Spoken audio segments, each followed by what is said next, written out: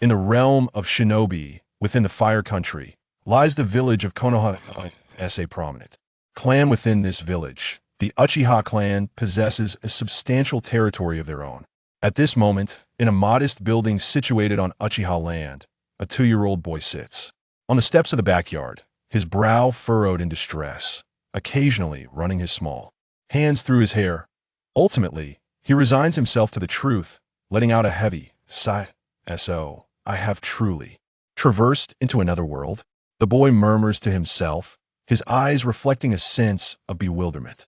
He then tentatively posits, or perhaps it is a rebirth? Regardless, pondering this conundrum serves little purpose. Indeed, the boy harbors a secret he is not of. This world, to be precise, his soul hails from an alternate realm known as Blue Star, where he lived as a university student named Lin Qing. In that world, Lin Qing was no ordinary individual, having attended a prestigious institution ranked among the top 10 in the nation, excelling with dual degrees in biology and medicine. During his university years, he developed a penchant for novels, often captivated by the fantastical realms depicted in various works, yearning for the extraordinary feats described within. One fateful night, engrossed in a novel, he lost track of time and, ultimately, consciousness. Lin Qing's soul transitioned into this new world, taking on the identity of a boy named Uchiha Qing. Perhaps due to the mysteries of existence, Uchiha Qing did not arrive with his memories intact. Initially, he appeared to be an ordinary child, until the age of 1, when fragments of Lin Qing's memories began to surface in his dreams. Over the course of a year, these dreams evolved from occasional glimpses to more frequent recollections. Yet, Uchiha Qing chose to remain silent about these occurrences, instinctively understanding that revealing such knowledge could draw unwanted attention, perhaps leading to dissection or worse. Thus, he gradually awakened to his past life, with even his parents oblivious to the subtle changes within him. This was hardly surprising aside from the occasional memories he refrained from sharing. Uchiha Qing exhibited all the traits of a typical child, viewing those memories simply as scenes from something he termed a movie. However, a few days prior, a tragic incident claimed the lives of his parents during a mission, leaving Uchiha Qing profoundly affected. In the ensuing days of confusion, the memories of Lin Qing fully awakened, illuminating the reality of his situation had indeed traversed worlds, and what he had experienced was merely the process of his memory awakening. Fortunately, due to the peculiarities of his rebirth, these memories surfaced gradually, allowing for a more manageable acceptance of his past. In these recent days, Uchiha Qing has come to understand his circumstances. His parents, both ninjas of the Uchiha clan, were members of the same team, with his father possessing the powerful Sharingan and his mother wielding a single tomo. Tragically, they perished in a confrontation with a rogue ninja from the Mist Village, leading to the annihilation of their entire squad. The subsequent arrival of reinforcements uncovered their fates, piecing together the details of the event. Uchiha Qing's awareness of his parents' Sharingan stemmed from their unguarded discussions in his presence, often taking pride in showcasing their abilities while imparting lessons about the power of their clan's eye technique. Strangely, ever since the upheaval that led to the full awakening of his memories, Uchiha Qing has felt a newfound clarity of mind, recalling numerous details with ease. Yet, through experimentation, he discovered he did not possess a photographic memory. Nevertheless, with careful study, he could retain information after a few thorough reviews. Uchiha Qing speculated that perhaps his soul had grown stronger due to the cataclysmic changes he endured, enhanced by the influx of his past memories. However, none of this held the utmost importance. What weighed most heavily on Uchiha Qing's mind was the nature of this world. Having absorbed a significant amount of Lin Qing's memories since childhood, Uchiha Qing proved to be exceptionally intelligent. By the age of 2, he had already mastered the language of this new world, enabling him to engage in normal conversations and navigate physical activities with ease. Based on his limited understanding, he surmised that the world he now inhabited was none other than the realm depicted in the popular anime Naruto. Alas, how'd I end up in such a world? The shinobi realm, one of the most brutal beginnings imaginable, and to be a member of the Uchiha clan at that. Uchiha Qing lamented, his identity weighing heavily on his Conscience. The Uchiha clan, known to be destined for annihilation at the hands of that infamous man, filled him with dread at the thought of awakening one day to find that man standing before him, poised to deliver a fatal blow. For several days, Uchiha Qing wrestled with the uncertainty of his future until, at last, he resolved to embrace his fate with determination, declaring, "I shall become a ninja. In a world such as this, lacking strength renders one vulnerable to the whims of others. To gain power, becoming a ninja is the most viable path." With newfound resolve, Uchiha Qing began to chart his future. First and foremost, it is impossible to be hailed as a genius. Regardless of the era, the relationship between the Uchiha and Konoha has always been strained. The nail that sticks out gets hammered down. As an orphan, should I excel too greatly, I would either attract the attention of the Hokage's faction or face exclusion from the village. Either way, it would lead to endless troubles. Having established his identity, Uchiha Qing then indulged in self-deprecating humor. Here I am, unsure of my own talents, contemplating whether or not to aspire to genius status. However, he quickly dismissed such thoughts of self-doubt. In my past life, I was considered a genius. Even in this world of cultivation, I should be able to carve out a place for myself. Moreover, my soul is inherently strong, providing me with an advantage. And most importantly, I am an Uchiha with the memories of my previous life. As long as luck is on my side, awakening the Mangeki Sharingan should not be too far-fetched. Perhaps it is indeed achievable. With renewed confidence, Uchiha Qing resumed his plans for the future. After sketching out his aspirations, Uchiha Qing rose to return indoors. Planning is often unreliable, setting a general direction suffices. First, I must attend to my meals. My parents have just passed, and there's much to handle. I will take time to contemplate my situation later. In the meantime, I need to gather information. I must ascertain the current timeline. Based on my memories from the past year, the relationship between the Uchiha and Konoha has not yet reached a critical point, and there have been no whispers of a coup. The time must still be early. As he prepared his meal, Uchiha Qing muttered to himself, as a former academic high achiever, coupled with the fact that his parents were often away, Uchiha Qing had learned to cook since he began to walk and understand the world around him. Thus, his culinary skills were quite commendable, and soon he had a fragrant meal ready before him. Gazing at the spread, Uchiha Qing began to eat. Although he had accepted his circumstances and managed to find temporary solace, he could not help but envision a future where he would cultivate his abilities, wielding power, capable of shaking the very foundations of the world, and the Sharingan. I wonder how I will awaken. In the future, it appears the novels were misleading tales of awakening at 6 years old, or even attaining the 3 tomo directly after a parent's death are far from reality. Although my parents have opened their eyes, I should not have any issues with my lineage. However, it has been quite some time since I received the news of their passing, and there is not a single sign of awakening. It seems that the process of awakening is not solely dependent on intense emotional shifts. There must be other conditions involved. Much of what I learned from my previous life can only serve as a reference. Perhaps it is related to chakra? At present, I am devoid of any chakra, and the notion of awakening seems utterly absurd. While Uchiha Qing was eating, he occasionally paused to murmur a few words. Has Qing already prepared the meal? Truly a good child. By the way, I heard you mumbling about something when you came in. Just as Uchiha Qing finished his murmuring, a gentle voice resonated from behind him. Upon hearing it, Uchiha Qing felt a jolt, but quickly regained his composure. "Oh, it's nothing. I was merely commenting on the food." Though he spoke lightly, he silently admonished himself. "It seems I cannot voice everything. Many thoughts are best kept to oneself." Fortunately, I was not overheard this time. Otherwise, as a mere 2-year-old child, discussing concepts like awakening and past lives could lead to disastrous consequences. Uchiha Qing turned to face the doorway. There stood a kind-faced, stooped elderly woman, holding a basket in her hands. This elderly woman was Uchiha Qing's neighbor, who frequently came to care for him during the days of numbness following his parents' demise. He held a deep sense of gratitude towards her. In the aftermath of his parents' passing, it was her support that helped him endure those difficult days. With Uchiha Qing's assistance, the elderly woman entered the kitchen. Observing the surroundings, she felt a surge of sympathy for the child who had lost his parents at such a tender age. Qing, life and death are fated.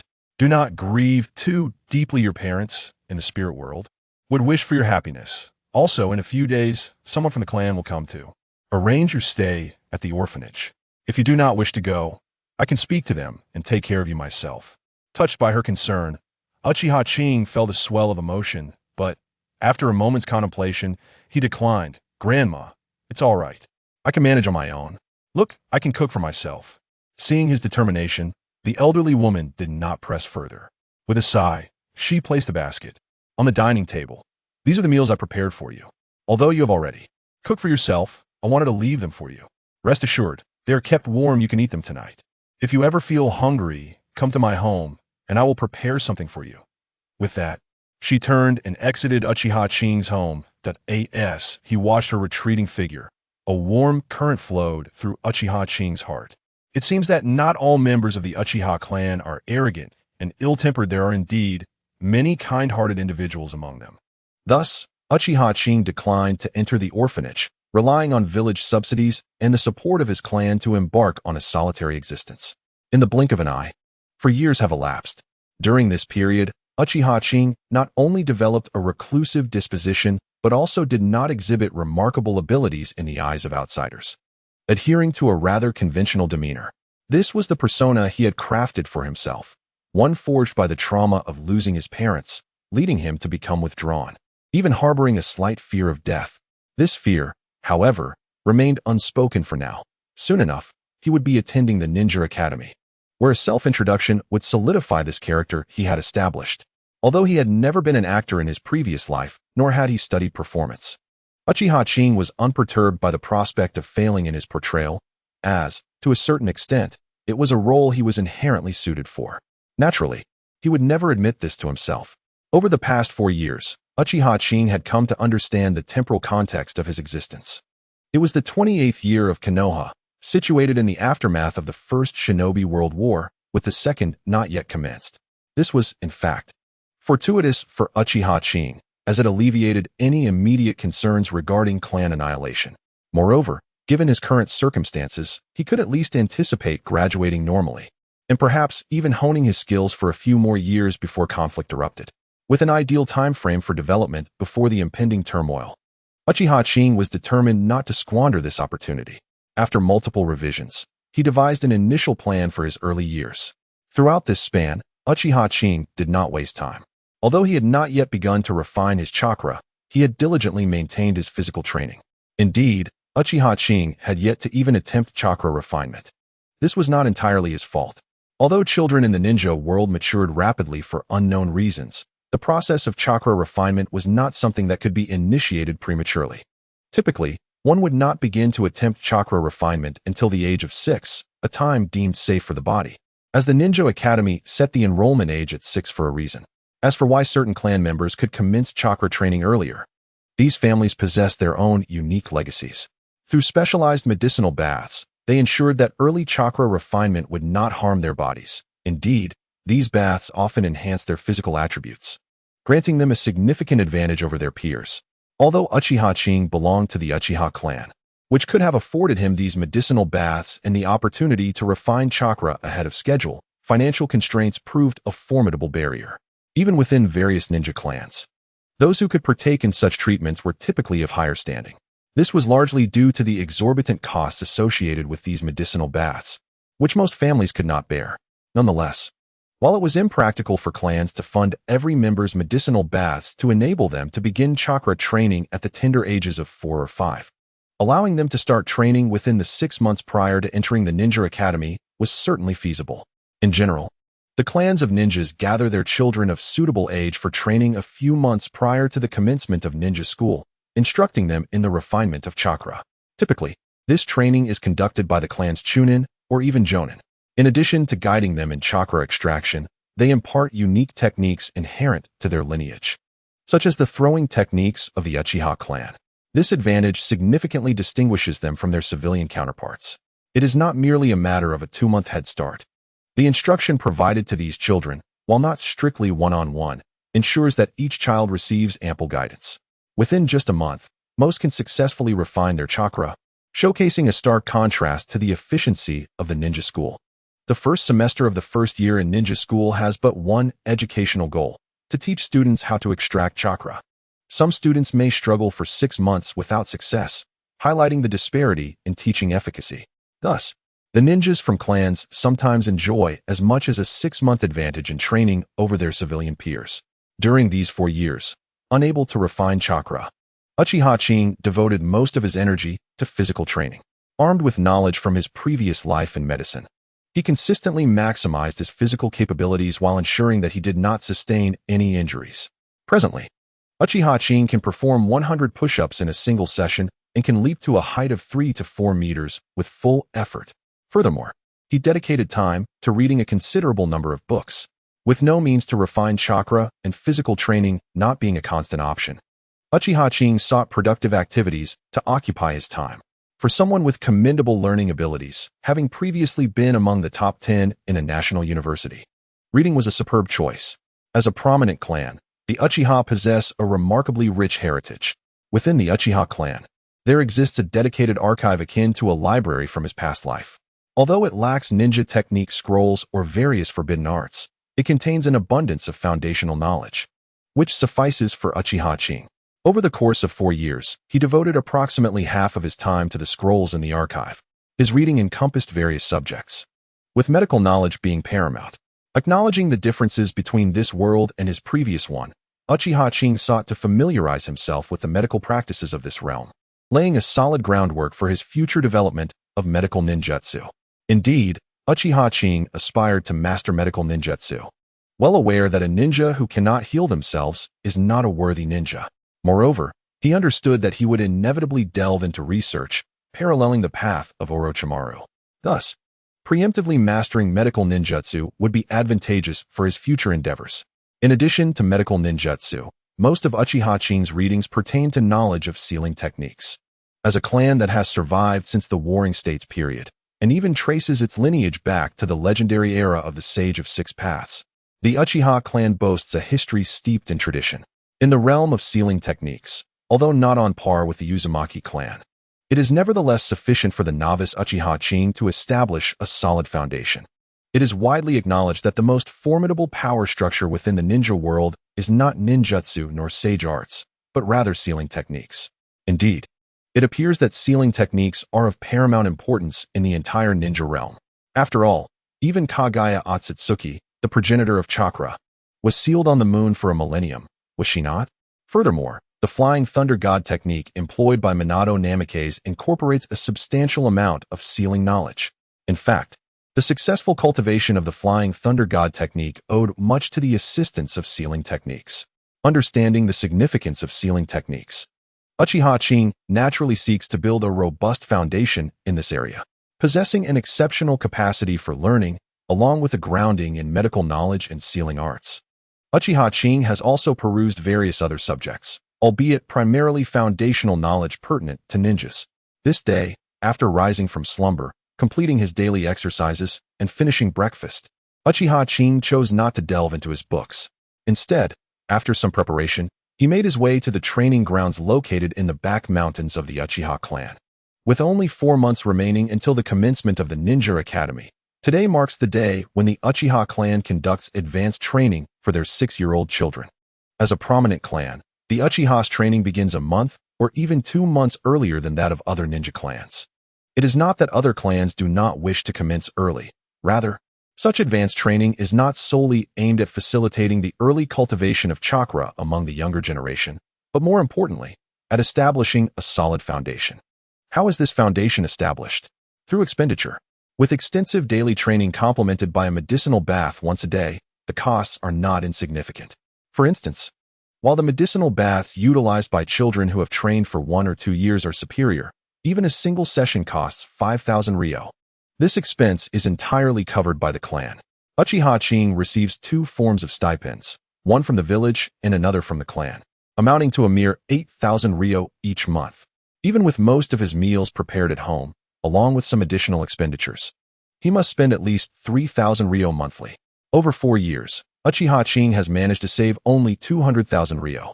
Moreover, The clan's training is set to continue until 1 month prior to the Ninja Academy's opening, totaling 3 months or 90 days, with daily medicinal baths costing 5,000 Ryo, culminating in an astronomical sum of 450,000 Ryo.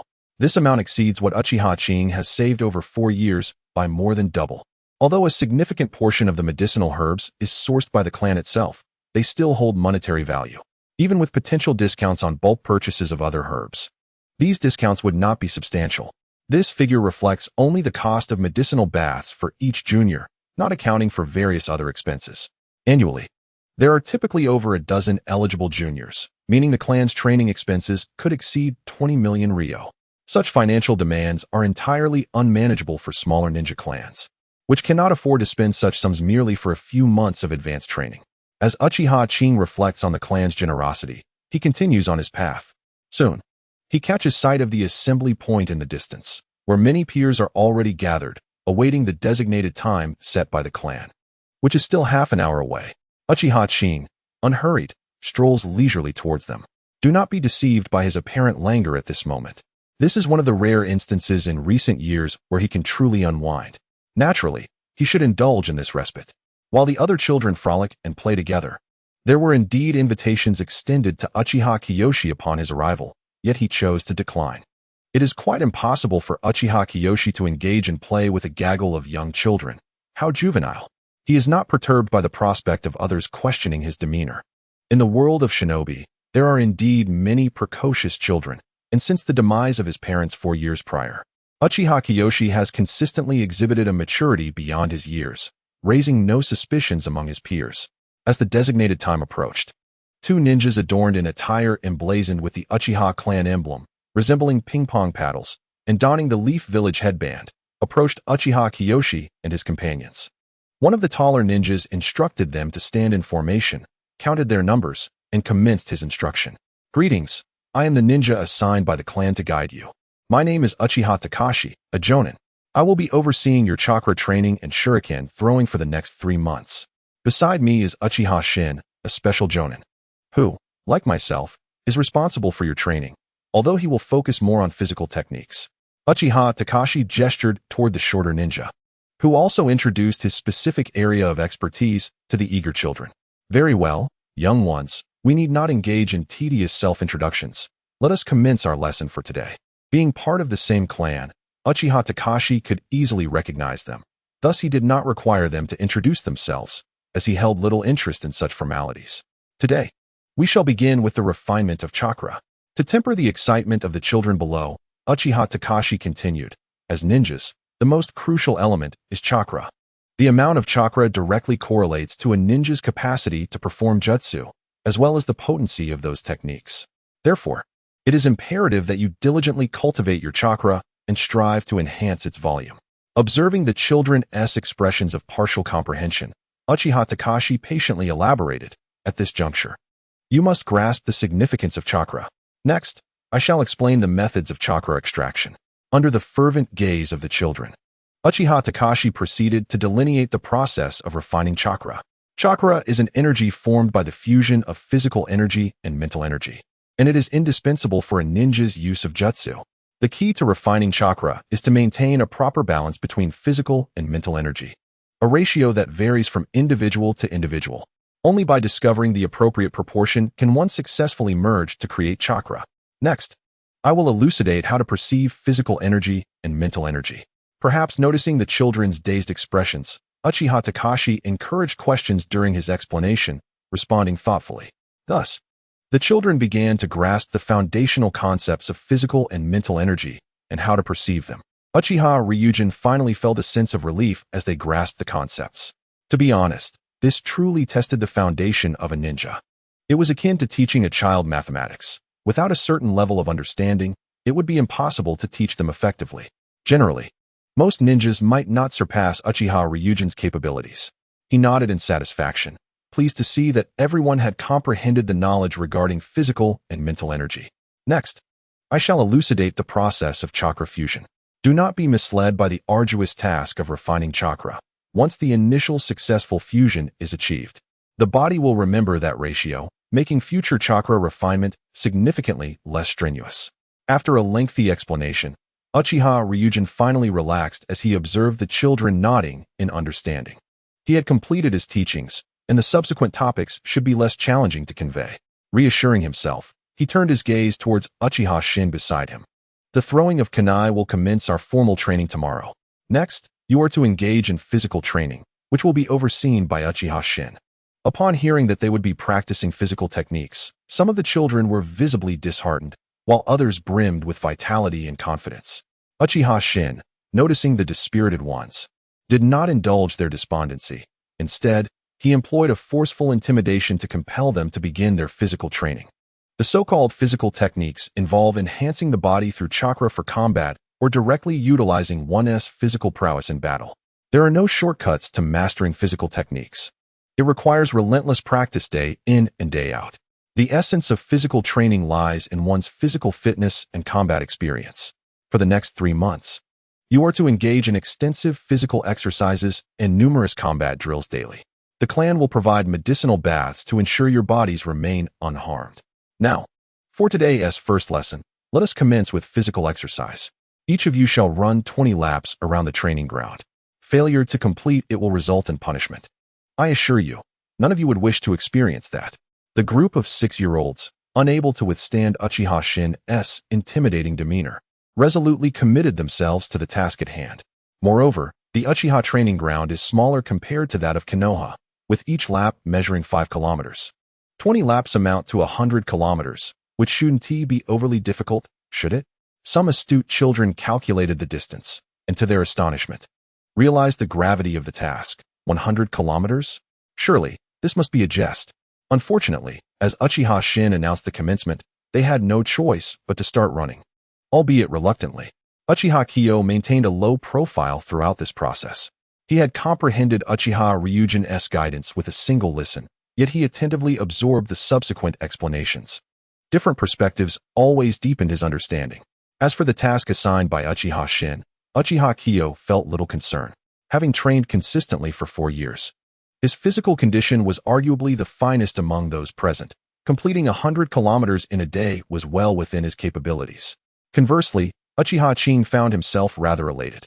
The mere fact that Uchiha Qing dared to assign a 100-kilometer task to this group of 6-year-olds, most of whom had either never exercised or had done so very little, indicated that the medicinal baths provided by the Uchiha clan were undoubtedly more effective than he had initially anticipated. As Uchiha Qing issued the command, several exuberant children surged ahead, clearly outpacing their peers.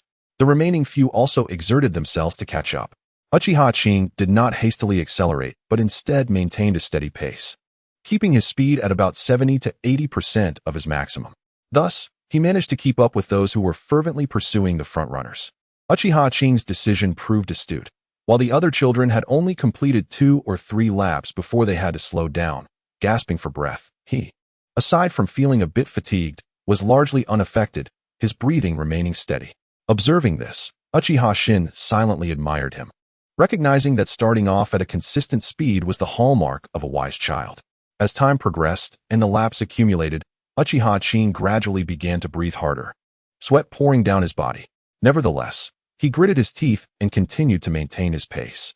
Uchiha Qing understood that to enhance his physical capabilities, he must repeatedly transcend his limits, yet he was aware that such endeavors could lead to bodily harm. Under normal circumstances, without mastery of medical ninjutsu, he could not afford the exorbitant medical expenses. Hence, this special training represented a significant opportunity for him, and with the aid of the medicinal baths provided by the clan, Uchiha Qing resolved to diligently strengthen his physique over the next 3 months. Dragging his weary body home, Uchiha Qing painstakingly prepared a bucket of water, boiling it and dissolving the medicinal bath packet within. After changing out of his sweat-soaked clothing, he sank into the tub. The moment he settled in, a wave of comfort enveloped him. Indeed, nothing compared to a hot bath after exercise. He closed his eyes to bask in the pleasure, while the various nutrients from the medicinal bath began to mend his physical strains, continuously absorbed to fortify his constitution. Unbeknownst to him, he soon drifted off to sleep. Uchiha Qing awoke after approximately 2 hours in the tub, feeling utterly drained. However, aware of his body's hunger, he rubbed his eyes and laboriously climbed out, changing into clean clothes to prepare a meal. It seemed he would need to cook more in the coming mornings, allowing leftovers to keep warm for the evening, so he could indulge in a medicinal bath and enjoy his meal afterward. Aware of his depleted state, Uchiha Qing made adjustments for the days ahead. The medicinal bath packet could steep overnight, so after dinner, he filled the bucket again, adding the medicinal bath before submerging himself once more. The following morning, Uchiha Qing awoke in the tub of medicinal water, rubbing his eyes and feeling the newfound strength coursing through his body. Uchiha Qing reflected with satisfaction on the results of yesterday's rigorous training. The effects of the medicinal bath were commendable, though regrettably costly. He resolved to earn some money in due time, allowing him the luxury of daily medicinal baths, thus alleviating any concerns regarding his physical prowess. The intensity of the previous day's training was unprecedented for Uchiha Qing, yet, through sheer willpower, he managed to endure. After a night of medicinal soaking, he found himself feeling remarkably healthy, acutely aware of his progress. However, he understood that having surpassed his limits for the first time, coupled with his naturally modest physical capabilities, had led to significant initial improvements. As his physical condition gradually enhanced, he anticipated that future breakthroughs would yield diminishing returns. This phenomenon elucidates why so few individuals excel in physical combat. While initial results are swift, progress tends to dwindle over time, relying heavily on relentless perseverance and daily training for incremental advancements. The original narrative emphasizes that only Might Guy, his father, and Lee achieved notable success in physical techniques. Their comical antics aside, the unwavering resolve to endure solitude and commit to daily exertion garnered Uchiha Qing's deep admiration. Thus, the rapid initial results of physical training remain a primary means of advancement for lower-ranked ninjas. However, upon promotion to Chunin, as chakra reserves become more plentiful, ninjas naturally shift their focus toward ninjutsu. Consequently, discussions of achieving Jounin-level prowess in physical techniques predominantly pertain to combat skills rather than raw physicality. True Jounin-level physical ninjas are those who can contend on equal footing with Jounins utilizing various ninjutsu. In the original tale, only Might Guy truly accomplished this feat. Even his father, Might Guy, could not activate the 8 gates under normal circumstances without sustaining injury, thereby achieving Jounin-level strength. Setting aside the arduous nature of physical training, Uchiha Qing reveled in his robust physique. If he continued on this trajectory and exerted himself daily over the next 3 months, he might attain the level of a lower-ranking ninja before the commencement of a ninja academy. Since arriving in the ninja realm and awakening his memories, an inexplicable sense of urgency had driven him to continuously improve. Only through ever-growing strength could Uchiha Qing find solace. After engaging in light warm-up exercises, he took a refreshing shower to wash away the medicinal scent, donning a clean set of clothes. He proceeded to the kitchen, preparing the day's meals. Over the past 4 years, Uchiha Qing had honed his culinary skills, completing the meal in a mere 20 minutes. He left a portion of dinner simmering in the pot, covering it to keep warm.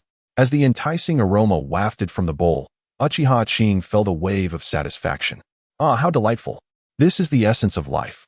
Taking a deep breath, Uchiha Qing savored this rare moment of indulgence. Yet, as is often the case, beautiful moments are fleeting. After finishing breakfast, he steeled himself and prepared for the training that lay ahead. Contemplating the harsh realities of this world, Uchiha Qing silently bolstered his resolve, further solidifying his determination. Yesterday was merely a period of adaptation. Today marks the official commencement of their rigorous training. Each subsequent day will consist of morning sessions under Uchiha Takashi, focusing on chakra cultivation and shuriken throwing practice, while afternoons will be dedicated to physical training led by Uchiha Shin. This morning, a group of 6-year-old children had already arrived at the training ground. Despite the exhaustion from yesterday's session, which left many feeling faint, these spirited youngsters, having awakened refreshed and free of aches, readily dismissed the prior day's challenges and eagerly made their way to the training site. During the intensive training period, the children's energy was so depleted after extensive physical exertion that they lacked the stamina for chakra refinement at home. Consequently, for the next 3 months, Uchiha Qing and his peers would focus on chakra cultivation during their morning training sessions. With Uchiha Takashi present, they would benefit from his expert guidance on their chakra practices. Uchiha Takashi arrived punctually at the training ground and surveyed the assembled juniors with a nod of satisfaction. According to the clan's arrangements, they were to dedicate some time each morning to chakra cultivation.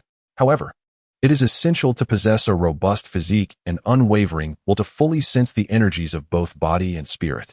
Thus, for the initial week, he would primarily impart crucial insights regarding chakra training, reserving the majority of their time for shuriken throwing practice. He believed that after a week of rigorous training under Uchiha Qing, the improvements in both physical fitness and mental fortitude would be substantial, making subsequent chakra refinement significantly more effective. Uchiha Takashi briefly outlined the recent schedule to his juniors before commencing the day's lessons. In truth, Uchiha Takashi was relatively gentle, taking the time to explain every aspect to Uchiha Qing and his comrades. Encountering a more cantankerous ninja might have resulted in a lack of explanation, with a more direct approach to instruction. However, it is understandable, considering this specialized training was arranged by the clan, which had already undergone a selection process. Given the current peace, prominent clans were less anxious and tended to adopt a more lenient approach to training their younger members. In times of war, the chosen ninjas and their teaching would likely present a starkly different scenario. Now, having shared some essential considerations regarding chakra training, I will introduce you to the throwing techniques unique to the Uchiha clan. Without a doubt, our clan's throwing skills rank among the finest in the entire ninja world. Therefore, it is imperative that you train diligently to master the Uchiha throwing techniques, which will provide you with an advantage as you progress into the ranks of lower ninjas. Uchiha Takashi did not immediately delve into the techniques of shuriken throwing. Instead, he produced a scroll and formed a series of hand seals. Bang! After a veil of white mist dissipated, a sight of hundreds of standard kunai came into view. Uchiha Takashi instructed a junior below to take 10 kunai each. Uchiha Sei couldn't help but marvel. Indeed, one could hardly dispute the prestige of such a clan. In this specialized training session, each participant was allocated 10 kunai. It is worth noting that even the most rudimentary kunai are considered war supplies, each valued at 1,000 ryo. Thus, these 10 kunai represent a staggering 10,000 ryo. However, recalling the medicinal baths provided by the clan that cost 450,000 ryo, Uchiha Sei found it rather easy to accept this allocation of kunai. After all, 10,000 ryo is a significant sum, one that would require him 2 months of diligent savings. During this period, Uchiha Sei began to realize that the Uchiha clan was not as inept as depicted in various novels, at least in terms of their dedication to their kin. They exhibited considerable effort. Consequently, he felt a growing sense of appreciation for his family. After distributing the kunai, Uchiha Takashi picked one up himself and commenced a detailed explanation of its structure. There exists a myriad of ninja tools, such as kunai, shuriken, and senbon, with the kunai being the most frequently utilized. The kunai they held were the most common variety, standardized and mass-produced. Many formidable ninjas opt for specially customized kunai, which not only feel more comfortable, but can also harness enhanced power when crafted from unique metals. Throwing a kunai is not as straightforward as one might presume. The knowledge required, though not distinctly categorized, was something Uchiha Sei, having undergone 9 years of compulsory education in his previous life, could grasp. Through Uchiha Takashi's teachings, he gleaned insights into momentum, fluid pressure, and various principles of physics. With this foundational understanding, Uchiha Sei found the theoretical aspects relatively accessible, especially in comparison to his peers. Nonetheless, the intricate nuances involved in kunai throwing cannot be mastered in just one morning. Progress hinges upon continual practice, where theory serves merely as a supportive framework. Indeed, observing the bewildered expressions of the children below, Uchiha Takashi felt somewhat awkward in his explanations. All right, aside from the theoretical knowledge we must acquire, we also need ample practice. Now, let us commence with the kunai throwing exercises. Follow me, he instructed as he led the group of children towards the kunai training area. Along the way, Uchiha Takashi shared fundamental knowledge regarding kunai throwing. Typically, training begins with fixed targets, followed by moving targets, and ultimately culminates in the most challenging task of simultaneously throwing multiple kunai. Over the next 3 months, your primary focus will be on practicing with fixed and moving targets. Today, our goal is not merely to refine our accuracy, but to primarily learn the art of kunai throwing. When throwing a kunai, this grip is the most comfortable, minimizing harm to the opponent while ensuring a standard motion that significantly reduces the likelihood of injuring one's own hand. Observe my demonstration, Uchiha Takashi declared, as he grasped the kunai, employing the technique he had just taught, followed by a series of standard motions. Whoosh! The shuriken had already been launched. striking the very center of the target with an additional shuriken nestled into the red dot. A group of 6-year-old children gasped in astonishment, including Uchiha Qing, who, despite his maturity, remained a novice, utterly mesmerized by the demonstration of the expert. Subsequently, under the guidance of Uchiha Ryu, the 15 children took turns practicing their shuriken throwing skills. Thus, an entire morning elapsed. After a rigorous morning of practice, the children's wrists ached terribly, some even losing sensation. Uchiha Ryu administered a simple treatment, applying the clan's special ointment before entrusting them to Uchiha Shin. With their wrists thoroughly exhausted, the children underwent an afternoon of training with Uchiha Shin, engaging in running and frog jumps. Eventually, they were utterly spent, their bodies worn out. Compared to the previous day, Uchiha Qing struggled even more to return home. Fortunately, he had the foresight to prepare dinner in advance. Otherwise, in such a state, he would have surely gone hungry. With a wry smile, Uchiha Qing wasted no time. Pouring hot water into a tub and submerging a medicinal bath bag, he retrieved dinner from the kitchen, set it aside, and after an hour's rest, he immersed himself in the tub, enjoying his meal. After finishing dinner, Uchiha Qing added more hot water and continued to relish his medicinal bath. The following morning, Uchiha Qing cleaned the dishes from the previous night and embarked on a new day. Thus, a week passed. Throughout this week, Uchiha Qing felt as though he was engulfed in trials and tribulations. Had it not been for the daily sense of progress he felt every morning, he might have faltered. Indeed, excellence does not arise without reason. Every Uchiha clan member in the Ninja Academy is among the finest for a reason. Remarkably, none of the 15 children chose to abandon their training over the course of the week. There were moments when a few contemplated quitting. Yet Uchiha Shin's impassioned speeches moved them deeply, leaving them ashamed of their thoughts of giving up, vowing not to tarnish the Uchiha honor and pledging to persevere. Watching this, Uchiha Qing felt an involuntary surge of fervor. Yet, he had little energy to concern himself with others. He was nearly trained to exhaustion himself and had no bandwidth to manage anyone else's affairs. Nevertheless, every time he reflected on it, Uchiha Qing marveled at the rationale behind the Uchiha's prowess. This training was not only an elevation of their skills, but also a profound lesson in familial values. No wonder the Uchiha in the original narrative held such reverence for their clan's honor. A week of training had now passed, and Uchiha Qing recalled that today was the day Uchiha Ryu had mentioned they would formally refine their chakra. Having completed a series of preparations ahead of time, Uchiha Qing arrived at the training grounds. Indeed, today the children were particularly enthusiastic, arriving early, even foregoing play, as they sat in anticipation of Uchiha Ryu's arrival. Eagerly awaiting his presence, they finally spotted Uchiha Ryu's silhouette in the distance. Uchiha Rome also noticed them and felt a sense of satisfaction in his heart. Everyone seems to be in good spirits today. All right, as I mentioned earlier, you have undergone a week of physical training, which has sufficiently met the basic requirements for refining chakra. Today, we shall officially commence our chakra training. Uchiha Rome observed the expressions of the group, noting their eager gazes, and felt quite pleased. This desire is essential. It signifies their strong interest in training, even if they may eventually waver over time. Their innate talents are sufficient for them to at least become Chunin. Should they awaken their eyes, the possibility of achieving the rank of elite Chunin is certainly within reach. Typically, within the Uchiha clan, the determination of whether one becomes a ninja is not solely based on the aptitude for refining chakra, but rather on innate talent. Generally, one must possess at least the potential of a Chunin for the clan to recommend them as a ninja.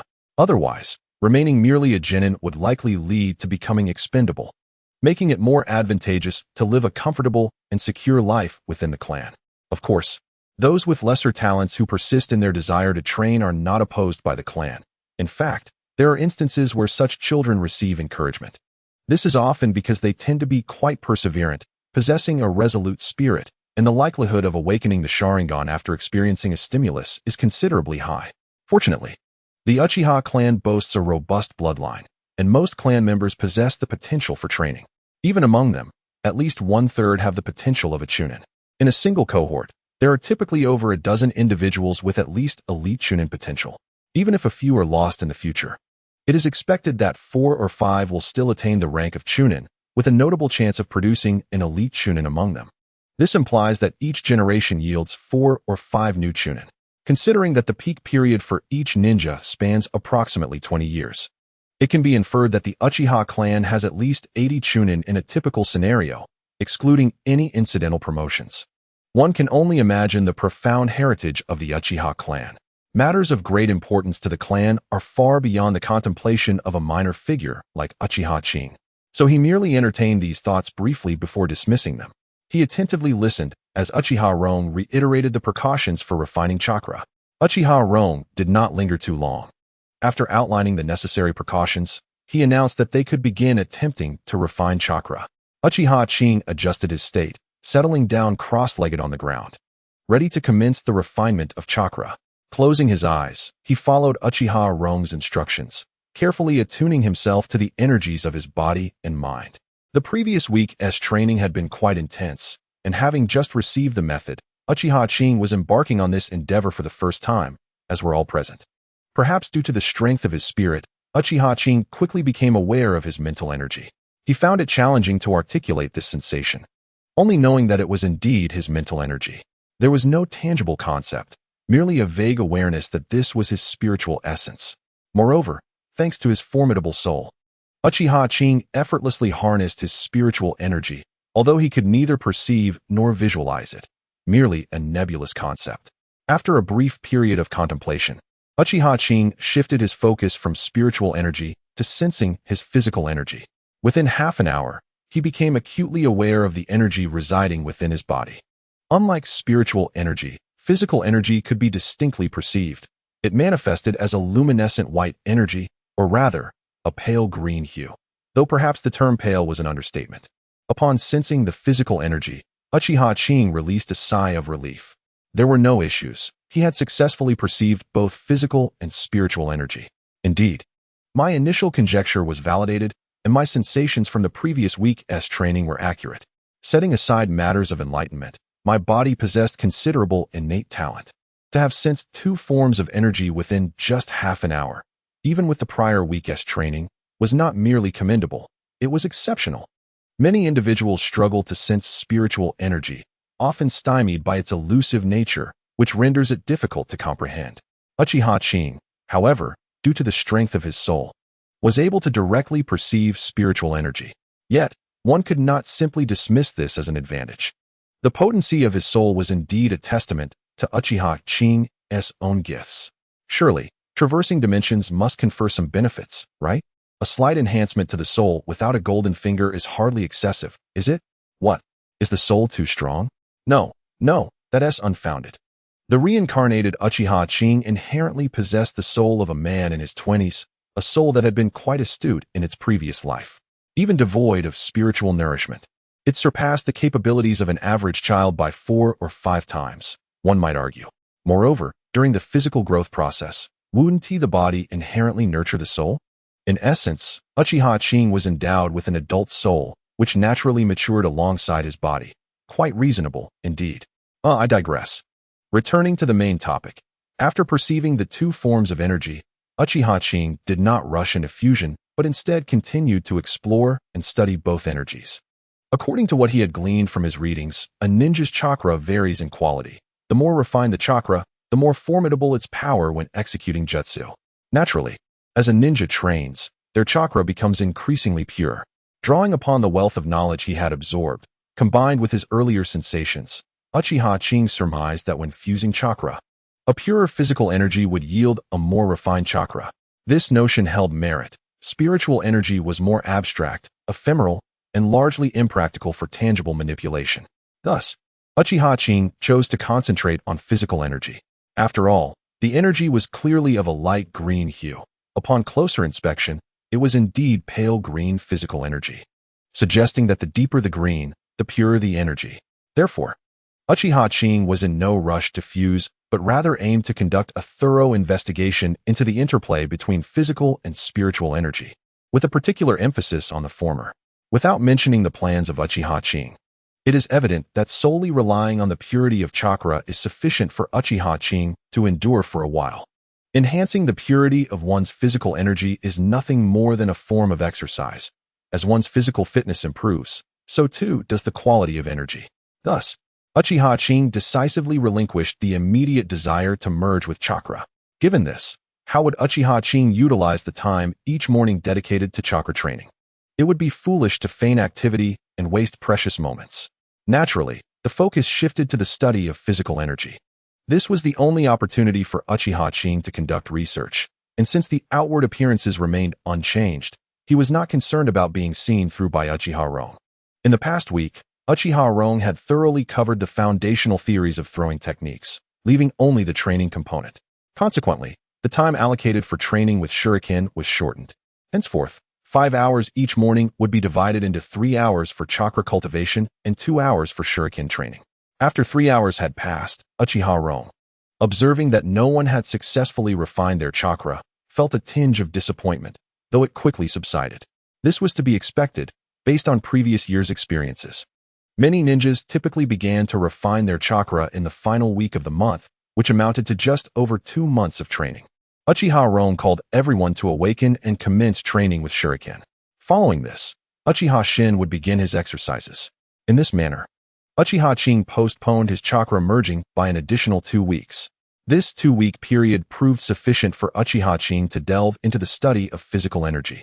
Not only did he ascertain the general properties of physical energy, but he also validated his prior hypotheses. With the enhancement of his physical attributes, the quality of his physical energy indeed improved. He could now proudly declare that his physical energy was visibly a light green hue. Having conducted all necessary research, and understanding that the quality of chakra could still be enhanced later, Uchiha Qing no longer hesitated and began the process of merging with chakra. The extraction methods taught by the ninja clans were largely similar. The efficiency stemmed not only from specialized guidance, but also from the fact that, despite individual variations in required proportions, the clans had discerned a general range for the fusion of physical and mental energy. Whether this was accurate for others remained uncertain, but at least it held true for his kin. Initially, Uchiha Qing had hoped for some advanced methods, only to find this was the case. It made sense. If there were extraordinary methods, the number of ninjas would not be so scarce, and the village leaders would not restrict teachings at ninja schools, lest the disparity between common ninjas and clan ninjas become too great.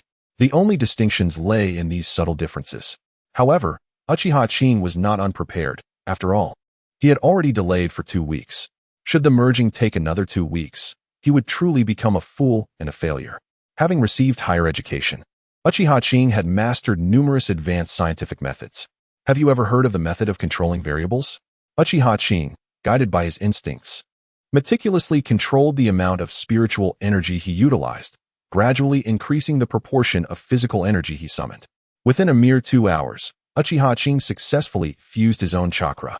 He sensed a radiant energy emanating a blue glow within his lower abdomen, and he recognized it as chakra. Uchiha Rong also noticed Uchiha Qing's progress, nodding in acknowledgement before shifting his attention to the others. Previously, 5 individuals had successfully refined their chakra, and Uchiha Qing's achievement was within the normal average time frame, which did not overly excite Uchiha Rong. Feeling the chakra within his body, Uchiha Qing experienced a wave of reassurance. Is this chakra? Although the quantity was still minimal, he believed that one day he would wield immense power through it. After refining his chakra, Uchiha Qing took a moment to calm his thoughts before continuing the process. During his initial refinement, he sought to understand his limitations for better control in the future. Chakra, formed by the fusion of physical and spiritual energy, only serves to enhance the body without providing any form of return. In other words, the body sells labor without compensation, a rather daunting notion. Thus, in comparison to other cultivation systems, the path of chakra does not extend one's lifespan. Rather, it tends to deplete it. While it may seem that those ninjas who have not perished in battle enjoy a lifespan similar to that of ordinary people, the reality is more nuanced. Although ninjas experience a reduction in lifespan, their rigorous training shields them from ailments, unlike ordinary individuals who, burdened by frailty and illness, may not reach their natural life expectancy. In summary, while chakra confers formidable strength, it can also inflict harm upon the body, rendering it a double-edged sword. In a world where survival is paramount, Uchiha Qing naturally aspired for longevity. Thus, he resolved to minimize his chakra refinement whenever possible, refraining from reaching his limits each time. Over the past 4 years, he had contemplated various strategies, However, with the recent emergence of his chakra, he lacked the time to implement his ideas. As Uchiha Qing devoted himself to refining chakra, an instinctive warning from his body alerted him to the fact that he had reached his limits. The chakra within his lower abdomen, noticeably thicker than a strand of hair, exceeded the average level spoken of by Uchiha Rome, an indication of his considerable talent. As he felt a sense of emptiness within, Uchiha Qing sighed inwardly at the unfortunate reality that he could no longer refine to the extreme. Yet, perhaps it was for the best, from now on. He could refine only half the amount, allowing him to conceal his innate abilities. Uchiha Qing could only find solace in this thought. Before he could ponder further, Uchiha Rome called everyone to attention. Today, 5 individuals have successfully harnessed chakra, a commendable achievement. However, 3 hours have elapsed, and it is time to commence training in kunai throwing. For those who have yet to refine their chakra, tomorrow beckons a renewed effort. Upon hearing Uchiha Sasuke announce that 5 more individuals have successfully extracted chakra today, envy was palpable among those who had not yet accomplished this feat. They too were close, merely entangled in the quest for the right balance. Yet, were they to learn that Uchiha Sakura discovered the correct fusion ratio in a mere 2 hours, it would likely provoke their ire. The day of training swiftly drew to a close, and Uchiha Sakura returned home, indulging in a medicinal bath while contemplating her future plans. The village of Konoha is currently in a remarkably tranquil period. Although the third Hokage has held power for quite some time, he is only now fully grasping the reins of authority. Meanwhile, Danzo is preoccupied with consolidating his own influence and has yet to focus on suppressing the Uchiha clan. Moreover, various indications suggest that while Danzo has strictly adhered to the ideology of the second Hokage, Tobirama Senju, the latter did not inherently seek to oppress the Uchiha. He merely aimed to impose certain limitations. Danzo's fervor stems, in part, from his desire to acquire the powers of the first Hokage, Hashirama Senju. Realizing that only the Uchiha clan's Sharingan can subdue Hashirama's cells, which has driven him to frantically collect Sharingan. Additionally, it appears that Danzo has acquired knowledge of the technique Izanagi from an unknown source. Driven by greed, he has escalated efforts to suppress the Uchiha and has covertly assassinated elite members of the clan capable of awakening the Mangekyo Sharingan. Nonetheless, it seems that Danzo has yet to embark on research regarding Hashirama's cells, nor is he aware of Izanagi's intricacies. At present, the relationship between the village and the Uchiha clan is not one of overt hostility, but rather reflects a divergence of interests. Nevertheless, the adage "the tall tree attracts the wind" holds true. Exceptional talent often invites scrutiny. Both the third Hokage and Danzo are unwilling to allow their positions to be threatened, especially by the Uchiha clan. Danzo's foundation lacks personnel, and should he be targeted, the consequences could be dire. Thus, concealing one's talents becomes imperative for seamless growth. Uchiha Sakura continuously contemplated various possibilities, ultimately resolving to remain hidden. She was acutely aware of her own gifts. Her chakra capacity was merely one facet. Having perused numerous texts, perhaps influenced by a prior life steeped in rigorous scientific education, she quickly grasped concepts. What does this signify? It indicates that Uchiha Sakura possesses exceptional aptitude for learning ninjutsu, particularly in medical ninjutsu and sealing techniques, both of which are among the most challenging disciplines to master. Hence, she resolved to obscure her talents, at least to diminish the likelihood of drawing unwanted attention. Currently, the art of physical combat is not held in high regard, which allows for a certain degree of leniency in showcasing one's innate talent in this discipline. Admittedly, I do not possess any particularly exceptional abilities in this area. However, as a mature individual, I am acutely aware of my aspirations and remain diligent in my training. In comparison to other playful children, I have managed to carve out a significant advantage in training time, and it is not particularly challenging to masquerade as a prodigy in physical combat. Furthermore, when combined with medical ninjutsu, I ensure that any techniques I reveal are predominantly defensive in nature. This, in turn, solidifies the notion of my character as someone who harbors a fear of death. Upon reflection, this strategy appears quite astute. This is not a manifestation of my own fear of death. Rather, it is a necessity of my persona. Indeed, a necessity of my character. Uchiha Seiji resolutely refuses to admit to any cowardice. After careful consideration, I have also solidified my developmental direction. I shall prioritize medical ninjutsu and defensive techniques, but for now, I will focus on the matter of physical combat. It will not be long before I must hone my combat skills. Having determined my path, I shall orient my efforts towards defense in all aspects. With my short-term goals clarified, Uchiha Seiji peacefully drifted into slumber. In the following week, the remaining members gradually succeeded in refining their chakra. Uchiha Seiji adeptly concealed his own chakra abilities. After a month of diligent practice, the training in shuriken throwing no longer left his hands sore after each session. It seemed that Uchiha Shin had meticulously orchestrated everything. The morning training did not hinder the afternoon combat sessions, and with everyone successfully refining their chakra, we commenced training in combat. Starting today, we shall incorporate physical combat into our daily regimen. Over the past month, I have gradually shared various techniques and precautions regarding physical combat with you all, and today we shall observe the fruits of your labor. Uchiha Shin expressed this sentiment, yet deep within, he harbored little expectation. After all, during the preceding month, he had pushed this group of youngsters to their limits each day, and it was doubtful that anyone had the mental space to absorb his teachings. As anticipated, the 3 rounds of combat were nothing short of appalling.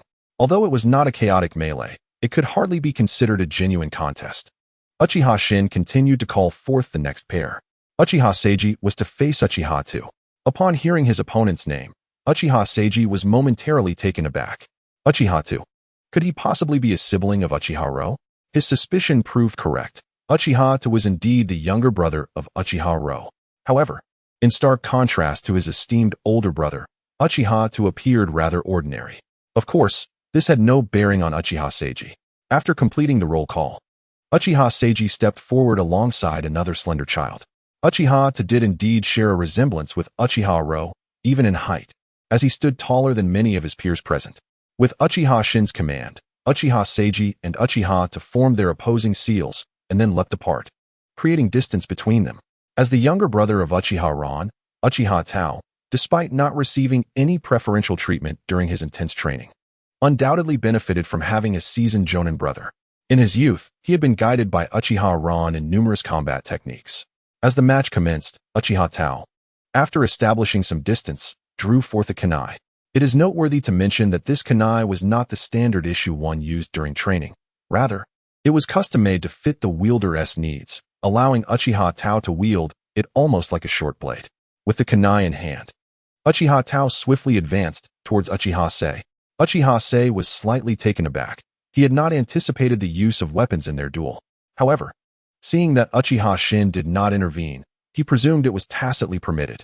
Evading an incoming strike, Uchiha Sei quickly retrieved a standard kunai. Although this standard weapon was not as adept for close combat as Uchiha Tao's kunai, Uchiha Sei certainly could not engage barehanded.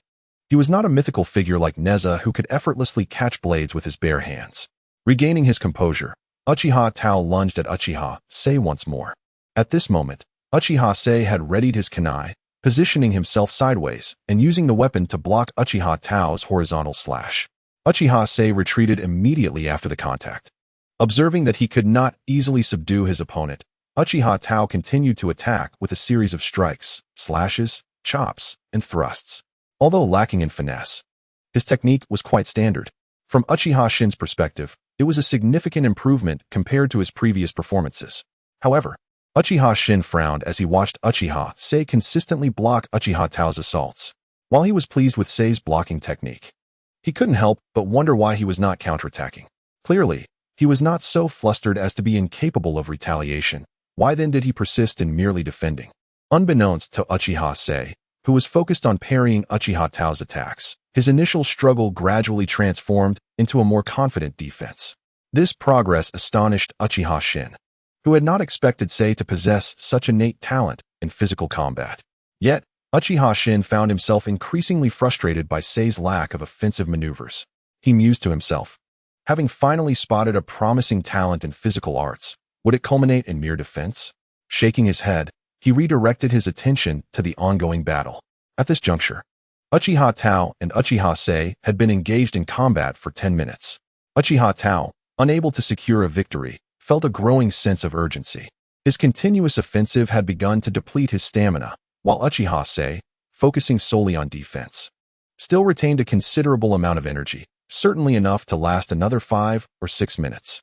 1 minute later, Uchiha Tao finally succumbed to exhaustion and conceded defeat. Uchiha Sei thus celebrated his first victory, assuming it could indeed be counted as such.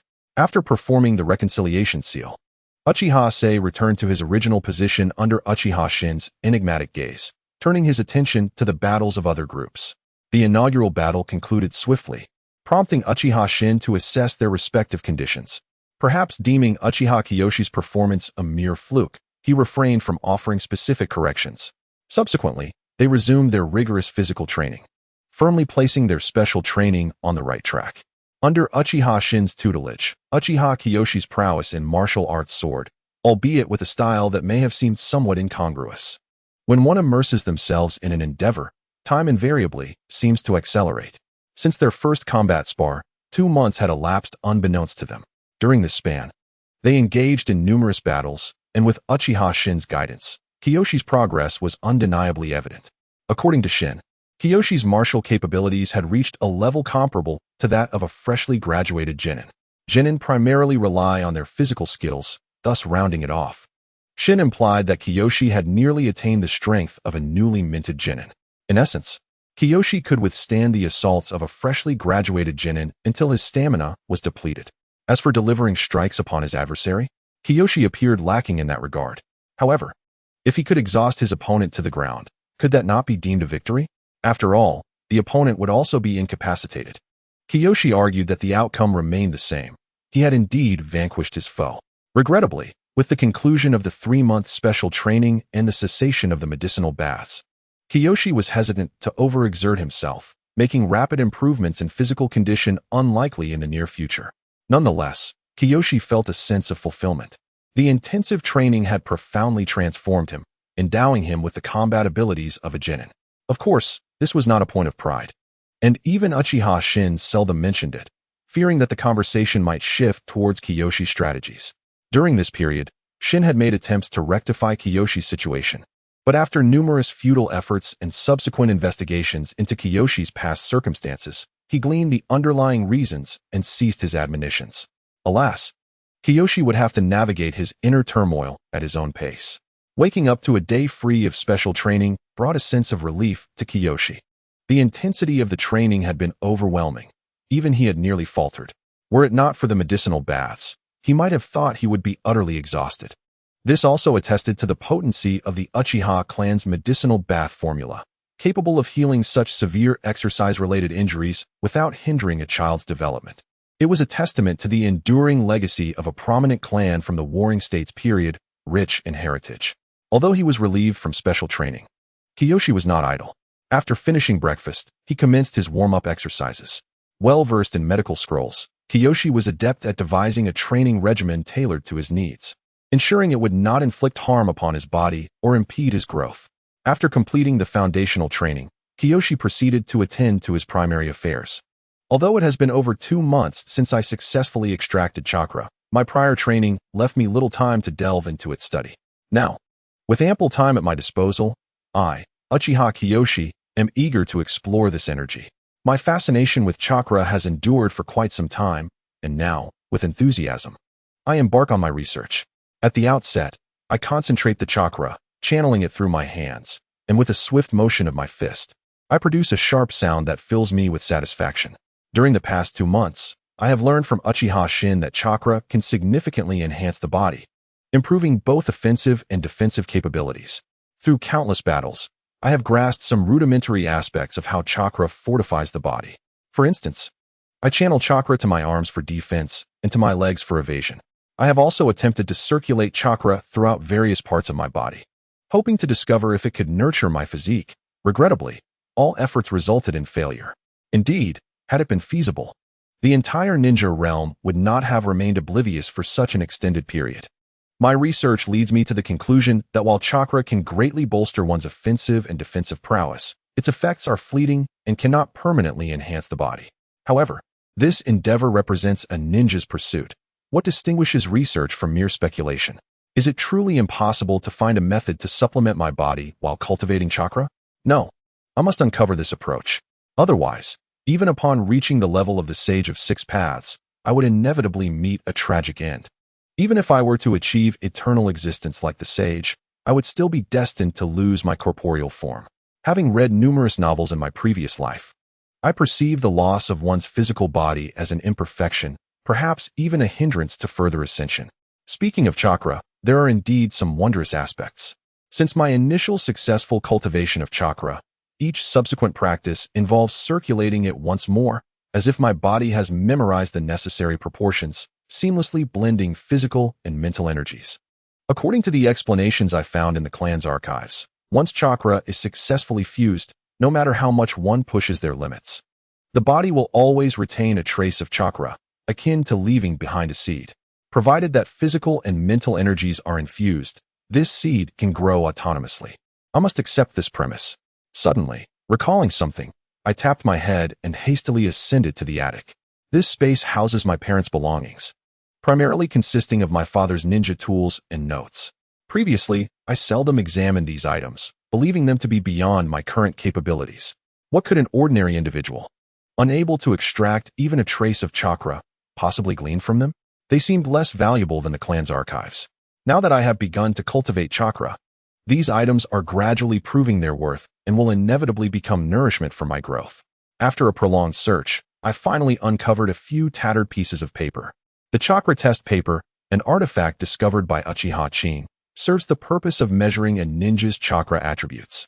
Generally, each ninja possesses a singular chakra attribute, while some prodigies may exhibit 2 or even more attributes. For instance, the third Hokage, Hiruzen Sarutobi, is naturally endowed with all 5 attributes. A ninja's chakra attribute is innately determined, and possessing a particular attribute facilitates the training of corresponding ninjutsu techniques. The greater the diversity of attributes, the stronger the ninja's innate talent for ninjutsu. The chakra test paper is a tool designed to ascertain a ninja's chakra attributes. Uchiha Qing stumbled upon these sheets while sorting through his parents' belongings long ago. Had he not suddenly recalled their existence, he might still be unaware of his own chakra attributes. Naturally, Uchiha Qing hoped for as many attributes as possible, as this would alleviate considerable difficulties in his training. With the test paper in hand, Uchiha Qing took a deep breath and gradually infused his chakra into it. Different chakra attributes elicit distinct reactions from the test paper. Wine chakra cleaves the paper in half. Lightning chakra causes it to crumple. Earth chakra shatters it. Water chakra renders it damp, and fire chakra ignites it. Should one possess multiple chakra types, the paper will delineate various regions, each exhibiting unique phenomena. Before his eyes, Uchiha Qing's chakra test paper ignited on one side, while the other half fragmented and became moist. This indicated that Uchiha Qing possessed fire, earth, and water attributes, with fire being predominant. Observing the paper's response, he felt a surge of excitement. 3 attributes. This talent was not insignificant. In the entire Hidden Leaf Village, only the third Hokage and Orochimaru surpassed him, and perhaps Jiraiya as well, though he was uncertain. With 3 attributes, his future training would undoubtedly be more convenient. As he contemplated the tripartite test paper, a thought flickered through Uchiha Qing's mind. However, recalling something, he glanced around to ensure no one was watching before he destroyed the paper and descended the stairs. From now on, he would claim to possess only fire chakra, perhaps adding earth as a secondary attribute. Having resolved to conceal his true abilities, Uchiha Qing understood the necessity of maintaining secrecy. Any slip could arouse suspicion among the higher-ups. After his fruitless research on chakra, Uchiha Qing felt dejected. It appeared that not everything was as straightforward as he had imagined. Indeed, since he had traversed into this world, it was a genuine reality. One could not treat others as fools. Such simple inquiries had undoubtedly been explored by countless ninjas before him, and it was improbable that he would simply reap the benefits. Adjusting his mindset, Uchiha Qing began to contemplate his path forward. Previously, he had thought many things were merely that simple, but once he delved deeper, he realized the challenges were genuinely formidable, if not entirely insurmountable. Uchiha Qing engaged in introspection regarding his past misjudgments. He realized that he had been overly presumptuous. This was a tangible world, not one that revolved solely around him. Success requires a methodical approach, and it would be prudent to refrain from dwelling on unrealistic notions. A revision of his plans was in order, for the real world is rife with unforeseen events, and one cannot anticipate every circumstance. Instead, he aimed to maintain a steady course while remaining adaptable to minor changes. Uchiha Qing persistently reflected and devised a new strategy, one that aligned with the overarching goal of becoming stronger. His immediate objective was to attain the rank of Chunin within the next few years at the Ninja Academy, ensuring his safety. Kakashi achieved this rank at 6. Surely, it was not unreasonable for him to aspire to do so by the age of 10. With clear aspirations set, he resolved to cease any further waste of time. In the realm of ninjas, ninjutsu serves as the cornerstone of a ninja's prowess. Mastery of potent techniques is essential for the true manifestation of strength. Otherwise, one might resemble the early Naruto, possessing ample chakra but lacking the ninjutsu skills to realize his full potential. The execution of ninjutsu hinges on two critical factors: sufficient chakra and the correct hand seals. Certain specialized techniques, however, may not necessitate hand seals. In Uchiha Qing's understanding, the absence of hand seals does not imply that no effort is required. Rather, it signifies a reliance on proficiency or exceptional chakra control to bypass the sealing process. Hand seals, in essence, facilitate the manipulation of chakra by the ninja. This knowledge was gleaned from the archives. Regarding chakra, Uchiha Qing recognized that progress could only be made incrementally. His focus would be on mastering the hand seal process. Perhaps due to his previous life, where he received a comprehensive education, he found that having a solid foundation made advanced learning considerably easier. Thus, in the world of ninjas, he often felt an irresistible urge to delve into the essence of various concepts. It was not always necessary to uncover every detail. Formulating a fundamental theory and then building upon it could significantly enhance efficiency. Taking ninjutsu as an example, he set aside the principles of its release for the moment. What he needed most was to learn ninjutsu swiftly. The release of ninjutsu requires the ninja to perform the correct hand seals and possess adequate chakra. But how does one define correct hand seals? Over the past 4 years, Uchiha Qing had devoted himself to studying the theoretical aspects of ninjutsu. Aside from medical ninjutsu and sealing techniques, he explored the roles and techniques of hand seals.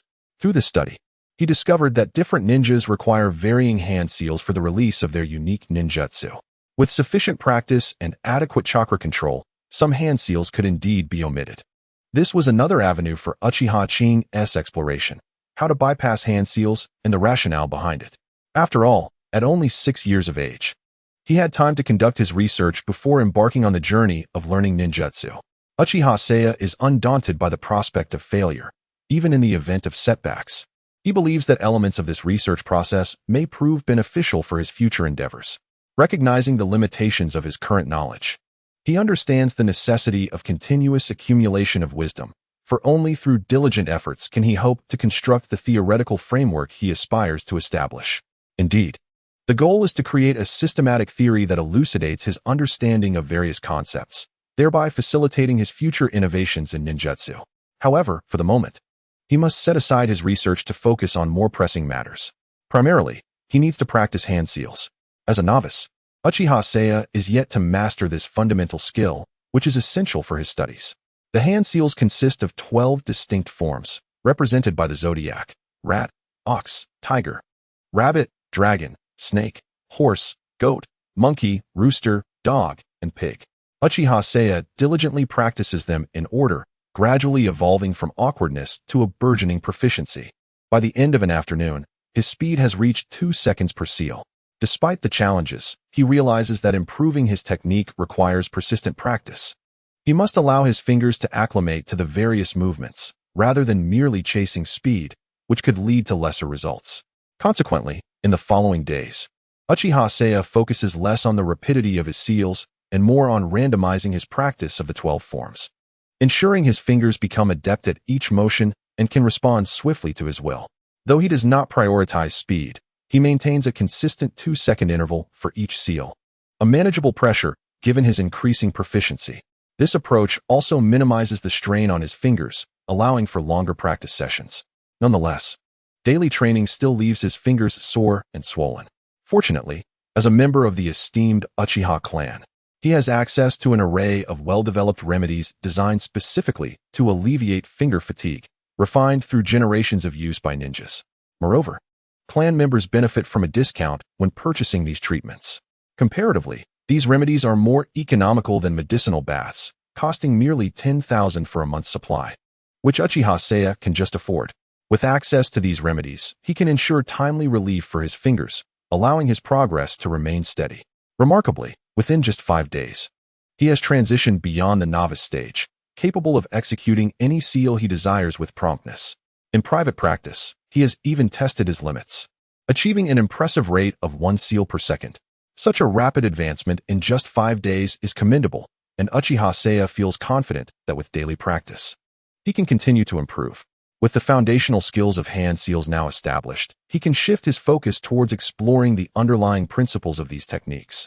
Having gleaned insights from the archives regarding their theoretical underpinnings, chakra is a fusion of bodily and spiritual energies. Thus, in addition to utilizing one's own control abilities to directly manipulate the flow of chakra, the movements of the body can also instigate the circulation of chakra within. Among the most intricate parts of the human body, the hands naturally become the focal point. Various hand seals evoke different responses from the chakra within. Previously, Uchiha Qing had merely been aware of this concept, understanding it in theory, but not grasping the underlying nuances of these varied responses. Today, he resolved to thoroughly experience what these distinct reactions entailed. Focusing intently, Uchiha Qing directed his attention to the chakra within his body and began to form hand seals. As he did so, he sensed a burgeoning tendency for the chakra to circulate. However, since his concentration was firmly anchored in this endeavor, the chakra remained under his control and did not commence its flow. He realized that as long as he did not impede it, the chakra would naturally begin to circulate in accordance with the hand seals. Subsequently, Uchiha Qing relinquished his control and even actively propelled the chakra to execute the corresponding circulation. Delving deeper into his exploration, it dawned on him that different seals corresponded to various transformations of chakra, and the combination of these seals signified a connection in the chakra's flow. For instance, a certain seal could direct the chakra to the right arm, while another could allow the chakra already in that region to continue its movement to the hand. Therefore, by following one seal with another, the chakra would flow directly from the lower abdomen to the right arm before proceeding to the hand. It became evident that the critical aspect lay in the seamless connection between different seals. Only by mastering the timing could one successfully complete this process. Otherwise, if a seal was formed prematurely before the chakra had reached the arm, the process would be thwarted. Moreover, such connections were not confined to a single pathway. For instance, a combination of seals could facilitate the chakra's circulation to the left leg and subsequently to the left foot, with other processes exhibiting similar requirements for timing. This led Uchiha Qing to ponder that the release of ninjutsu must involve specific sequences of chakra circulation. And what a ninja must accomplish is the correct execution of these flows. He felt he had discovered the proper method for mastering ninjutsu. Elated, Uchiha Qing continued his research, eager to explore the various combinations of different seals. This was reminiscent of combinatorial mathematics from high school, a concept he was well acquainted with. With newfound confidence, Uchiha Qing began to experiment continuously, striving to identify all the chakra responses corresponding to each seal and their potential combinations. However, just as he was invigorated and intent on furthering his study, a sudden pang of discomfort in his fingers jolted him back to reality. Alas, in his fervent focus on research, he had neglected to consider the endurance of his fingers, and now he found himself at an impasse, compelled to pause until his fingers recovered. With a wry smile, Uchiha Qing halted his studies, reflecting on the myriad changes in chakra that various seals could elicit. He couldn't help but gasp in astonishment. Just one seal could correspond to over 20 distinct chakra circulations. Upon reflection, Uchiha Qing lamented his previous impulsiveness in hastily attempting various trials. Despite being acutely aware that the matter at hand was one of permutations and combinations, he had acted recklessly, revealing a lack of composure. Now, immobilized, Uchiha Qing could only rely on his imagination, recalling past sensations and experimenting with diverse combinations while summarizing his recent experiences. As Uchiha Qing categorized his findings, he discerned that the influence of hand seals on chakra was exceedingly complex, likely beyond the scope of his research. Why was this so? Under his classification, he discovered that the reactions elicited by hand seals did not manifest merely through the act of forming a seal. Rather, they provided a directional influence on chakra, requiring the ninja to exert subjective control during the sealing process to effectively channel the energy. This realization suggested that numerous trends remained unperceived by him. Moreover, it was alarming to note that, typically, A ninja's chakra was concentrated in the lower abdomen rather than dispersed throughout the body. Consequently, the changes induced by directly forming seals only pertain to the chakra within that specific area. What transformations might occur if chakra were to emerge in regions previously devoid of it? The undertaking seemed monumental. It was no wonder that the creation of ninjutsu was fraught with difficulty. Was this method unique to him, or was it known to many? Uchiha Qing continued to analyze, wavering between uncertainty and calmness. Surely, it could not be that no records existed. Many ninjas likely relied on guidance to memorize necessary chakra pathways, gradually accumulating knowledge. Perhaps he alone engaged in the seemingly tedious task of individual exploration and summarization. In truth, Uchiha Qing was mistaken. Throughout the millennia of the ninja world, it was improbable that no one had ever conceived such an approach. Such individuals were merely rare, and typically, these thoughts arose during the nascent stages of training when their chakra control was not as refined as his, making meaningful research challenging. Many ninjas likely possessed insights in this regard, at least regarding chakra reactions, albeit primarily based on established ninjutsu pathways complemented by their explorations. Conversely, he had yet to practice ninjutsu and found himself idly attempting to summarize.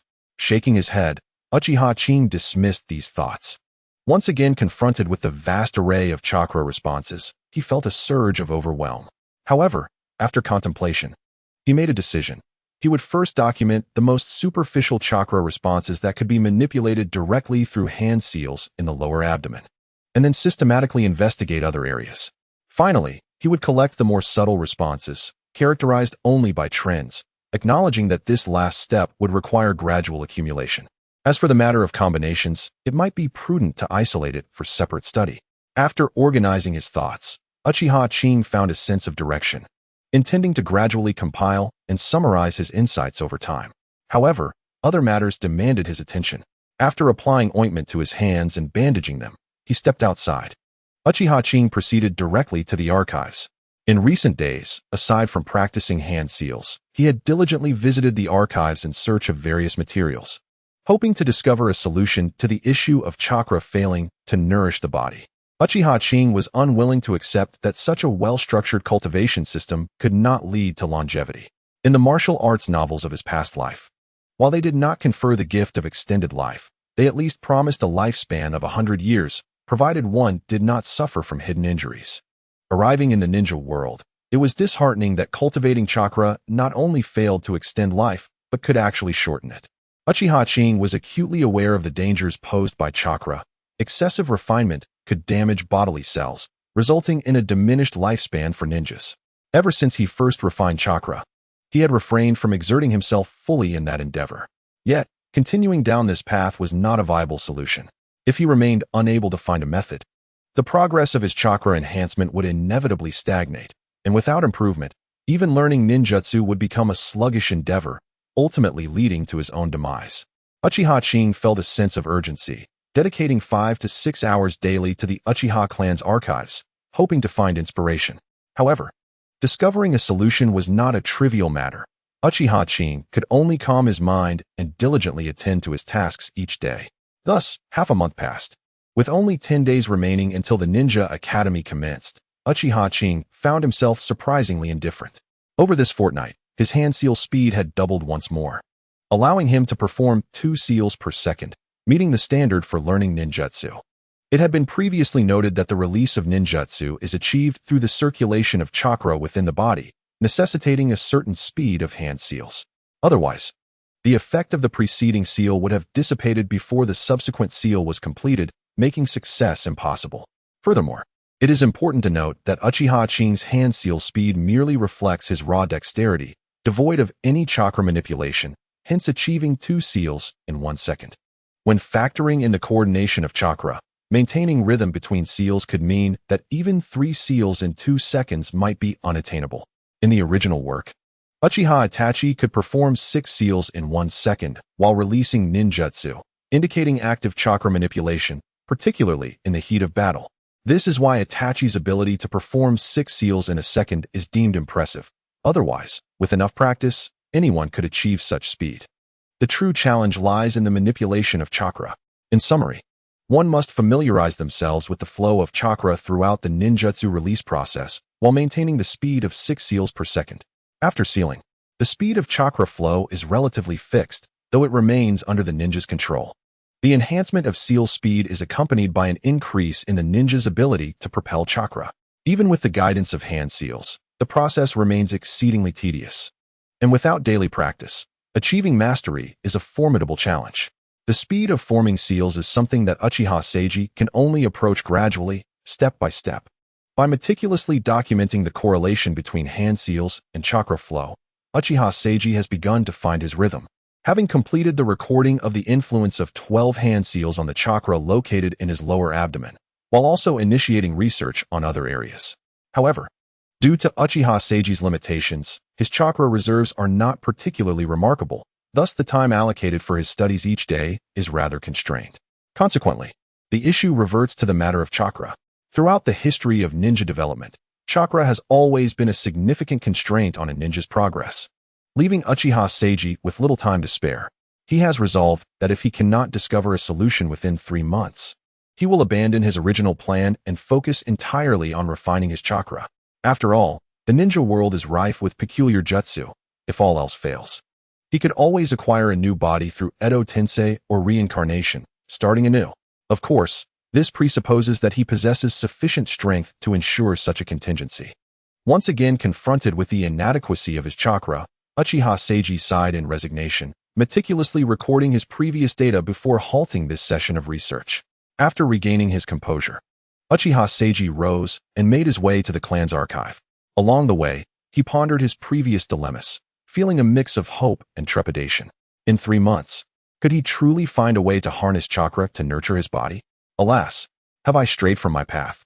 Uchiha Seiji occasionally furrowed his brow and sighed softly. Fortunately, he kept his head down as he walked, and with few passers-by, no one witnessed his troubled expression. Otherwise, they might have thought him deranged. Upon arriving at the archive, Uchiha Seiji greeted an elderly gentleman at the entrance before stepping inside. His greeting was not merely a formality. The old man was indeed a figure of significance, not to be underestimated.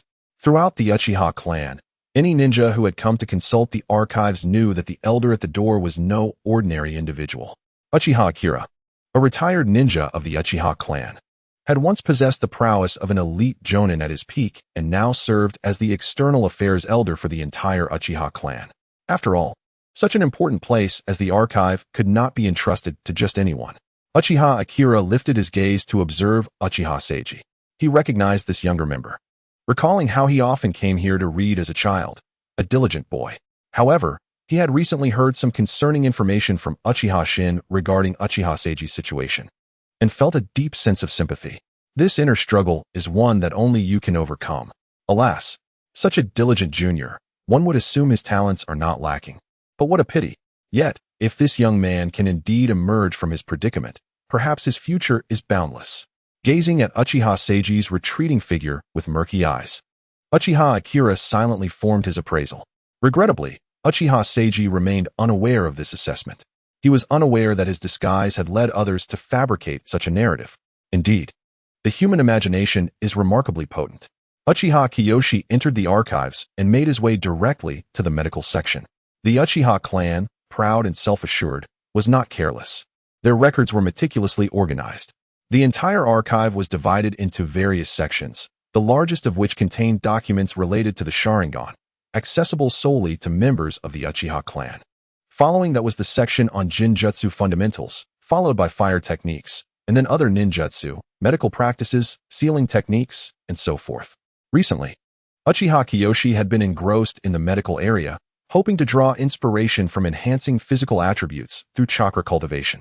Over the past 4 years, Uchiha Kiyoshi had frequently visited the medical section and the sealing techniques area, and Uchiha Osamu, the administrator, was well aware of this. He did not voice any objections.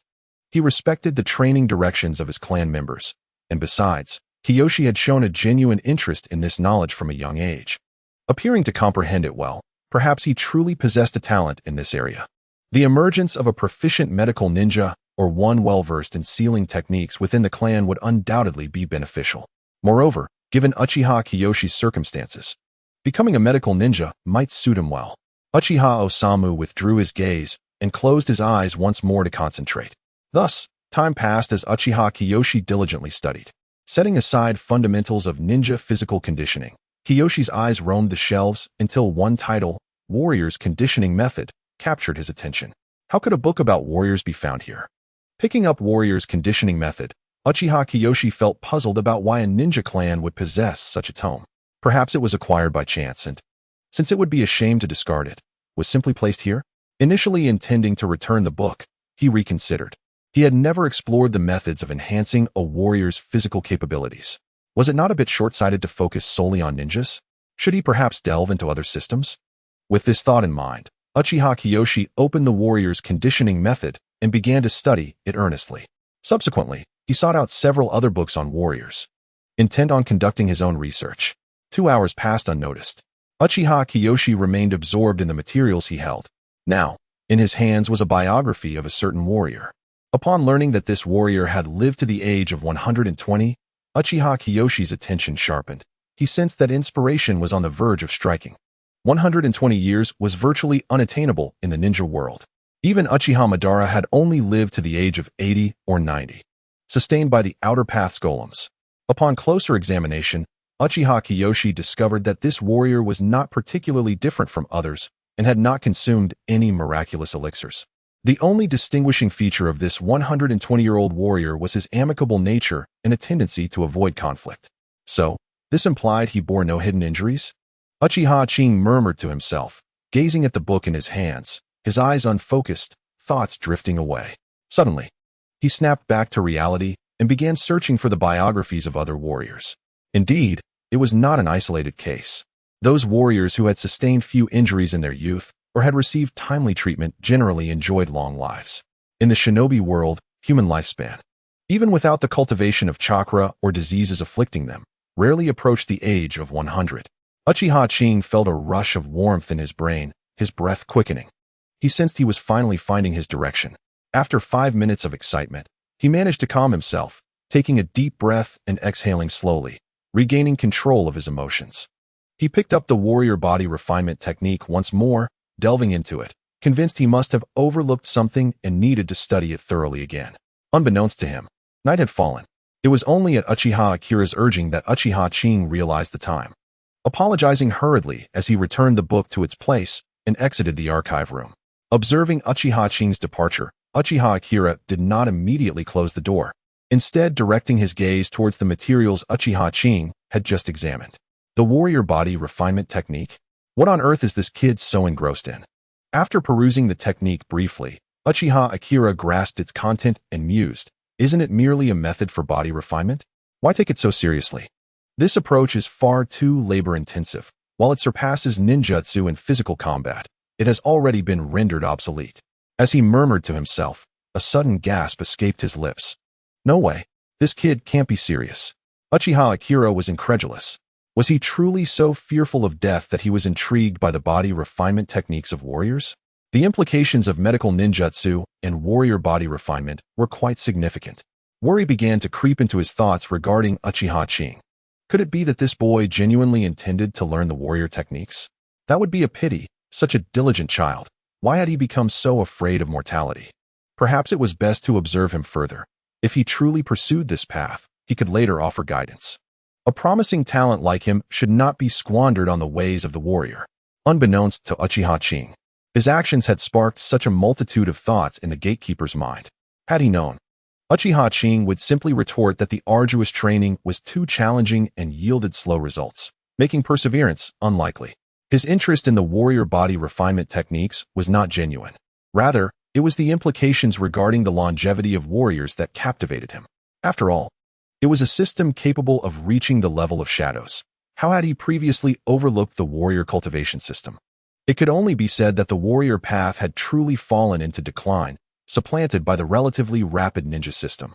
On the way home, Uchiha Qing reflected upon the day's revelations. Compared to his earlier demeanor, he now walked with a lighter step, feeling markedly more buoyant. At last, a glimmer of breakthrough was discovered, and Uchiha Qing would certainly not let it slip away.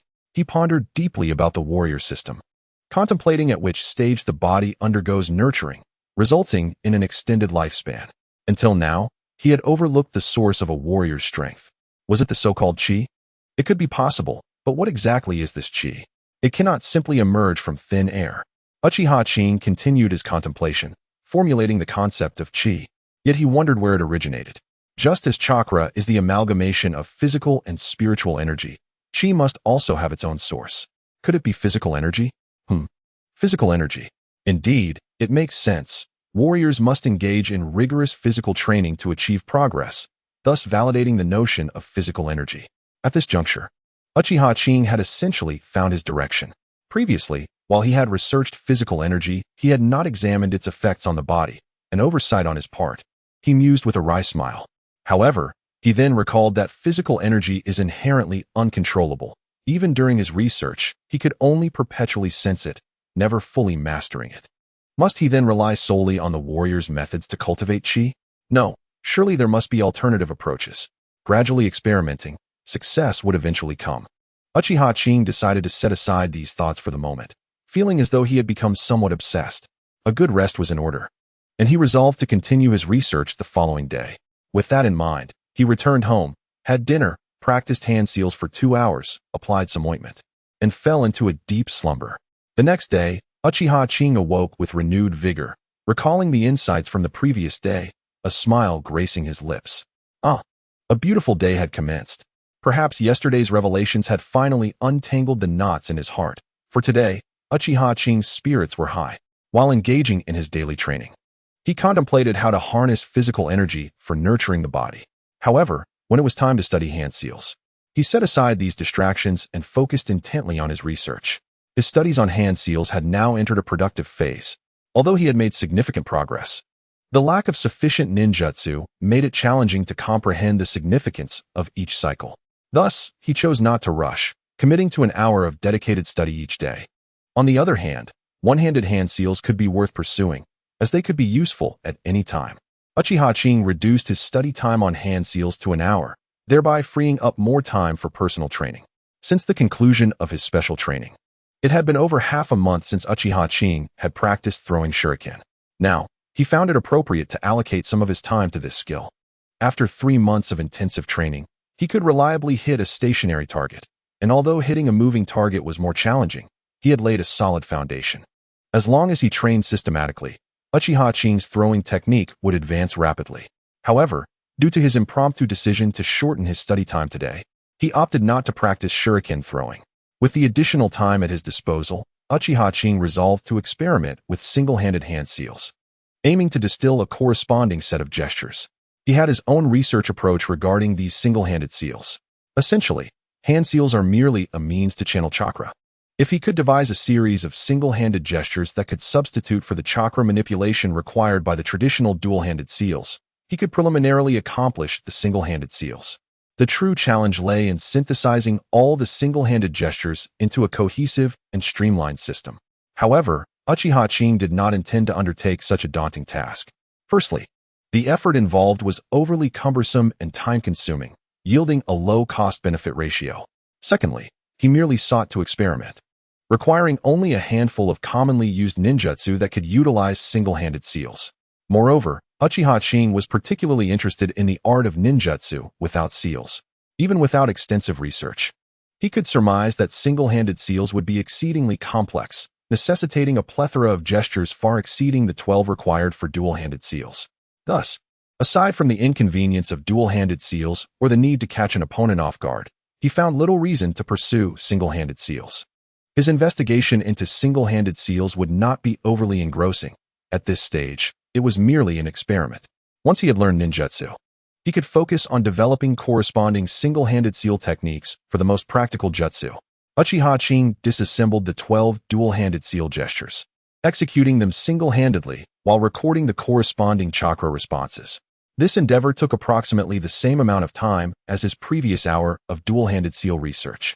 After concluding his study, Uchiha Qing made his way to the library to continue his search for information.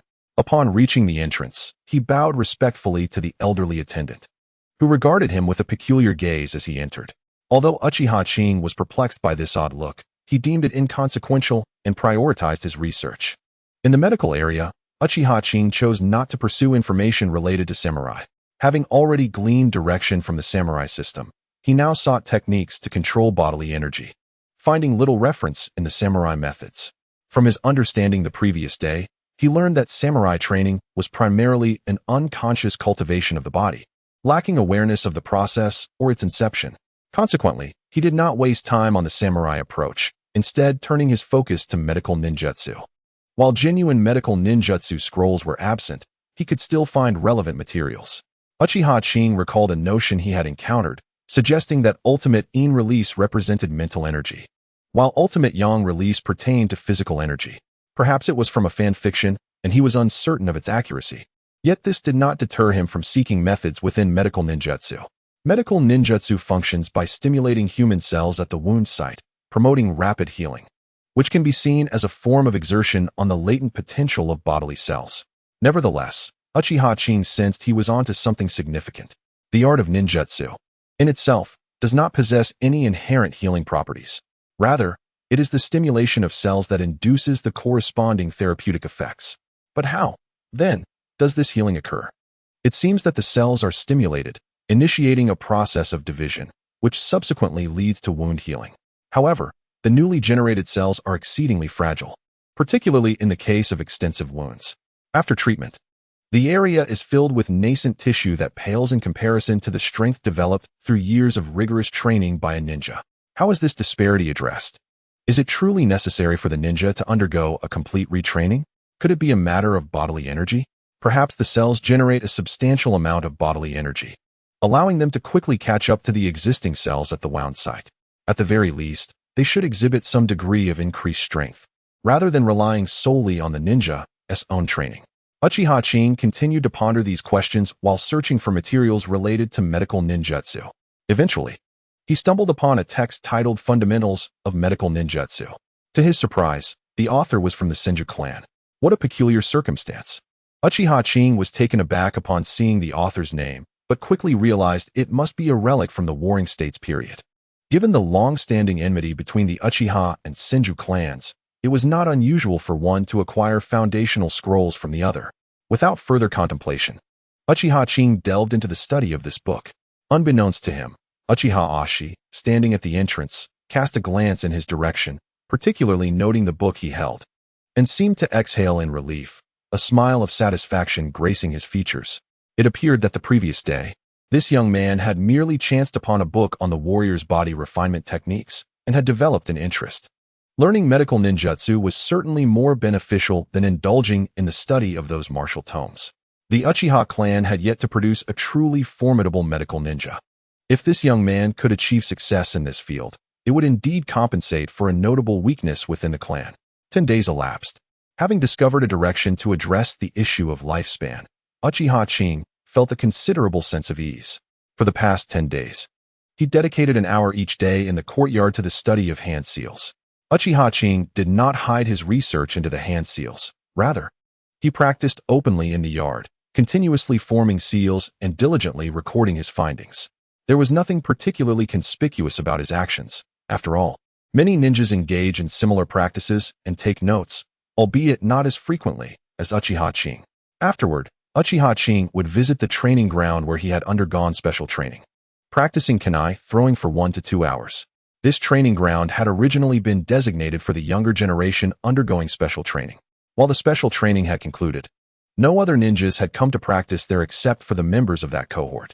Prior to the commencement of next year's special training, Uchiha Qing and his peers would also utilize this space for practice.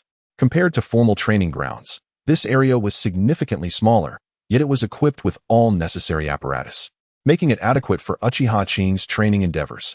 Upon completing his kunai throwing practice, Uchiha Qing would continue to hone his taijutsu in the training ground. The afternoons were reserved for research in the resource room. Certainly, upon finding his direction, Uchiha Qing returned to a state of normalcy. He devoted half of his time to researching medical ninjutsu, and the remainder to delving into the fundamentals of sealing techniques. Regrettably, after 10 days, Uchiha Qing had yet to discover a method to control his physical energy, which only heightened his inner urgency. Today marked the commencement of the ninja school, established by the second Hokage to provide a pathway for commoners to become ninjas. Additionally, prominent ninja clans would send their younger members to study there. Since the ninja school is entirely managed by the Hokage during the course of their education, both the commoner ninjas and those from noble clans, under various forms of indoctrination, come to revere the will of fire, becoming a part of the Hokage's influence. This serves as a strategy for the Hokage to maintain control over the ninja clans. However, in theory, this remains merely theoretical. Ninja clan members grow up within their families, and while they are influenced by the ninja school, the vast majority, aside from a few exceptions, prioritize their clan's interests over the village's, despite a strong sense of belonging to the village. After all, many advantages of clan ninjas are bestowed by their families, and the ninja school does not provide them with significant resources. Reflecting on the concept of indoctrination, Uchiha Qing was reminded of a certain traitor. How could such an intelligent individual fail to comprehend this? Why must they serve as a weapon for others? Alas, perhaps the realm of geniuses is beyond my understanding. Moreover, Uchiha Shursui was indeed aligned with the clan, albeit naively. How could he have mentored such an anti-clan individual? Uchiha Qing rubbed his temples and sighed. No wonder in his previous life, the Uchiha clan was often perceived as a band of lunatics. The Uchiha clan is not as such.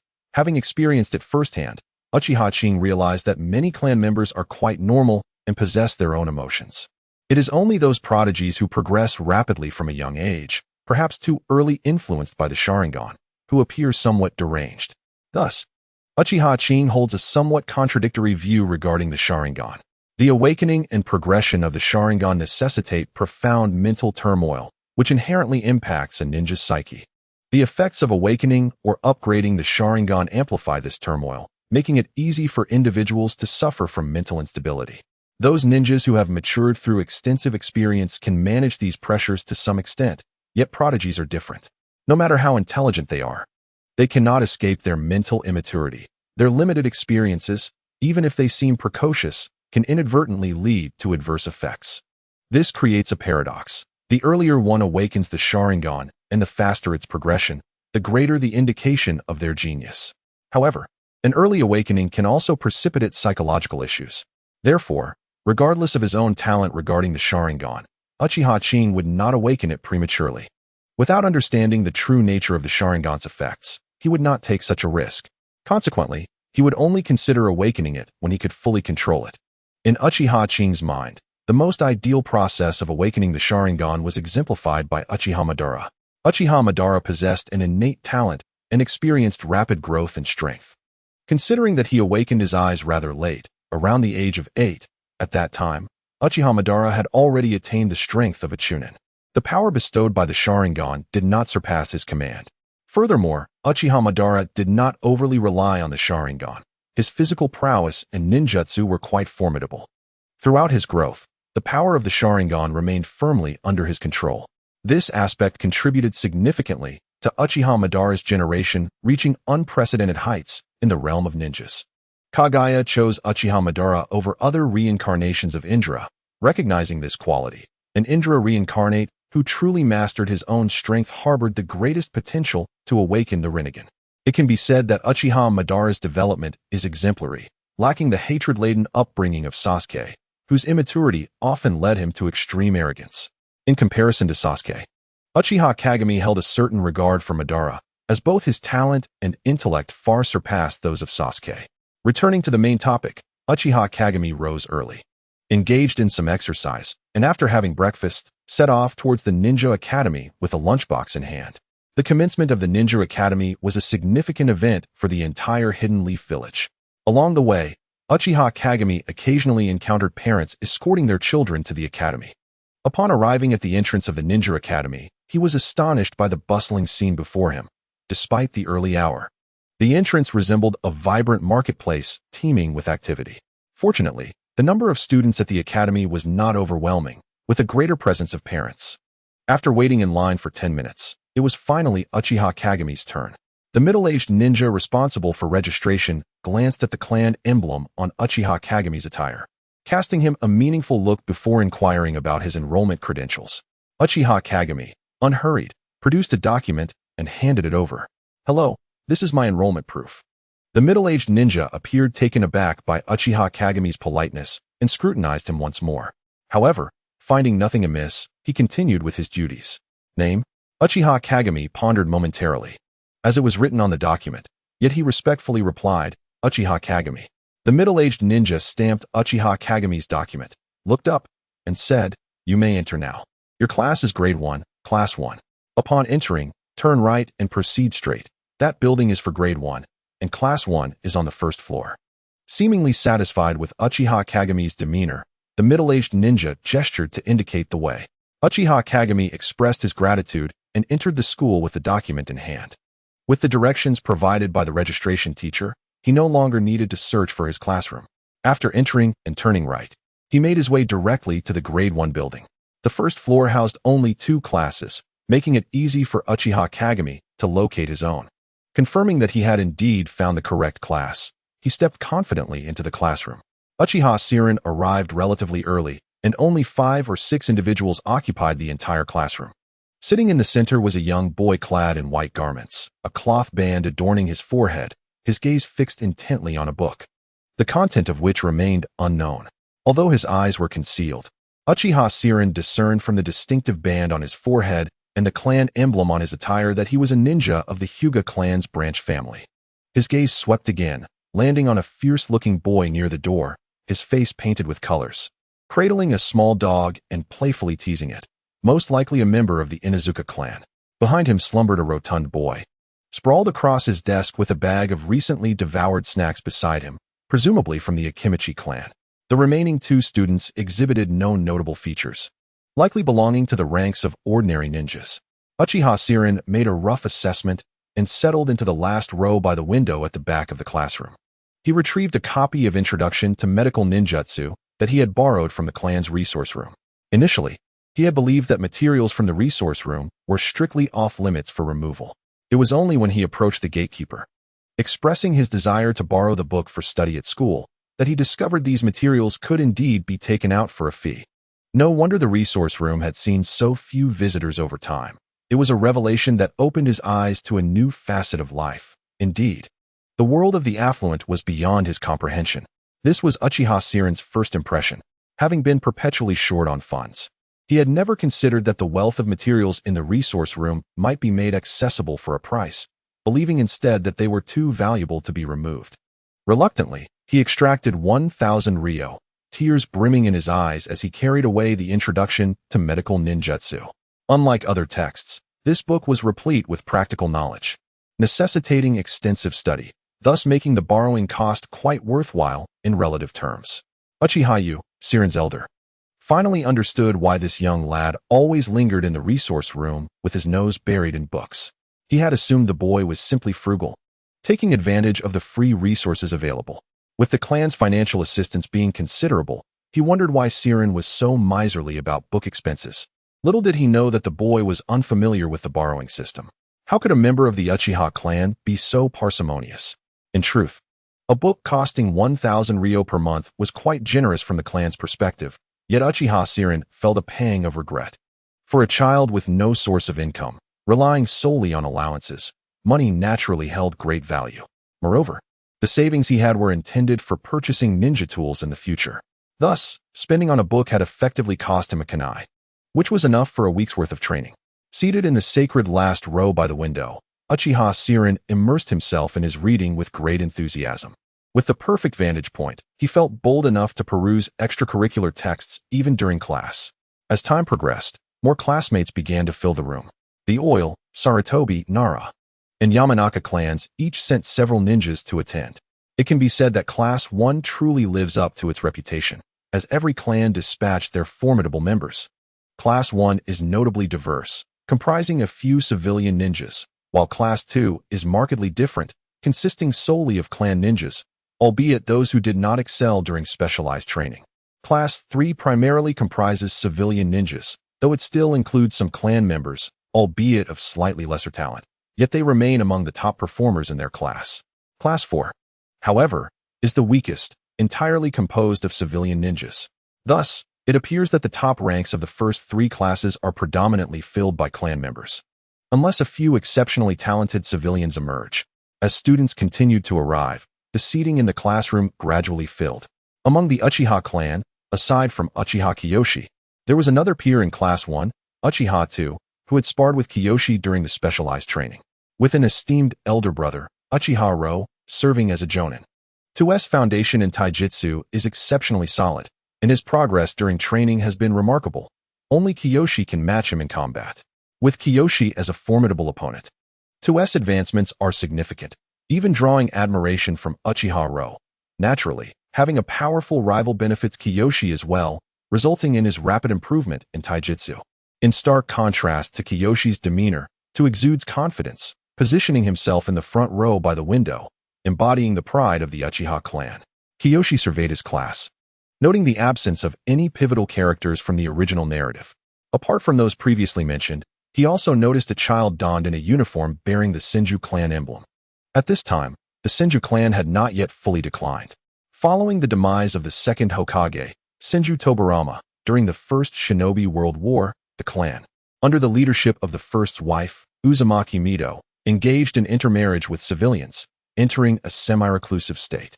Nonetheless, some Senju ninjas remained active in the shinobi world. At that moment, a boy with short brown hair and a beaming smile entered the classroom, exuding a sunny disposition. Upon entering, he ascended the podium and shouted to the assembly, "Listen up, everyone. My name is Senju Naruki, and I intend to become Hokage." He then burst into laughter. Kiyoshi and his classmates shared a look of astonishment, taken aback by his brashness. Must one be so ostentatious? Could he not exhibit a touch of humility? Kiyoshi pondered further. Senju Naruki? Wasn't he the brother of Tsunade? This seemed implausible. Shouldn't he be in the same class as Uchiha Mikoto, the mother of Itachi and Sasuke?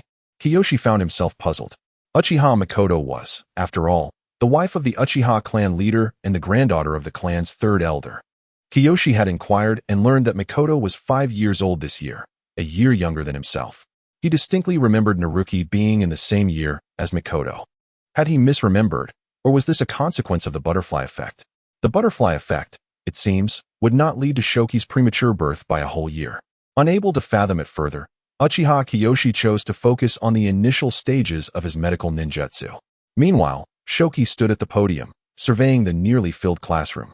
A hint of frustration evident as he scratched his head. Suddenly, as if drawn by some fascinating occurrence, he made his way to the last row. Uchiha Kiyoshi, engrossed in his book, remained oblivious to Shoki's approach. Shoki settled into the vacant seat beside Uchiha Kiyoshi, who sensed the presence of another and looked up, frowning slightly. What was Shoki doing here? Did he not notice the prominent ping-pong paddle emblazoned with the Uchiha clan emblem on my attire? At that moment, Shoki turned to Kiyoshi, a smile gracing his face, albeit with a tinge of curiosity as he boldly inquired, "Hey, you're from the Uchiha clan, right? I've heard your clan is quite proud, just like that guy up front. Why are you sitting in the last row, different from everyone else?" Uchiha, too, seated in the front row, caught wind of Shoki's words and glanced back, remaining silent. Unwilling to back down, Shoki shot a glare at Uchiha, too. Observing this from the side, Uchiha Kiyoshi could only shake his head. Indeed, they were still children. Paying no mind to Shoki, Uchiha returned his attention to his book. Irritated by the lack of response, Shoki was about to shout when Uchiha Kiyoshi swiftly intervened. Just like Naruto, he thought, always ready to raise a ruckus over trivial matters. No wonder the original narrative depicted him stepping on explosive tags, leading to an inevitable demise without any chance for reprieve, Kiyoshi mused. At that moment, Shoki recalled his earlier confusion and turned his gaze back to Uchiha Kiyoshi. Seeing the glimmer of curiosity in Shoki's eyes, Kiyoshi offered an explanation. "Ah, yes. I am indeed from the Uchiha clan. Did you not notice the clan emblem on my clothing? As for why I sit in the last row, it is, of course, the best position." Shoki, intrigued, had yet another question, transforming into a veritable fountain of inquiries. "Why is this the best position? The teacher won't see you. Didn't you just say that yourself?" Kiyoshi replied. What is wrong with the teacher not seeing?" Shoki pressed. "Well, if the teacher doesn't notice, it means you can do whatever you wish, right? That makes a certain sense. How did I not think of that?" Shoki appeared to have stumbled upon something quite amusing, deciding that he would also occupy this seat in the future. Uchiha Kiyoshi could do little but accept this new reality. After all, could he really force Shoki to leave? Shoki sensed that this Uchiha beside him was rather different from what his elders had described. He was not as difficult to approach as they had claimed. Unable to sit still, Shoki, feeling bored, began bombarding Uchiha Kiyoshi with an array of questions. Kiyoshi, in turn, found himself obliged to respond to each one.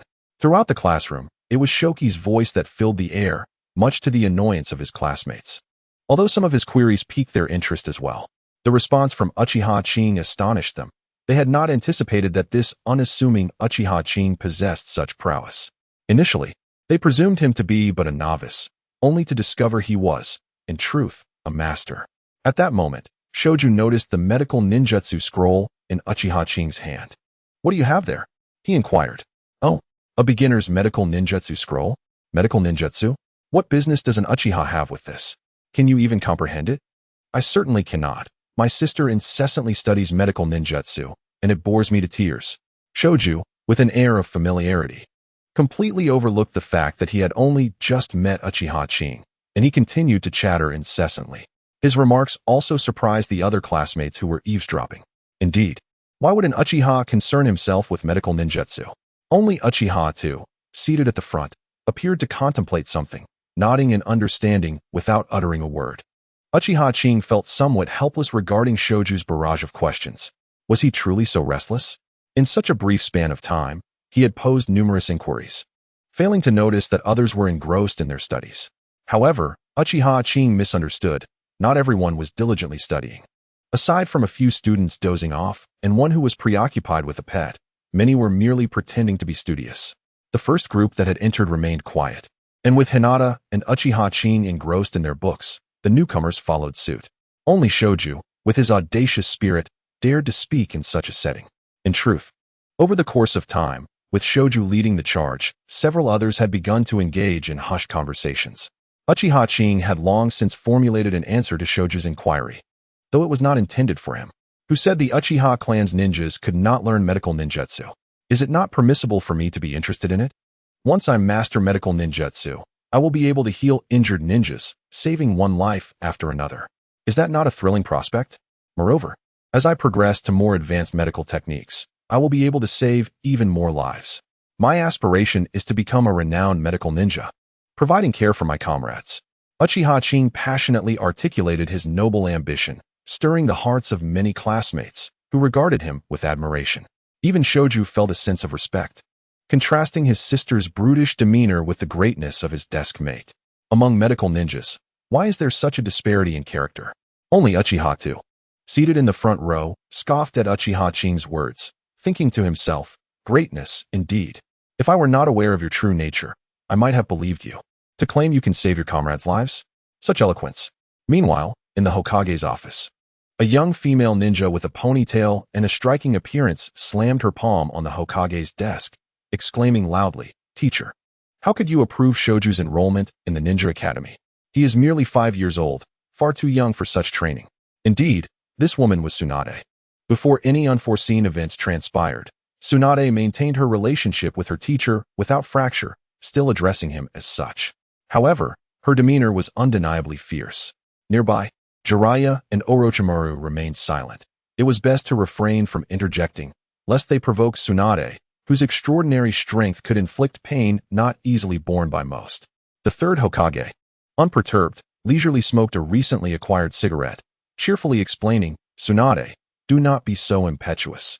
That child Shoju has already begun to cultivate chakra. He will not fall behind his classmates." Tsunade, still unable to accept this, slammed her palm on the table. It was not merely a question of capability. Shoju was still young, not yet of school age. The third Hokage tapped the table, urging Tsunade to remain calm. "Shoju is already 5.5 years old, just half a year shy. He has been clamoring here for quite some time, and seeing his resolute attitude, I had no choice but to agree." With matters thus settled, Tsunade found herself with no alternative but to return home and discipline that little rascal. Unbeknownst to Shoju, who was still in class persistently questioning Uchiha Kyo, he was already in Tsunade's thoughts, awaiting a rather unique brand of affection. As for why he was in her thoughts yet again, one might ponder deeply on that. Not long after Tsunade had calmed down under the third Hokage's reassurances, a cat-faced Umbu ninja entered the Hokage's office, bowing to make his report. "Hokage-sama, young Shoju has completed his registration." He cautiously glanced at Tsunade, whose expression was less than pleasant. At the Hokage's nod, the Umbu ninja continued. "Young Shoju has been assigned to Class 1, seated in the last row by the window, with a desk mate from the Uchiha clan. Thus, the Umbu ninja relayed the events following Shoju's entrance to the academy. Tsunade furrowed her brow at this information. From the Uchiha clan? Why was he seated so far back? Moreover, how had Shoju become entangled with the Uchiha clan? At the Hokage's prompt, the cat-faced ninja divulged details about Uchiha Kyo. Initially, the declaration made by Kyo in class astonished the third Hokage and Tsunade. Such aspirations? Even Tsunade felt a fleeting moment of emotional resonance. However, as the Umbu ninja recounted Kyo's previous special training and his background, the third Hokage and the others came to a realization. It turned out not to be a noble ideal, but merely a fear of death. Was the Uchiha clan reduced to such eccentricity? Indeed, losing one's parents at the tender age of 2 could leave lasting shadows. Nevertheless, this could also be advantageous. The Uchiha might gain an additional medical ninja, and with more healers, perhaps the rift between the Uchiha and the village could be alleviated significantly. Furthermore, Konoha might very well gain another commendable medical ninja. Casting a glance at his proud disciple, the third Hokage seemed to entertain a notion. Tsunade, sensing the direction of his thoughts, immediately interjected, "Teacher, do not even think about it. I will not take a ninja from the Uchiha clan as a disciple. Besides, I am only 18 and do not wish to take on students just yet." The third Hokage had no choice but to abandon that idea. Time passed swiftly. With the guidance of Rope Tree, the students gradually began to engage in conversation, forging new friendships. At this moment, a middle-aged ninja clad in a green vest and possessing a gentle demeanor ascended the podium. "Everyone, please pause. The new students have now gathered, and we will proceed to the playground for the opening ceremony." With that, he departed without further ado. One by one, the classmates rose and made their way to the playground. Uchiha Qing was pulled along by the affable Rope Tree to join them. Upon arriving at the playground, Uchiha Qing once again experienced the commencement ceremony. However, this time, it was devoid of excessive formalities. The third Hokage stood on stage, passionately articulating the will of fire, while a throng of elementary students gazed up in adoration. Uchiha Qing could not muster the same level of admiration. Yet he maintained a demeanor that suggested he was attentively listening and contemplating. The third Hokage occasionally glanced down to observe the reactions from the audience. Witnessing the children's adoring gazes brought him immense satisfaction. He also took note of Uchiha Qing, who appeared to be listening intently and nodding in agreement, which pleased the Hokage. Tsunade, observing from the side, scrutinized Uchiha Qing but failed to discern any remarkable traits, leading her to redirect her attention. Meanwhile, Rope Tree's eyes sparkled with enthusiasm, almost bursting to shout out in excitement. The speech, albeit fervent, soon wore thin after an extended duration. Ultimately, after much anticipation, the third Hokage reluctantly concluded his address. Following the opening ceremony, the students were escorted back by their respective teachers. According to protocol, the next step involved self-introductions within each class. Rope Tree once again pulled Uchiha Qing back into the classroom, and Uchiha Qing had no choice but to endure Rope Tree's exuberance. Yet, given the nature of Rope Tree's character, endearing though it may be, one must ponder the reality of their world. This was the ninja realm, where the specter of brutal warfare loomed perpetually. It was a world fraught with peril. A personality like Rope Tree's would find it challenging to survive. Of course, he was fortunate to be born into the Senju clan as a privileged heir, yet his careless disposition could lead to dire consequences. The original narrative provided a poignant example of this, his inadvertent encounter with explosive tags. Perhaps the higher echelons of Konoha had designs on him, but such accidents were truly unforeseen, rendering the higher-ups innocent victims of circumstance. Back in the classroom, Uchiha Qing retrieved his book and began to read. Despite Rope Tree's incessant inquiries, Uchiha Qing found it unimpeded to immerse himself in his reading, as multitasking was a fundamental skill. It was not so much multitasking as it was a simple allocation of attention. He could absorb Rope Tree's words while engrossed in his book. After all, the questions posed by Rope Tree were not particularly challenging, requiring little contemplation to answer. As all the students settled into their places, approximately half an hour later, the teacher finally arrived. Once again, it was the same middle-aged ninja who had announced the opening ceremony. "Greetings, everyone. I will be responsible for imparting your theoretical knowledge, as well as managing our class." With that, the middle-aged ninja commenced his self-introduction. "My name is Naoki Kamamura, and I have a passion for cultivating flowers. My aspiration is to become an exceptional teacher. I look forward to your guidance in the future." With this, Naoki Kamimura bowed respectfully. Standing tall once more, he continued, "Now, as per our tradition, we should take the time to become acquainted with one another. I have noticed that some of you have already begun to introduce yourselves, but let us proceed with a unified self-introduction. Just as I have done, please share your name, hobbies, and dreams. Additionally, feel free to mention any skills you possess." Observing the lack of enthusiasm among his peers, Naoki, undeterred, decided to employ a teacher's special skill by calling upon individuals by name. "Let us begin with this student," he said, pointing to Tobirama Uchiha. Tobirama stood, offering his introduction. "My name is Tobirama Uchiha, hailing from the Uchiha clan. My passion lies in training, and I dream of becoming a formidable ninja." "A commendable aspiration," Naoki remarked, noting the structure of his introduction. The next student should follow suit. "I am Kenozawa, and my hobby is painting. My dream is to become an artist. I am Tomoki Mano. I enjoy reading, and my dream is to write my own novel, one that captivates many readers." As the introductions continued, they varied widely, from those who cherished sleep to those who delighted in food. Tobirama Uchiha could only shake his head, realizing the unpredictability of their aspirations. When it was Tobirama Kiyoshi's turn, he calmly rose and recited his well-prepared statement. "I am Kiyoshi Uchiha. My hobby is training. And my dream? Simply to live on." With that, he sat down. Naoki Kamimura sighed, feeling a headache coming on. The reason for his late arrival was a conversation with the Hokage, who had expressed concerns about a few problematic students in his class, urging him to pay particular attention to them. Indeed, Kiyoshi proved to be a notable challenge. While training was a commendable hobby, the notion of merely wishing to survive seemed rather serious. Initially, he might have overlooked it, but the Hokage's instructions resonated in his mind, particularly in light of Kiyoshi's demeanor and emotional tone, revealing a fear of death. Before Naoki could catch his breath, another student, Noboru, stood up and exuberantly shouted his introduction. "I am Noboru. My hobby is training, though I can't think of anything else, and my dream is to become Hokage." He struck a pose, loudly proclaiming his aspiration. Naoki felt another wave of fatigue wash over him. While aspiring to be Hokage was common, did he truly need to announce it so vocally?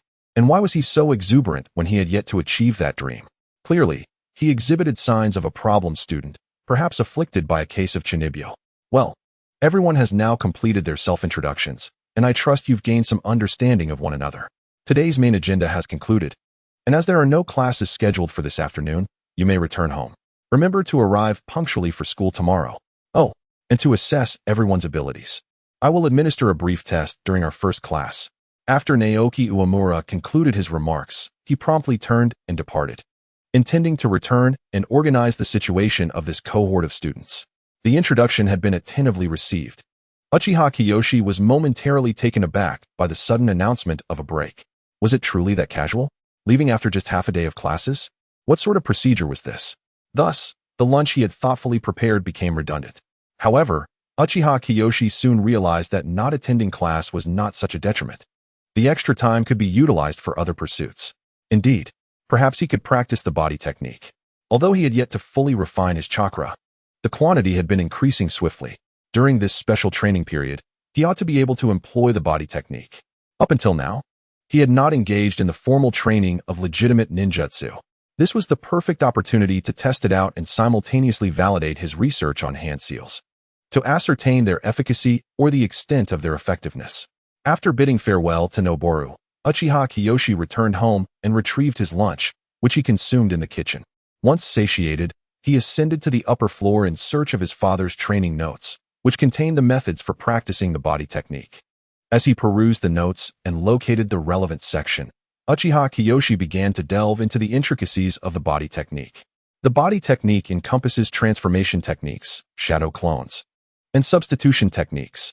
The transformation technique serves as a means of alteration, merely changing one's appearance without any alteration in substance. Nevertheless, its utility is considerable, finding extensive application in numerous ninja missions.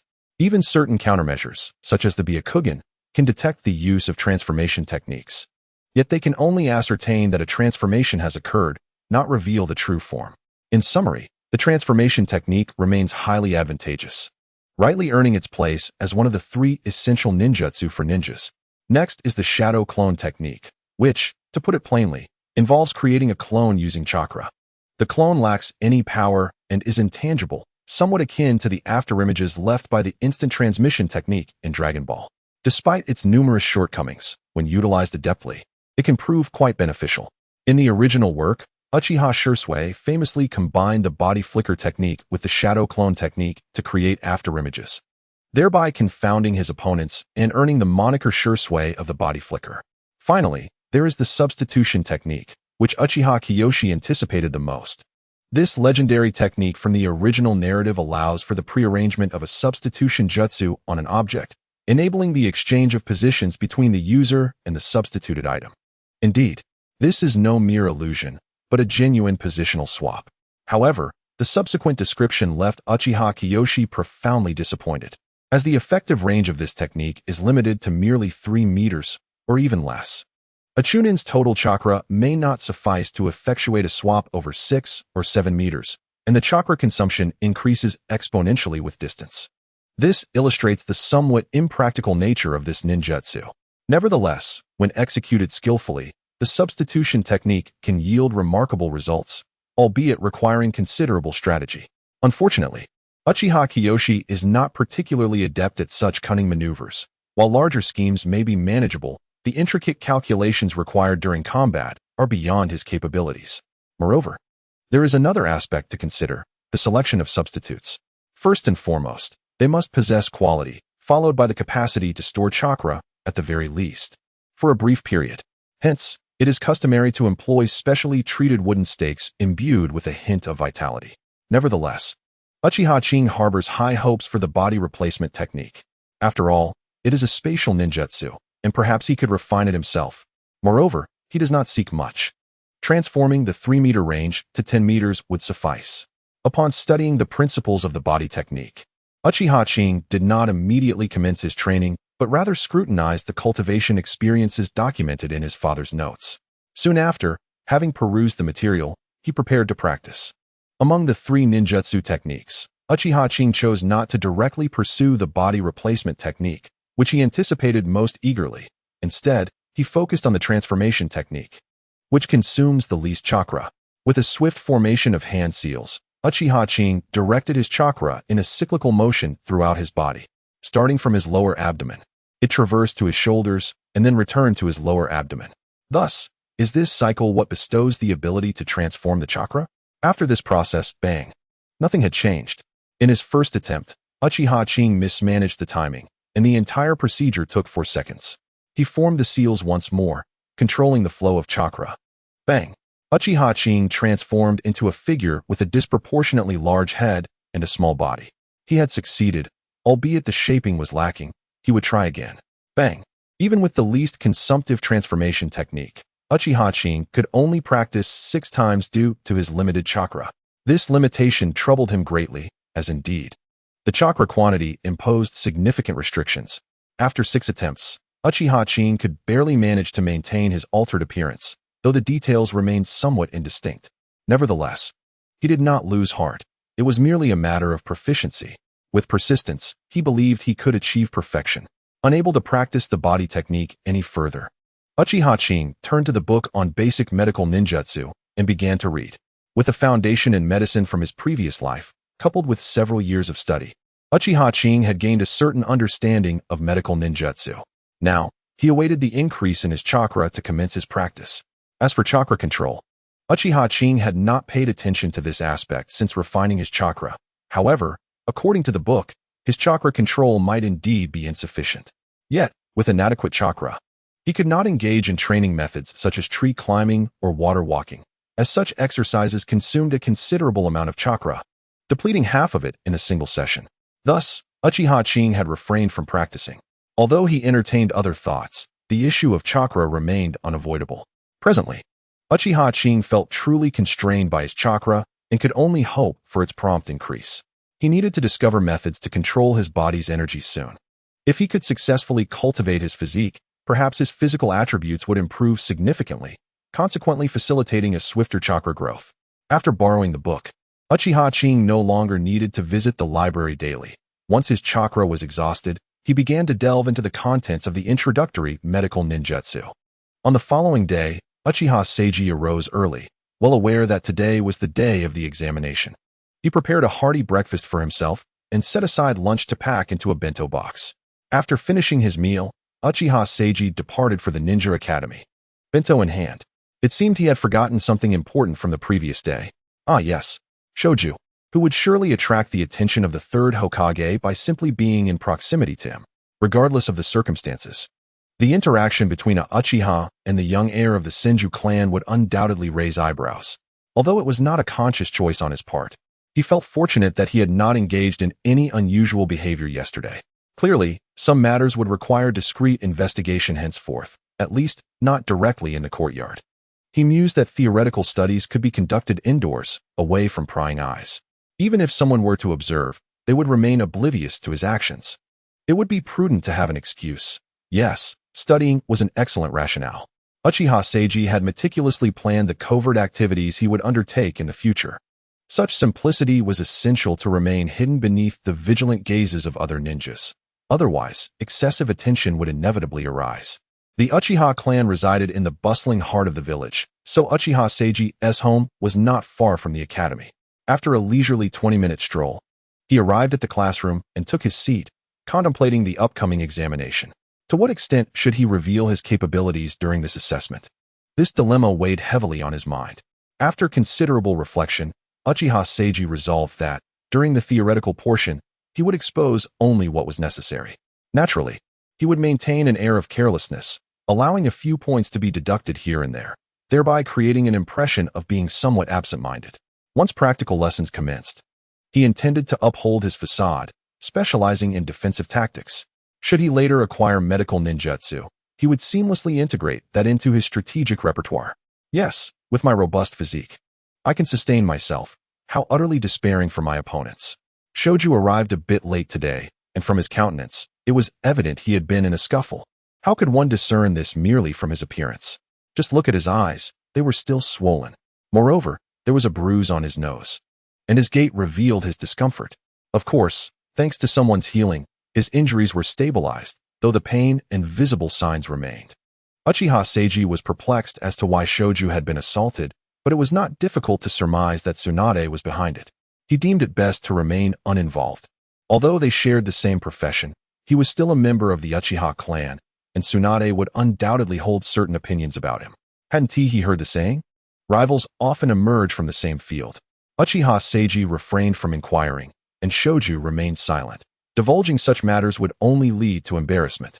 However, seemingly wishing to change the subject or perhaps recalling the incident, Shoju appeared anxious as he turned to Uchiha Seiji and asked, "What if I flunk the exam today? Surely, I won't be expelled, will I?" Shoju appeared pale at the thought of the repercussions that awaited him should he perform poorly. Uchiha Seiji casually reassured him. "It's not that dire. This assessment is merely to gauge everyone's proficiency. A less than stellar performance won't lead to expulsion. Once we formally study, just ensure you don't fail when it truly counts." Before long, Naoki Uemura entered the classroom and announced the examination protocol, subsequently commencing the test. The questions were relatively straightforward, save for the final one, and Uchiha Qing quickly completed his paper, submitting it ahead of time before leaving the room. He took his book outside to sit and read.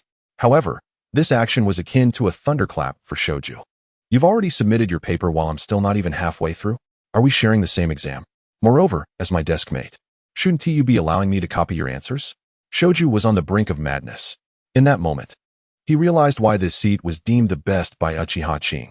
He could effortlessly excel, allowing his mind to wander during class. Thriving in a position that evaded the teacher's scrutiny, Shoju felt an overwhelming sense of despair.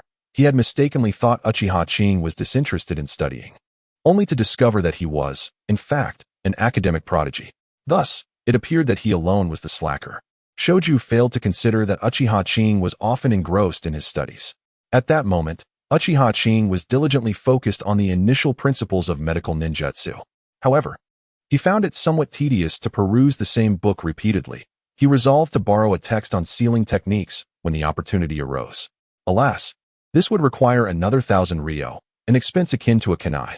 He needed to seek a chance to earn some money, preferably without interrupting his training. Before long, The hour and a half allotted for the examination drew to a close, and Naoki Uemura collected the papers and departed for the office to grade them. Given the small size of the class, he would likely finish grading and calculating the rankings within the hour. This hour proved rather tedious for Uchiha Qing. Indeed, it was bothersome. Upon returning to his seat, Shoju lamented about his perceived betrayal, claiming it was Uchiha Qing's fault for not allowing him to copy. Uchiha Qing could only shake his head in bemusement. Shoju had never indicated a desire to copy. And while it was permissible to do so in the Chunin exams as a test of intelligence gathering, the regular examinations at the Ninja Academy carried far graver consequences if caught. Tsunade would likely ensure he faced dire repercussions. How did I end up with such a deskmate? Uemura's efficiency was commendable. In less than an hour, merely 40 minutes, he returned to the classroom to distribute the results. The maximum score was 100, and Uchiha Qing had achieved the highest score of 98. Everyone was encouraged to learn from him. Shoju was taken aback, realizing that a formidable genius sat beside him. Previously, he had doubted the accuracy of Uchiha Qing's answers, but now it was evident that this individual was indeed exceptional. Qing, how did you manage to score 98? I barely scraped 40. Moreover, it seems you were the only one to answer the final question correctly. That's incredible. Uchiha Qing began to feign nonchalance. It is of little consequence. Merely having omitted one multiple-choice question resulted in a deduction of 2 points, leaving a total of 98. Hiss. Shoju could not help but draw a sharp breath. So, this is how high scores are achieved. Today marks the beginning of the new term, and online classes are set to commence. I shall strive to maintain regular updates, testing my resolve to achieve 10,000 revisions. Since the first examination, a fortnight has elapsed, and Uchiha Qing has spent this time quite productively. During class hours, Uchiha Qing diligently reviews his novel materials, immersing himself in his studies. Kamimura Naoki has noticed Uchiha Qing's dedication. However, after several roll calls and a few challenging inquiries, he has reluctantly accepted the situation. After all, Uchiha Qing has mastered the material, leaving Kamimura with little recourse. The study of hand seals has been temporarily paused by Uchiha Qing. Outside of class, he has been practicing his body flicker technique, physical combat skills, and shuriken throwing. In just half a month, Uchiha Qing has nearly mastered the body flicker technique. To say he has achieved a basic mastery means he can execute it effectively, yet he still lacks the finesse required for truly lifelike detail. The body flicker technique is fundamental, and Uchiha Qing intends to devote himself to mastering these 3 jutsu. If he can attain proficiency in the transformation technique, its applications would be vast. His defensive strategy, when coupled with the ability to alter his form at will, should create a deceptive advantage for his adversaries. You thought you struck at my heart, but alas, you missed. Additionally, there is the clone technique. Although Uchiha Qing will inevitably train in other physical clones in the future, he must first master this foundational technique. Furthermore, the synergy between the clone technique and Jinjutsu, or its integration with body techniques as seen with Shursui, can yield remarkable results. Lastly, the substitution technique, while not a prerequisite for any jutsu, represents a significant investment of Uchiha Qing's focus and effort in the study of spatial jutsu. The substitution technique is a spatial ninjutsu and is quite reasonable. As a life-saving technique for ninjas, if the substitution technique were merely an illusion, that would be rather excessive. According to the original narrative, prior to the activation of the jutsu, the practitioner is indeed present, meaning that at the moment of the jutsu's execution, a switch occurs between the user and the target. If it were not a spatial ninjutsu, it would imply a mere acceleration of speed, pulling the user to the corresponding location in an instant. However, this brings into question the body's capacity to endure such a force. The instantaneous pull is not something a student of a ninja academy could withstand. Even with the protection of chakra, the energy required for this process cannot be minimal. Therefore, the premise of spatial ninjutsu stands unchallenged. As Uchiha Qing's sole exposure to spatial ninjutsu, his interest in the substitution technique is piqued. In his practice, he also contemplates how to refine this technique, as it may very well secure his future prowess. Uchiha Qing speculated that the technique of the shadow clone was likely conceived with a focus on spatial ninjutsu. However, some misfortune may have occurred during its development, preventing the creator from perfecting the art.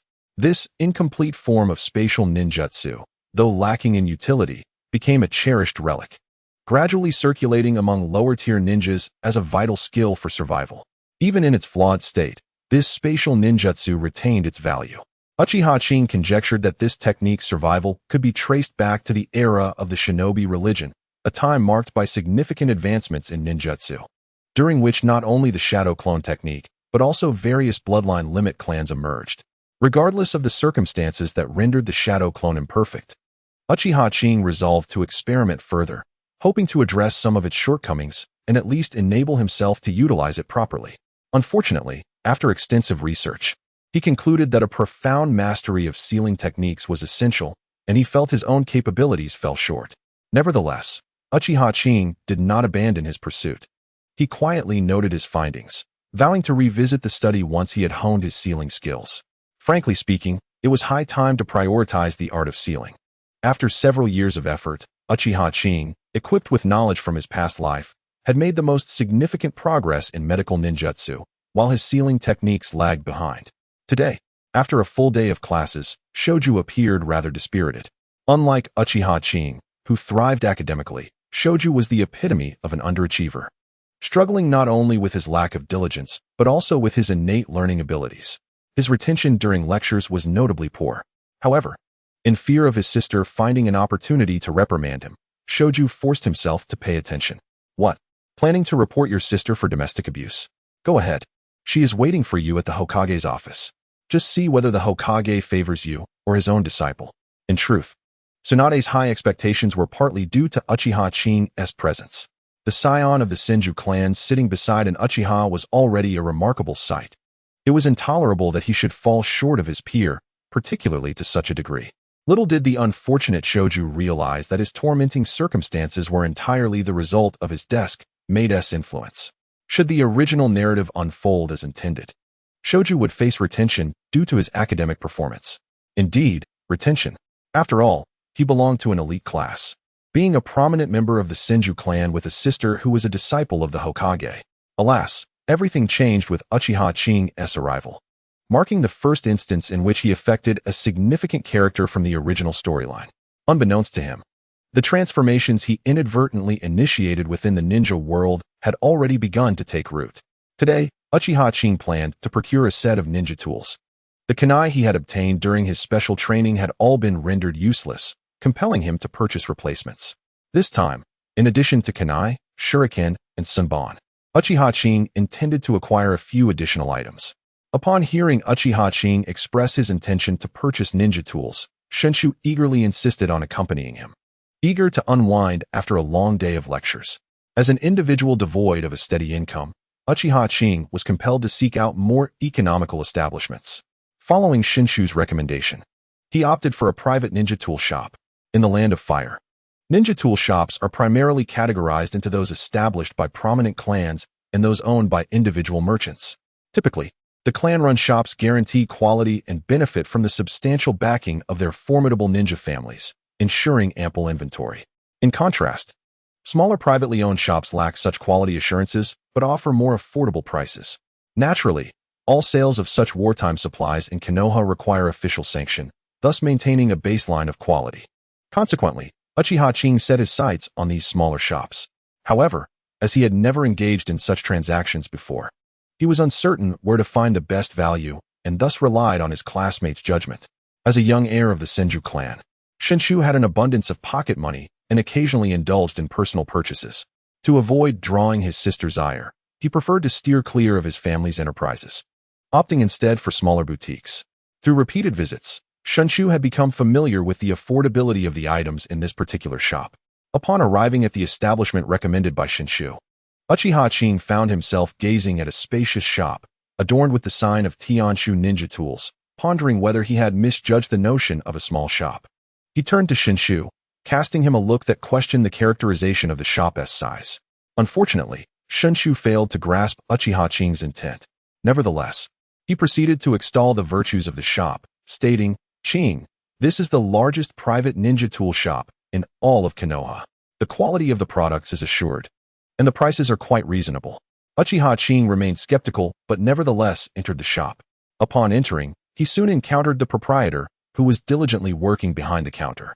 It was not difficult to ascertain her role, her attire, a traditional Chinese qipao, distinguished her from the other staff members. Observing the owner's ensemble, Uchiha Qing found himself in contemplation. A qipao? This distinctly Chinese style seemed somewhat familiar. Could this be the future Tianshu ninja tools?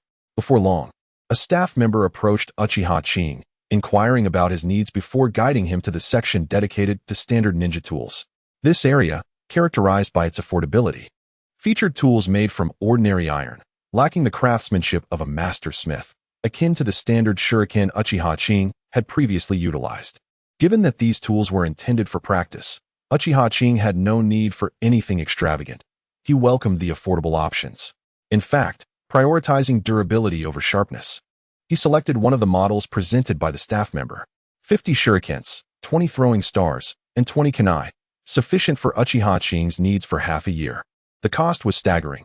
Each kunai priced at 1,000 ryo, each throwing star at 800 ryo, and each kunai at 500 ryo, summing up to a total of 76,000 ryo.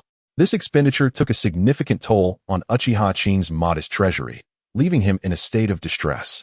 After painfully parting with his money, Uchiha Qing accepted the scroll handed to him by the staff. As a patron purchasing such a substantial quantity of ninja tools, he was gifted a disposable storage scroll for convenience. Though costly, even for a single-use item, the scroll would typically cost several tens of thousands of ryo. Thus, the store refrained from offering it outright. Instead, they provided a flawed version produced during manufacturing, which still possessed storage capabilities. However, it could only be used once, with a time limit of about a day before it would become unusable, along with its contents. Hence, the shop distributed these defective items to facilitate customers in transporting their purchases, urging them to promptly return home to retrieve the tools within. Upon receiving the scroll, Uchiha Qing did not depart immediately. He expressed a desire to explore other areas. In light of the long-standing relationship with Shoju, the staff did not refuse, especially since Uchiha Qing's attire proudly displayed the Uchiha clan emblem. No one in Konoha would dare impersonate such a distinguished symbol. Under the guidance of the staff, Uchiha Qing ventured into the upscale district. There, he even encountered a kunai crafted from chakra metal. Of course, it was not entirely composed of chakra metal.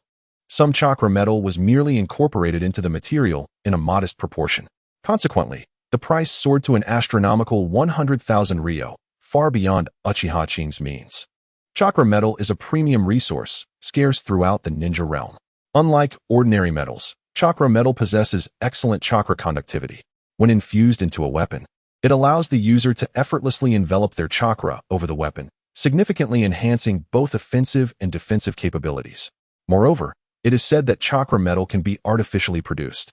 If a ninja completely encases a piece of metal with chakra and maintains it over an extended period, it can eventually transform into chakra metal. However, such a process consumes an immense amount of chakra. Sustaining chakra for 24 hours a day on a piece of metal the size of a fist requires at least an elite jonin, and the endeavor spans several years. This means that a dedicated elite jonin must exert themselves for years, continuously outputting chakra, to yield a piece of chakra metal the size of a fist. This further underscores the rarity of chakra metal. 100,000 ryo. Surely there are better purchases to be made. Even a simple blade would suffice. Who would spend such a fortune on a single kunai, even if it is made of chakra metal? The staff nearby smiled and addressed Uchiha Qing's query. This kunai was merely a display piece, showcasing the shop's prowess in crafting ninja tools from chakra metal. As he spoke, the staff member proudly raised his head. Uchiha Qing nodded in understanding, realizing that they were discussing an exhibit. However, he casually voiced his confusion. If you create something that no one buys, isn't that a waste of such a valuable chakra metal? At that moment, even Shoju, sitting beside him, looked at his desk mate in bewilderment. I thought you were quite intelligent. How could you pose such a trivial question? What's wrong? Uchiha Qing was perplexed by Shoju's expression, unsure of its meaning. Seeing that Uchiha Qing genuinely did not understand, Shoju couldn't help but laugh. Qing, I always believed you were quite clever. How could you overlook something so simple? While chakra metal has been integrated into this kunai, it does not signify a waste. Not to mention the previously mentioned attraction for customers, if the need arises. The chakra metal can be extracted from this kunai once again. Upon hearing Shoju's words, Uchiha Qing was taken aback and then inquired, isn't the chakra metal fused with other metals? How can it be separated again? Of course, Otherwise, with the limited production of chakra metal, if we use a little here and there, how much would remain? Who could afford it? Shoju rolled his eyes dismissively. Uchiha Qing then recalled something from his past life. It was indeed separable, although he had momentarily forgotten. Yet, as a medical student, it wasn't entirely unreasonable that he overlooked a concept from chemistry. Suddenly, a thought struck him, and his face lit up with joy as he muttered, "Separation. How did I not think of that? Ha ha ha, how enlightening." Shoju was startled by Uchiha Qing's exuberance, wondering if his desk mate had lost his senses. He waved a hand in front of Uchiha Qing's face. Irritated, Uchiha Qing swatted Shoju's hand away and felt compelled to clarify, fearing he might be perceived as foolish, especially given the staff member's expression, which suggested he was witnessing a fool. "Ahem, I'm fine. I just suddenly comprehended something and got a bit carried away." However, Shoju remained skeptical. After all, posing such a silly question followed by laughter did seem foolish. Thus, under Shoju's strange gaze, Uchiha Qing bid him farewell and hurried home. Due to family obligations, Shoju could not accompany Uchiha Qing and returned home after their parting. As Uchiha Qing rushed back from the ninja tool shop, he felt an overwhelming sense of excitement. How did I not think of it? Separation, such a process exists. Upon reaching the second floor, Uchiha Qing entered the study he had organized for himself, which was actually a room dedicated to research. However, his studies were purely theoretical and did not involve any practical experiments, as he lacked the funds to acquire the necessary equipment. All the equipment utilized for experimentation is exceedingly expensive. Despite the portrayal in the original work of Orochimaru establishing laboratories throughout the ninja world, one must understand that this endeavor requires substantial financial resources. Beyond his moniker as a scientist, Orochimaru is undoubtedly a wealthy individual. According to Uchiha Qing's estimates, the construction of his laboratories alone has cost no less than $1 billion.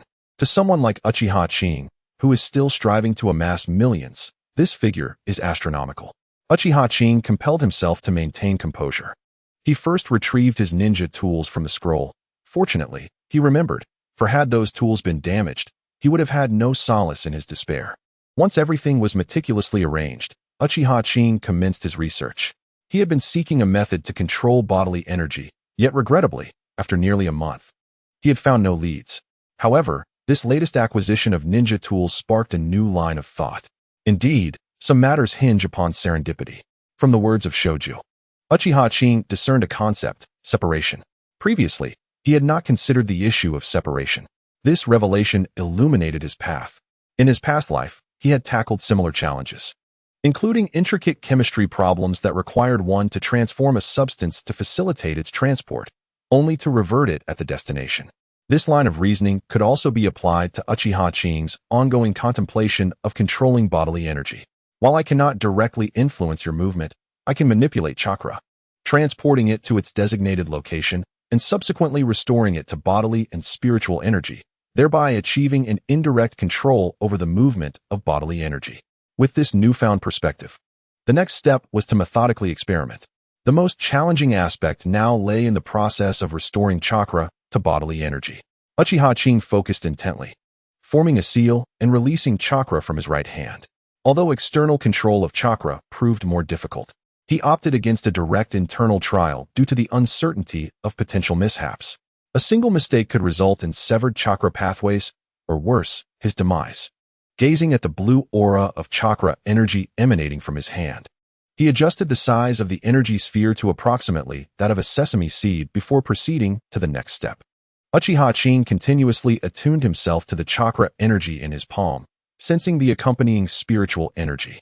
He was uncertain how to revert chakra into bodily and spiritual energy, as no one had ventured this path before, necessitating his own exploration. However, this was not overly cumbersome. The true challenge lay in determining the direction. Once a direction was established, many issues became relatively straightforward to resolve.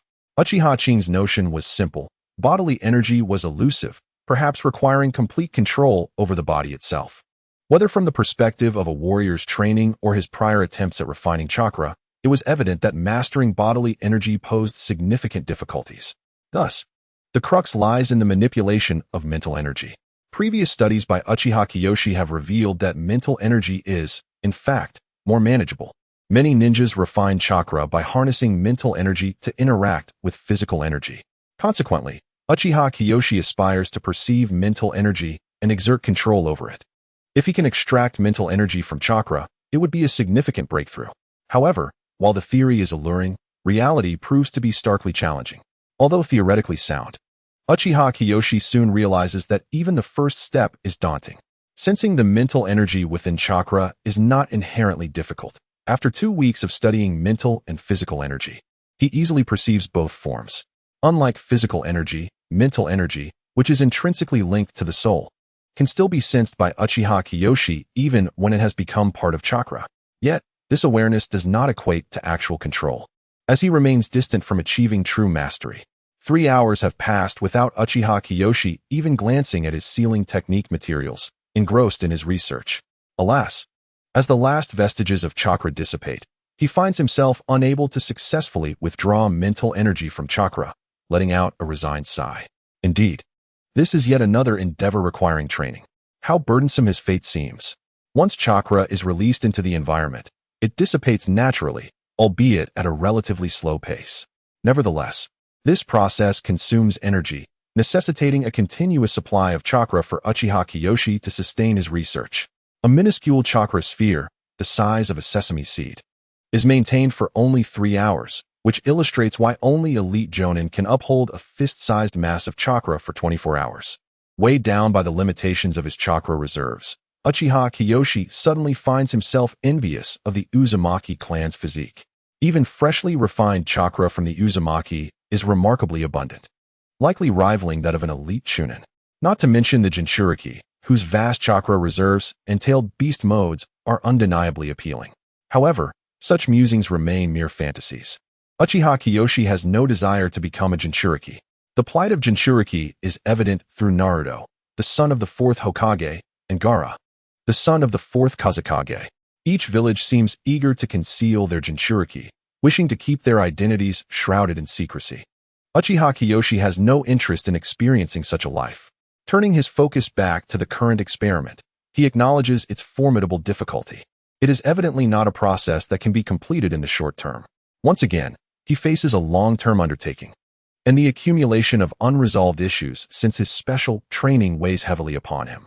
With yet another time-consuming project on his hands, Uchiha Kiyoshi contemplates his predicament. What choice does he have but to persevere? After 3 consecutive hours of intense concentration, Uchiha Kiyo found himself rather fatigued, skipping dinner and succumbing to slumber instead. The following morning, he awoke, roused by the grumbling of his empty stomach. Feeling the urgency of his hunger, he hastily rose and made his way to the kitchen to prepare a meal. Foregoing his morning exercise, he lamented that he lacked the strength to train when hunger gnawed at him. Unlike certain individuals who would sacrifice meals for the sake of fitness, Uchiha Kiyo understood the importance of nourishing his body, for a well-fed body is essential for cultivation. As he savored the meal he had prepared, Kiyo found ample justification for skipping his morning workout. After packing a lunchbox, he set out for school, reflecting on the insights he had gained the previous day. First and foremost, he had discovered a direction. His thoughts appeared feasible, and as long as he persevered, the completion of this secret technique seemed attainable. Indeed, a secret technique. Within the shinobi world, such techniques were typically reserved for powerful clans, embodying unique abilities. For instance, the Nara clan possessed shadow manipulation techniques, enabling them to control shadows to execute various jutsu, while the Akimichi clan employed expansion techniques to instantly enlarge their bodies.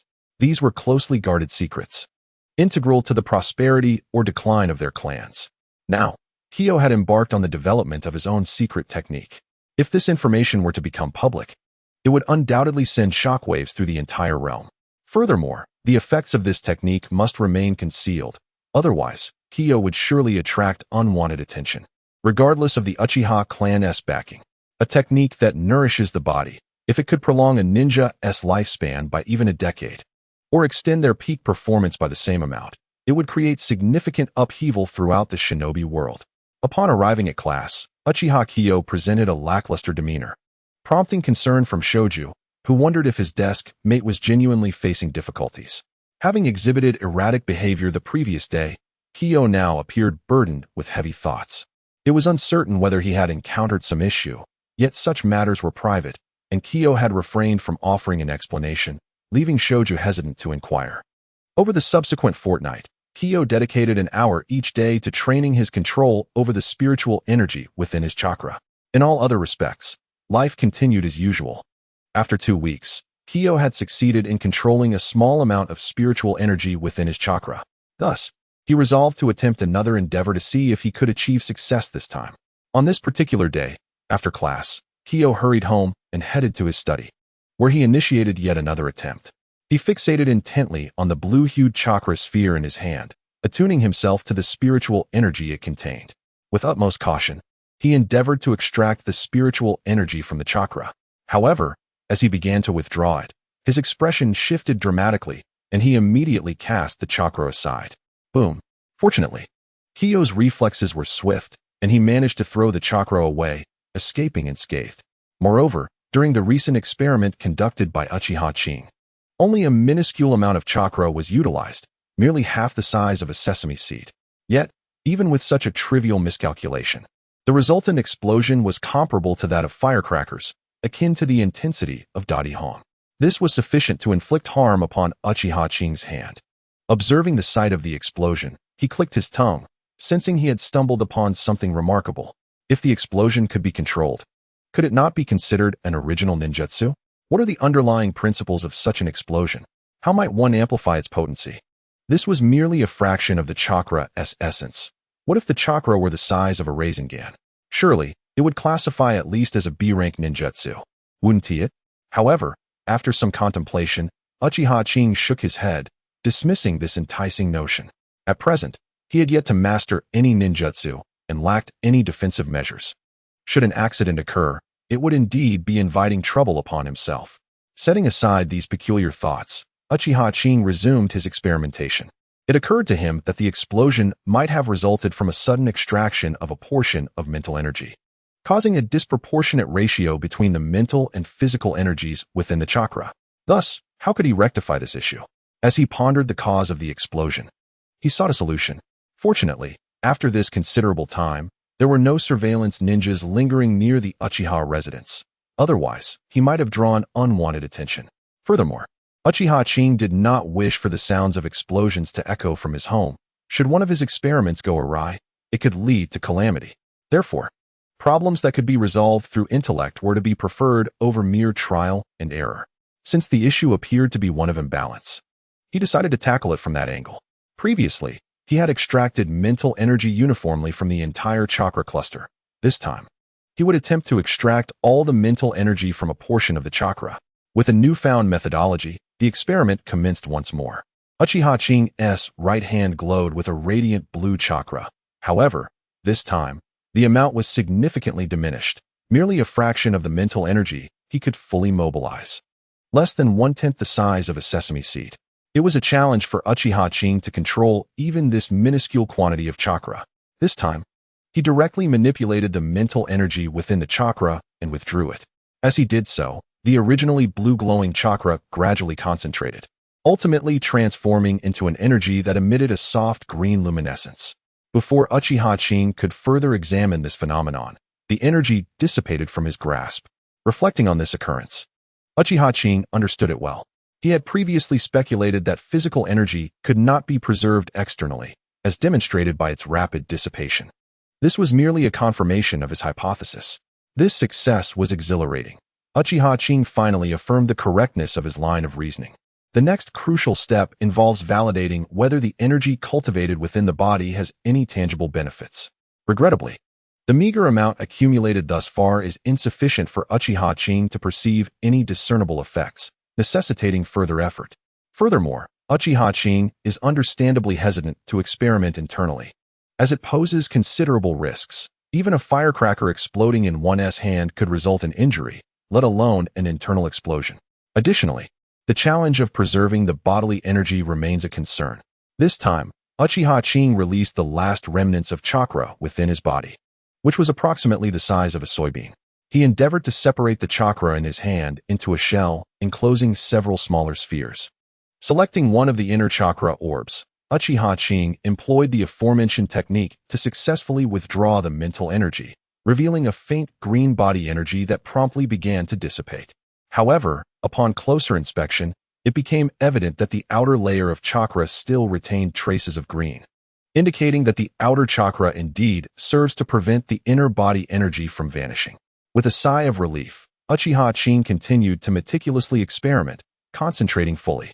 After 10 minutes, he had restored all the inner chakra to body energy, except for the outermost chakra membrane. Next, Uchiha Qing intended to verify the nourishing effects of body energy on cellular structure. Carefully guiding the chakra sphere, he gently made contact with his right hand, remaining vigilant and focused throughout the entire process. As the chakra sphere touched his right hand, Uchiha Qing maneuvered it back into his body. Ultimately, he transferred the chakra sphere to the tip of his right pinky finger, dissipating the outer chakra membrane, allowing the body energy to diffuse into the surrounding cells. Almost immediately, Uchiha Qing felt an unparalleled sense of satisfaction emanating from his pinky. It was as though a long-awaited rain had finally quenched the thirst of parched cells, which eagerly absorbed the escaping body energy. The continuous nourishment invigorated the cells at the tip of Uchiha's pinky, flooding him with a profound sense of joy. Uchiha Qing couldn't help but exclaim, "What a delightful sensation! This is truly the essence of cultivation." He beamed with a smile, but before he could document his experience, an overwhelming wave of dizziness overcame him, and he fainted. The following day, Uchiha Qing awoke in a state of hunger, acutely aware of his weakened condition, and he managed a wry smile. He had become too engrossed yesterday, resulting in severe mental fatigue that led to his fainting. Nevertheless, he mused, the previous day must have been a success, right? Indeed, my intuition was correct. With further refinement, this could be put to practical use without fear during chakra extraction. However, the protest from his stomach compelled him to concede. Sigh. First, I must eat. Uchiha Qing rose to prepare a meal, postponing his training for the time being. Such a remarkable achievement deserved a proper reward. At present, Uchiha Qing is filled with a profound sense of joy, having finally liberated himself from a prolonged period of repression. No one can truly comprehend the immense pressure that Uchiha Qing had previously endured. Due to his apprehension regarding chakra, he had refrained from fully harnessing his potential and had resolved to seek remedies for his cellular deficiencies, which weighed heavily upon him. After all, his future was at stake. Leaving little room for capriciousness, a failure in this endeavor would necessitate a grueling regimen of training to compensate for the losses incurred during this time. Fortunately, Uchiha Qing's path seems to be correctly aligned, alleviating him from the burden of incessant pressure. Moreover, having resolved the fundamental issue of chakra, the road ahead for Uchiha Qing appears to be unobstructed. Perhaps due to his alleviated state of mind, after finishing breakfast, Uchiha Qing endeavored to refine his chakra, only to discover, to his astonishment, that it had increased by more than half. It is worth noting that Uchiha Qing had been refining his chakra every night before sleep, and the 2 instances of fainting occurred after he attempted to refine it post-breakfast the following day. Armed with his lunch, he set off for school. However, upon arriving at the closed gates of the Ninja Academy, Uchiha Qing fell silent. After a moment of contemplation, he realized that today was the weekend, a day off. Was this a result of happiness clouding his judgment? A duet of joy? If so, he would gladly take a dozen. Not lingering for long, Uchiha Qing decided that with the day off, there was no need to squander time and promptly turned back home, for there were many tasks awaiting his attention. And today presented an opportunity to resolve one of them. Along the way, he reflected on the experiments conducted the previous night. The methods employed had been somewhat precarious. Had they resulted in an explosion, the consequences would have been dire. In his excitement, he had overlooked safety concerns. He noted this down, vowing not to repeat such mistakes in the future. Fate would not always favor him. Relying solely on luck would ultimately lead to his downfall. As Uchiha Qing analyzed the experimental process, he also contemplated his errors. Recording this lesson, he shifted his thoughts to other matters. What should he name this technique? Indeed, naming things is the most troublesome task. A technique for nurturing the body shall be called the body nourishing technique. With the foundational work now complete, he only needed to refine the process continuously and eventually perform it internally. Uchiha Qing named his technique and resolved to dedicate the next month to further practice and refinement, with the intention of formally cultivating this secret art thereafter. Currently, the most pressing issue was no longer the body nourishing technique. During this extended period, he had allowed himself to be sidetracked by it, accumulating numerous unresolved problems and tasks awaiting his attention. with a clear direction for the body-nourishing technique. The chakra-related issues also appeared to have been preliminarily addressed. With the concerns of chakra refinement alleviated, Uchiha Qing could now approach it with confidence and boldness, and perhaps the body-nourishing technique itself might even contribute to the growth of his chakra. These are merely the predictions of Uchiha Qing. The truth will only be revealed after a month. Uchiha Qing's next endeavor will be training in chakra control. However, prior to that, he intends to create a personal panel. Indeed, a panel. When he first awakened his memories, Uchiha Qing had attempted this before, only to reluctantly conclude that he lacked any system or golden finger, accepting this premise. Nevertheless, without a system, he will create one for himself. Although the various data within the panel do not directly correlate with actual strength, wherein individuals with the same physical foundation might exhibit vastly different capabilities, having a quantified panel will at least facilitate a clearer understanding of oneself, making progress more apparent. Firstly, he aims to quantify chakra. Uchiha Qing has already formulated an idea. To define a unit of chakra, he must select a classic chakra measurement, which he deems most appropriate to be the technique of the three-body jutsu, essential for any ninja. In his plan, the chakra expended in perfectly executing the three-body jutsu, without wasting any, will be defined as 1 unit of chakra. What? Uchiha Qing cannot flawlessly perform the three-body jutsu without expending a single drop of chakra. So how can he ascertain the amount of chakra required? Is that not straightforward? By utilizing a jutsu once, he can assess the consumed chakra and the proportion of wasted chakra, calculations that even a primary school student in his past life could easily manage. This concept had long been on Uchiha Qing's mind, but the demands of his physical enhancement training had kept him too busy to organize such matters. However, it is not too late now. Uchiha Qing pulls out a notebook and murmurs to himself. After half an hour, he has roughly calculated the chakra amount he requires, subsequently designating this quantity as a unit card. Thus, 1 card of chakra is sufficient for a ninja to execute the three-body jutsu without waste. Kakashi, to be honest, Uchiha Qing harbors no ulterior motives. He simply finds this unit appealing. Indeed, card has a lovely ring to it. Does it not remind one of a certain high-level martial arts practitioner who uses card as a measure of energy? Having established the unit, Uchiha Qing has also assessed his own situation and crafted his initial panel, which could be described as a version 10. Name, Uchiha Qing. Age, 6. Chakra, 13 cards 36 cards chakra attributes. Fire release, undeveloped. Water release, undeveloped. Earth release, undeveloped. Ninjutsu, three-body jutsu secret technique. Body enhancement technique indeed, it is quite rudimentary. Lacking a system, Uchiha Qing can only make do with this simplistic panel. Fortunately, as it is his own creation, devoid of comments below, it is at least not disheartening to look at. It is worth noting that the chakra section indicates that he has not fully refined his chakra and is thus unaware of his true limits, leaving Uchiha Qing uncertain in his assessments. After quantifying his own data, Uchiha Qing's next step was to devise a plan at regular intervals. He intended to utilize the remaining chakra for practicing physical enhancement techniques, dedicating all of his time to physical training. However, the thought of exercising was a source of frustration for Uchiha Qing. Until he mastered medical ninjutsu, he had to be cautious not to overexert himself, as it could lead to hidden injuries. Just last night, Uchiha Qing successfully attempted the physical enhancement technique for the first time. He found himself at Mount Myaboku, one of the 3 great sacred lands of the ninja world, renowned for its profound influence. The sanctity of Mount Myaboku is attributed to the presence of a toad sage, who is said to possess the ability to foresee the future in dreams due to a fortuitous encounter. Although he cannot control his entry into these dreams and often experiences trivial matters, whenever a significant event that could alter the course of the ninja world is imminent, the toad sage enters a state of prophetic dreaming. At that moment, the toad sage was in a deep slumber, not yet in a state of foresight, merely sleeping. Suddenly, his body trembled, and his consciousness involuntarily began to ascend, seemingly on the verge of reaching a mysterious realm. This was a precursor to a significant event about to unfold in the ninja world, indicating that the toad sage was entering a prophetic dream. However, just as he was about to enter this state, his awareness inexplicably returned to his body. Was he on the brink of entering a prophetic state? Why had he come back? Opening his eyes in confusion, the toad sage pondered the situation. Could a prophetic dream be interrupted? After a moment's reflection, he suddenly recalled his earlier thoughts. What was I contemplating? Oh well, since I can't remember any significant events, I shall let it be.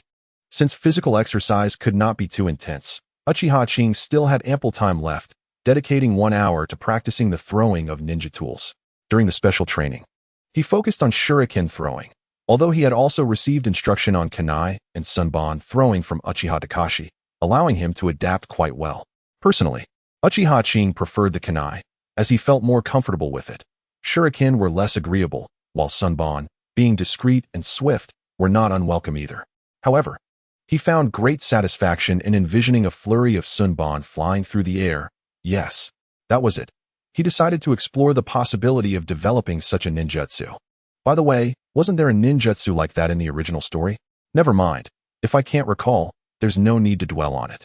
Uchiha Qing also noticed that as time passed, his recollection of the original story's details grew increasingly hazy, but this was inconsequential, as long as he remembered the overarching plot. That was sufficient. Moreover, through this line of thought, Uchiha Qing considered another notion. Could ninja tools created through ninjutsu be utilized? It should be possible, right? Even if they couldn't be retained, as long as he executed the ninjutsu quickly enough, he wouldn't need to prepare any tools. Wouldn't that save a substantial amount of money? However, while frugality is commendable, it is essential to consider that chakra must also be expended. At present, Uchiha Qing has not yet reached a level where chakra can be squandered recklessly. Upon returning home from the training grounds, Uchiha Qing contemplated the training of chakra control. Having perused the original work, he understood the significance of chakra control. It not only conserves chakra, but also amplifies the potency of ninjutsu. Furthermore, exemplary chakra control is an indispensable skill for becoming an accomplished medical ninja. It appears that sealing techniques also impose certain requirements regarding chakra control. Ultimately, the conclusion is clear. Chakra control holds immense importance, and Uchiha Qing is determined to commence training in this area. With a formidable spirit, Uchiha Qing's innate chakra control is already commendable. However, this is insufficient, as it has yet to reach the level required for mastering medical ninjutsu. Exercises such as tree climbing and water walking are indeed beneficial. Nevertheless, Uchiha Qing's current chakra circumstances do not permit such endeavors, necessitating alternative methods. Drawing from his extensive experience in reading and understanding literature from his past life, Uchiha Qing was undeterred in his quest for a method to enhance chakra control. Soon, he discovered a technique for refining chakra control, inspired by a certain high martial arts work, the method of blood and chi division. Within the ninja world, Uchiha Qing dubbed it the chakra division technique. As the name suggests, it involves the continuous splitting and recombining of chakra until reaching one's limits, subsequently striving to surpass those limits. As the minimum amount of chakra he can control diminishes, Uchiha Qing's chakra control level will consequently improve significantly. Compared to the tree climbing and water walking exercises that require substantial chakra, the chakra division technique demands considerably less chakra. After all, controlling a lesser amount of chakra yields superior results, thereby reducing the expenditure in the process. Currently, Uchiha Qing can manage a chakra sphere the size of a sesame seed, which is equivalent to roughly 0.1 calories, indicating that his minimum controllable chakra is approximately 0.005 calories. With a clear approach in mind, Uchiha Qing began his experimentation.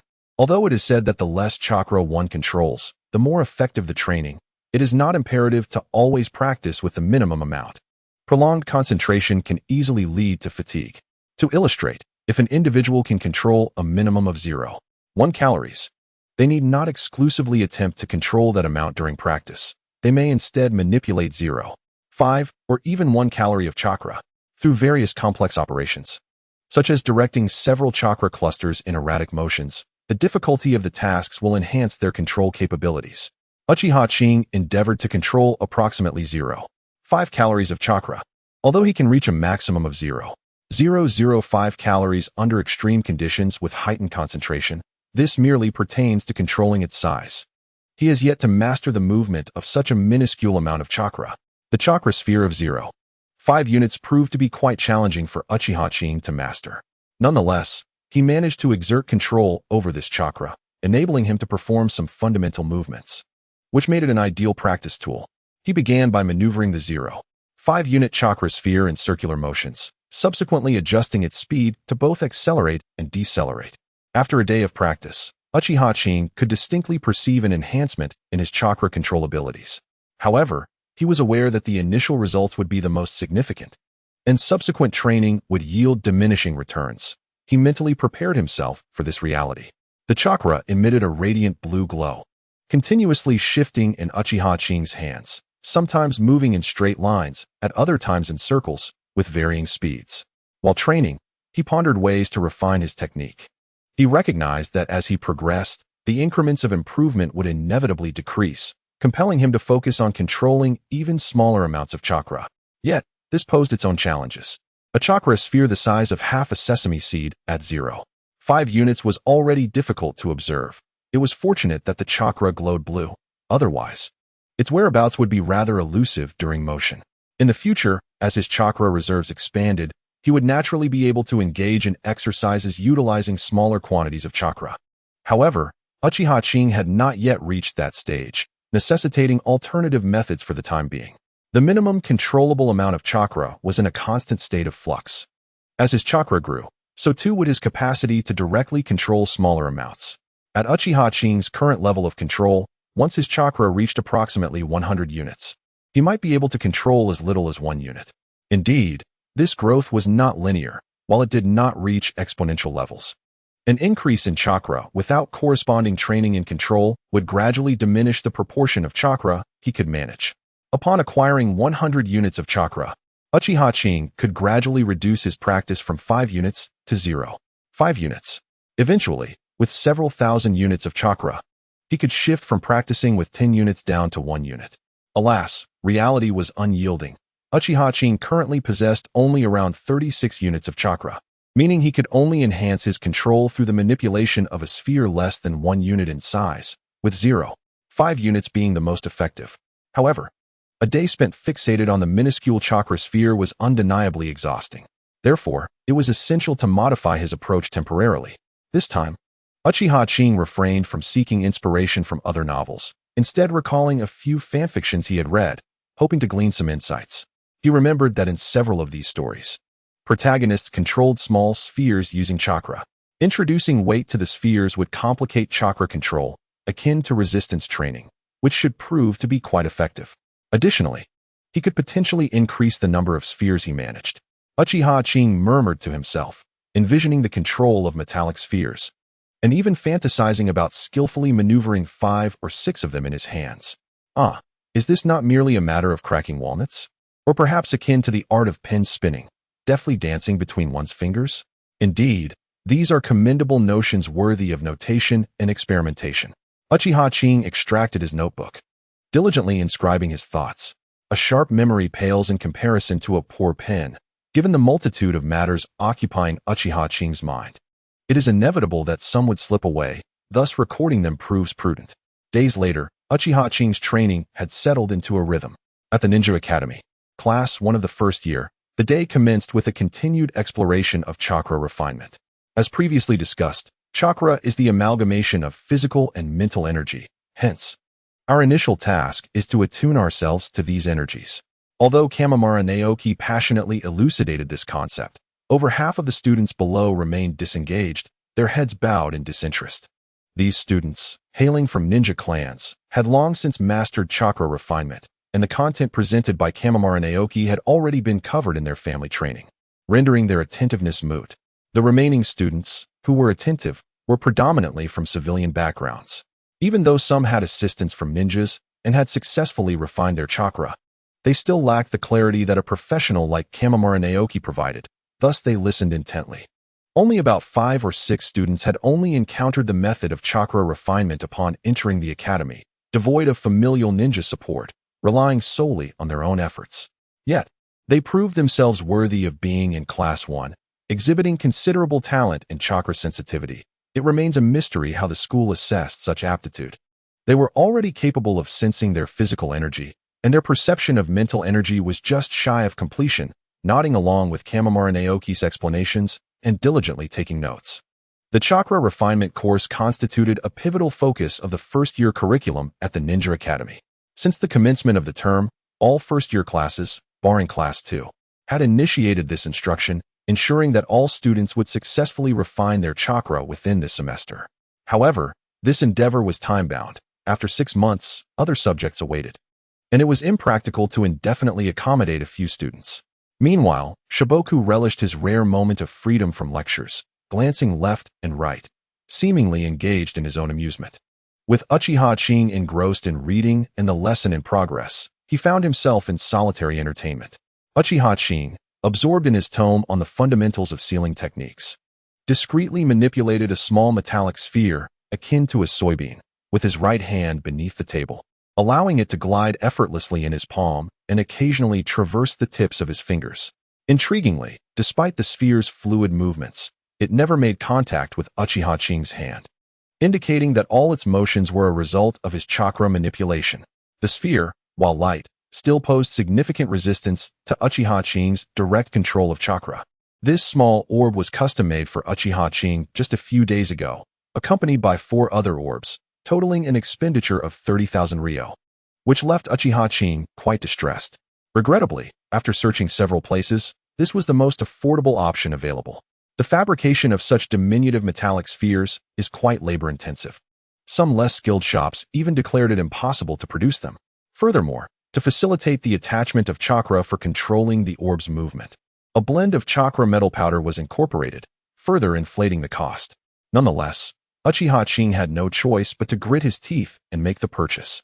It has since proven that Uchiha Qing's decision was remarkably sagacious. With this small orb, the efficacy of his training has significantly improved over the past few days. Moreover, during moments of leisure, he can hold an orb in his hand, allowing him to practice whenever he desires.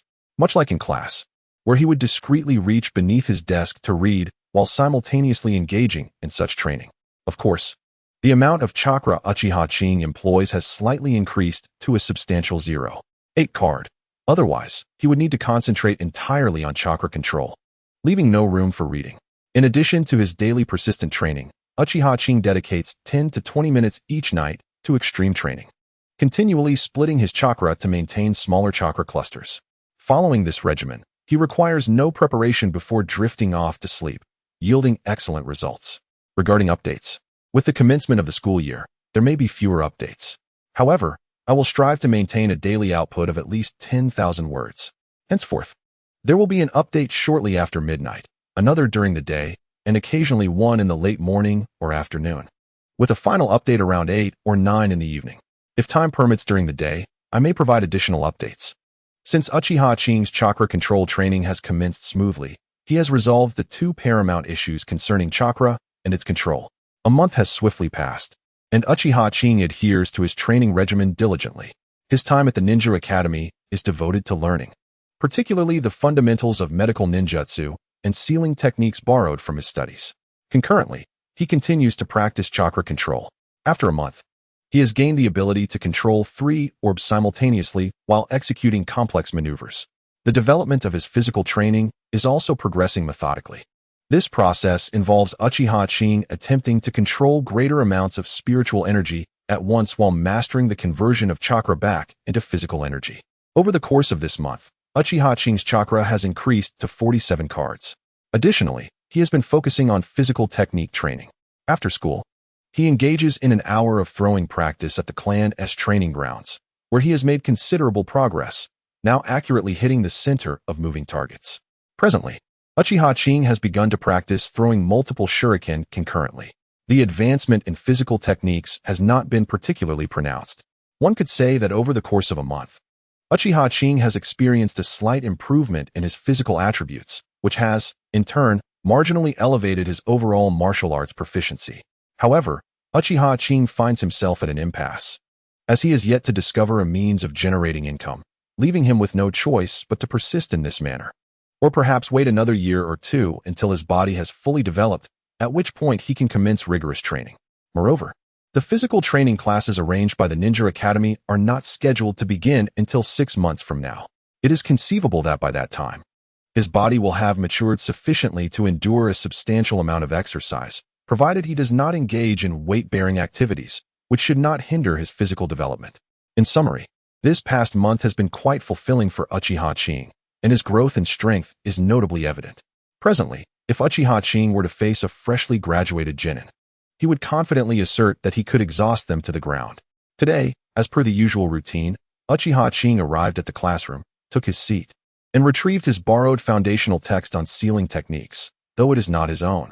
Yet, in the next moment, a thought struck him, and he murmured to himself, "Doesn't the Ninja Academy have a resource room? I don't believe I've ever visited it. Well, there's no time like the present.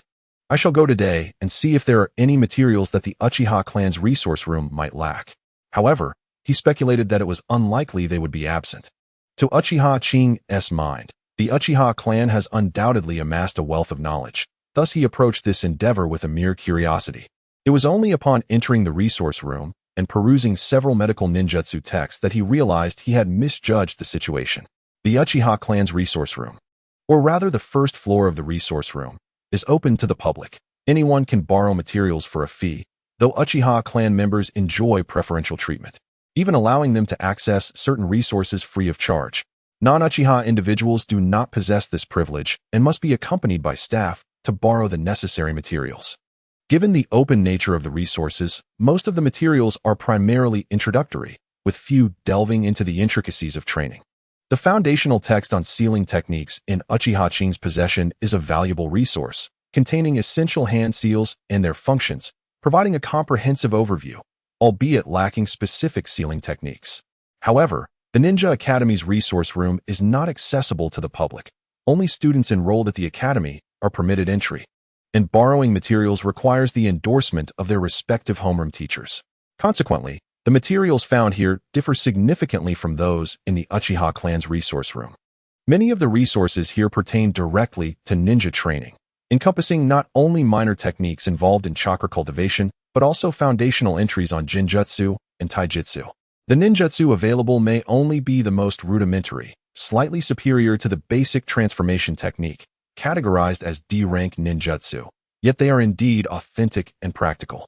Additionally, in terms of medical ninjutsu, Uchiha Qing has discovered that there exists a D-rank medical technique known as the hemostasis technique, which serves as an introductory skill in the field of medical ninjutsu. The art of sealing has become scarce. This constitutes advanced knowledge. Here, one can find only basic information akin to that of the sealing techniques held by Uchiha Qing, and it is even less detailed than Uchiha Qing's own tome. In truth, the foundational text on sealing techniques possessed by Uchiha Qing is one of the most treasured volumes in the Uchiha clan's archives, and it is only due to his lineage and the favor granted by Uchiha O, allowing him to borrow it for merely 1,000 ryo, that he has access to it. Were it to be borrowed by an outsider, the cost would undoubtedly exceed 1,000,000 ryo. The knowledge contained within the ninja school's archives serves as a hidden benefit bestowed by the village upon diligent students. Only those who study earnestly and practice with vigor, while possessing the capacity for further learning, will uncover this trove of information. The instructors from various classes will vouch for those students, taking into account their academic performance. Only those who consistently meet expectations and can keep pace will receive such endorsements, accompanied by admonitions to safeguard the confidentiality of the materials. This may indeed be a reward for the exemplary students. As Uchiha Qing perused the extensive medical ninjutsu resources, he found himself momentarily overwhelmed by the wealth of knowledge. "Have you decided which book to choose?" came the voice of Kamimura Naoki from behind, startling Uchiha Qing. Turning to face his teacher, he was taken aback.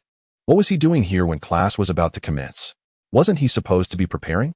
In truth, Kamimura Naoki had been in his office readying for class when he received a notification from the archives management staff as Uchiha Qing entered, prompting him to come and clarify the situation. Kamimura Naoki felt conflicted about Uchiha Qing. Despite his indifference during lessons, he was aware that Uchiha Qing grasped the material. Consequently, he had allowed him a degree of freedom, though periodic assessments were still conducted. Should Uchiha Qing wish to borrow any materials, he would not object. Moreover, from the third Hokage's recommendations, he understood that Uchiha Qing was a unique presence within the clan, possessing a particular interest in medical ninjutsu. Thus, in accordance with the third Hokage's vision, Uchiha Qing was destined to inherit the will of fire. Upon hearing Kamimura Naoki's explanation, Uchiha Qing marveled at Konoha's prowess as the strongest ninja village, noting its profound heritage that far surpassed that of other villages. The mere existence of such a reward system within the archives of a ninja school was truly remarkable. Having already perused the medical section's offerings, Uchiha Qing decided to take a volume entitled Fundamentals of Konoha Medical Ninjutsu. Kamimura Naoki regarded this choice with increased esteem for Uchiha Qing. This particular text, compiled under the initiative and leadership of Tsunade in recent years, represents Konoha's most comprehensive summary of medical ninjutsu, making it exceptionally suitable for beginners in the field. Initially, Kamimura Naoki had anticipated that Uchiha Qing would select the volume detailing hemorrhage control techniques. However, it became evident that Uchiha Qing was quite self-aware, understanding both his current capabilities and the areas in which he needed to improve. However, Naoki Uemura was mistaken. Uchiha Qing's current level had indeed reached a point where he could practice the art of hemostasis. It was merely due to his insufficient chakra that he could only practice once a day, inevitably hindering other plans, which explained his current choice. Furthermore, Uchiha Qing was acutely aware of the significance of foundational knowledge. In his previous life, Uchiha Qing diligently studied from a young age, solidifying his foundational skills, which later allowed him to navigate his studies with ease, ultimately pursuing dual majors in medicine and biology at university. Thus, recognizing the importance of a strong foundation, Uchiha Qing opted for a comprehensive resource such as the complete fundamentals. As the saying goes, sharpening the axe does not hinder the work of cutting wood. By solidifying his foundation, he could swiftly advance in the study of medical ninjutsu thereafter. After selecting the appropriate material and registering it with the staff, Uchiha Qing returned to the classroom with the complete fundamentals. At that moment, Shoju had also arrived, and, upon seeing Uchiha Qing approaching with a book, expressed his curiosity. "Qing, where have you just been? Why did you bring back a book?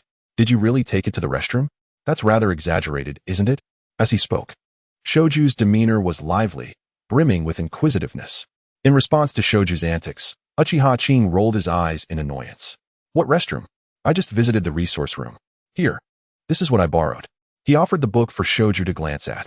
To Uchiha Qing's surprise, Shoju lost interest upon seeing the words medical ninjutsu. But when he noticed the signature of Tsunade, his body involuntarily trembled.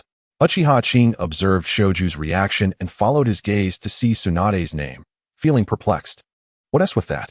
She is your sister, after all. Surely, you aren't constantly being bullied by her, are you?" Little did Uchiha Qing know that Shoju would not have reacted this way had he merely seen Tsunade's name alone. He would have been surprised.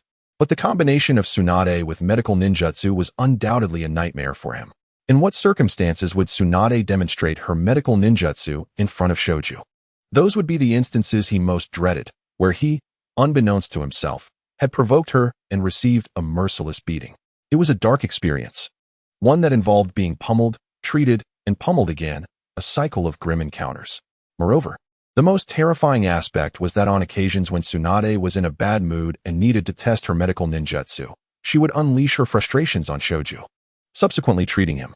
Thus, the mere juxtaposition of medical ninjutsu and Tsunade elicited such a visceral reaction from Shoju. It was indeed commendable for Shoju to maintain a sunny disposition under Tsunade's oppressive reign. Truly, the power of heredity is formidable. Throughout that day, Uchiha Qing immersed himself in the newly borrowed Medical Fundamentals Compendium. He had to admit that the content was remarkably comprehensive, and he read it with great enthusiasm. Thanks to the extensive materials he had previously studied, Uchiha Qing's reading pace was commendable. Within a single day, he managed to absorb no less than a tenth of the book, thus allocating time to study the fundamentals of sealing techniques. Within a fortnight, I should be able to complete the material. After assessing my own progress, Uchiha Qing pondered. Beside him, Shoju rolled his eyes, thinking that his desk mate was simply beyond redemption, constantly engrossed in training and reading, which he found rather dull. However, despite his thoughts, Shoju often shamelessly approached others to ask questions. He realized that the knowledge he struggled to absorb during class would stick if someone else explained it. He could not quite fathom why this was the case. Had Uchiha Qing been aware of his thoughts, he would have scoffed, questioning the notion of needing someone else to explain things. Was my explanation not unique? And what were those questions you had? Were they not merely topics that piqued your interest? If you cannot retain such knowledge, perhaps it would be best to abandon the pursuit entirely. After school, Uchiha Qing remained in the classroom, dedicating another half-hour to his comprehensive guide, before finally gathering his belongings and embarking on his journey home. As he traversed the bustling streets of Konoha, he marveled at its vibrancy. In the entire ninja world, it seemed that only Konoha could boast such prosperity. Yet, he mused, it likely would not endure for many more years. The ninja world had recently experienced an extended period of peace following the Great War. But the underlying tensions had been accumulating for far too long, leading to emerging imbalances between nations. The Land of Rain, possessing a demigod among ninjas, was confined to a mere speck of territory, and naturally, they would not be content with the status quo. Currently, while war had yet to erupt, the daily toll of lives lost across the ninja world was not insignificant, and the intrigues between nations were abundant. Yet, what did this have to do with me? I am not yet in a position to contemplate such matters. My focus should remain on enhancing my own abilities. Moreover, the Uchiha clan is rather admirable.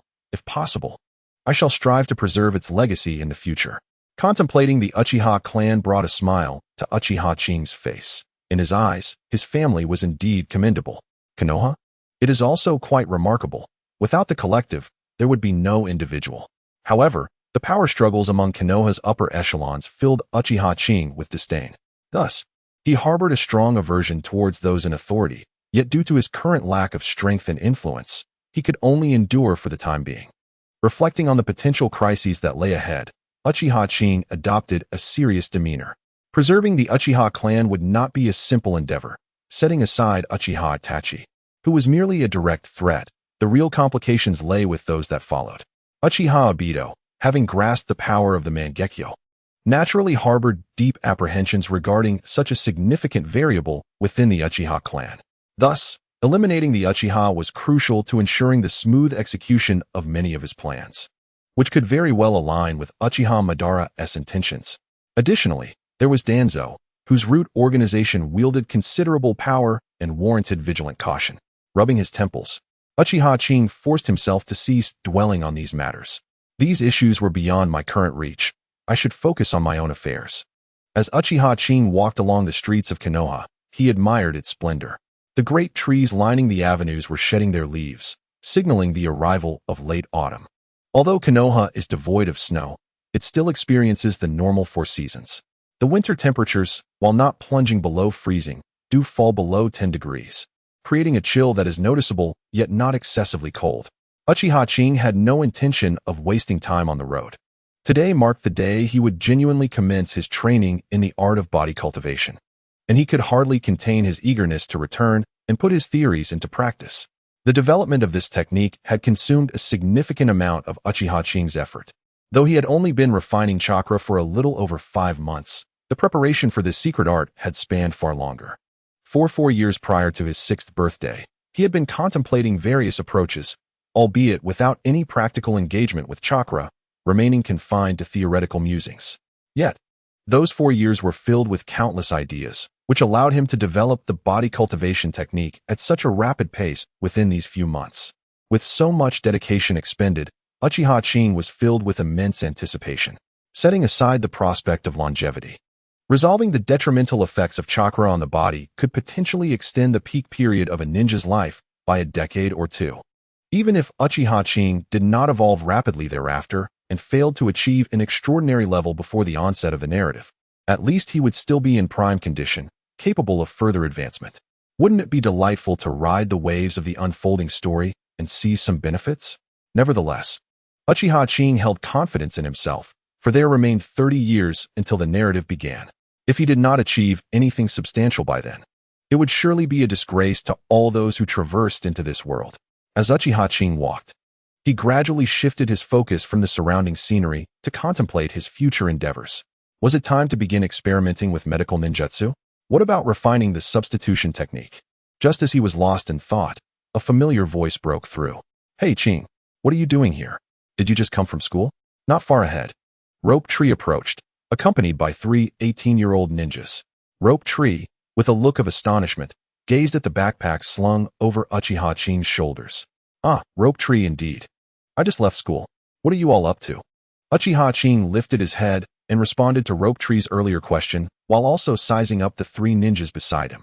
One was a tall, white-haired man, another, a pale-faced ninja with eerie vertical pupils, and the last, a woman with long yellow hair tied in a ponytail, exuding an aura of competence. Uchiha Qing mused to himself that these must be the future legendary three ninjas. Meanwhile, Tsunade, the straightforward one, frowned at the clan emblem on Uchiha Qing's clothing. However, considering Rope Tree's demeanor, she quickly recognized the identity of the young boy before her. "This must be your desk mate, Uchiha Qing, right?" Tsunade inquired of Rope Tree, her tone carrying a note of certainty. Shangshu, with his characteristic lack of subtlety, finally remembered to introduce both parties. "Ah, indeed, this is my desk mate, Uchiha Qing, a fervent practitioner who spends his days either training or engrossed in books, leaving one to wonder about the sense in it all. Nevertheless, his knowledge is indeed vast. No matter the question I pose, he appears to answer effortlessly, without a moment's hesitation." Upon hearing Shangshu's assessment, Uchiha Qing's lips twitched slightly. "What do you mean appears? Have a little confidence and omit the appears. I can genuinely answer your questions without a moment's thought, you know?" Konoha Tsunade, standing beside Shangshu, seemed to anticipate the questions he might ask and discern some specific circumstances. She sighed inwardly, thinking, "My foolish little brother. Those questions you posed were indeed answered without a thought by him. Moreover, it's no wonder I sensed some progress in Shangshu lately. It appears this desk mate has been providing him guidance." Tsunade no longer harbored animosity towards Uchiha Qing. After all, he was a friend of her younger brother, and judging by the situation, he had indeed assisted Shangshu considerably. Most importantly, from her teacher, she had learned of Uchiha Qing's character, which was at least not the type she despised. Unperturbed by his sister's musings, Shangshu continued with the introductions. "Qing, this is my sister, Tsunade. Don't let her youthful appearance deceive you. She is a genuine jonin. And this man with the white hair, who may seem rather dubious, is Jiraiya. Despite his uncle-like appearance, he is merely 18. Lastly, this is Orochimaru. Both Jiraiya and Orochimaru are also jonin, and they were all students of the third Hokage, just like my sister." Shangshu's demeanor during the introductions was telling. He exhibited no reservations towards Jiraiya, feeling secure with his sister as a backing. Yet he was more cautious with Orochimaru, refraining from any disparagement. Listening to Shangshu's introductions, Jiraiya nearly exploded with indignation. "What do you mean by dubious? Care to elaborate?" However, upon glancing at Tsunade, Jiraiya refrained from chastising Shangshu directly. Simultaneously, the legendary Sannin observed Uchiha Qing's demeanor, finding themselves quite pleased with his conduct. Uchiha Qing maintained a respectful composure, saluting the three esteemed figures. Shangshu then interjected, "Qing, having just emerged from school, you must be famished. Perfect timing. We're off to enjoy some barbecue. Why not join us?" Before Uchiha Qing could decline, Orochimaru chimed in with an invitation. "Indeed, Qing-kun, as Shangshu's friend, you are welcome to join us. I find myself quite intrigued by you." As he spoke, Orochimaru extended his tongue to lick his lips. Tsunade and Jiraiya, accustomed to such behavior, remained unfazed. However, Shangshu and Uchiha Qing both shuddered at the sight, with Uchiha Qing feeling as though he were being scrutinized by a venomous serpent. Orochimaru's invitation left Uchiha Qing no room to refuse, and he acquiesced. Konoha's Tsunade and Jiraiya regarded Orochimaru with a hint of curiosity, aware that their companion possessed a keen discernment regarding people. Such a direct invitation was a rarity. Orochimaru, however, offered no explanation. Earlier in the Hokage's office, he had learned about Uchiha Kiyo and found his character intriguing. He pondered whether they might share common interests.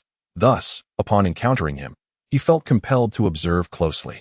The quartet made their way to the barbecue restaurant, with Tsunade incessantly posing questions to Uchiha Kiyo. Through Kiyo's responses, she and the others were assessing his character. Occasionally, Orochimaru engaged Kiyo in conversation. It must be said that many of Kiyo's thoughts piqued Orochimaru's interest, as did his logical reasoning. Kiyo was unaware of what specifically captivated Orochimaru's attention, yet altering his demeanor now would seem overly contrived and could arouse suspicion. Moreover, attracting Orochimaru's notice had its advantages. Under his auspices, Kiyo could navigate potential targeting with greater ease. Both the higher-ups of Konoha and the Uchiha clan held a less antagonistic view of Orochimaru, and associating with him could alleviate numerous complications. Furthermore, was not Shoju, in the original narrative, a disciple of Orochimaru?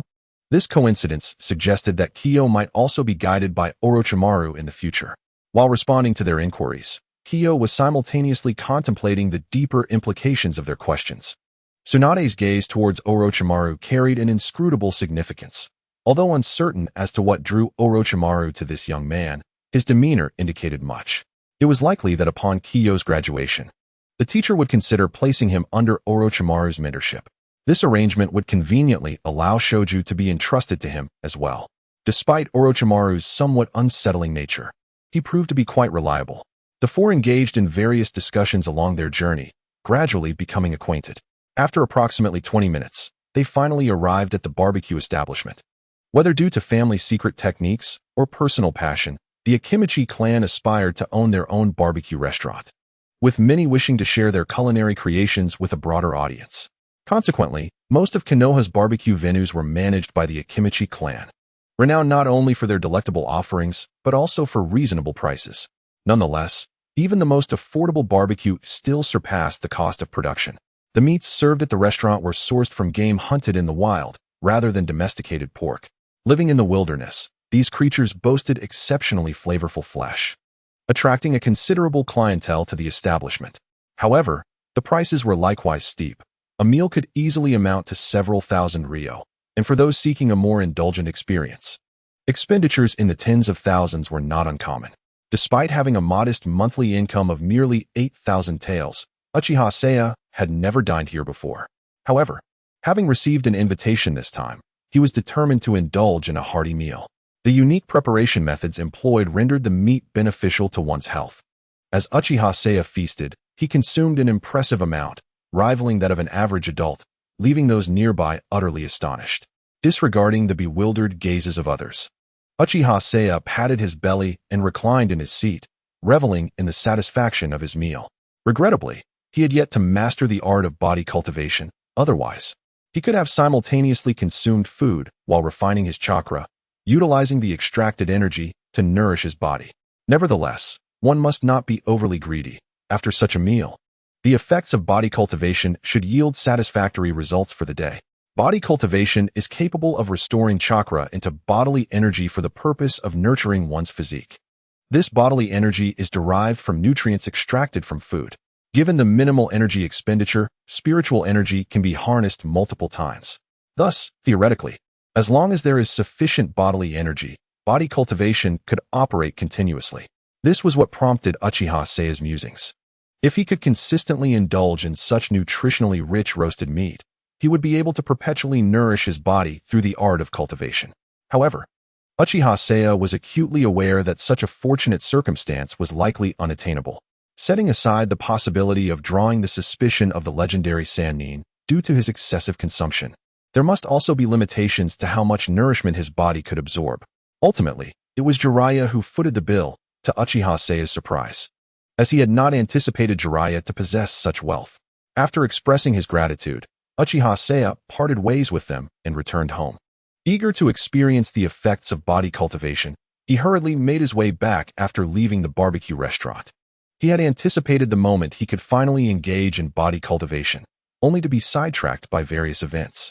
First, he had become engrossed in reading, which delayed him by half an hour, followed by an invitation to a gathering that consumed another hour. Now, Uchiha Seiya could hardly contain his excitement as he rushed home. Meanwhile, after Uchiha Seiya's departure, Tsunade curiously inquired of Orochimaru about his sudden interest in Uchiha Seiya. Surprisingly, Orochimaru did not respond directly, but instead posed a question. What are your thoughts on Uchiha Seiya? Do you not find him intriguing? Tsunade pondered for a moment, realizing she could not comprehend Orochimaru's line of reasoning and ultimately gave up. Nevertheless, she held a favorable view of Uchiha Seiya, though being a member of the Uchiha clan made her hesitant to express her opinions. Once at home, Uchiha Seiya wasted no time and headed straight for his study. After adjusting his mindset, he commenced the testing of his body cultivation technique. Thanks to Uchiha Seiya's diligent efforts over the past month, the technique had reached a preliminary level of refinement, capable of utilizing the bodily energy derived from chakra to nourish every cell in his body, compensating for any deficiencies incurred during chakra refinement, while also providing a modest enhancement to his physical constitution and overall health. Perhaps, it might even augment Uchiha Seiya's chakra reserves. The enhancement of chakra here refers to the elevation of the chakra ratio in comparison to an ordinary individual. In other words, when juxtaposed with Uchiha Qing's chakra limit without the utilization of physical cultivation techniques, The application of such techniques allows for a superior chakra capacity beyond that limit. This signifies a physiological alignment akin to that of the Uzumaki clan, possessing a greater chakra reserve than others during the same period. Moreover, there exists a differential, specifically regarding the energy loss incurred from extracting one card of chakra, which actually requires less than one card. For instance, the bodily energy derived from decomposing 0 4 cards of chakra suffices to compensate for this loss. Essentially, any surplus chakra amounting to 0 6 cards is deemed profit. After all, in any endeavor, one must accrue benefits, otherwise, one merely endures a loss. The depletion of cells arises from the process of extracting bodily energy from food. If bodily energy cannot offset cellular loss, then how could such a function exist? It should have been eliminated during evolution. Not only must it compensate for losses, but it must also yield a profit, otherwise, it would face extinction. Setting aside these contemplations, Uchiha Qing steadied his mind, seated cross-legged upon the ground, and regulated his breathing. Sensing the chakra within his body, he cautiously mobilized it, allowing it to flow throughout his being. At each juncture, Uchiha Qing would decompose portions of chakra, dissipating the resultant bodily energy on-site to nourish his cells. After a full half hour, he had successfully nourished all the cells in his body, a process he termed as circulation. The efficacy of the initial cycle was unparalleled, prompting Uchiha Qing to continue refining chakra while persisting with the physical cultivation technique. After completing 4 circulations, he perceived that further nourishment would yield no additional enhancement, prompting him to cease. The grilled meat he had consumed that evening was not in vain. At least during his chakra refinement, he had sufficient energy.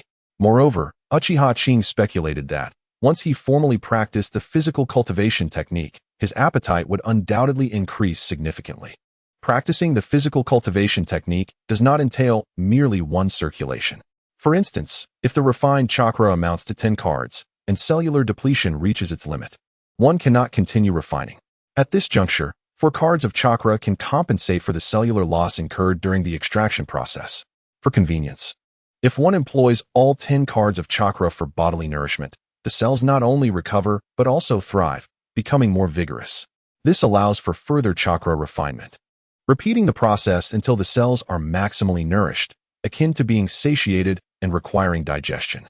Finally, after one last refinement of chakra, the 4 cards will compensate for the final loss, leaving 6 cards as the standard quantity for future chakra reserves.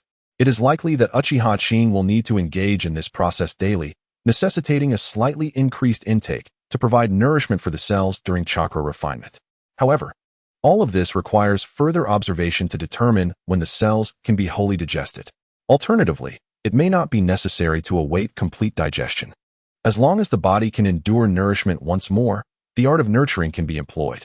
What Uchiha Qing must do is identify the optimal duration for this process, selecting the one that offers the greatest value. After cycling through 4 celestial orbits, Uchiha Qing felt an unusual fatigue mentally.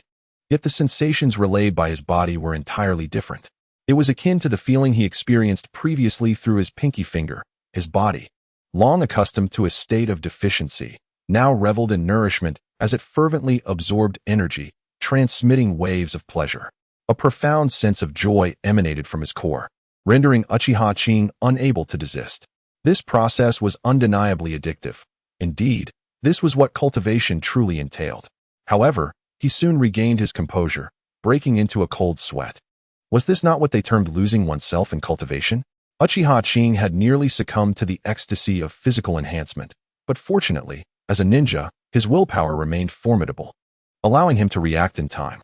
He reflected that losing oneself did not stem from a mistake in practice, but rather from an inability to control one's power, leading to a loss of self.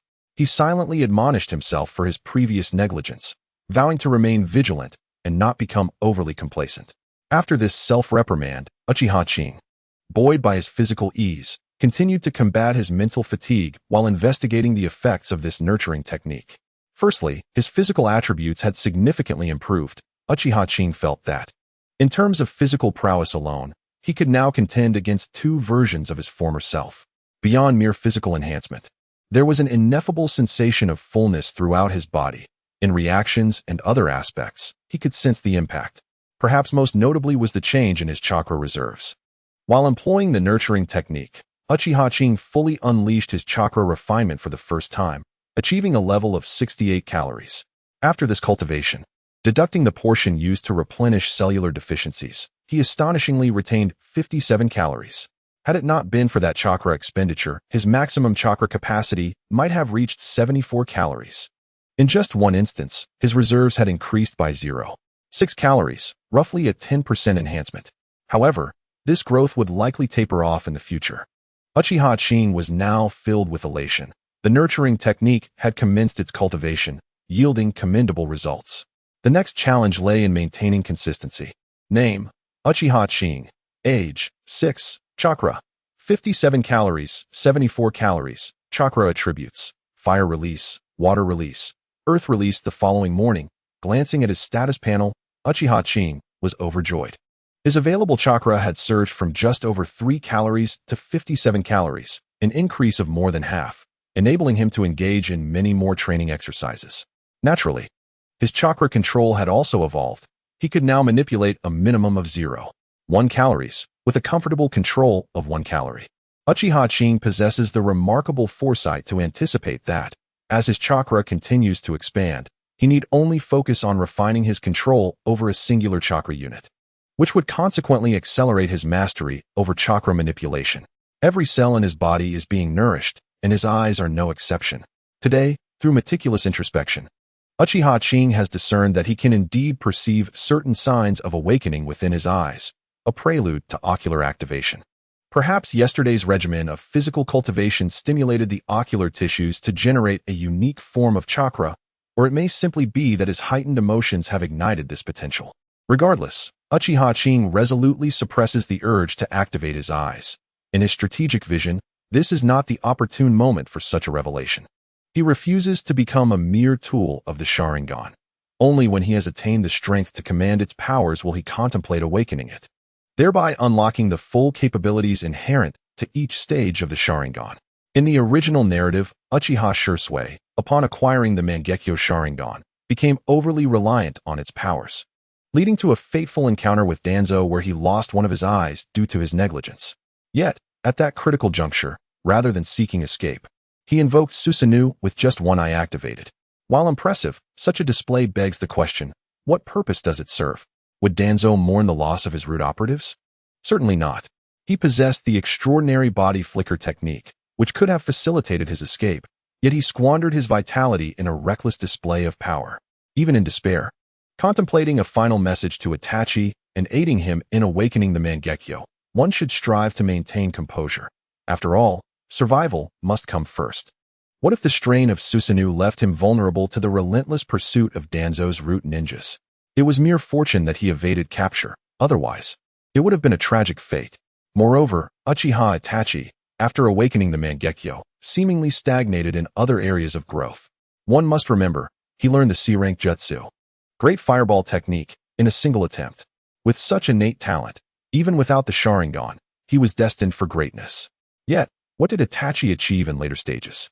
The enhancement brought by the Mangekyo merely elevated him to a level comparable to that of a shadow, rendering him ineffective.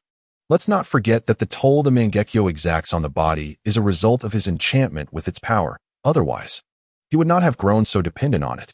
His aptitude for ninjutsu is not inferior to that of the Sharingan, indicating that with diligent practice, his abilities could rival those of the Mangekyo, albeit without invoking Susanoo. However, this is a safeguard for survival, an asset to be utilized sparingly and not considered a standard combat capability, at least not prior to acquiring the eternal Mangekyo. Thus, one must not fall into the trap of becoming a slave to the Sharingan. Rather, it should be mastered and wielded for one's own ends. Yet, can Uchiha Itachi and Shursui not grasp this principle? With great power comes an inevitable temptation to employ it, leading to an addiction that becomes increasingly difficult to control. Therefore, Uchiha Qing has resolved against awakening the Sharingan at this time. Conventionally, the single Tomo Sharingan corresponds to the strength of a Chunin. Once activated, it would enable him to attain Chunin-level prowess in a brief span. The double Tomo Sharingan corresponds to the ranks of elite Chunin to special Jonin, representing two distinct tiers. In contrast, the triple Tomo Sharingan aligns with the prowess of Jonin to elite Jonin. Moreover, the Uchiha clan possesses a wealth of experiential knowledge, enabling a swift mastery of the Sharingan. Once one unlocks the respective stage, mastering that level becomes relatively effortless. The strength conferred by the Sharingan is inherently compelling. Even a low-ranking genin, upon activating the Sharingan, can swiftly attain corresponding power, provided they can master and adapt to it. However, Uchiha Kiyoshi, reluctant to be governed by the power of the Sharingan, prefers to cultivate sufficient strength before awakening his eyes, thereby ensuring that the power he gains does not lead to his downfall. A Chunin equipped with a single Tomo can not only harness the power of the Sharingan, but can also effectively manifest it to reach the level of an elite Chunin, which epitomizes the proper utilization of the Sharingan, such as the path of the typical Uchiha clan member. Of course, some may lack innate talent and awaken their eyes later, at which point their strength is already adequate, thus mitigating any significant adverse effects. There exists another category, those influenced by the Sharingan, yet through prolonged training, they elevate their own abilities and attain mastery over the Sharingan. However, these ninjas are inevitably altered by the Sharingan's influence, their minds a blend of rationality and madness, thus reinforcing the notion that the Uchiha clan is steeped in insanity. Uchiha clan ninjas generally fall into these two categories, with a few in transition between the two. Indeed, it is precisely these two. Prior to unlocking the Mangekyo Sharingan, the Sharingan consumes chakra minimally and exerts little strain on the body, primarily enhancing one's capabilities. Thus, even with frequent reliance on the Sharingan, one can still train to master it. The crux of the matter is that Uchiha Kiyoshi wishes to avoid the Sharingan's influence, thereby naturally discarding the second path and adhering to the first. Furthermore, as he is uncertain of the level of Sharingan he would awaken, whether a single or double Tomo, Uchiha Kiyoshi resolves to wait until he has attained the strength of an elite Chunin or even a special Jonin before considering awakening his eyes. Rest assured, this will occur swiftly, certainly before the 100th chapter, and thereafter he will experience a rapid period of strength enhancement. Suppressing the signs of awakening, Uchiha Kiyoshi allowed himself to relax. After a simple workout, he prepared breakfast for himself, along with a bento for lunch. After enjoying his meal, he cheerfully set off for school. Thanks to his health regimen, Uchiha Kiyoshi found himself in remarkably high spirits. Beyond the physical sensations, there was also a profound mental relaxation. After such extensive effort, the emergence of results naturally called for celebration. This was, after all, the first secret technique he had developed since arriving in this world conducive to training, making it all the more significant. Observing Uchiha Kiyoshi, who radiated an aura of joy, Shoju was perplexed and unsure of what had transpired. However, this did not deter Shoju. Possessing a naturally large heart, he remained unaffected and continued with his tasks. Engaging in various conversations, he suddenly recalled something he did not understand and decided to inquire further. Uchiha Kiyo was perplexed by Shoju's seemingly endless stream of topics, yet he responded to each one with patience. However, Kiyo did not become overly proud. He still diligently perused medical ninjutsu materials. This impressed Shoju, who envied Kiyo's ability to multitask, wishing he could possess such a skill. Little did Shoju know that Kiyo's apparent multitasking was merely a result of the ease with which he could address various inquiries. Today, Kamimura Naoki continued his lecture on chakra refinement. A month and a half had transpired since the beginning of the term, and the 5 classmates who had yet to refine their chakra had finally begun to sense spiritual energy, mere steps away from success. Perhaps with a stroke of luck, they might achieve it by tomorrow. As for Naoki's class, Kiyo remained disinterested, engrossed in his comprehensive medical knowledge instead. Naoki found himself at a loss. Despite the 3rd Hokage's instructions, Kiyo had truly mastered the subject matter. For years of study were not in vain. Apart from practical skills such as stealth techniques, Kiyo had already grasped everything taught in the Ninja Academy. Just days prior, Kiyo had undergone a test. Although he did not score the highest or achieve a perfect score, he was close to perfection. The question he missed involved strategizing against an enemy's attack under various conditions, requiring one to calculate how to strike before being struck. Kiyo had suggested a cautious approach, defending first in case of traps, leaving Naoki dumbfounded. It made sense in its own right, but it was overly cautious for the question posed. Naoki began to doubt his ability to fulfill the 3rd Hokage's directive. After reporting on Kiyo's progress yesterday, the Hokage had refrained from pressing further. Naoki felt relieved. He sensed that Kyo's mindset might be difficult to alter. If the third Hokage insisted on having Naoki correct Kyo's thinking, it would prove quite challenging. In truth, the third Hokage had developed other thoughts, opting not to insist on Naoki's guidance. Kyo had formed his character since the age of 2, and significant change was already a feat in itself, so it would be unwise to expend excessive energy in this regard. Furthermore, Naoki's 3 apprentices had just begun to interact with Kyo. Among them, Orochimaru expressed a particular interest in Kyo, hinting at a desire to lead him as a jonin after graduation. The third Hokage understood his apprentice well. Orochimaru's situation bore similarities to Kyo's, which piqued his interest. Moreover, Kyo possessed considerable talent. Despite his shortcomings, they could also be seen as strengths, possessing an exceptional sense of defensive awareness. Uchiha Qing may one day evolve into the team's dedicated bulwark. Furthermore, he harbors the potential to master medical ninjutsu, thereby enhancing his supportive capabilities significantly. Moreover, a ninja specialized in defense boasts a remarkable advantage. While they may lack the prowess to vanquish foes beyond their rank or to triumph against multiple adversaries, they can effectively stall for a brief period, exhibiting remarkable steadiness. In future encounters with enemies exceeding their strength, Uchiha Qing might be able to single-handedly hold off numerous opponents, granting his comrades the opportunity to eliminate several foes before gradually wearing down the adversaries. It appears that Uchiha Qing possesses a potential specialization in this direction, which the third Hokage can only hope to explore. During lunchtime, as Uchiha Qing savored his bento, Shoju continued to speak animatedly. "So, Qing, what are your thoughts on bloodline limits?" Upon hearing Shoju's inquiry, Uchiha Qing was taken aback. Was this a question Shoju could genuinely pose? It seems he has made progress during this time.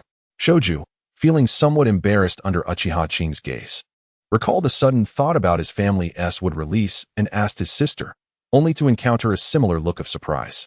Tsunade pondered for a moment, opting not to provide a direct answer, but rather encouraged him to inquire of Uchiha Qing to gauge his perspective.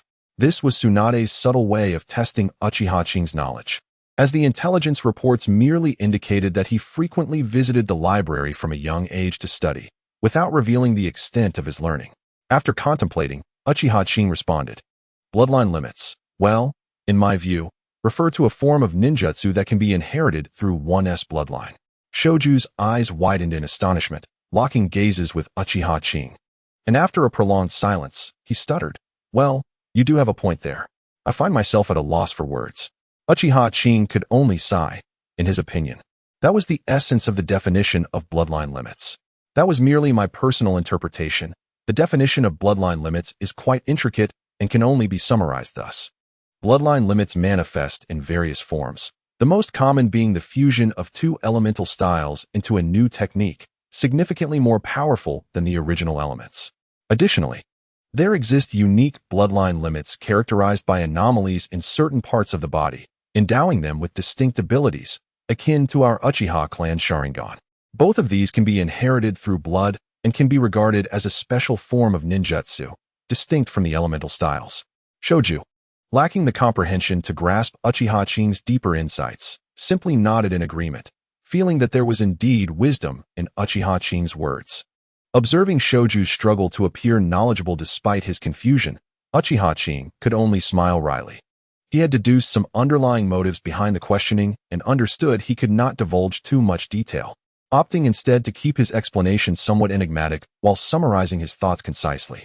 At this moment, within the confines of the Hokage's office, the third Hokage and his 3 disciples contemplated the scenarios unfolding within the crystal ball. Although Uchiha Kiyoshi's assertions appeared simplistic, the conclusions he drew were undeniably intriguing. Particularly for Orochimaru, the notion that the Sharingan could be perceived as a unique form of ninjutsu was enlightening.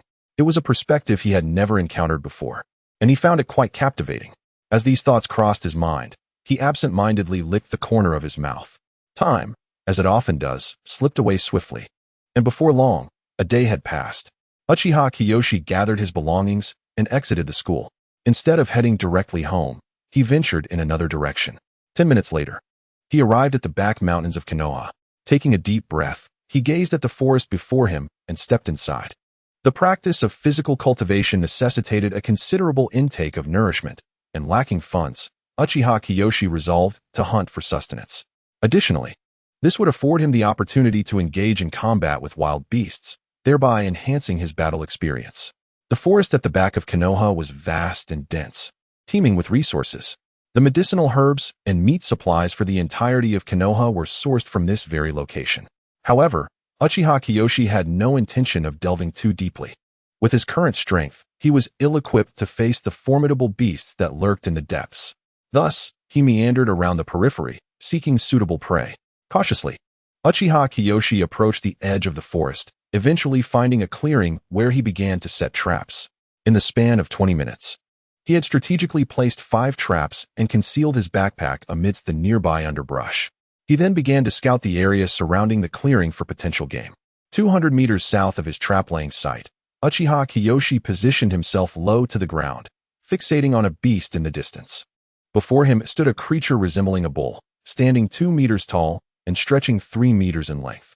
It possessed a single horn, a coat of yellow fur, and a robust tail measuring nearly a meter long, an embodiment of strength. Uchiha Kiyoshi recalled having encountered descriptions of such creatures in various bestiaries. Their only notable weakness lay in their underbelly. Of course, if one's attack was sufficiently potent, any strike would suffice, as the outcome would remain unchanged.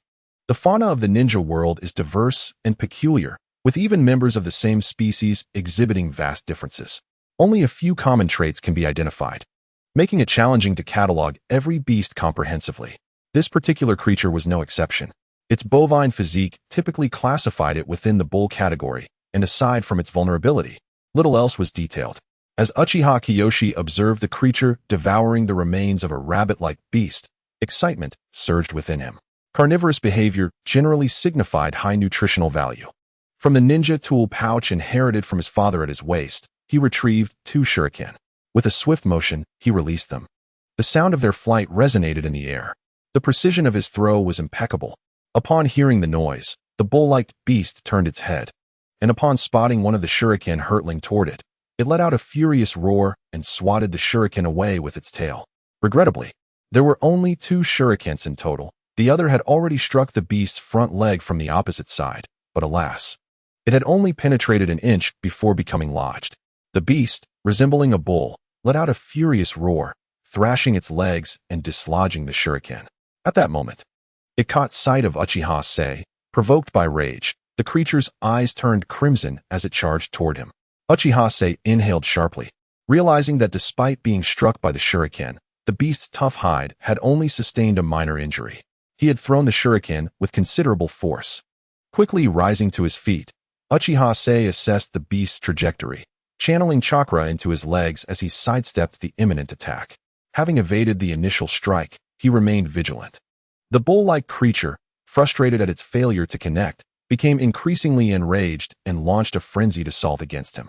Uchiha Sei, though diminutive in stature, found himself unable to withstand the beast's might, forced to dodge continuously.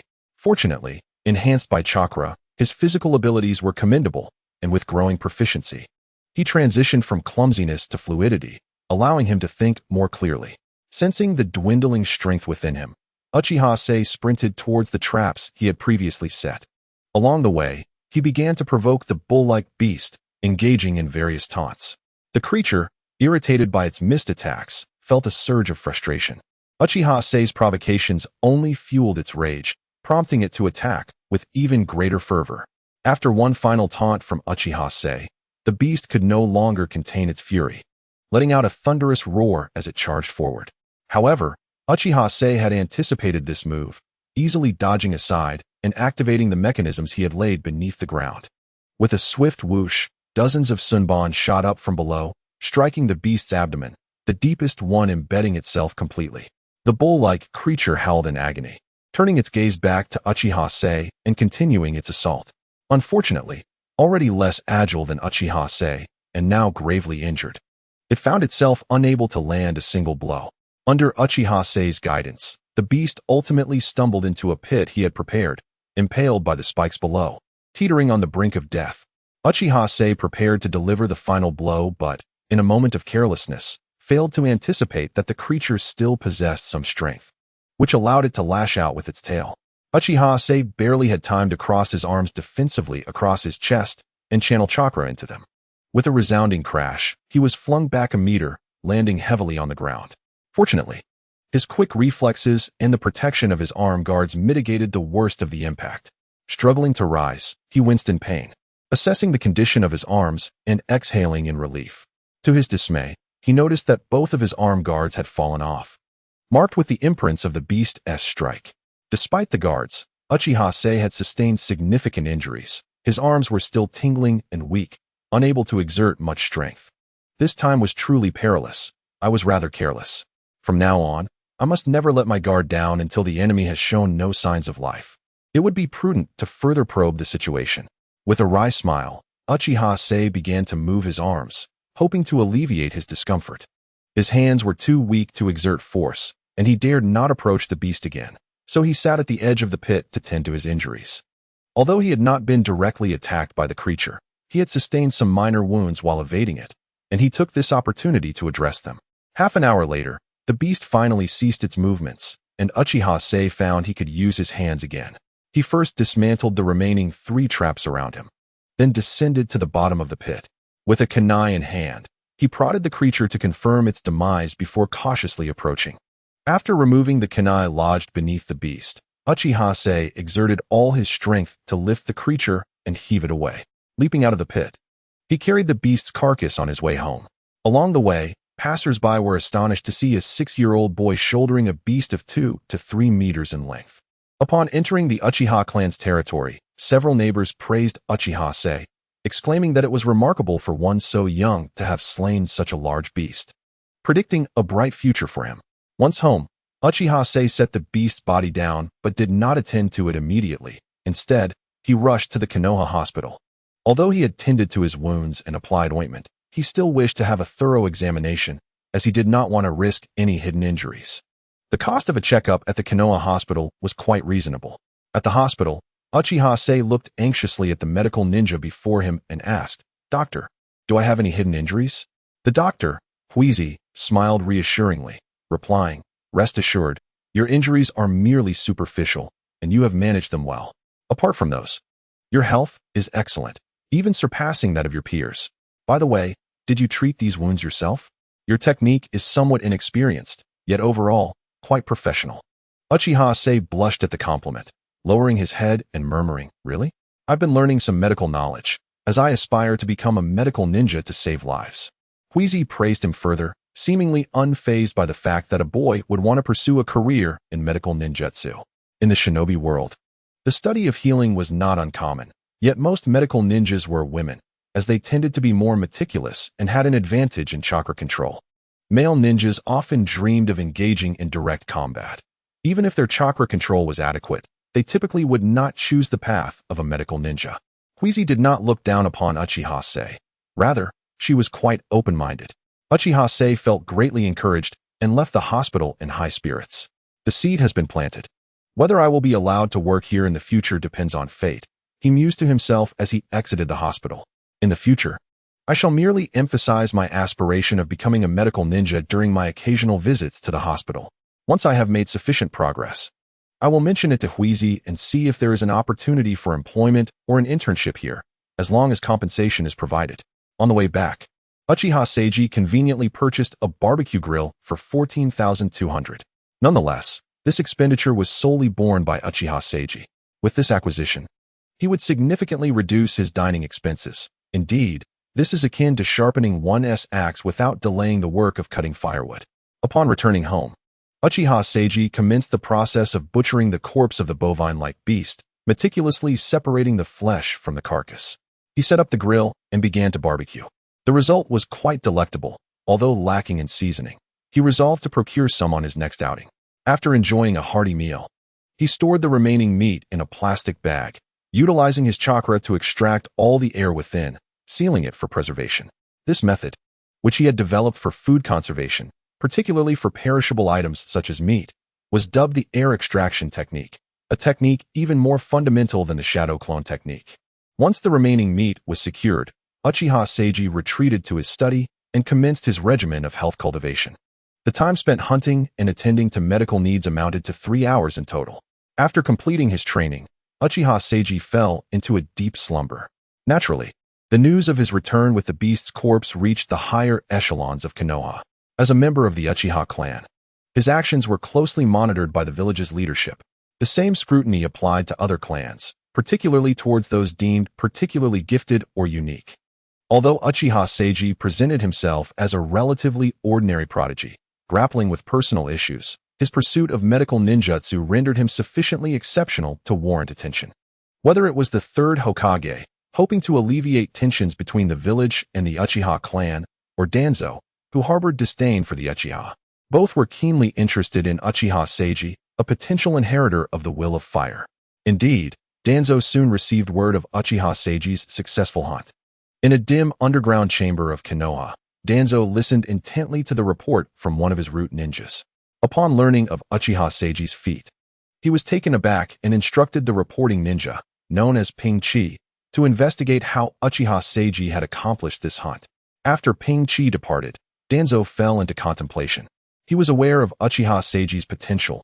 Frankly, he exhibited a degree of talent, especially as a member of the Uchiha clan. If he could be integrated into his root organization, he could certainly become a formidable jonin, providing Danzo with a valuable subordinate. However, Uchiha Seiji's timid disposition gave Danzo pause. He pondered that it was not beyond his capabilities to recruit him into root through underhanded means. Executing a preemptive strike and ensuring that the Uchiha clan could not retaliate against him. Such tactics were not unfamiliar to Danzo, who had navigated the shadows of the ninja world adeptly. An hour later, Ping Chi returned to the dim underground space. Report, Lord Danzo. My subordinate has diligently investigated and located the site where Uchiha Qing hunted beasts. We have also analyzed the scene and formulated a hypothesis regarding the battle that transpired. Remarkably, aside from the final moment when he was struck due to carelessness, he sustained no injuries throughout the ordeal. The evidence at the scene suggests that Uchiha Qing was not assaulted by any beasts. Upon receiving this report from Bingshire, Danzo waved his hand, signaling for him to withdraw. Similarly, on the Hokage's side, actions were taken that mirrored this.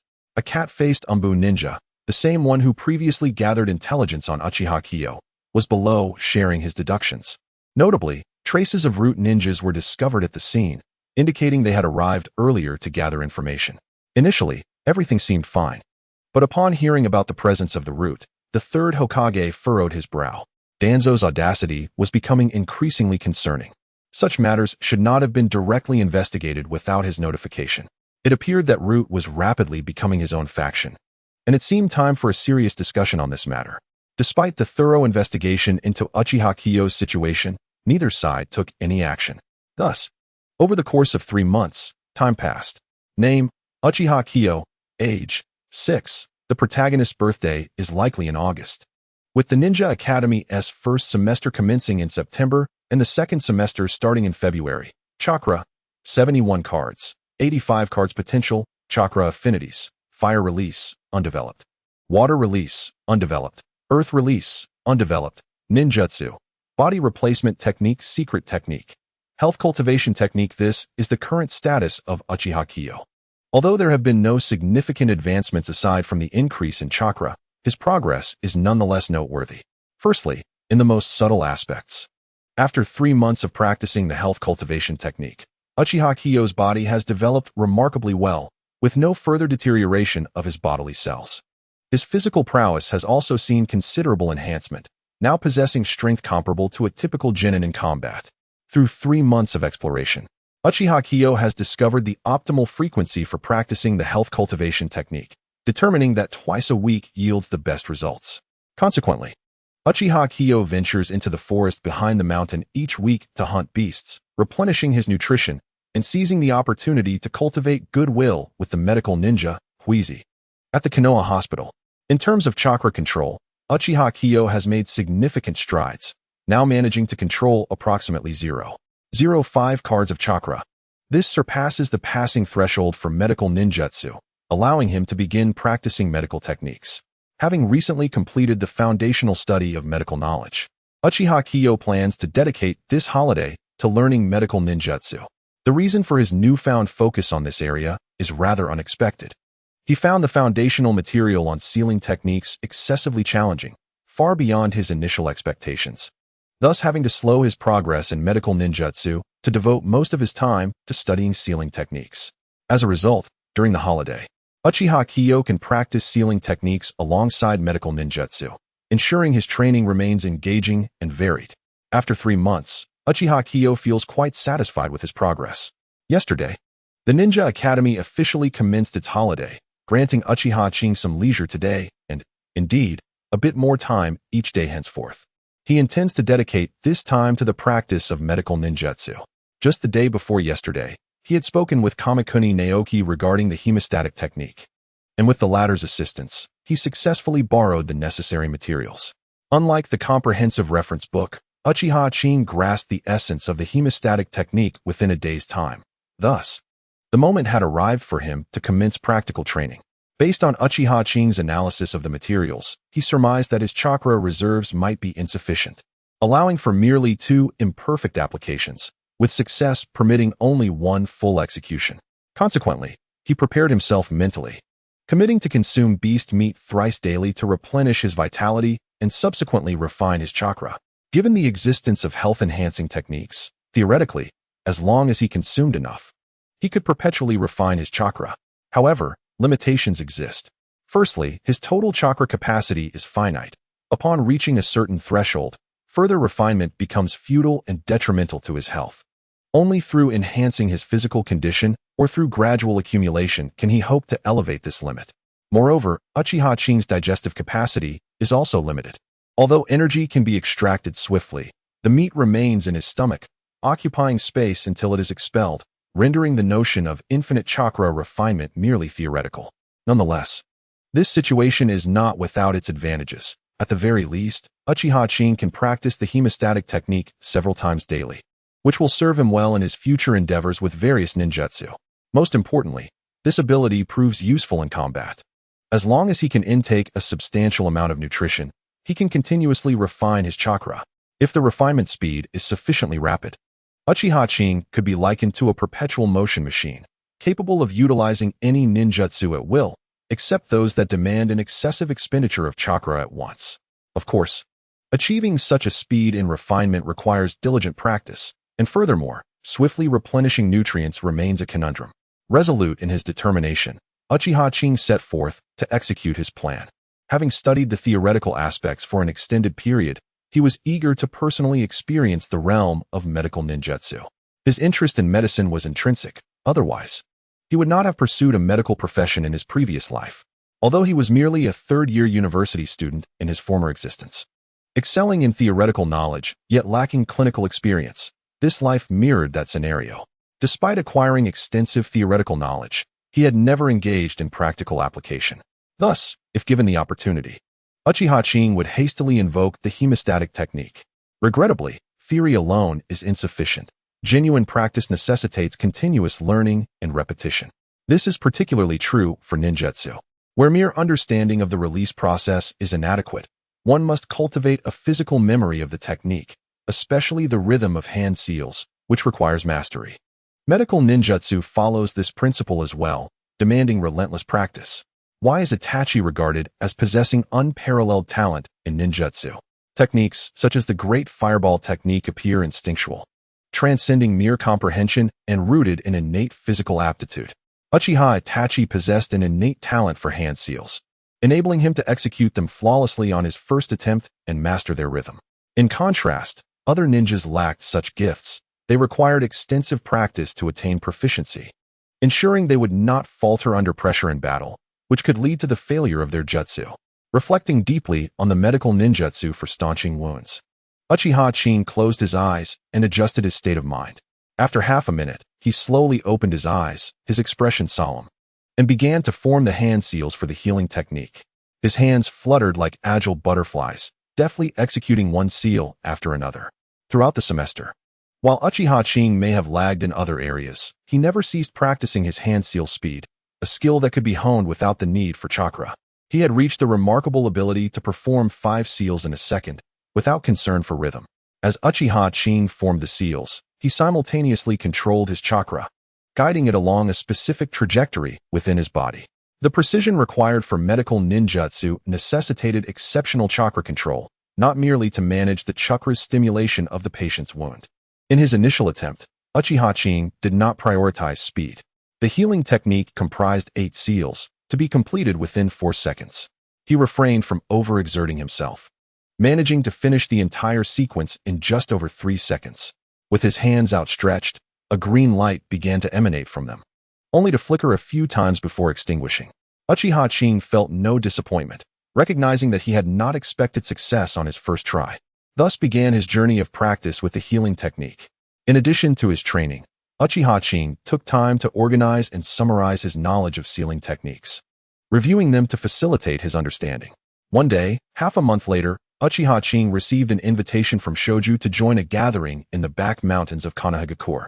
Upon arriving at the mountain entrance, he spotted Shoju waiting for him, engaged in childish antics, playfully pretending to fight and dramatically falling to the ground.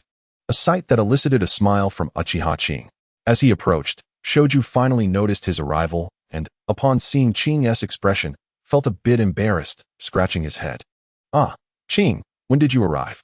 You scared me," he exclaimed, patting his chest in mock fright, conveniently omitting any mention of his earlier antics. Uchiha Qing chose not to confront him directly and redirected the conversation. "What prompted this sudden gathering?" he inquired. "We've had a half-month break, and a few classmates decided to come together for a meal in the back mountains. I heard you often hunt beasts here, so we thought to invite you for your expertise," Shoju explained earnestly. Uchiha Qing, amused by his serious demeanor, chuckled lightly. "Oh, I see. You must be feeling bored, prompting you to gather the classmates for a meal, right?" Caught in his own admission, Shoju felt slightly sheepish, scratching his head and giving a silly grin. Uchiha Qing, feeling a sense of helplessness, shook his head. Indeed, one could not deny that he was the grandson of the esteemed Hashirama. The inheritance was remarkably thorough. Under the guidance of Shoju, they arrived at the designated gathering point. Shoju had invited quite a number of classmates, essentially anyone who did not exhibit the demeanor of a stoic male. Among them were several commoners whose families had ninjas and who typically faced less pressure, as well as members from the Ino-Shikicho trio and Uchiha Qing. Aside from the inherent boredom, everyone gathered here was also intrigued by the prospect of battling beasts. As they envisioned themselves in combat with ferocious creatures, a wave of excitement surged through the group, prompting them to inquire about Uchiha Qing's experiences in fighting beasts. Regrettably, Uchiha Qing doused their enthusiasm with a cold splash of reality. "Do not delude yourselves. We are currently at a level where we cannot even perform a single jutsu. How could we possibly engage in combat with beasts?" "What? That cannot be. We heard that you hunt a beast every week," they exclaimed in disbelief. "It's not as you imagine. While I have indeed hunted numerous beasts, it was solely through the use of traps that I succeeded. My direct attacks inflict negligible damage on them. Thus, I maintain that engaging in direct combat with beasts is rather unrealistic." Uchiha Qing elucidated the details of his encounters with beasts. He further conveyed to his classmates that the strength of these creatures far surpassed their current abilities, and they were only fortunate enough to exploit the beast's lack of intelligence. "Direct confrontation? You might as well go to sleep." Shoju was greatly disheartened. Originally believing they could engage in direct hunts of such formidable beasts, only to discover that their success relied on traps. The other companions shared his disappointment. They did not possess Uchiha Qing's proficiency in taijutsu. Their current martial skills resembled more of a clumsy brawl than an actual fight. Even Shoju, hailing from a ninja clan, along with members of the Ino-Shikicho clans, had enjoyed a relatively carefree childhood, with training that was not overly rigorous. In contrast to the specialized training of the Uchiha clan, their clan's focus was more on physical conditioning rather than combat techniques, and the intensity of their physical training was not comparable to that of the Uchiha. Consequently, before the initiation of taijutsu courses in school, their progress, particularly in physical prowess, had been minimal. Aside from the Uchiha and Hyuga clans, which had established themselves during the Warring States period, other ninja clans lacked a well-structured system, especially after the establishment of the village. They had fully committed to the Hokage lineage, lagging behind in nurturing the new generation. However, familial advantages still persisted. Although they commenced formal taijutsu training at the same time as civilian ninjas, clan members had access to specialized guidance, colloquially known as tutoring or supplementary lessons. Furthermore, ninja clans operated their own enterprises, providing discounts on various resources for their members. For example, medicinal baths, essential for training, were typically offered at a minimum of a 10% discount. As long as one was not an orphan and had a ninja in the family, they could at least enjoy a medicinal bath once a week. Nonetheless, considerations of the future held little relevance to their present circumstances. A group of youngsters, woefully inexperienced in combat, dares to entertain the notion of hunting wild beasts, much to the chagrin of Uchiha Kiyoshi, despite his earlier admonition, which had instilled a sense of trepidation regarding the ferocity of the beasts. The expression on Shoju's face reveals a reluctance to retreat. Indeed, Shoju's countenance is a portrait of inner conflict. Ultimately, he resolved with a firm determination, tentatively suggesting, "How about we host a feast right here? We can observe the hunt while you, Kiyoshi, take on the responsibility of slaying the wild beasts, and we will handle the barbecuing."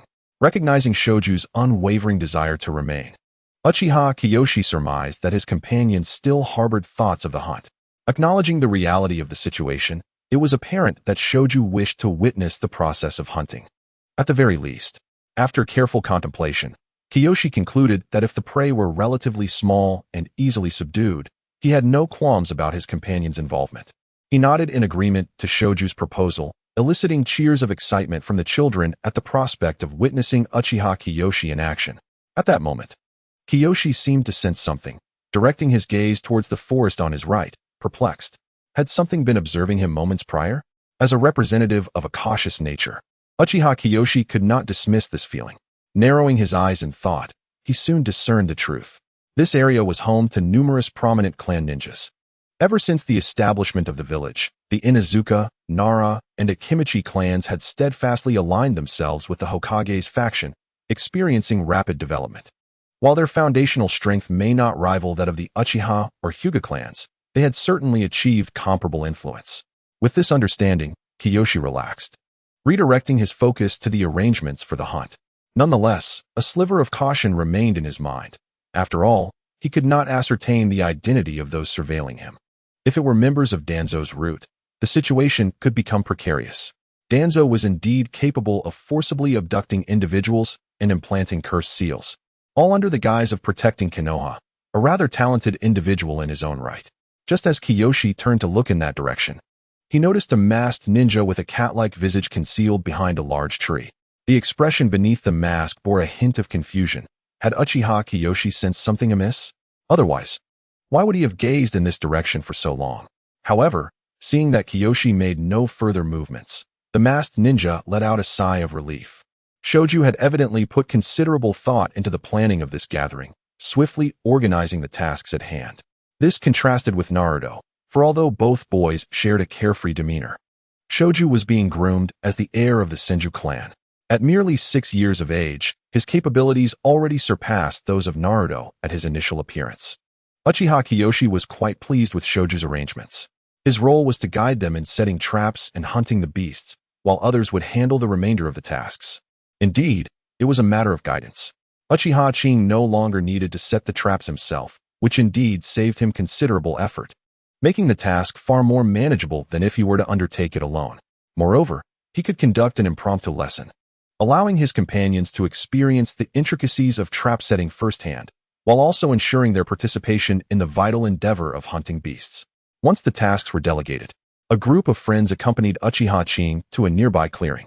Over the past 3 months, he had grown familiar with the outskirts of the forest behind the mountain, and locating an open space proved to be rather simple. "Shuntai, you shall be responsible for digging the pit, approximately 2 meters in length and width, with a depth of 1 meter. Ensure the bottom is as level as possible for the ease of setting up. Shin, you will position the mechanism for launching shurikens in that tree over there, and Koji, lend a hand to Shin beneath the tree."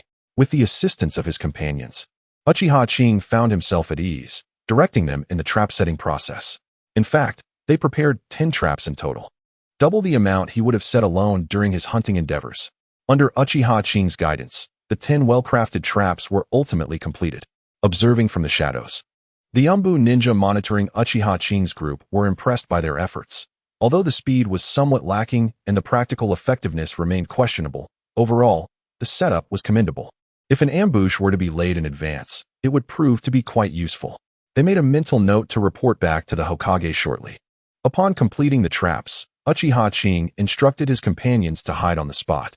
Revealing only their line of sight, while seeking out secluded positions to avoid any paths they might traverse. However, Shinshu insisted on accompanying Uchiha Qing to observe.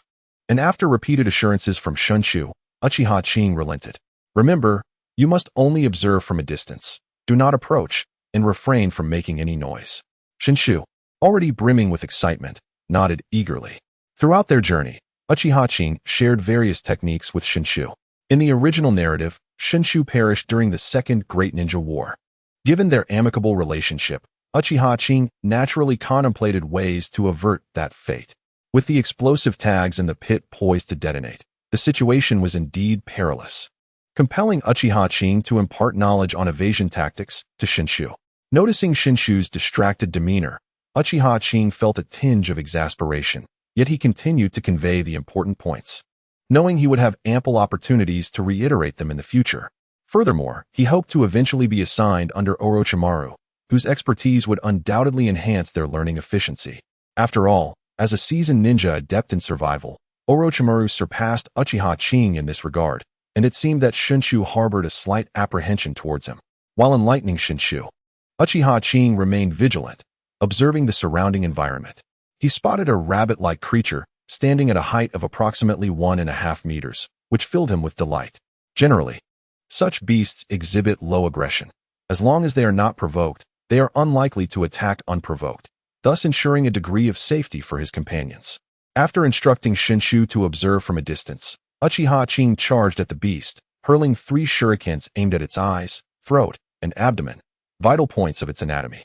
Enraged by the unprovoked attack from this bipedal creature, the rabbit-like beast swiftly evaded the shurikens, targeting its eyes and throat. However, one shuriken was unavoidable, and it could only block it with its forelimb. The creature's defense was not as formidable as that of the first prey Uchiha Qing had hunted, resulting in the shuriken penetrating 4 to 5 centimeters deep, inflicting considerable injury. Uchiha Qing, well-versed in the art of hunting, skillfully led the beast towards a trap he had set. Aside from the initial necessary provocation, he refrained from any offensive actions, merely dodging the beast's attacks. The refined agility he had honed over 3 months garnered nods of approval from the Umbu ninjas observing from the shadows. Such skill was remarkable, even for a student, surpassing that of many nearing graduation. Yet, the more they watched, the more the Umbu ninjas found themselves at a loss, internally critiquing Uchiha Qing. Your agility is commendable, but when will you strike back? Despite your attacks lacking in lethality, how could you overlook such blatant openings? Although there may be traps, there are also opportunities to evade them. It became evident to them that Uchiha Qing would never take risks where he suspected traps might lie. The crux of the matter was that every apparent vulnerability could potentially conceal a trap. Under Uchiha Qing's astute guidance, the rabbit-like beast eventually fell into a deep pit, pierced by the shurikens within, struggling briefly before succumbing to its injuries. His companions soon gathered at the edge of the pit, peering down at the defeated beast. At that moment, Shinshu rushed out, exclaiming, "Well done, Qing. Was that swift extermination? Let me take a closer look." Uchiha Qing rolled his eyes, thinking to himself, "Good grief. Your eyesight is lacking. Can't you see it still has a breath left?" He hurried to dissuade Shinshu from descending, but alas, it was too late. Shinshu leaped into the pit, approaching the beast, only to have the barely conscious creature suddenly open its bloodshot eyes and swipe at him with a claw. Caught off guard, Shinshu was sent flying by the blow. His right arm twisted and a large gash opened, blood oozing from the wound. Sighing deeply, Uchiha Qing found himself at a loss for words. How had Shinshu managed to survive the Second World War with such reckless behavior? After assessing Shinshu's injury, he felt a wave of relief. It was not as grave as it could have been. Ignoring Shinshu's cries, Uchiha Qing seized his right arm and with a sharp twist, restored it to its proper position with an audible crack. Despite the pain, Shinshu's resilience shone through, as he soon ceased his cries. Uchiha Qing pondered how such fortitude was cultivated, but chose not to delve deeper, suspecting it was yet another sorrowful tale. No, a series of lamentable stories. As he gazed at the still bleeding wound on Shinshu's arm, his expression turned grave. With both hands forming a seal, under the astonished gazes of his companions and the lurking cat-faced ninja, a verdant glow emanated from his palms as he pressed them against the wound on Shoki's arm. After approximately 30 seconds, the bleeding finally ceased. Uchiha, having dressed Shoki's injury, collapsed wearily onto the ground. This was the culmination of Uchiha Sei's efforts over the past fortnight. Unlike other medical ninjutsu, the hemostatic technique merely expedited the clotting process of the wound, making it relatively easy to learn.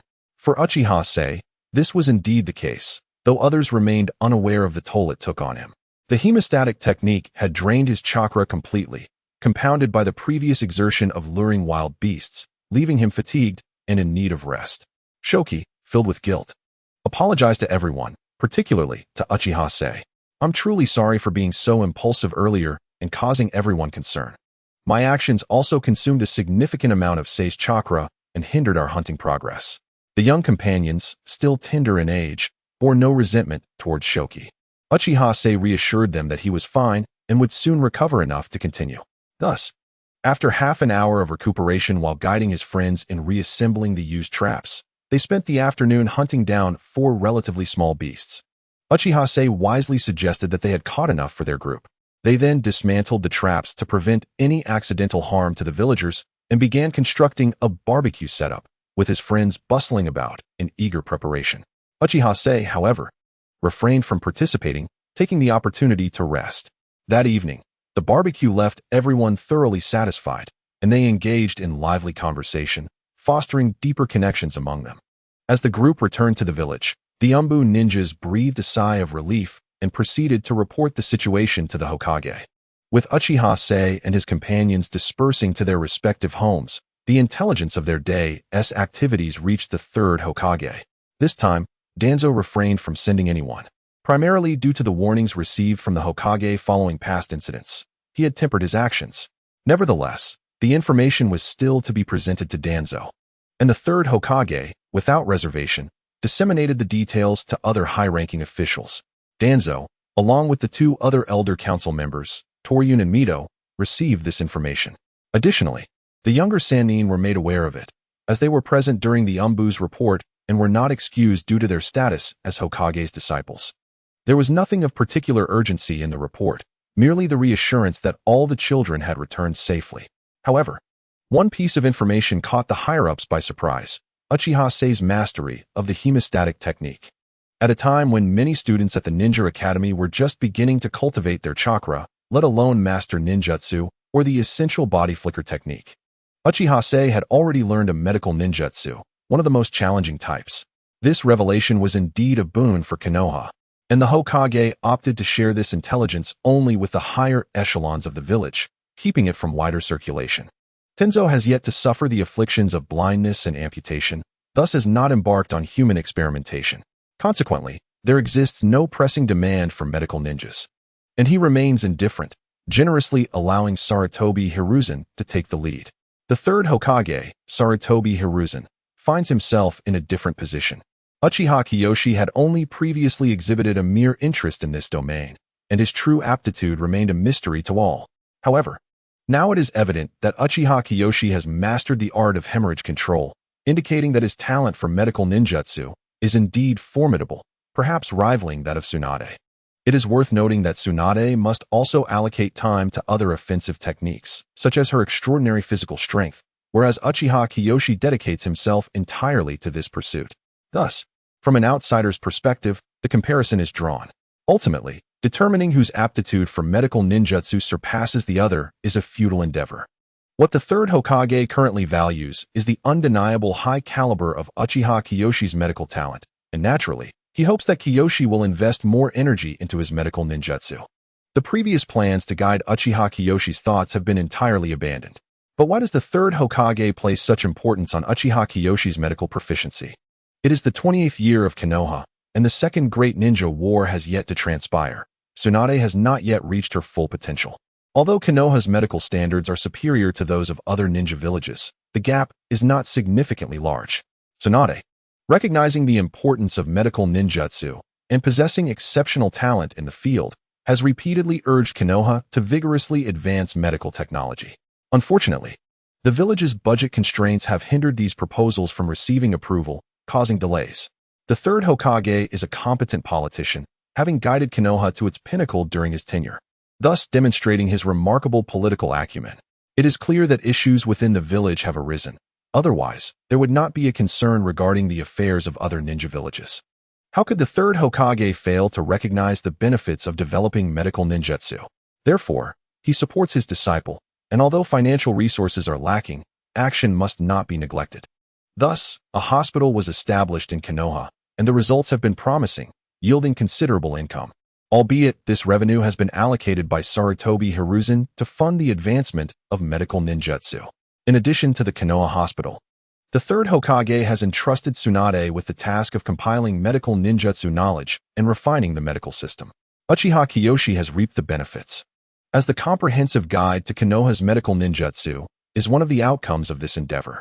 Alongside foundational knowledge, Tsunade and her team have implemented a series of medical reforms, developing several basic medical ninjutsu techniques, including a simplified version of the healing technique, significantly lowering the entry threshold for aspiring medical ninjas. Indeed, mastering a healing technique qualifies one as a medical ninja, while hemorrhage control is more of an auxiliary skill, albeit still essential. Achievements such as the extraction technique are also products of this reform, yet ultimately, the scarcity of top-tier medical ninjas poses a formidable barrier. Currently, Tsunade has attained a level of medical ninjutsu that ranks among the finest in Konoha. However, she has not managed to significantly differentiate herself from other elite medical ninjas. Despite her remarkable talent that enables rapid progress, such advancement requires considerable time. The emergence of Uchiha Qing presents a timely solution to this predicament. Should Uchiha Qing mature, he may indeed contribute to the advancement of medical ninjutsu. With two top-tier medical ninjas at their disposal, the success rate in securing funding would be greatly enhanced. Moreover, to speak candidly, in the event of war, Konoha will face numerous adversaries, and even a premier medical ninja like Tsunade can only attend to one battlefield at a time, inevitably leading to some neglect.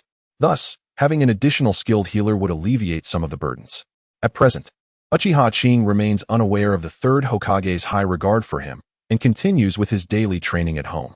After mastering the technique for stopping bleeding, he refrains from hastily pursuing additional medical ninjutsu, as his chakra remains a formidable obstacle.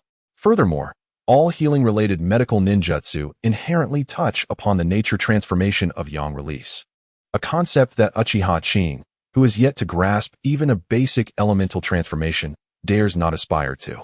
Within the Uchiha clan, the current clan leader, Uchiha Qing, reflects silently upon the intelligence he received from the third Hokage.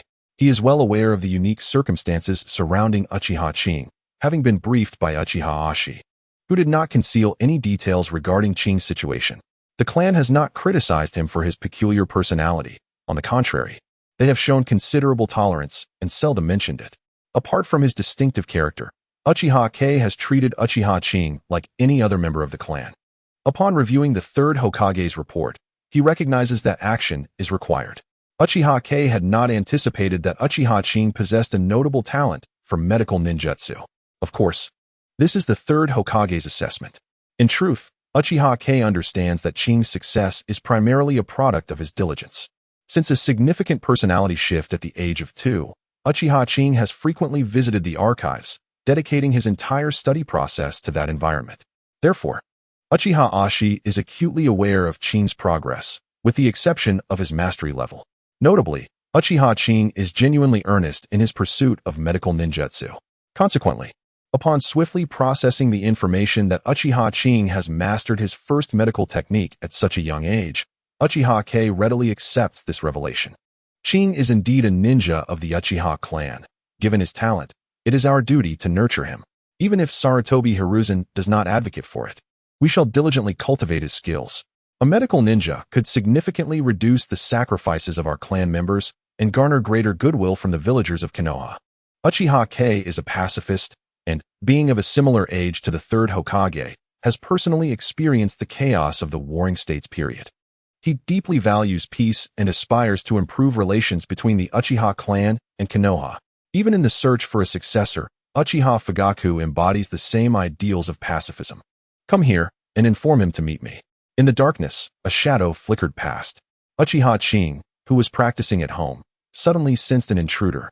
Initially startled, he relaxed upon seeing the clan emblem on the visitor's attire. Uchiha Qing, the clan leader requests your presence. The clan leader? He wishes to see me? Uchiha Qing was taken aback, puzzled by the unexpected summons. The messenger offered no further explanation, and Uchiha Qing, recognizing the unspoken cue, refrained from pressing for details. He pondered the possible reasons for the clan leader's request. After much contemplation, he could not ascertain why he had been called. Enough of this thinking. I shall discover everything upon my arrival. Surely, the clan leader would not harbor ill intentions towards me. It is likely a matter of significance. Upon arriving at the clan leader's residence, Uchiha Qing, guided by Uchiha Ryuichi, the messenger, entered the clan leader's study. Unlike Uchiha Qing's modest study, which consisted merely of a single room, the clan leader's domain was vast, filled with shelves lined with scrolls and tomes. Uchiha Qing refrained from wandering about, and, upon finding Uchiha Kei, respectfully bowed. Esteemed clan leader, you summoned me. Uchiha Kei scrutinized Uchiha Qing, noting the absence of the typical Uchiha hostility in his demeanor. Instead, he exhibited a gentle aura and maintained a balanced composure in the clan leader's presence. Satisfied, Uchiha Kei nodded. I have called you here to discuss a matter of importance. Uchiha Qing listened intently, his silence encouraging the clan leader to continue. I have heard that you possess an interest in medical ninjutsu and have already mastered the art of hemostasis. Uchiha Qing was taken aback. How did the clan leader come to know this? Nevertheless, he harbored no doubts regarding the source of such information. Unlike other secretive jutsu studies, he had practiced hemostasis openly within the Uchiha clan, often without the confines of his study, so it was no surprise that the clan leader was aware of his progress. It was only natural for a clan leader to be informed about the affairs of their own kin.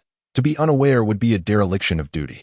Uchiha Qing had thought it would take a fortnight for such news to reach the clan leader, but it seemed he would need to be more cautious in his endeavors henceforth. This was not a matter of distrust. Rather, certain aspects of Uchiha Qing's practices must remain concealed, and he had no desire to engage in any trials of human nature. Having reflected on these thoughts, Uchiha Qing promptly affirmed his mastery of the hemostatic technique. Uchiha Kei smiled, his tone softening. There is no need for apprehension. Relax. I only recently acquired this information, which prompted Ryuichi to summon you. The clan provides resources to nurture gifted ninjas. Since you have demonstrated talent in medical ninjutsu, we shall extend our support. Although our clan's medical expertise may be lacking, we can assist you in other areas. Uchiha Qing felt a surge of gratitude at Uchiha Kei's words. This was the essence of family.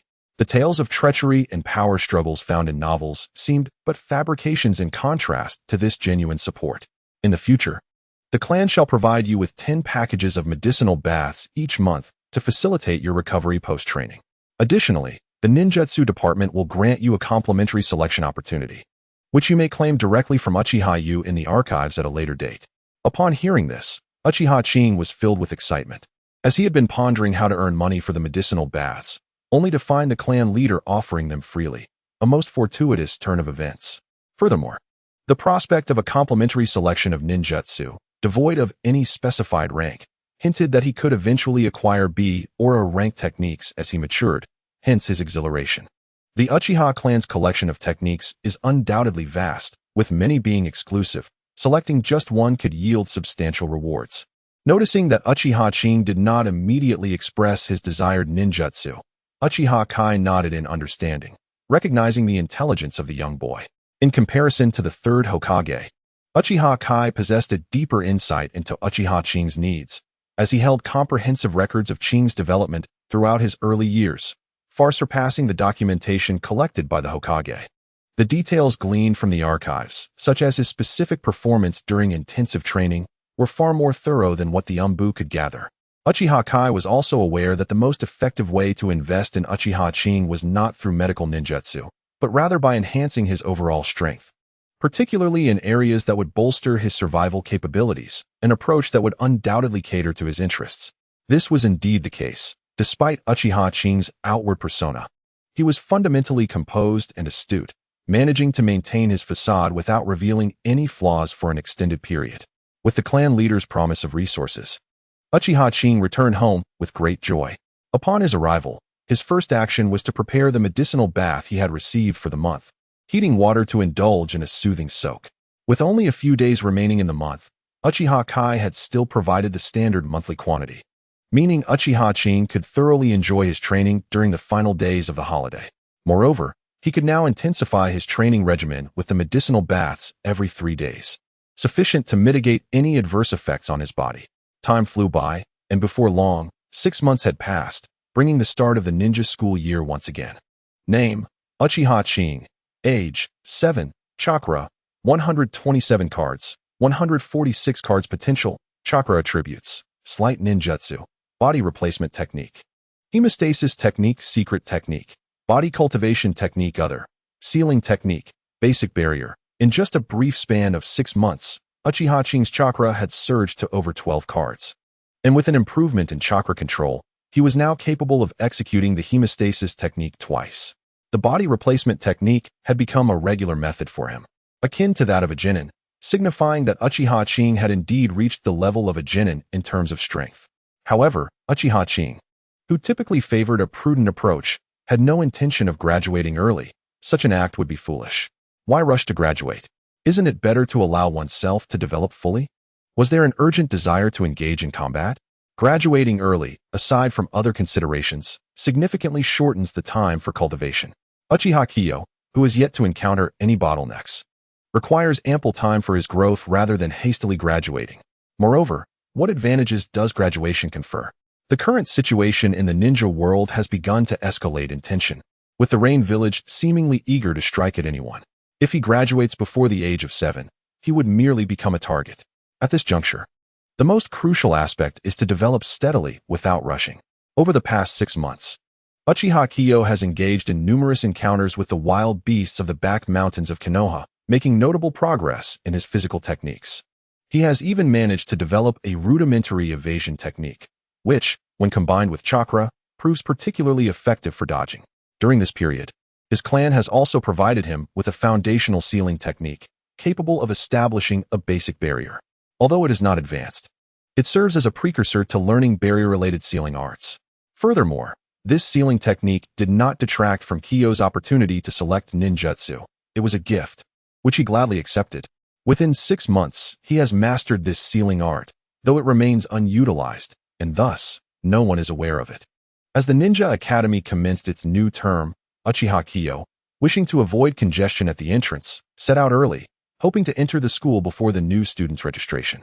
Upon arriving, he found only a handful of new students reporting, merely 2 or 3 in number.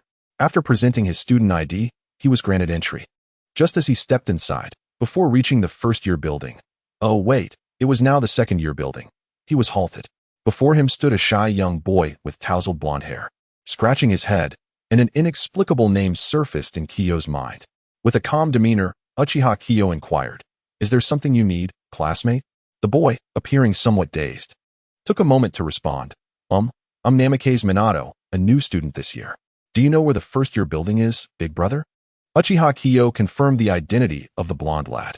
Indeed, he was none other than the future 4th Hokage, the lone figure who would lead Konoha to victory in the Third Shinobi World War. It was surprising to see Minato so polite in his youth. Qing directed him to the appropriate building and added, "I am Uchiha Qing. If you need anything in the future, feel free to ask me. My classroom is in that building over there, currently in class 1 of the second year." The young boy, Namikaze Minato, promptly bowed, expressing his gratitude.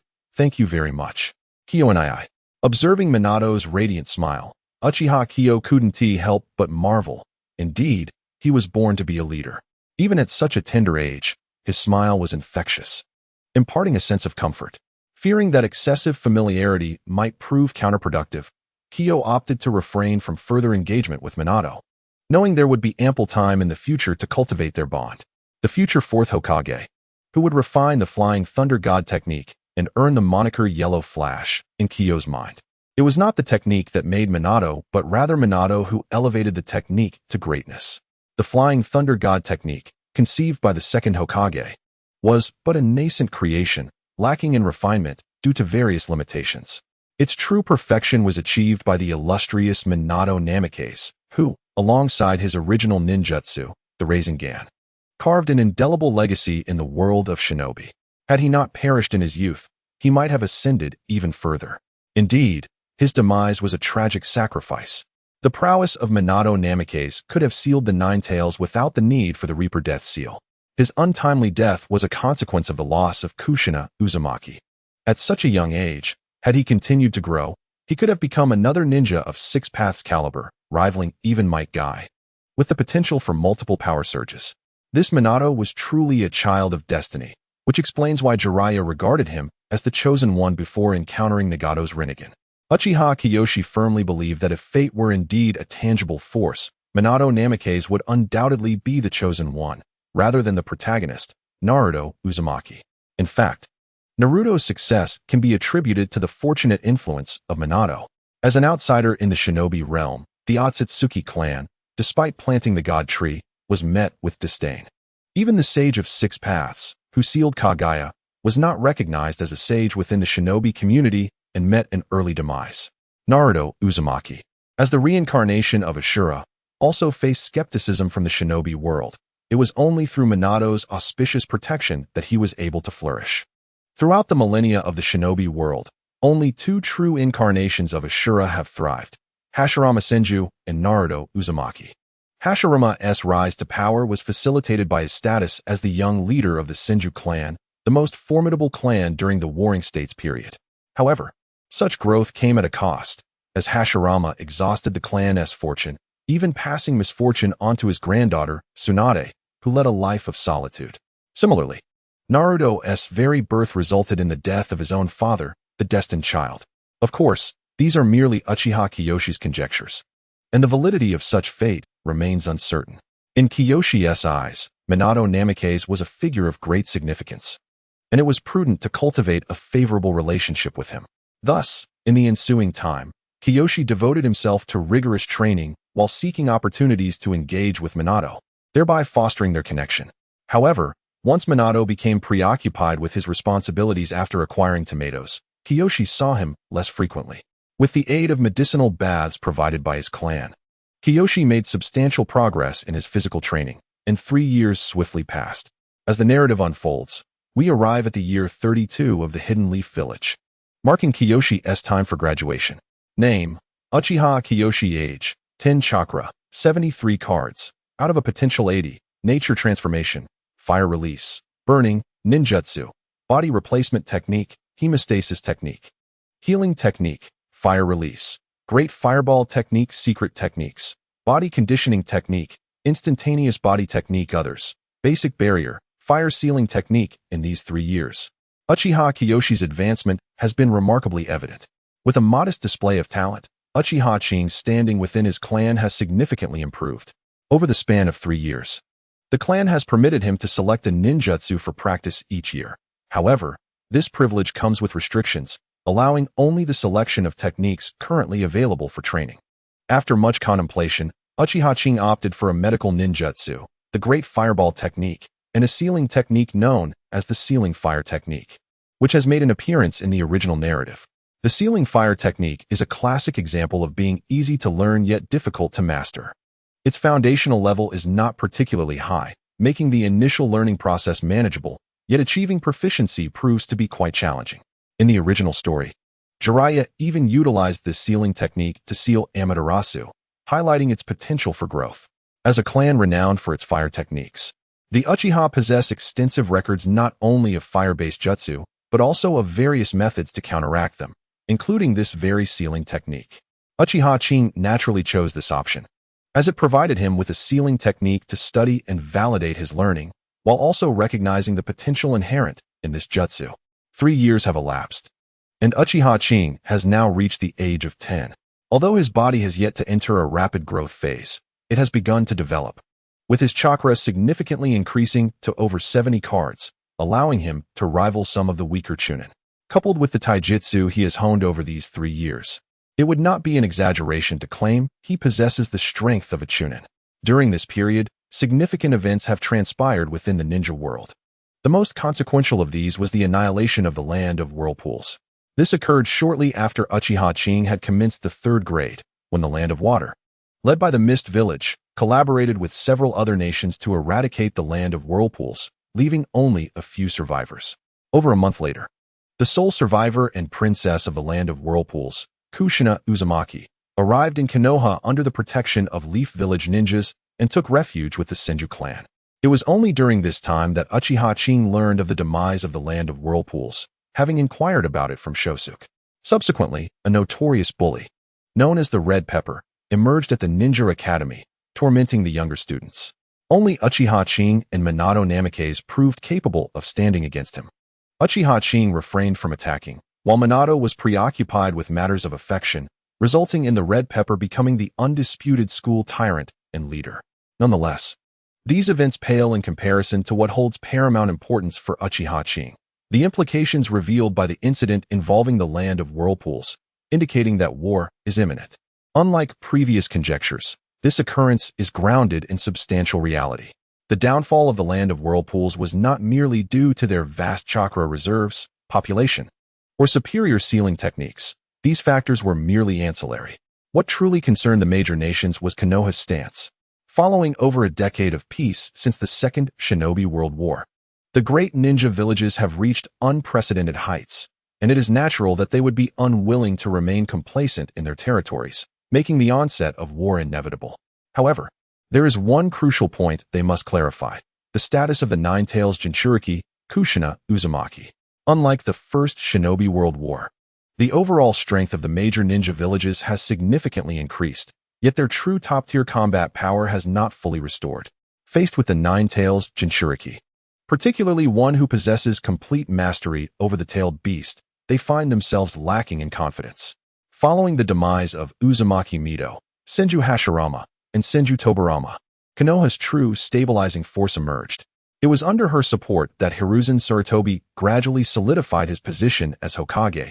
Even Danzo, who once dared to assassinate a Hokage, refrained from overstepping his bounds during this period. In Uchiha Kiyoshi's mind, Uzumaki Mido epitomizes a true super shadow level of power. Unlike Senju Tobarama, who barely ascended to that level through an array of enigmatic forbidden techniques, Uzumaki Mido was capable of single-handedly suppressing and sealing the Nine Tails, undoubtedly marking her as a genuine super shadow. Thus, the entire ninja world awaited her demise, as it would merely bring a semblance of balance to the high-end combat capabilities. The recent annihilation of the Land of Waters served as a probing maneuver. Konoha's reaction indirectly indicated that Uzumaki Mido was nearing her limits, unable to endure significant upheaval. While the exact timing remains uncertain, it is foreseeable that this period will not exceed 2 years. Even if one were to adopt a more conservative outlook, the initiation of war after 3 years is inevitable. During the subsequent 2 years, Uchiha Kiyoshi dedicated himself diligently to training, yielding commendable results. His strength as a Chunin was rapidly approaching the threshold for awakening his Sharingan. As for whether he could indeed unlock the Sharingan, Uchiha Kiyoshi harbored no doubts. Have you ever encountered an Uchiha Jonin who had not awakened their Sharingan? No. This suggests that prior to reaching a certain age, the awakening of the Sharingan becomes increasingly feasible with rigorous training. Furthermore, the potential for the Mangekyo Sharingan to be attained with reduced difficulty exists, as opposed to the traditional necessity of losing a loved one, a notion Uchiha Kiyoshi could scarcely bear. Of course, many matters elude clarity, and Uchiha Kiyoshi could only strive to the best of his ability. What he could ultimately accomplish depended largely on his strength. Thus he trained with unwavering determination. Over the 3 years, not only did Uchiha Kiyoshi progress, but also Noboru, the one who incessantly proclaimed his desire to become Hokage, was influenced to take his training more seriously, now possessing the strength of a seasoned genin. Nevertheless, Uchiha Kiyoshi often lamented that Noboru squandered his innate talent. As a member of the Senju clan, with a pure bloodline, Noboru's chakra reserves were substantial, albeit not as exaggerated as those of the Uzumaki clan, yet still considerable. Uchiha Kiyoshi, having practiced his body cultivation techniques, knew he could not compare. From Uchiha Kiyoshi's perspective, Noboru's chakra was at least several hundred calories. However, despite such an abundance of chakra, Noboru only managed to exhibit the combat capabilities of a genin, which led Uchiha Kiyoshi to incessantly criticize Noboru for wasting such chakra potential. It is not just Uchiha Kiyoshi who feels this way. Other ninjas would share the sentiment, having to toil endlessly to augment their chakra, maximizing their combat prowess at each rank, while Noboru, despite possessing chakra in abundance, remains unable to utilize it effectively. One cannot help but feel exasperated. In terms of research, with Uchiha Kiyoshi's increasing chakra, many previously abandoned studies were resumed. Dedicating half an hour to an hour each day, the cumulative results were promising. However, due to a limited repertoire of learned ninjutsu, Uchiha Kiyoshi had yet to truly apply his findings. Nonetheless, he firmly believed that his research would ultimately find its purpose. In the span of 3 years, Uchiha Qing has only mastered a handful of ninjutsu, yet each is honed to remarkable depths. The body replacement technique, a life-saving skill, is practiced by Uchiha Qing daily, and he has even enhanced its efficacy to a distance of 4 meters.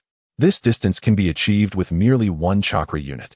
And if Uchiha Qing were to expend 50 chakra units, he could potentially replace himself from as far as 10 meters away. No one has ever accomplished such a feat before. It is not merely the distance, but also the chakra consumption that sets him apart. While other jonin can replace themselves over 10 meters, they require thousands of chakra units to do so. This alone justifies Uchiha Qing's efforts over the past 3 years. A body replacement technique capable of a 10-meter shift can prove invaluable in critical moments. As for fire release, with the Great Fireball technique mastered, Uchiha Qing has not sought to acquire additional fire techniques, but has instead focused solely on this one ninjutsu, honing its nature transformation. He has unlocked its full potential, capable of vanquishing even a standard chunin. Naturally, the higher-ups have taken notice of his training in the Great Fireball technique. They initially believed Uchiha Qing had finally grasped the importance of offensive skills. However, his audacious maneuvers took them by surprise. What was this nonsense about conjuring a wall of fire? And how did he compress the Great Fireball to the size of a fist, redirecting the opponent's attack? While the technique is impressive, they wondered what he intended to use it for. It was clear there was no saving him. In the 32nd year of Konoha, Uchiha Qing has reached the age of 10, having developed sufficiently to commence undertaking missions. Although he has yet to encounter any significant obstacles, Uchiha Qing feels that engaging in missions and real combat would accelerate his growth and enhance his capabilities. Of course, whether he wishes to or not, Uchiha Qing must graduate, and it is inevitable that he will accompany his team leader on missions. Speaking of the team leader, Uchiha Qing thinks of Orochimaru. If his assumptions are correct, he and Rope Tree will likely become students of Orochimaru, though he remains uncertain about the identity of the third individual. After pondering for some time, Uchiha Qing could not arrive at a conclusion, and he was unsure of the Hokage's intentions. Nevertheless, he dismissed the concern, regardless of who it may be. With himself and Rope Tree present, what is there to fear? Confident in his abilities, Uchiha Qing ultimately decided to focus on preparing for the examination rather than dwelling on the identity of the third person. The Ninja Academy spans 4 years, and during each theoretical examination, Uchiha Qing would invariably make some careless mistakes, crafting an image of himself as a somewhat absent-minded individual, which may prove advantageous in the future. Consequently, he often placed second or third, with Uchiha II consistently securing first place, while Uchiha Qing contended for the second position against Hinata Hikari. However, since the second year, in the physical training classes, Uchiha Qing has remained the undisputed champion, outpacing all competitors. As for the final graduation examination, Uchiha Qing harbors little concern. Even if he were to falter, he trusts that Orochimaru possesses the capability to ensure his passage.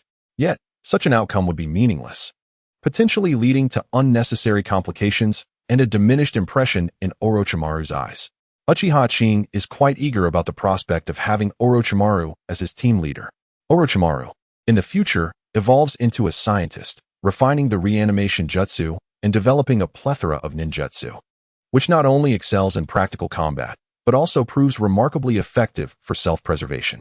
Although the later incarnation of Orochimaru may exhibit somewhat perverse tendencies, particularly in his lascivious desires, the current version of him remains within the realm of normalcy, confined to the boundaries of scientific experimentation. It is only after enduring various conflicts, failing to safeguard his comrade, and being led astray by Danzo, coupled with his disappointment in the third Hokage, that Orochimaru gradually transforms into the more sinister figure depicted in the latter parts of the original narrative, though this transformation is also partially attributed to his inherent character traits. In his more stable state, Orochimaru emerges as an excellent candidate for a teacher. Despite his ruthless demeanor, the effectiveness of his methods is undeniable. He is regarded as the most favored disciple of the third Hokage, who excels in elemental ninjutsu, earning the title of Doctor of Ninjutsu for a reason. This satisfaction from the third Hokage implies that Orochimaru's achievements in ninjutsu surpass those of the other legendary Sannin, making him the optimal choice for Uchiha's early accumulation of techniques. The Sannin, Orochimaru relies on science, Tsunade on her bloodline and innate talent, and Jiraiya on sheer perseverance. This is the perspective of Uchiha. Orochimaru is, without question, a scientific ninja. While Tsunade does not explicitly boast of her immense chakra reserves, she is, after all, a member of the Senju clan and the granddaughter of Hashirama Senju. How could her chakra be lacking? Furthermore, despite the considerable time lost, she manages to keep pace, showcasing her exceptional talent. With her remarkable regenerative abilities inherited from Hashirama, she develops the creation rebirth technique based on Ein sealing, which constitutes her greatest source of power. As for Jiraiya, he is an ordinary ninja. Apart from his robust physique and substantial chakra, he lacks other advantages in terms of talent. Indeed, Jiraiya's innate abilities are not particularly remarkable. Orochimaru's frequent jests about Jiraiya's foolishness stem from a tangible truth. However, Jiraiya's tenacity and willingness to take risks are commendable. It is precisely this daring spirit that compels him to recklessly employ the summoning technique. What? Unaware of the inherent dangers? Could one truly be so naive? Who is the third Hokage? A doctor of ninjutsu. A mentor who has shaped the Sannin would not overlook such a minor detail. Even if it were not explicitly emphasized, it would still be conveyed. Did Jiraiya genuinely fail to grasp this? Not at all. He was acutely aware of his limitations and his lack of talent, which compelled him to rely on sheer determination, gambling on the hope of encountering a powerful summoning beast. History has proven that he succeeded in his gamble. Later, with the guidance of the sages of Mount Myaboku, he mastered Sage Mode, enabling him to catch up with his two peers. In the original narrative, Jiraiya's repertoire of ninjutsu is quite limited, yet each technique he possesses is executed at an expert level. He maintains a singular focus, tirelessly honing his skills in ninjutsu and Sage Mode, thereby achieving remarkable feats. Jiraiya's innate talent is poignantly illustrated by his ability to learn the Rasengan. Although it is a technique he teaches to Naruto, it equally reflects his own learning process. If it were easily grasped, who would take the time to ponder such intricacies? Behind the unlocking of various new methods lies the poignant reality of insufficient talent. Nevertheless, Jiraiya perseveres. It can be said that many evaluations in the original narrative hold true. He is indeed a great ninja. Ahem, having digressed, let us return to the main topic. Uchiha Qing adjusted his state of mind and commenced the examination. The theoretical test posed little challenge for him, as he completed it a full 30 minutes ahead of schedule. After submitting his paper, he exited the classroom and made his way to the testing location for the body flicker technique. The division of classes primarily reflected the students' usual performance in examinations, rendering the theoretical scores somewhat inconsequential. Many students adopted a relaxed approach, presenting what they knew and submitting their papers with the sole aim of passing. As a result, Uchiha Qing was not the first to arrive for the body flicker technique assessment and found himself patiently waiting in line. Before long, Shengshu arrived, sprinting over to stand beside Uchiha Qing. "You finished that quickly?" Uchiha Qing expressed his surprise. "Of course. Don't you know who I am? I'm destined to become Hokage," Shengshu declared proudly, once again proclaiming his dream with exuberance. Uchiha Qing observed the varied reactions of the surrounding students. Some were disdainful, others filled with admiration. What was this admiration about? In regards to Shengshu, Uchiha Qing felt a sense of helplessness. This fellow was beyond saving, constantly shouting about his ambition to become Hokage, and he had likely already made it onto Danzo's list. However, there was no immediate cause for concern. The Senju clan had not completely retreated, and with their support, Shengshu need not fear any extreme actions from Danzo. Yet, therein lay the danger. Shengshu's aspirations were backed by influential allies, making him a formidable candidate for Hokage. Danzo could hardly accept such a threat. Just be cautious. Let us hope Danzo refrains from any underhanded schemes. Nevertheless, given that the original storyline allowed Shengshu to survive until the Second Great Ninja War, it seemed Danzo had little recourse in the early stages, allowing for a period of relative safety. As long as Shengshu remained alive and the Senju clan held hope, they would not be completely manipulated by Danzo, especially considering that most of the clan's higher-ups had perished on the battlefield before retreating. Uchiha Qing gazed at Shengshu, his mind racing with thoughts. Shengshu, feeling the scrutiny, shivered and instinctively hugged himself, casting wary glances at Uchiha Qing. Disregarding Shingshu's antics, Uchiha Qing stepped into the examination room, where the preceding student emerged and signaled for him to enter. Inside, a long table was occupied by teachers from 4 different classes, with an Umbu ninja wearing a dog mask seated in the center, presumably sent by the Hokage to oversee the examination. All the homeroom teachers were present, while the theoretical exam was monitored by the physical arts instructor. Upon noticing Uchiha Qing's entrance, Kamimura Naoki addressed him. Uchiha Qing, do not be nervous. Your task here is to perform. Simply demonstrate the body flicker technique in succession.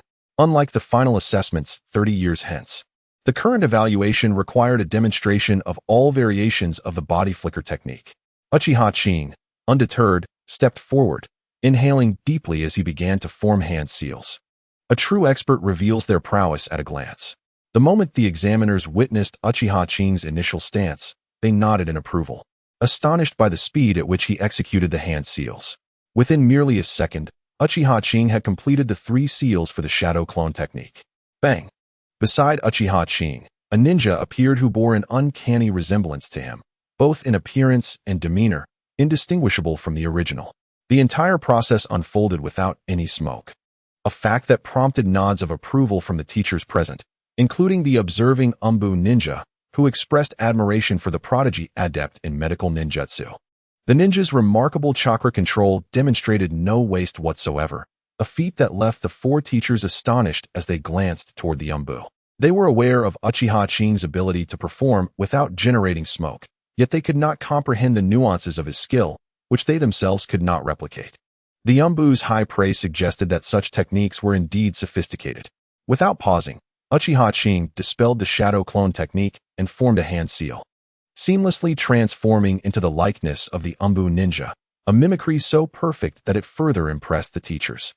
Witnessing such flawless imitation upon their first encounter revealed the depth of Uchiha Qing's transformation techniques. The final substitution technique, while devoid of smoke, appeared rather ordinary in comparison. However, only Uchiha Qing understood the true caliber of his substitution skill. After executing the 3 body techniques in succession, he received a perfect score, exiting the examination room with calm assurance. Upon leaving the testing venue, Uchiha Qing exhaled in relief, though the challenges posed no particular difficulty for him. The significance of this assessment was unparalleled.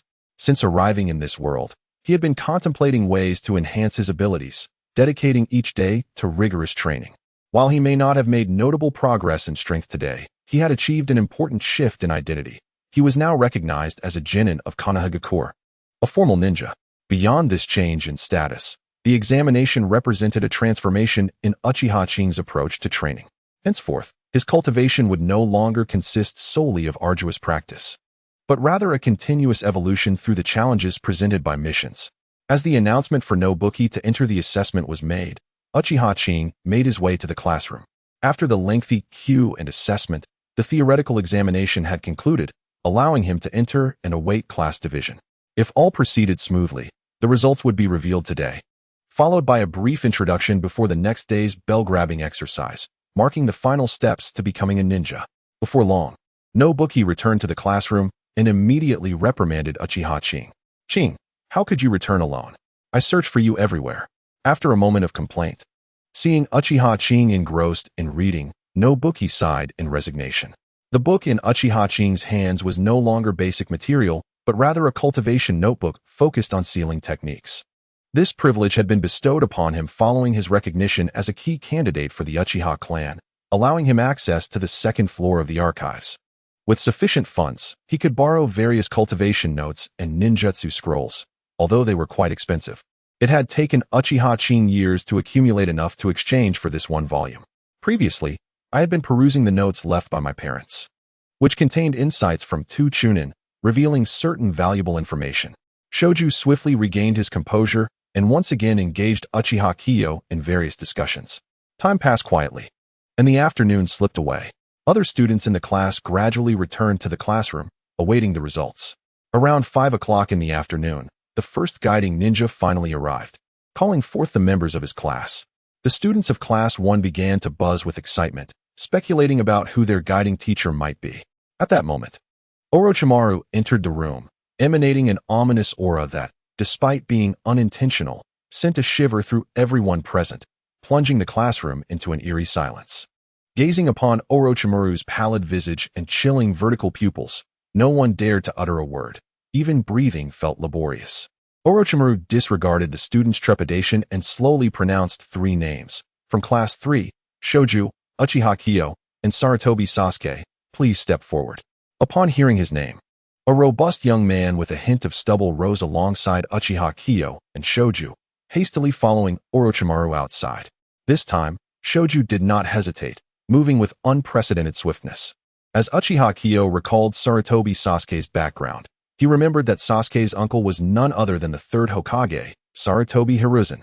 Having undergone the finest training from the Sarutobi clan since childhood, Sasuke's prowess ranked among the top in Class 1. In terms of ninjutsu, it was unlikely that anyone, save for Uchiha Qing, would confidently claim they could triumph over him. Sasuke was a prodigy within the Sarutobi lineage. While his aptitude for ninjutsu might not rival that of his uncle, he was undoubtedly formidable. His mastery of 3 elemental chakra types ensured his progression to Jonin was virtually assured.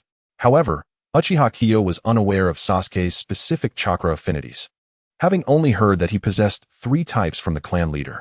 Over the past 3 years, Uchiha Qing had invited Qing to his home several times, during which they discussed various topics, including information about the talented individuals from their clan. The 3 followed Orochimaru, who led them not to the balcony as they had envisioned, but to a shadowy corner of the academy. Coupled with Orochimaru's presence, the atmosphere grew increasingly sinister, even causing Uchiha Qing to feel the chill. "This will suffice," Orochimaru declared. "First, allow me to introduce myself. I am Orochimaru, your guiding Jonin for Class 3 from this point onward. Let's skip the formalities. I find them tedious. I have already reviewed your profiles in the Hokage's office. As for your relationships with one another, I trust you have developed a degree of understanding over the past 4 years. That is all I have to say. Tomorrow morning at 9 o'clock. Be prompt at Training Ground 7 in Konoha." With that, Orochimaru transformed into a small snake and vanished from sight. After processing Orochimaru's words, Uchiha Qing was momentarily taken aback by his unconventional demeanor. Glancing at the expressions of the remaining 2, Qing accepted the situation.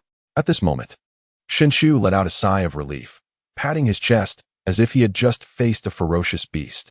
"Hey, and then there's Showa," he said, although Orochimaru, his sensei, had indicated that introductions were unnecessary. "Nonetheless, it would be beneficial for us to get acquainted." Shinshu seemed to sense something in the air, his body trembling slightly before respectfully uttering the title of Orochimaru. Both Uchiha Qing and Sarutobi Showa had no objections to Shinshu's suggestion, nodding in agreement. Shinshu, brimming with excitement, introduced himself. "I am Shinshu, my hobby is to become Hokage, and my dream is also to become Hokage. Ha ha ha, remember that. I am destined to be the man who becomes Hokage." As he shouted, he cast a glance at Sarutobi Showa, as if to convey that the title of Hokage was his aspiration. Uchiha Qing also reiterated his hobbies and dreams, echoing what he had stated at the beginning of school. Unchanged, Sarutobi Showa was already somewhat familiar with the eccentricities of his 2 teammates. Having a Hokage uncle certainly offered some advantages. He began his own introduction. "I am Sarutobi Showa, skilled in wind release techniques. My hobby is training, and my dream is to become a strong protector of Konoha." Indeed, it was no surprise that the child raised by the 3rd Hokage was imbued with the will of fire. As Sarutobi Showa articulated his name, he enunciated each syllable carefully while casting a disapproving glance at Shinshu, seemingly expressing his dissatisfaction with Shinshu's earlier address. I got it, it's Showa, right?" "Yes." Sarutobi Showa, Shinshu replied, exasperated. But upon noticing Sarutobi Showa's displeased expression and Uchiha Qing's subtle cue, he decided to amend his words. Uchiha Qing also apologized on behalf of Shinshu, recognizing that internal discord before they had even begun would not bode well, and thus, it was best to mediate. "I apologize. Shinshu's personality is like that. Please don't take it to heart." "Humph." Sarutobi Showa, with a touch of pride, turned his head away. However, he eventually nodded, accepting Uchiha Qing's apology. Thus, Team 3 was officially formed, and over the coming years, the trio accomplished numerous missions together, gaining considerable renown as ninjas. After a brief introduction, they ceased further conversation each returning to their respective homes. Upon returning home, Uchiha Qing reflected on his experiences over the past years, feeling a sense of nostalgia. It had been 10 years since he arrived in this world, and he was finally able to experience the life of a ninja firsthand. He wondered what his future ninja journey would entail. The next day, at 9 in the morning, in the training grounds of Konoha, Uchiha Qing, Shinshu, and Sarutobi Shuo stood in a clearing at the edge of the training area, facing the recently arrived Orochimaru. As I mentioned yesterday, I do not favor unnecessary rules. Originally, I intended to conduct an assessment today, but we shall forego that. Orochimaru had no plans to engage in the classic bell-stealing competition. The primary purpose of the bell-snatching method is not only to assess the abilities of the freshly graduated genin, but also to evaluate their character. In this regard, Uchiha Qing and his two companions have been under scrutiny since childhood, rendering such an evaluation somewhat unnecessary. Among the trio, one is driven by personal interest, another is entrusted by a companion, and the last, a teacher, who happens to be the third Hokage, has facilitated their inclusion. Could it be that Orochimaru could genuinely eliminate any of them? Upon hearing that the originally planned assessment was abruptly cancelled, Shoju was overjoyed and on the verge of exultation. However, before he could voice his excitement, Orochimaru proceeded to unveil the day's agenda. Although you are exempt from the assessment, we nonetheless have other tasks for you today, a joint battle against me. Should your performance be satisfactory, rewards will follow. With that, Orochimaru fixed his gaze upon the trio, eager to observe their reactions. Shoju, however, immediately felt disheartened. After all, he endured daily thrashings from Tsunade, and he could only imagine the formidable strength of Orochimaru, whom Tsunade revered. What? Teacher, your power is so immense. How could we possibly fight you? Perhaps we could engage in a spar instead? Uchiha Qing interjected, clarifying. What Orochimaru-sensei means is that we are to battle him, but he will not be using his full strength. We are not required to win. We simply need to demonstrate our capabilities. While explaining to Shoju, Qing also pondered what Orochimaru's promised rewards might entail. To be frank, it was the prospect of the rewards that piqued his interest, for anything bestowed by Orochimaru would undoubtedly hold considerable value, at the very least, a ninjutsu of some sort. Having gauged the trio's reactions, Orochimaru said nothing further and vanished from sight. I shall grant you 10 minutes to strategize. As he witnessed Orochimaru's instantaneous disappearance, Uchiha Qing recognized it as the body flicker technique, feeling a twinge of envy. Although this technique might render the body momentarily rigid in combat, its utility was indisputable. The sheer coolness of vanishing in an instant was undeniable. Returning to the matter at hand, Uchiha Qing turned to his companions and began to articulate his strengths. Primarily echoing the sentiments expressed by Sarutobi Sho, Shoju had become quite familiar with Uchiha Qing's abilities over the years. Likewise, Qing was no stranger to Shoju's skills. I excel in defense. During our battle, I can directly engage Orochimaru-sensei while you two can either harass or support as the situation dictates. The teacher's aim is to gauge our abilities and observe our cooperation, so his strength should not be overwhelmingly powerful. We should be able to hold out for a while. Sarutobi Sho also shared his area of expertise. While he might not surpass Uchiha Qing in taijutsu, he currently possessed a broader array of ninjutsu, particularly those renowned for their offensive capabilities in wind release. 10 minutes later, Orochimaru reappeared before the trio. Without uttering a word, Uchiha Qing shifted into battle mode, preparing to defend against Orochimaru. The other two individuals intended to greet Orochimaru, yet upon witnessing Uchiha Kiyoshi's movements, they swiftly reacted and leapt aside, entering a state of combat readiness. Orochimaru, indeed, played by his own rules, disregarding whether they were prepared and launched an immediate assault. Nevertheless, within Orochimaru's gaze directed at Uchiha Kiyoshi, a glimmer of satisfaction was evident, though Uchiha Kiyoshi remained oblivious to this. Fortunately, Uchiha Kiyoshi had entered a vigilant mode early on. At the moment of Orochimaru's attack, he instinctively reacted, intercepting the kunai aimed at him. Indeed, the sudden strike by Orochimaru involved him wielding a kunai in a surprise attack. Uchiha Kiyoshi broke into a cold sweat, realizing the seriousness of the situation. This was no mere game. Thankfully, he had prepared in advance. Otherwise, a single unexpected blow could have rendered him incapacitated. As per their agreement, Shoju and Sarutobi Sakumo refrained from intervening and instead dashed to the sides, concealing themselves. Orochimaru neither approved nor disapproved of their tactical approach. Among the three, only Uchiha Kiyoshi could briefly engage with him, who was suppressing his strength. The other two, in their coordination, posed no tactical issue. Given this, Orochimaru mused, "Let me witness your limits." With excitement gleaming in his eyes, he licked his lips and pressed the attack. Uchiha Kiyoshi had no time to ponder Orochimaru's expression. He hastily drew a kunai and engaged in battle. Clang! Once more, he blocked Orochimaru's kunai, panting heavily, daring not to relax. Even in this assessment, Orochimaru emanated a suffocating sense of mortality. The sensation was vividly real, placing immense pressure on Uchiha Kiyoshi, who remained fully alert and exerted all his strength. He channeled chakra into his legs while releasing some chakra from his soles, forcefully pushing against the ground. Simultaneously, the chakra beneath his feet erupted, propelling Uchiha Kiyoshi in a specific direction with rapid momentum. This technique, a product of his research over the years, was effective for swift movement, albeit at a considerable strain on his feet, limiting its usage. The method utilized the explosive force of chakra to generate reverse propulsion, which he named the rebound propulsion technique. Though the name lacked elegance, it was merely a temporary solution. Once he mastered body flicker techniques, it would become obsolete, rendering the name less significant. Orochimaru, mildly intrigued by Uchiha Kiyoshi's technique, recognized that now was not the time for analysis. Before he could continue his assault, Sarutobi Sakumo and Shoju seized the opportunity presented by their separation, hurling 5 kunai, 3 from Shoju and 2 from Sarutobi Sakumo. Faced with the 5 kunai, Orochimaru employed his hidden shadow snake hand technique, deflecting 3 of them while effortlessly dodging the remaining 2. At that moment, Sarutobi Sakumo and Shoju completed their hand seals for their ninjutsu. Water release, water bullet technique. Wind release, great breakthrough. The 2 ninjutsu surged towards Orochimaru.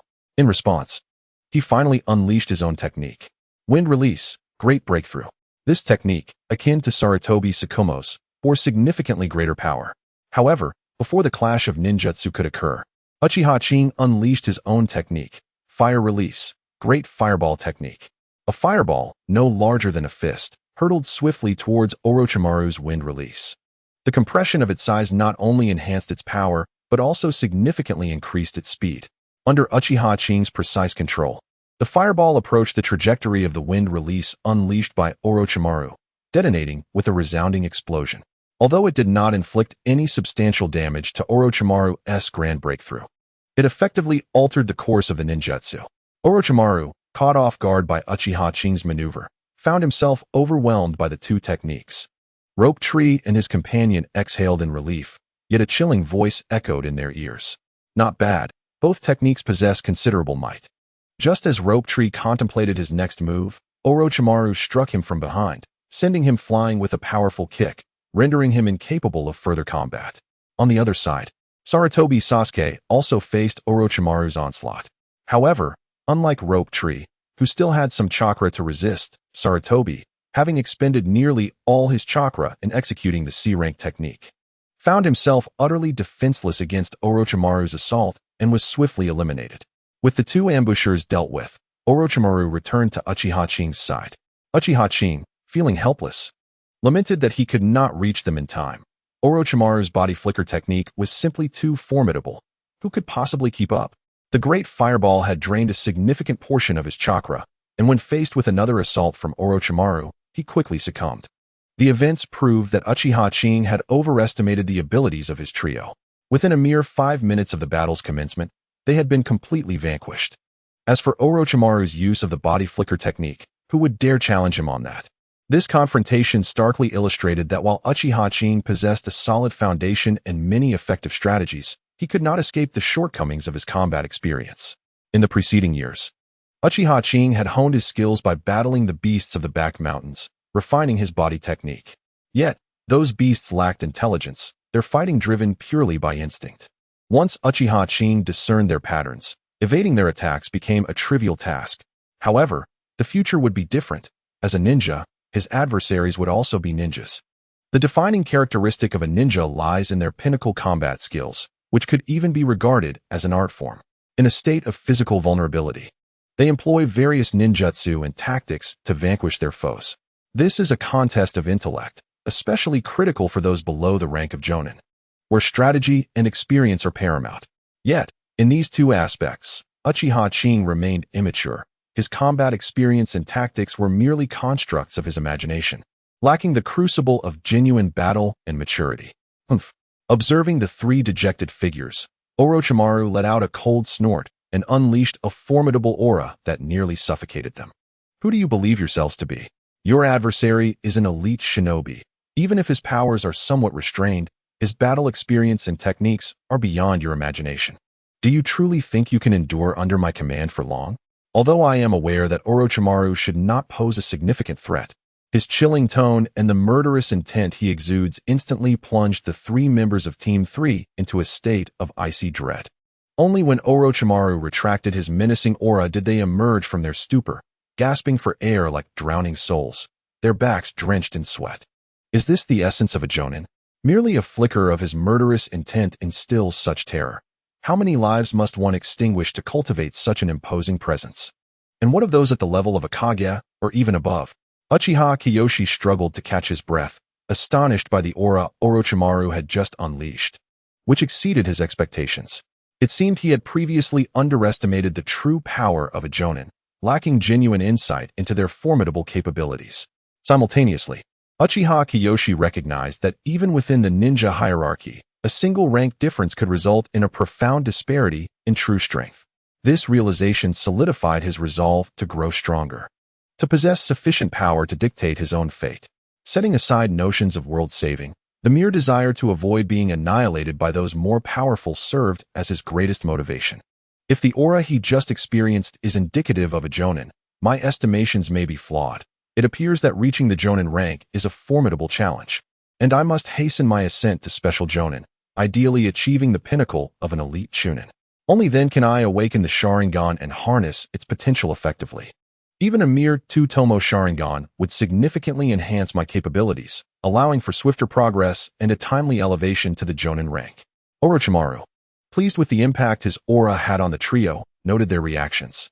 Though the recent confrontation ended rather swiftly in defeat, their overall strength was commendable. However, their tactics and combat experience were exceedingly lacking. Henceforth, you shall engage in daily battles, whether against me or amongst yourselves. This aspect cannot be neglected. And regarding your rewards. With that, Orochimaru tossed 3 scrolls, each designated for the respective members. Sarutobi Saku received a scroll containing the teachings of ninjutsu, while Shoju was given notes on various combat techniques. Uchiha Kiyoshi's scroll, however, was distinct. It contained a jutsu for earth release. Notably, 2 of the scrolls included explanations on chakra control training. It must be acknowledged that Orochimaru had tailored the scrolls perfectly for each individual. Sarutobi Saku, a quintessential swordsman, seemingly lacked proficiency in ninjutsu and required guidance on the proper release of techniques while minimizing chakra expenditure. Shoju, on the other hand, struggled with combat skills, leaving one to ponder how he had survived under Tsunade's tutelage for so long. Appearing only adept at enduring blows, his counterattacks were clumsy and unfamiliar. Thus, he was provided with notes on combat techniques to study and master during the forthcoming battles. As for Uchiha Kiyoshi, Orochimaru was impressed by his control over the Great Fireball technique. Therefore, he needed not deeper training, but rather new ninjutsu to expand his repertoire. Orochimaru was thoroughly satisfied with the direction in which he was guiding his 3 subordinates. The pairing of 2 offensive outputs with 1 support role proves to be an excellent combination, particularly given that there are only 3 individuals involved. Sarutobi Shotoku is poised for an explosive output in his future endeavors, while Shoju demonstrates a sustained output. Together, they serve as the primary sources of lethal force. Uchiha Kiyoshi, however, assumes a more multifaceted role, functioning both as a tank and a healer, thus becoming an essential component of the team. Sharing a squad with Tsunade, Orochimaru is acutely aware of the advantages presented by Uchiha Kiyoshi, the medical ninja. Not only does Kiyoshi provide timely healing after sustaining injuries, significantly enhancing survival capabilities, but he can also administer treatment during combat, thereby bolstering endurance. Of course, to facilitate healing, he must utilize shadow clones, necessitating a substantial amount of chakra. Otherwise, he risks succumbing to exhaustion before he can effectively support his comrades. Currently, Uchiha Kiyoshi's chakra reserves appear commendable, while they may not rival the impressive reserves of Shoju. A member of the Senju clan, they are at least double that of Sarutobi Shotoku. Sarutobi's chakra levels hover around 30 to 40 units, a quantity that can be depleted by a single C-rank ninjutsu. Even so, this amount is relatively high among his peers, many of whom possess only 10 to 20 units, with some civilian ninjas having less than 10. Despite the meticulous training arrangements for the trio, Orochimaru lacked the patience to elucidate the details. Leaving them with a terse instruction to practice according to the scroll, he would assess their progress later, should their performance falter. The three of them quickly vowed to devote themselves diligently to their training. Once he had organized their regimen, Orochimaru vanished in a flash, his time consumed by other pressing matters, leaving only occasional evaluations of their training progress. After Orochimaru's departure, Shoju could no longer maintain his composure and collapsed onto the ground. The earlier encounter had been overwhelming. The sheer intensity of his presence was formidable. How many lives had he taken? My sister doesn't exude such an aura of menace. Indeed, Orochimaru's demeanor is rather terrifying, and I often feel an unsettling chill in his presence. Soon enough, through the vigorous efforts of the energetic Shoju, Sarutobi Shotoku began to forge a friendship with the other two.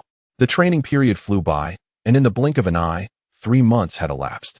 The trio not only adhered to Orochimaru's mandated training, but also completed assigned tasks. With Shoju being somewhat of a burden, Uchiha Kiyoshi faced a considerable workload. Nonetheless, even with prior preparation, Kiyoshi found the D-rank missions to be quite daunting.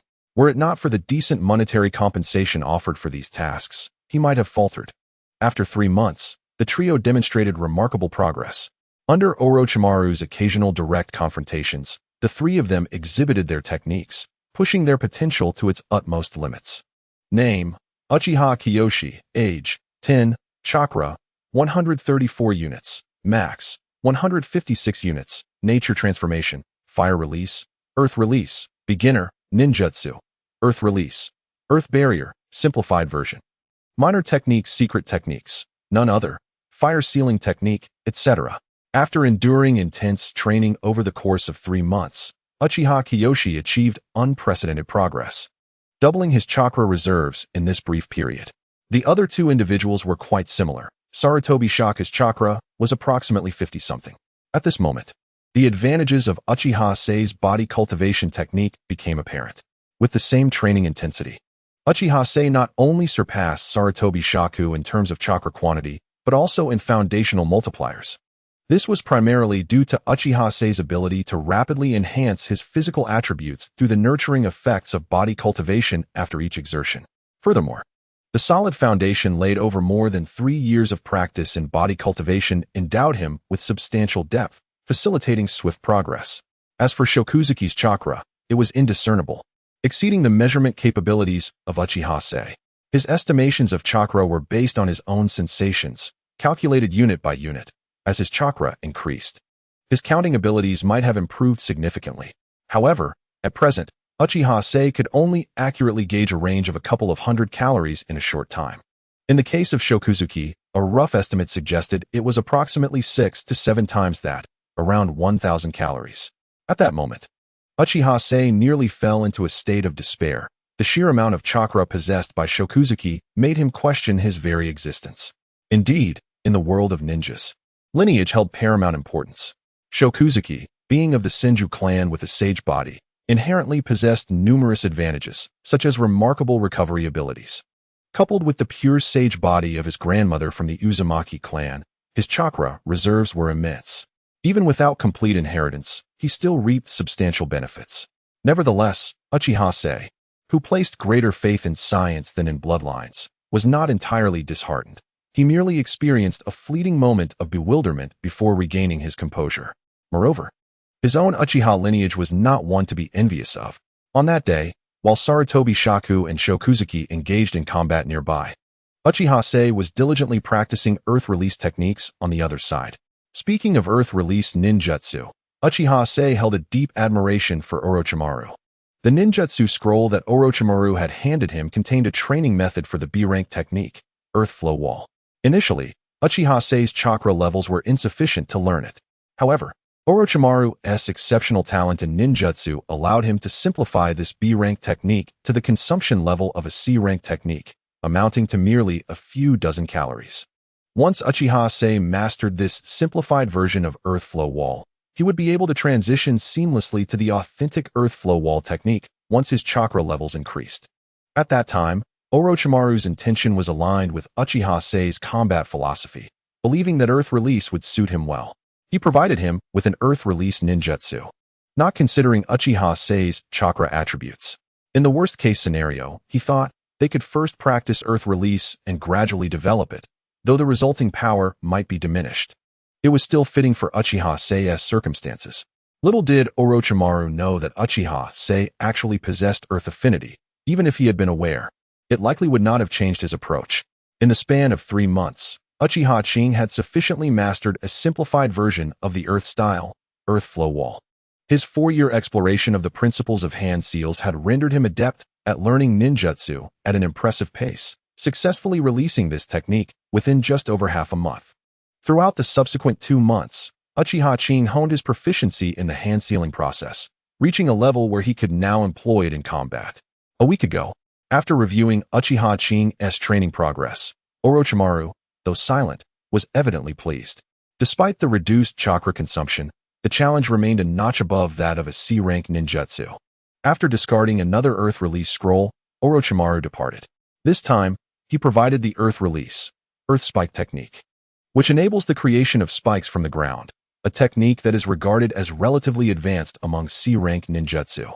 Unlike his previous training with the Earth Flow Wall, which required extensive research on unfamiliar Earth Release cycles, Uchiha Qing benefited from prior experience, significantly reducing the number of cycles he needed to compare. Within a week, he had essentially grasped the concept. Calming his mind, Uchiha Qing began to form the necessary hand seals while concentrating on the manipulation of chakra within his body. As he proceeded with the hand seals, he coordinated the flow of chakra, executing one small cycle after another. His 4 years of study into hand seals had given him a fundamental understanding of the principles underlying ninjutsu release. Similar to the techniques of sealing, the varied methods of chakra circulation within the body yield distinct effects. Many special effects in ninjutsu are conferred by specific chakra flows. Uchiha Qing referred to the process of circulating chakra from his lower abdomen to his arms and back as a small cycle, forming the foundational basis for ninjutsu release corresponding to sealing techniques. By adhering to a specific order of different cycles, he could unleash a myriad of ninjutsu. Over the course of 4 years, Uchiha Qing had compiled hundreds of these small cycles and sought to categorize and number them for easier memorization. Those involving the brain began with the letter A, while the limbs were designated with B, C, D, and E. The torso was divided into several regions, such as the organs, which Uchiha Qing labeled with the letters A, B, C, and D. For cycles traversing 2 or more body parts, he arranged them in sequential order. For instance, a cycle starting from the lower abdomen, passing through the brain, then the heart, would be marked as A1. The subsequent numbering was not arbitrary. Uchiha Qing intended to prioritize those small cycles whose functions he comprehended first. Thus, this endeavor could only unfold in the midst of extensive ninjutsu study, a task that was by no means trivial. Orochimaru, being among the most knowledgeable ninjas in the entire shinobi world, second only to the ninjutsu experts like the Sage of the Six Paths and Senju Tobarama, was an ideal mentor. Following him, there was little reason to doubt his ability to acquire ample ninjutsu. Uchiha Qing first engaged in Abe cycle, initiating the flow of chakra from his lower abdomen to the spleen, which is associated with the earth element. He then executed a cycle within the spleen without returning to the lower abdomen. Subsequently, he divided the chakra remaining in the spleen into 3 streams, designated as B1, B2, left leg, and B3, right leg, conducting 3 smaller cycles. Following several similar processes, the majority of the chakra, aside from what remained in the spleen, was ultimately directed into his legs. Upon forming the final seal, he completed 2 cycles, B2 and B3, infusing all his chakra into his legs. Uchiha Qing then proceeded to control the flow of chakra from his legs into the ground, directing it precisely to a point 5 meters ahead of him. With a mere thought, the previously smooth surface of the ground suddenly sprouted 3 soil spikes. each approximately 5 centimeters in thickness and 20 to 30 centimeters in length. Success. Witnessing the emergence of the 3 soil spikes, Uchiha Qing felt a surge of excitement. Indeed, his theory proved to be effective. Having mastered the fundamentals, his learning of ninjutsu became remarkably efficient. As he became more familiar with the functionalities of various small cycles, mastering ninjutsu would no longer pose a challenge. He speculated that the Uchiha clan's Sharingan replicated ninjutsu by mimicking the chakra flow of others. This realization led him to grasp the underlying principles of this replication. While Uchiha Qing was mastering the Earth Spike technique, his companions, Shoju and Sarutobi Saku, who were engaged in combat, took notice of the commotion. Wow, Qing, this is incredible. In just a week, you can already unleash the Earth Spike technique, which is significantly faster than your previous learning of the Earth Wall. Well, the simplified version of the Earth Wall, while consuming less chakra, still posed the challenge of a B-level ninjutsu, so it's hardly surprising that the difficulty levels differ. Over the course of 3 months, the trio had grown quite familiar with one another, and Sarutobi Saku occasionally countered Shoju's mindless comments. I still need more practice. I can only release the technique once, and I must concentrate all my attention on it. It's not feasible to rely on it in an actual battle yet. In response to Uchiha Qing's modesty, the two did not dismiss his achievement lightly. Being able to learn the preliminary release of a new ninjutsu in just a week was indeed remarkable.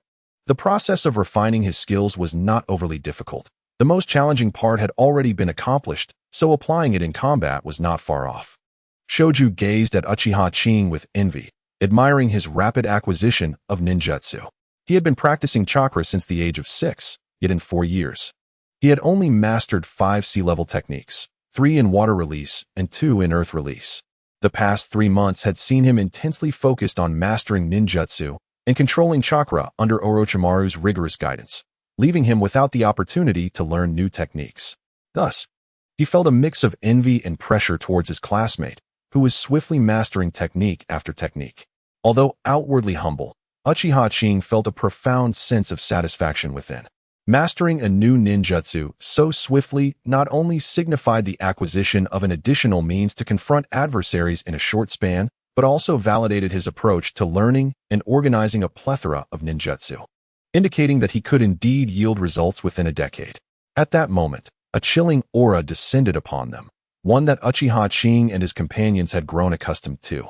Recognizing it as the presence of Orochimaru, Orochimaru approached the trio, casting his gaze upon the site where Uchiha Qing had just executed the Earth Spike technique. Internally marveling at his students' commendable aptitude for ninjutsu, it was akin to a delightful stroke of fortune. Indeed, in his previous tenure at the Ninja Academy, Uchiha Qing had not showcased his abilities prominently. He had only revealed a remarkable talent for medical ninjutsu, coupled with certain idiosyncrasies that had afforded him relative peace from troublemakers. Even Danzo had not regarded Uchiha Qing's talent as particularly exceptional, perhaps attributing his swift mastery of medical ninjutsu to the pressure of impending death. After all, Uchiha Qing had dedicated 4 years to the Uchiha archives, making the duration of his medical ninjutsu studies quite substantial. The reason Uchiha Qing gradually unveiled his ninjutsu talent now was due to Orochimaru's tutelage. He was now considered part of Orochimaru's faction, bolstered by the protection of his clan, which provided a foundational assurance of his safety. Furthermore, possessing ninjutsu talent would enable him to extract a greater number of ninjutsu scrolls from Orochimaru, establishing a mutually beneficial dynamic. Over the past 3 months, they had become familiar with the task protocols and had made significant strides in their abilities, now deemed capable of undertaking more advanced missions. Today, they were to accept a C-rank mission. Upon hearing Orochimaru's words, the trio felt a surge of excitement, though they remained silent, especially Shinshu, who covered his mouth with his hand to stifle his exuberance.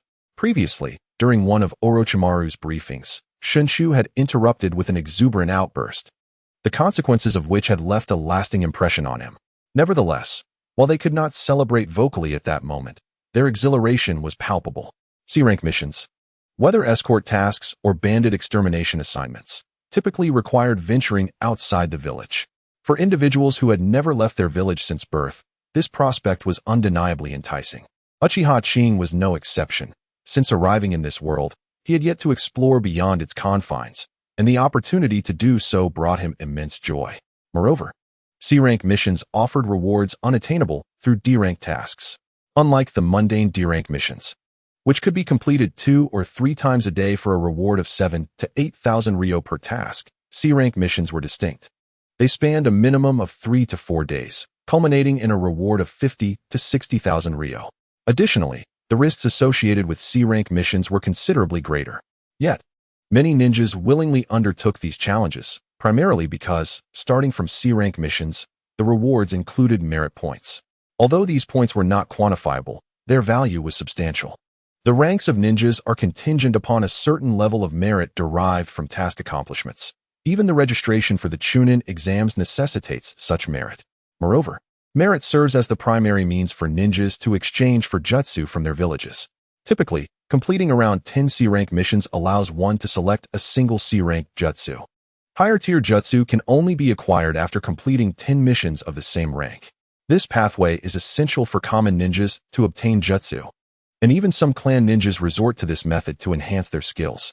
The village possesses a comprehensive collection of jutsu, and even clan ninjas occasionally find themselves in need of techniques not available within their own families, thus relying on this means for acquisition. Although Uchiha Qing has access to Orochimaru, through whom he can learn numerous jutsus, it is imprudent to rely solely on this source, as it could inadvertently lead to Orochimaru controlling his entire training progress, which poses significant drawbacks. As Uchiha Qing formulates a functional chakra circulation cycle, his learning of jutsu accelerates at an extraordinary pace, even surpassing conventional norms. Consequently, he feels the need to redirect his focus and moderate the speed at which he learns the jutsu provided by Orochimaru. Orochimaru, accompanied by 3 eager young ninjas, proceeds to the task department adjacent to the Hokage's office. Inside, they encounter the following assignments. A ranked task: infiltrate the land of rain to gather intelligence on the Rain Village. Note: requires knowledge of the movements of the Rain Village. Details available upon acceptance. B-rank task: escort the Sun and Moon Trading Company's convoy into the land of Earth, with potential encounters of ninja ambushes. Note: possible encounter with Chunin. It is advisable for the 3 Chunin to form a team to accept. Details available upon acceptance. B-rank task: investigate the presence of cloud ninjas within the borders of the Land of Fire. Note: it is recommended that multiple Chunin team up to accept. Details available upon acceptance. C-rank task: after contemplating for approximately 10 minutes, Uchiha Qing finally discovers a task that piques his interest and proceeds to claim it. C-rank task: a band of mountain bandits has emerged near Luiyue village. Please proceed to eliminate them. Upon acceptance, he receives specific task information. A group of mountain bandits, suspected to be of Genin level, has been reported near Luiyue village. Task reward: 70,000 Ryo. There is nothing particularly unusual about this task. It is merely a straightforward bandit suppression mission. However, the potential presence of warriors elevates its difficulty within the realm of C-rank tasks, and a reward of 70,000 Ryo is quite substantial. While the task itself may be commonplace, its assignment to Team 3 raises eyebrows. Uchiha Qing finds himself perplexed by Orochimaru's decision to undertake such a task. Is it truly wise to commence with this? Suppressing bandits inevitably entails taking lives, which could be daunting for novice ninjas unaccustomed to bloodshed. Should they falter and succumb to overwhelming emotions post-incident, the risk of retaliation could be high. Nevertheless, observing the buoyant demeanor of Noboru, who appears almost afloat with excitement, Uchiha Qing begins to grasp the situation. Bandit suppression tasks are typically issued in response to local villagers being victimized.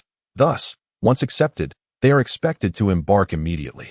Orochimaru leads the trio from Team 3 to the designated location stated in the task, where they will rendezvous with the task issuer. The rendezvous point was not far from the mission department, and soon the 4 individuals arrived at the designated location. The one responsible for the meeting was a young man dressed as a farmer, appearing to be in his 20s. Upon seeing Orochimaru accompanied by 3 children, he initially contemplated lodging a complaint.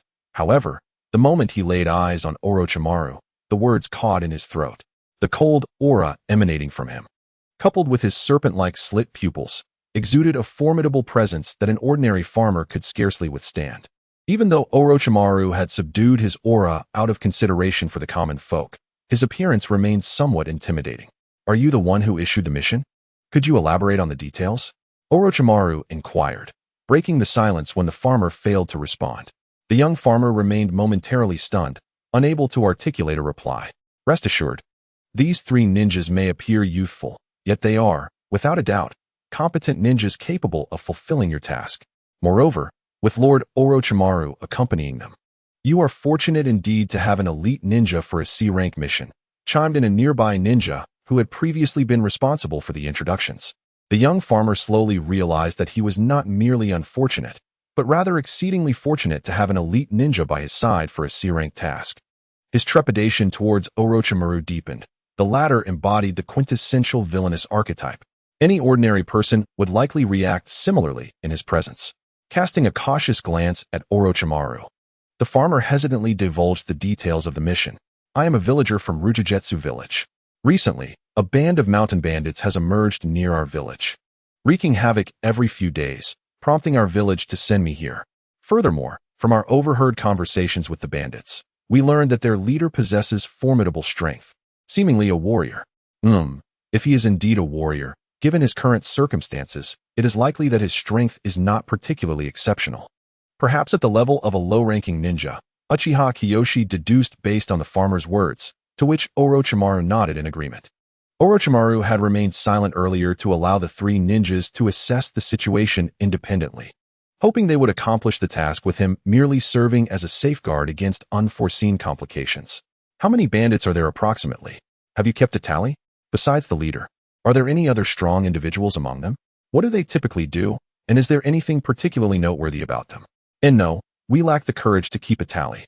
It was already a considerable risk for the village to send me to issue this mission. As for strong individuals, we are merely ordinary people and cannot ascertain their precise strength. However, I have heard whispers of some 3 great kings or 4 great kings among them. Likely the leader's brothers, suggesting their combat prowess is not to be underestimated. As for anything unusual, well, I'm not sure if this counts. But the leaders have never made an appearance. We gleaned this information solely from the bandits' conversations.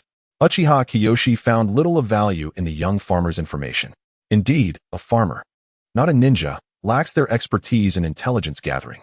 It seems prudent to investigate further upon arrival. Well, we are now aware of the basic situation, given your eagerness. Let us set forth without delay. Noticing the urgency displayed by his companions, Uchiha Kiyoshi also decided to embark early, as all necessary preparations had been completed. The young man was exhilarated, promptly expressing his gratitude. He understood that, although he was the one assigning the task, he could not pressure the ninjas to hasten unduly. It appeared he had encountered a more amicable group. With an additional member, their party of 5 set off without delay. Reaching the gates of Konoha, they registered before departing the village. The 3 members of Team 3 were equally excited, finally stepping beyond the confines of Konoha. Apart from Uchiha Kiyoshi, who maintained a semblance of composure, even Sarutobi Sasuke exhibited a level of curiosity akin to that of Naruto, peering around in wonderment. The young farmer began to harbor doubts about the reliability of their journey. However, glancing at the last member of their party, Orochimaru, he felt reassured. With him present, there should be no cause for concern. Kiyoshi mused that the outside world bore little distinction from the village. It seemed strikingly similar. After some time, Naruto discerned that the exterior was not markedly different from the village, falling into a state of discontent. There was little to warrant such extensive contemplation, especially as they were merely traversing the road. What uniqueness could one expect? It would only be when they ventured into other nations or more extraordinary towns that genuine novelty would present itself. Hey Kiyoshi, how do you know so much? I recall you've never left the village, right? It's as if you've been somewhere before, Naruto remarked, wide-eyed with curiosity. Uchiha Kiyoshi began to elucidate. I have not traveled, but these details are all documented in books. The peculiarities of this ninja world are extensively described within. Upon hearing the word books, Naruto's interest waned immediately. He despised such matters. He even believed that if he did not distance himself from Uchiha Kiyoshi swiftly, the latter would undoubtedly start pushing literature upon him. Liyue village was not far from Konoha, which explained why their adversaries dared to send someone to Konoha to issue tasks. Otherwise, the journey could be prolonged, with the likelihood of encountering unforeseen circumstances significantly heightened. The bandits did not seem to comprehend their predicament, establishing themselves a mere day's journey from Konoha. Surely, their judgment was questionable. Uchiha Kiyoshi pondered this uncertainty. Considering the distance of a day's travel at a pedestrian pace, it amounted to approximately 100 kilometers. If they pushed themselves, they could arrive in roughly 5 hours. Resolving to dismiss such thoughts, Uchiha Kiyoshi refocused on their journey toward Liyue village, remaining vigilant of their surroundings to avert ambush. Despite the proximity to Konoha, he could not discount the possibility of an imbecile launching an attack, especially given the presence of bandits so near the village. Uchiha Kiyoshi was wary not to overestimate the intelligence of certain individuals. If carelessness were to lead to the scenario where the three of them had not yet arrived at the designated task location, and Orochimaru intervened, it would certainly spell trouble. The consequences of returning to the village were beyond Uchiha Qing's imagination. However, it seems that such foolishness was an isolated incident, as the area surrounding Konoha remained quite secure. Indeed, their journey was devoid of any unforeseen events, and the 5 of them successfully reached Liyue village. Upon their arrival, Uchiha Qing and his 3 companions were accommodated at an inn. After inquiring about the general situation of the mountain bandits among the villagers, Uchiha Qing returned to the inn, calling for his 2 teammates. The information gleaned from the villagers was incomplete. They only learned that this group of bandits had arrived approximately half a month ago, and the leaders had not made many public appearances. Nevertheless, the bandits themselves spoke highly of their leader's strength, which seemed to surpass that of ordinary individuals. Uchiha Qing speculated that they likely possessed the strength of seasoned genin, yet he pondered why these leaders had remained concealed for so long. I will head to Qingshan to assess the situation and gather intelligence. You 2 should scout the vicinity, particularly the direction from which the bandits arrived, and observe any peculiarities closely, Uchiha Qing instructed. With that, he prepared his ninja tools, placing them neatly into his tool pouch, and exited the inn. Uchiha Qing's ninja tools were no longer merely standard equipment. He had invested in 20 meticulously crafted kunai, costing him a staggering 100,000 ryo. Fortunately, over the past 3 months, Uchiha Qing had completed 2 to 3 D-rank missions daily, each yielding an income of approximately 7 to 8,000 ryo. After covering his daily expenses, he had managed to save around 120 to 30,000 ryo, thereby beginning to lift himself out of poverty. Otherwise, he would have struggled to afford even the 20 finely crafted kunai. In addition to the kunai, Uchiha Qing had also commissioned a specially designed kunai for close combat, measuring about 50 centimeters. Both the craftsmanship and materials were of a notably high quality, costing him an additional 200,000 ryo. Thus, with these 2 items, Uchiha Qing's finances had taken a significant hit, dwindling to a 6-figure sum. Not to mention the even more costly explosive tags and food pills. Overall, he had spent upwards of 700,000 ryo. His tool pouch was of superior quality, featuring spatial sealing techniques that provided approximately half a cubic meter of storage for numerous ninja tools. Compared to storage scrolls, it was considerably more convenient, allowing for direct access to the tools. Moreover, its durability was commendable, expected to last at least a year or 2 without damage. While its performance was impressive, it came at a steep price of 400,000 ryo. Uchiha Qing gritted his teeth and made the purchase, reasoning that investing in superior ninja tools was a matter of safeguarding his own life. Thus, almost all of Uchiha Qing's earnings over the past 3 months had been spent. Reflecting on this, Uchiha Qing could not help but lament the swift accumulation of wealth as a ninja, yet equally rapid was the expenditure. At that moment, in an open area outside Qingshan, Uchiha Qing dragged a bandit, rendered unconscious, out from the mountains. He patted the bandit awake and began to employ the fundamental interrogation techniques he had learned from his studies. Due to his initial endeavor, Uchiha Seiya struggled to find the right balance. Nonetheless, fate seemed to favor him, as the outcome appeared unexpectedly favorable. After enduring several punishments, the adversary divulged everything. It seems I possess an innate talent for interrogation. Indeed, genius manifests similarly across various domains. Perhaps sensing Seiya's inner musings, the mountain bandit regarded him with palpable terror. Are you certain, brother? I have encountered numerous interrogation techniques, yet none are as ruthless as yours. Were it not for my resolute will, I would have succumbed long ago. Seiya chose to disregard the captive, meticulously organizing the information he had acquired. This band of mountain bandits had been formed a month prior, led by the Matsuoka Quartet. All 4 brothers were skilled warriors with notable talents, having subdued many to establish their faction, thus ascending to leadership. After forming their bandit group, the Matsuoka brothers rarely made public appearances, delegating most tasks to their underlings. Their daily activities remained shrouded in mystery, as they had designated a section of the verdant hills for themselves, forbidding any intrusion. Having compiled this intelligence, Seiya prepared to return to Flowing Moon Village to rendezvous with the other 2 members of his team. However, as he gazed upon the fallen bandit, a flicker of conflict crossed his mind. Should I execute him? After all, he bears the weight of many lives on his hands. This act could serve to eliminate a menace to society. Furthermore, an impending clash with the bandits loomed on the horizon, necessitating an acclimatization to the sensation of taking a life. Otherwise, should complications arise, the consequences could be dire. He resolved to inform Rope Tree and the others upon returning. Under the terrified gaze of the bandit, Seiya unsheathed a kunai and plunged it into the man's heart. Observing the blood staining his hands, he forcibly suppressed the rising wave of nausea, repeatedly reassuring himself. They are nothing but marauders. Their demise holds little consequence. Steady yourself. With a deep breath, he compelled himself to regain composure, enduring the fatigue that weighed upon him.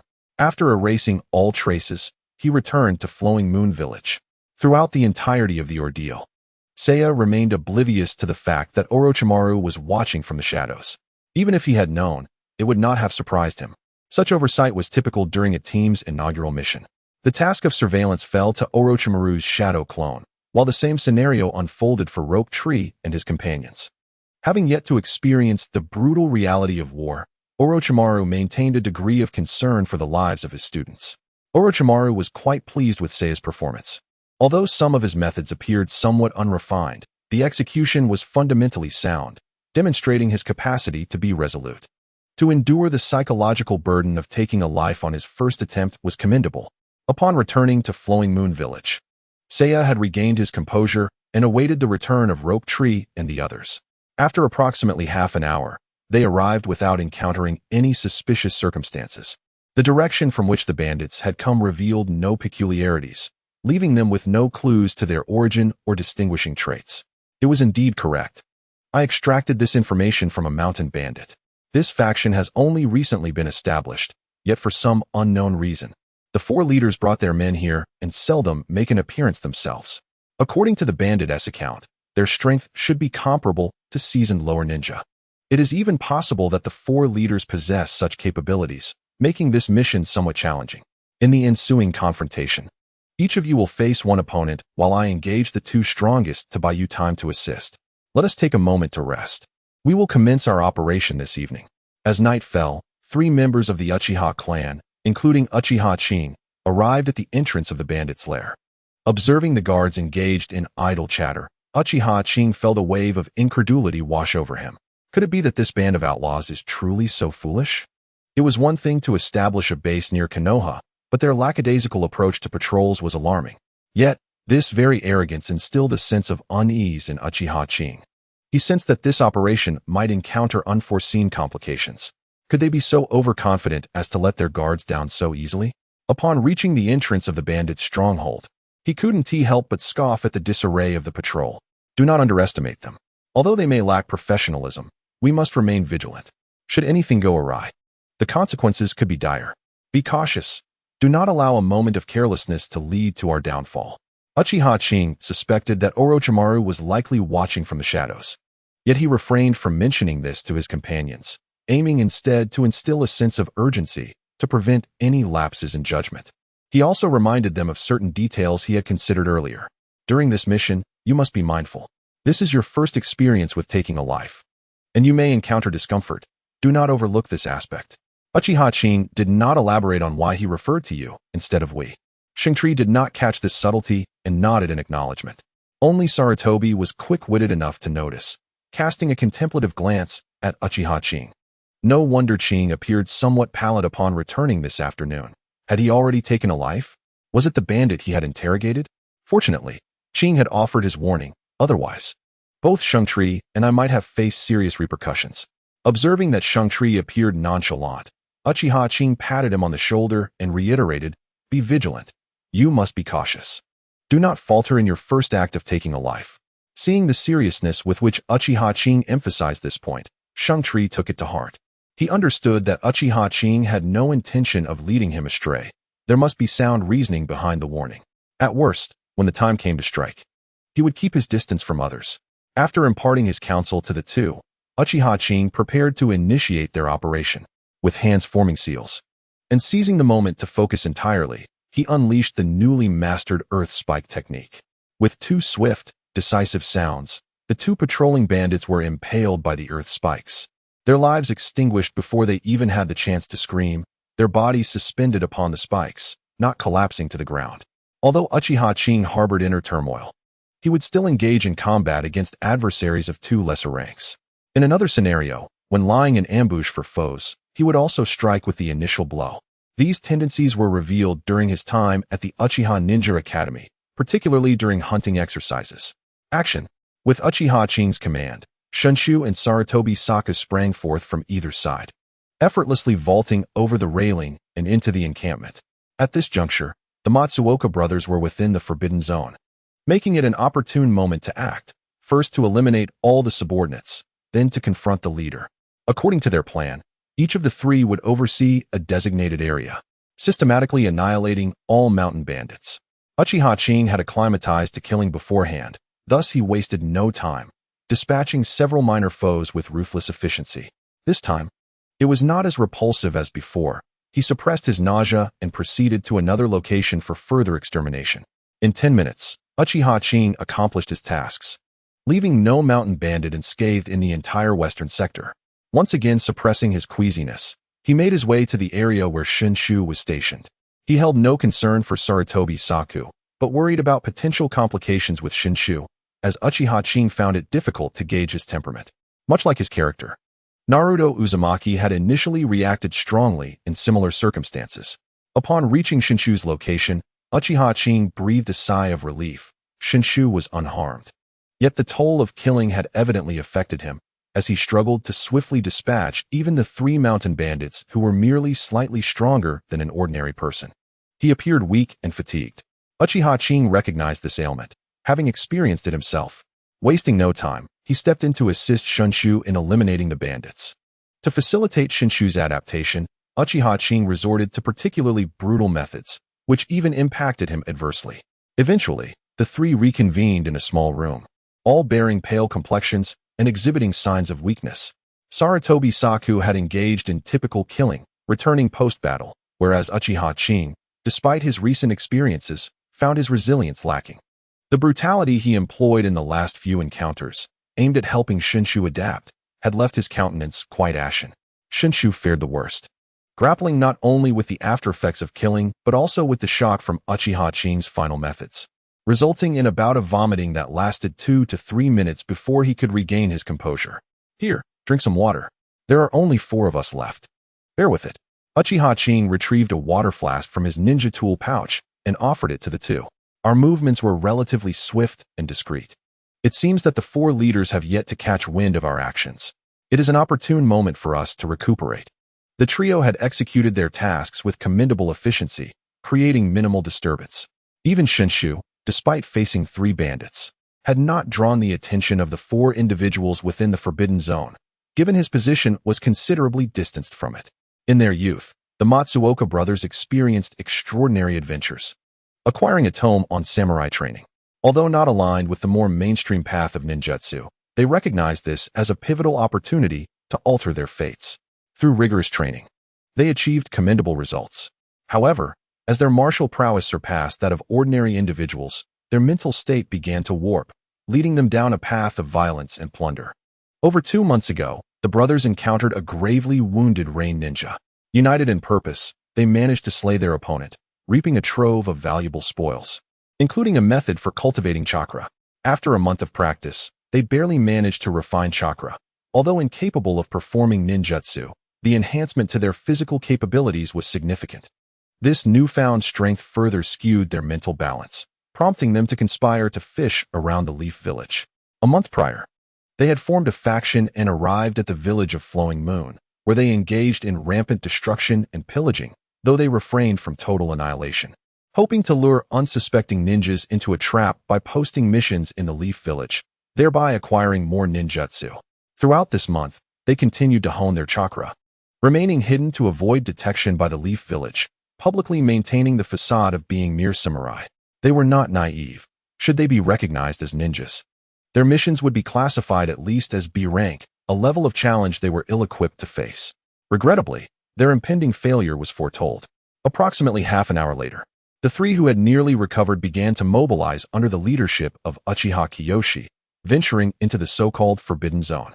This zone bore no special attributes, lacking any barriers. Merely delineated territory.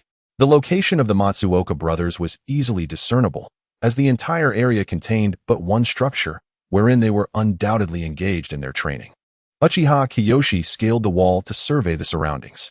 Within the courtyard, all four brothers were present, diligently practicing their chakra refinement. Uchiha Kiyoshi took a moment to assess, noting that their chakra was indeed limited, perhaps only 1 or 2 cards worth. Given their age and physical development, coupled with their samurai training, it was impressive that they had achieved this much in merely 2 months. However, lacking instruction, it was evident they had yet to learn any ninjutsu. Even the basic transformation technique could not be mastered without proper guidance.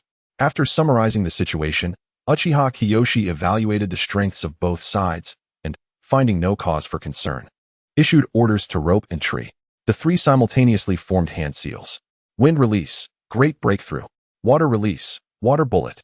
Fire release, great fireball technique.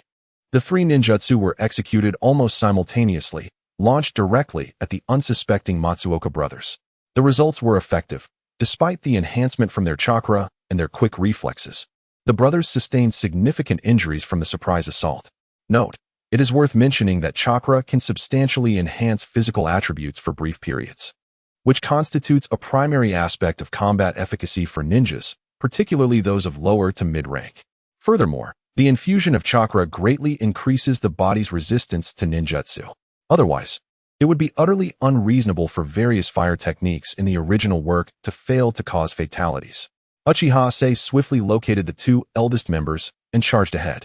Matsuoka Keiichi and Kni, true to their samurai lineage, displayed considerable combat experience, engaging Uchiha Sei in a dynamic exchange.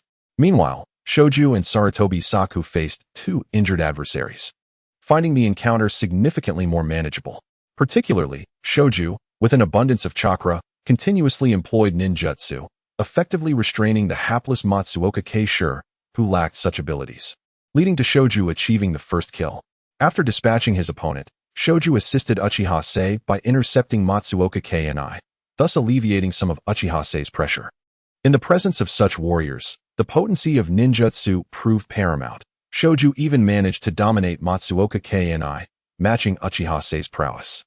Sarutobi Saku swiftly eliminated Matsuoka Kei-san and joined the fray alongside Shoju.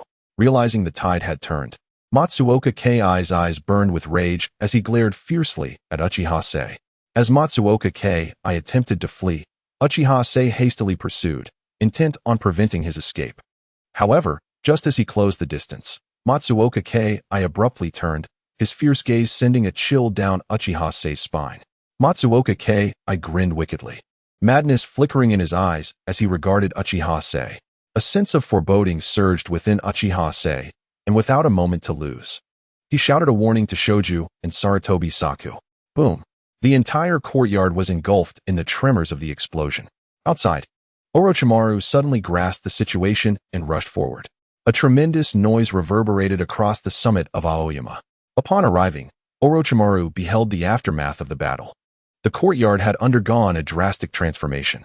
A large crater marred the ground, surrounded by mangled corpses, the air thick with the stench of blood. Furrowing his brow, Orochimaru searched for the members of Team 3. To his astonishment, it turned out to be explosive tags. Where could a band of mountain thieves have procured such devices? Thankfully, Sei's timely warning had mitigated the disaster. At that moment, a curse-laden voice echoed, and a figure staggered to its feet, discernibly Shoju.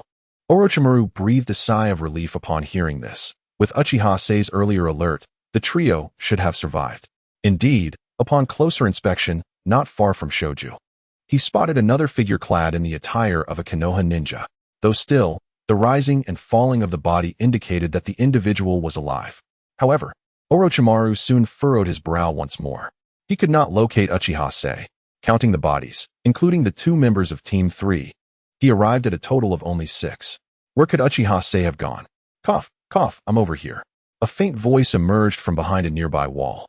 Unmistakably, that of Uchiha Sei. Orochimaru was taken aback by Sei's position behind the wall. According to his earlier assessment, Uchiha Sei should have been at the epicenter of the explosion. Although he had reacted swiftly to warn his teammates, it seemed implausible that he could have escaped so far in such a brief span. Disregarding Shoju and the others for the moment, Orochimaru decided to check on Uchiha Sei first. If the situation permitted, he could allow Sei to tend to Shoju and the others. Upon reaching the wall, I beheld Uchiha Sisuke leaning against it, exuding an aura of profound weakness. His pallid visage was somewhat alarming, and his entire frame appeared to be emaciated. However, he bore no visible wounds, neither from combat nor from explosions. Orochimaru, observing Uchiha Sisuke's condition, quickly deduced that he had excessively depleted his chakra. Shortly thereafter, Orochimaru surmised the cause, a twitch of his lips betraying his amusement.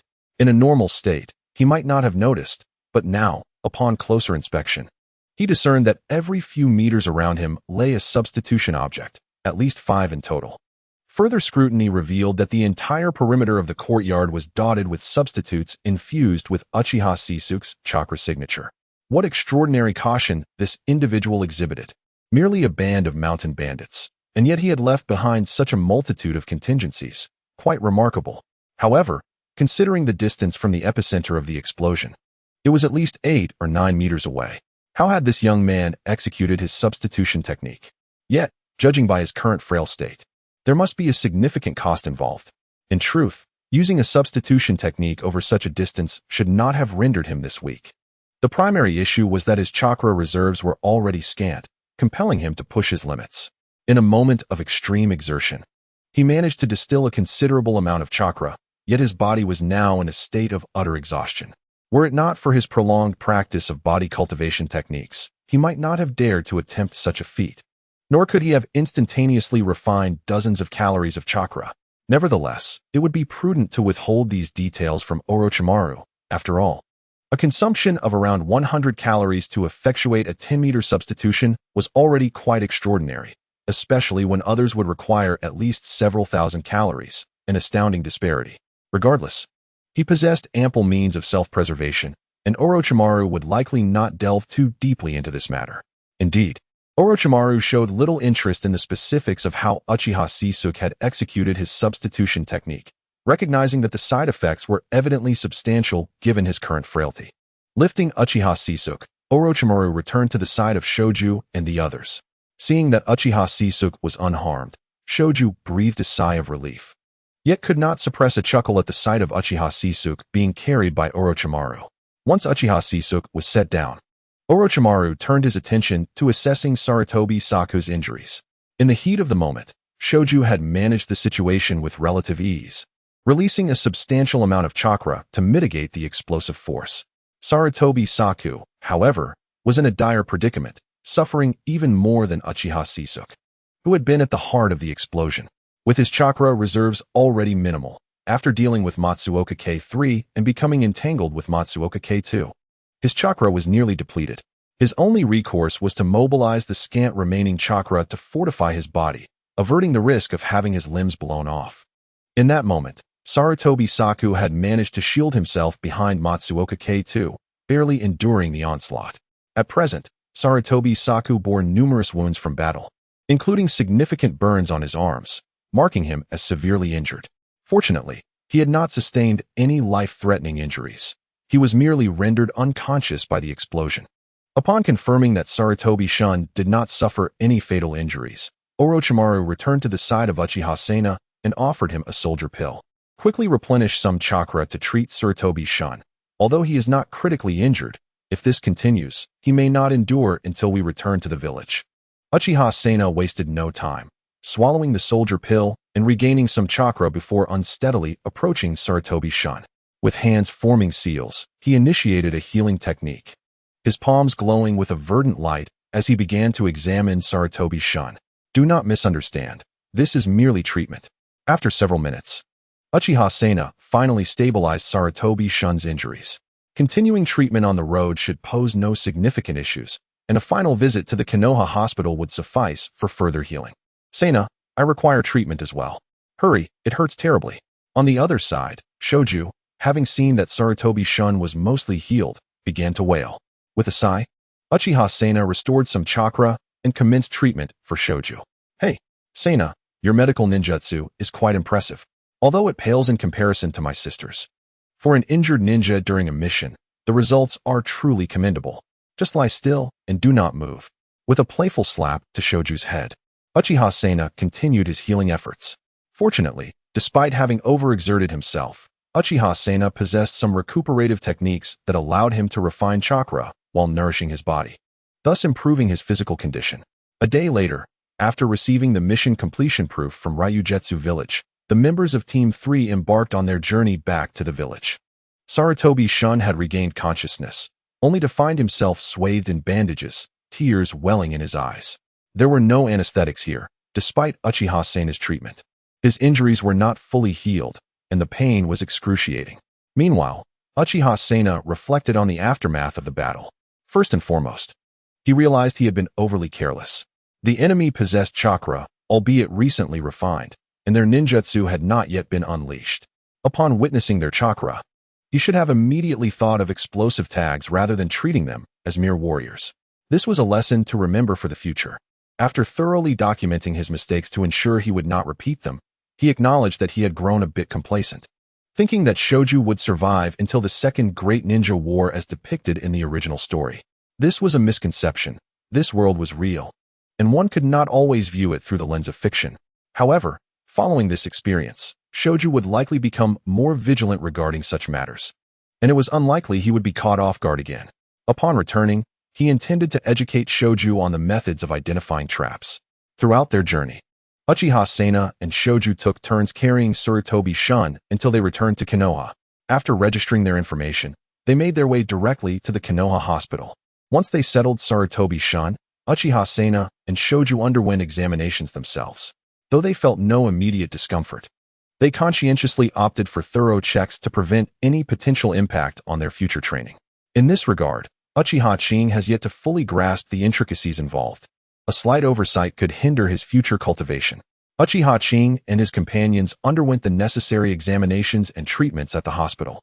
Meanwhile, Orochimaru prepared the report for this mission and submitted it, engaging in discussions with the third Hokage regarding the task at hand. In the Hokage's office, the third Hokage puffed on his cigarette, the smoke curling above his head. Orochimaru, seated opposite him, recounted the events of the mission. The unexpected encounter with bandits revealed that they had mastered the method of chakra extraction and possessed materials such as explosive tags. After investigating, I discovered that the supply source for the Matsuo brothers was likely the Rain Ninja Village. The Rain Ninja Village? Are you certain? Upon hearing this name, the third Hokage furrowed his brow. This was not a favorable revelation. The legendary Hanzo of the Salamander had risen to prominence in recent years. Hailed as a demigod among ninjas, and his strength was formidable. Even he could not guarantee victory in a confrontation. More concerning was the opponent's summoned beast, the Salamander, which was adept for warfare and possessed lethal poison techniques. Should war erupt, the situation would be dire. Orochimaru understood his mentor's concerns and nodded in affirmation of his findings. The third Hokage posed a rhetorical question, tinged with a hint of hope, but alas, it seemed the facts were indeed as grim as they appeared. His disciple, particularly Orochimaru, his most accomplished pupil, was exceptionally capable, and since he had confirmed the intelligence, it was highly probable that the situation was genuine. The Rain Ninja Village had begun dispatching ninjas to the Land of Fire and had even trained a band of mountain bandits for reconnaissance. It appeared the Land of Rain could no longer restrain itself. Both men viewed the Matsuo brothers as covert agents of the Rain Ninja Village, albeit without complete clarity of the circumstances. However, their conclusions were not far from the truth. The fallen Rain Ninja had indeed entered the Land of Fire with this mission. Sighing deeply, the third Hokage furrowed his brow, contemplating the ramifications of this intelligence. Yet, the thought of war weighed heavily on him. Having experienced the First Ninja World War, he was acutely aware of the horrors it unleashed. The more he knew, the greater his distress became. Sarutobi Hiruzen had dedicated many years to the role of Hokage, laboring tirelessly in various capacities. Now, just as things were stabilizing, he was confronted with the specter of war. The burdens of responsibility had aged him prematurely. At 37 or 38, He bore the appearance of a man in his 50s. I understand. You may leave for now. The third Hokage, after a brief contemplation, gestured for Orochimaru to depart. Once Orochimaru had exited, the third Hokage's expression darkened as he resumed his troubled thoughts. War seemed inevitable.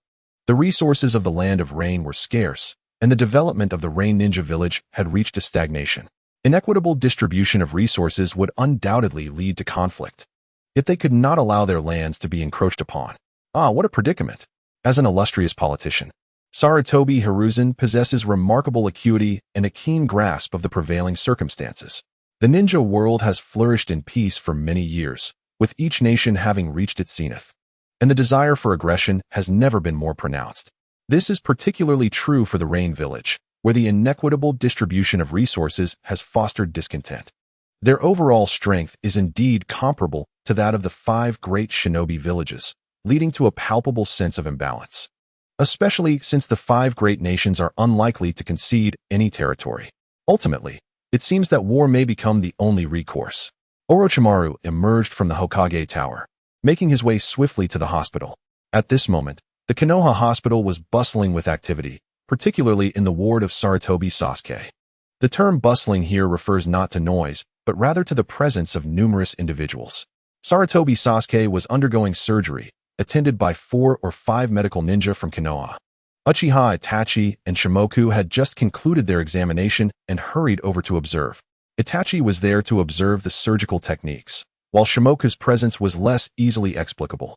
His curiosity seemed to perplex Itachi, who contemplated expelling him. Throughout the procedure, both Itachi and Shimoku held their breaths, fearful of interrupting the physicians at work. Their permission to remain and observe was granted solely due to Itachi's status as a medical ninja, providing him with an invaluable opportunity for learning. Itachi even covered Shimoku's mouth to prevent any outbursts. Shimoku rolled his eyes, dissatisfied with Itachi's actions, feeling an unspoken challenge to his self-control. He was merely intrigued by the medical instruments and techniques, having grown up with Tsunade, a renowned medical ninja, yet never having set foot in Konoha Hospital himself.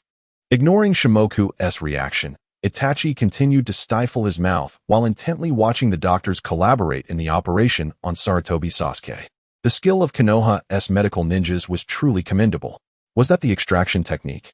Remarkable, a jutsu that directly extracts toxins. How could I have overlooked the possibility of residual fire poison given the proximity of the explosion and the severe burns sustained on both arms? Furthermore, was that the healing technique? Its efficacy surpassed that of standard healing jutsu, with the wound recovery speed exhibiting at least a significant difference. Astonished by the surgical process, Itachi silently critiqued their work in his mind. At that moment, Orochimaru arrived at the doorway, peering through the window to discern the situation within, opting to wait rather than intrude. The surgery lasted for half an hour. Sarutobi Sasuke had indeed sustained severe injuries, with limited chakra. He had been caught by an explosive tag. Had Itachi not provided a timely warning, he might have perished. The explosion's force was equivalent to that of 5 explosive tags detonating simultaneously. Even a Chunin caught directly in its blast would likely suffer grave injuries. Itachi and Shimoku were unique cases. One evaded the blast through the body replacement technique, while the other, possessing abundant chakra, enveloped himself in it, mitigating most of the damage. Thanks to Itachi's healing throughout their journey, he had sustained minimal injuries. Within the span of half an hour, Uchiha Qing diligently observed the techniques of several physicians. Sensing a notable enhancement in his own medical prowess, he had gleaned some insights into the art of extracting ailments, which he believed could potentially reduce his learning curve by a fortnight. The patient's conditions had largely been resolved. They merely required a period of proper recuperation. Thus, it was advised that they refrain from undertaking any missions for the next 2 weeks and remain within the confines of the hospital. After the physicians concluded their surgeries, they imparted some recommendations before departing. Their interest in Uchiha Qing's learning was rather tepid. After all, what could a mere rookie fresh from graduation possibly absorb? Following the surgical intervention, Sarutobi Sasuke's condition was stable, and after more than half a month in the hospital, he was finally deemed well. During this period, both Uchiha Qing and Shoju made it a point to visit him regularly. The three had developed a closer bond through 3 months of joint training, solidifying their ties during this recent mission, which was precisely what the third Hokage had hoped for. With his nephew in the midst and under Orochimaru's tutelage, Uchiha Qing was destined to evolve into a vital bridge for both the village and the Uchiha clan. Having just healed from his injuries and losing over 2 weeks of time, Sarutobi Saku was subjected to a rigorous training regimen akin to abuse at the hands of Orochimaru upon his discharge. Uchiha Qing and Shoju, fortunate enough to be spared from Orochimaru's supervision over the past couple of days, experienced a reprieve. At last, Sarutobi Saku had recovered, although this incident was now behind them. It served as a stark reminder. My arrival had indeed altered certain events. Consequently, various aspects would diverge from what I had previously known. But the overarching narrative would likely remain unchanged, for the time being, at least. Concerning the plot, it was crucial to remain inconspicuous. Uchiha Madara, the ancestral figure, was still alive, and he had not yet reached the decrepitude depicted in the original narrative during his rescue of Obito. This indicated that he still possessed formidable strength, and, more alarmingly, the Rinnegan was still in his possession. Discretion was paramount. I must not attract Madara's attention. The Uchiha clan Sharingan was notoriously unpredictable, and Madara would undoubtedly be wary of it. Presently, he was in seclusion, unable to act, yet should anyone exhibit potential in this regard, he would not hesitate to extinguish it prematurely. Madara could still endure for another 15 or 16 years. It was not yet time for him to seek a successor, especially not one as mentally mature as myself. Thus, I resolved to maintain a low profile. With this course of action set, Uchiha Qing redirected his focus to his training. In terms of skill, there was still a considerable distance to cover. Ultimately, this seemingly trivial C-rank mission, though it escalated to a B rank, had nearly cost me my life. Were it not for my progress with the substitution technique, I would have certainly met with disaster. My inadequacies in strength were glaring. Had I been more capable, the adversary would have been dispatched swiftly, thus avoiding any explosive traps. I remained oblivious to how Orochimaru reported the events, but it was clear that the mission's classification had been elevated to B rank in their records. Nevertheless, this was a fortuitous turn of events. The difficulty of our mission was arguably less than that of a true B rank assignment, likely attributed to Orochimaru's influence. Indeed, having powerful connections proved advantageous. Oh, the sweet scent of opportunity. This incident underscores the paramount importance of survival skills. Take Sarutobi Sho, for instance. His inadequacies in this regard have led him to endure considerable suffering. It is imperative to diligently practice defensive ninjutsu, and the earth release wall is indeed a commendable technique. Regrettably, its high level necessitates substantial chakra consumption, rendering frequent usage impractical. I must acquire another defensive ninjutsu, preferably one that requires fewer hand seals. Moreover, I have become quite familiar with the chakra flow of the earth release wall, allowing me to commence training in reducing the number of hand seals. Uchiha Qing continuously devised a training regimen aimed at enhancing his registration abilities to a higher echelon. As for the body replacement technique, a distance of 10 meters suffices for my current needs. However, the replacement object, being a wooden post, requires modification for convenience during execution. A form akin to Minato's flying thunder god kunai would be advantageous. Henceforth, I shall develop the body replacement technique in that direction, envisioning a scenario where, with a single kunai thrown, my adversary effortlessly dodges, only for me to suddenly appear behind them fills Uchiha Qing with exhilaration. At that moment, I should possess adequate survival capabilities, enabling me to contemplate such offensive strategies. Who does not harbor a dream of heroism? Uchiha Qing too dreams of a day when he can unleash devastating power, yet reality is unforgiving, with the ever-watchful Obito lurking in the shadows. Thus, it is wiser to focus on honing my survival abilities for now. What? Survival? Nonsense. You malign me. I prefer to call it prudence. Yes, prudence. Alternatively, one might term it restraint. As a ninja, one must comprehend the essence of restraint. Is not restraint the soul of a ninja? I have grasped this concept profoundly. Yet you still dare to accuse me of cowardice? After that extreme exertion, Uchiha Qing's body suffered for quite some time. It has taken him half a month to recuperate, thanks to his body cultivation techniques. Uchiha Qing holds a high regard for these techniques, believing they have laid a remarkably solid foundation for him. Through daily nurturing of his body, he can sense the enhancement of his physical quality, not merely through exercise, but as a profound inner sensation. Uchiha Qing perceives this as an evolution, a progression of life, an elevation of existence itself. Though I may speak in grand terms, the extent of this evolution is not monumental. Rather, it is a gradual transformation. Yet, is it not still an evolution? Setting aside other aspects, the most palpable benefits are the improvements in physical quality and chakra. Compared to his peers, Uchiha Qing's physical prowess stands significantly apart. No matter how refined their techniques, they cannot match his taijutsu proficiency. Presently, Uchiha Qing assesses his strength to be at the level of a chunin. Initially, he may have merely been at an entry level. But after the B-rank mission, where he took a life, his mindset matured, breaking through a certain limit. In the ensuing half-month, his taijutsu skills have seen considerable enhancement, and his combat techniques integrating ninjutsu have become increasingly sophisticated, now nearing the pinnacle of a seasoned chunin, on the brink of reaching elite chunin status. According to Uchiha Qing's speculation, it is essential for one's chakra volume to reach 500 units, while concurrently advancing in other aspects proportionately, in order to truly attain the level of an elite chunin.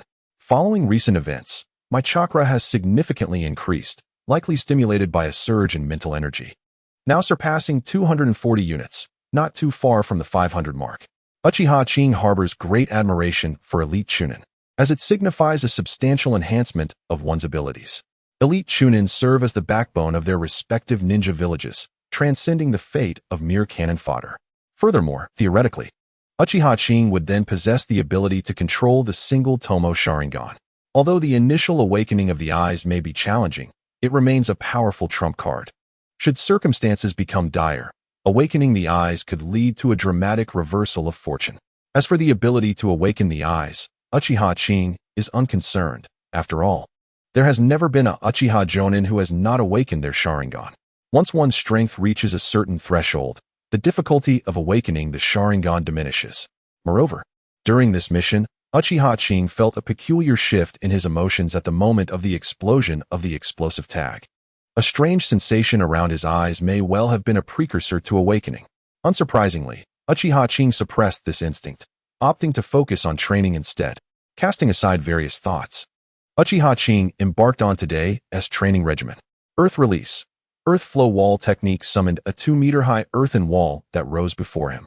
Observing this miniature earth flow wall, standing 2 meters tall and merely 1 meter wide, Uchiha Qing felt a profound sense of security.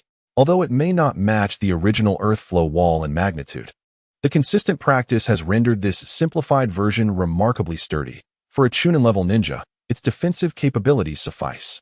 Regrettably, the chakra consumption of this technique remains somewhat excessive. With my current chakra levels, I can only execute it 3 times. Uchiha Qing shook his head, retracting the earth flow wall, restoring his surroundings to their previous state. Once again, he formed hand seals. Earth Release. Earth Shield was executed with remarkable efficiency, completing the hand seals in less than a second with merely 3 seals. A shield of earth materialized before Uchiha Qing, followed by additional earth shields appearing at the back, left, and right sides.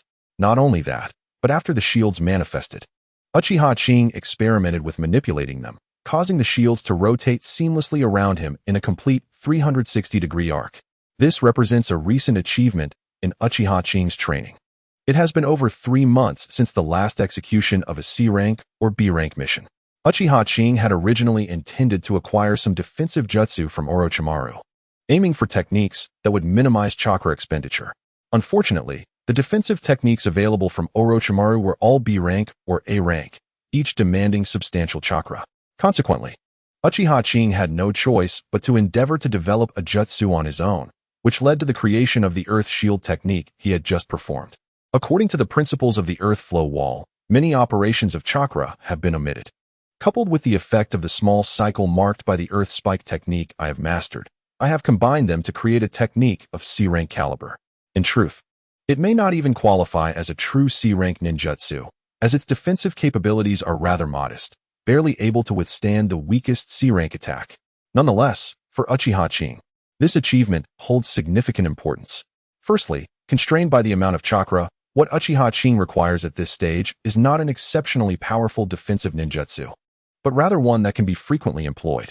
The weakness of the Earth Shield's defense is inconsequential. I can simply stack 2 of them. Moreover, similar to the use of the Great Fireball technique, it is not always necessary to engage in a life-or-death struggle by angling the shield appropriately. I can mitigate a portion of the damage, ensuring that the remaining attack does not strike Uchiha Qing directly. Beyond this, the most crucial aspect is that this is a ninjutsu of Uchiha Qing's own invention. Although its rank is not high, it validates the correctness of his theoretical understanding. Relying solely on the small cycle from 2 earth release techniques, Uchiha Qing has preliminarily developed this ninjutsu. As he continues to refine the documentation of the small cycle's functions, he will inevitably cultivate his own advanced techniques in the future. The Uchiha clan is renowned for its fire release techniques, is it not? Surely, there exist A-rank and above fire release ninjutsu. Why not devise my own? This could become my signature in the ninja world. How about the Buddha's Wrath Fire Lotus from a certain firmament? Although it lacks the so-called Iowa, as long as it is a different type of flame, it should be capable of detonating, right? Excellent. I shall make a note of it and research it further when I have the means. Uchiha Qing is quite satisfied with this earth shield technique, as it consumes little chakra. In addition to his advancements in earth release ninjutsu, Uchiha Qing has also made considerable progress in other areas over the past 3 months. Name: Uchiha Qing Chakra, 340, 340, 370. Nature Transformation, Fire Release, Scorching. Earth Release, Sturdy, Ninjutsu, Minor Secret Techniques, Body Enhancement Technique, Body Flicker Technique. Others: Basic Sealing Techniques, Fire Sealing Hand Seals. Setting aside chakra, Uchiha Qing's most significant advancement lies in the cultivation of nature transformation. During his time in the Ninja Academy, he had already begun to practice the nature transformation of fire release, but since his focus was on the offensive scorching aspect, he did not concentrate on it fully. By the time of graduation, he had barely grasped the basics, unable to integrate it into regular attacks. Now, Uchiha Qing has mastered this nature transformation. For in a surprise attack, the first strike must still be offensive. If his attack power increases, subsequent battles will become considerably easier. Presently, the potency of Uchiha Qing's fire release has surged, to the extent that he momentarily entertained the thought of transitioning back to a conventional ninja, capable of both offense and defense. Regrettably, Uchiha Qing ultimately had to extinguish this fantasy with a heavy heart. To aspire to be an offensive ninja, first, one must learn how to preserve one's life. This is merely the stage of a chunin. Can one not exercise restraint? Where has your ninja essence gone? The transformation of the nature of earth release has led Uchiha Qing to choose a path of rigidity, significantly hardening the earth walls and spikes generated through his techniques. However, 3 months is a rather brief period, and this transformation is merely at the threshold, rendering it unsuitable for combat. The development of defensive ninjutsu and the cultivation of techniques has proceeded as anticipated. What remains is the life-saving technique of the body replacement jutsu. Uchiha Qing has named the ninjutsu he intends to perfect through this technique as the instantaneous body replacement jutsu, yet it currently exists only in theory. Similar to space ninjutsu, the instantaneous body replacement jutsu involves a spatial interchange with a substitute. In contrast, the Flying Thunder God technique achieves a similar summoning nature through reverse summoning. Fundamentally, the two techniques differ significantly. Nevertheless, the ethereal nature of space makes research exceedingly challenging. To refine his secret technique, Uchiha Qing must center his efforts on the basic principle of spatial interchange found within the body replacement jutsu, continuously enhancing it. One aspect of this enhancement is increasing the distance of the interchange.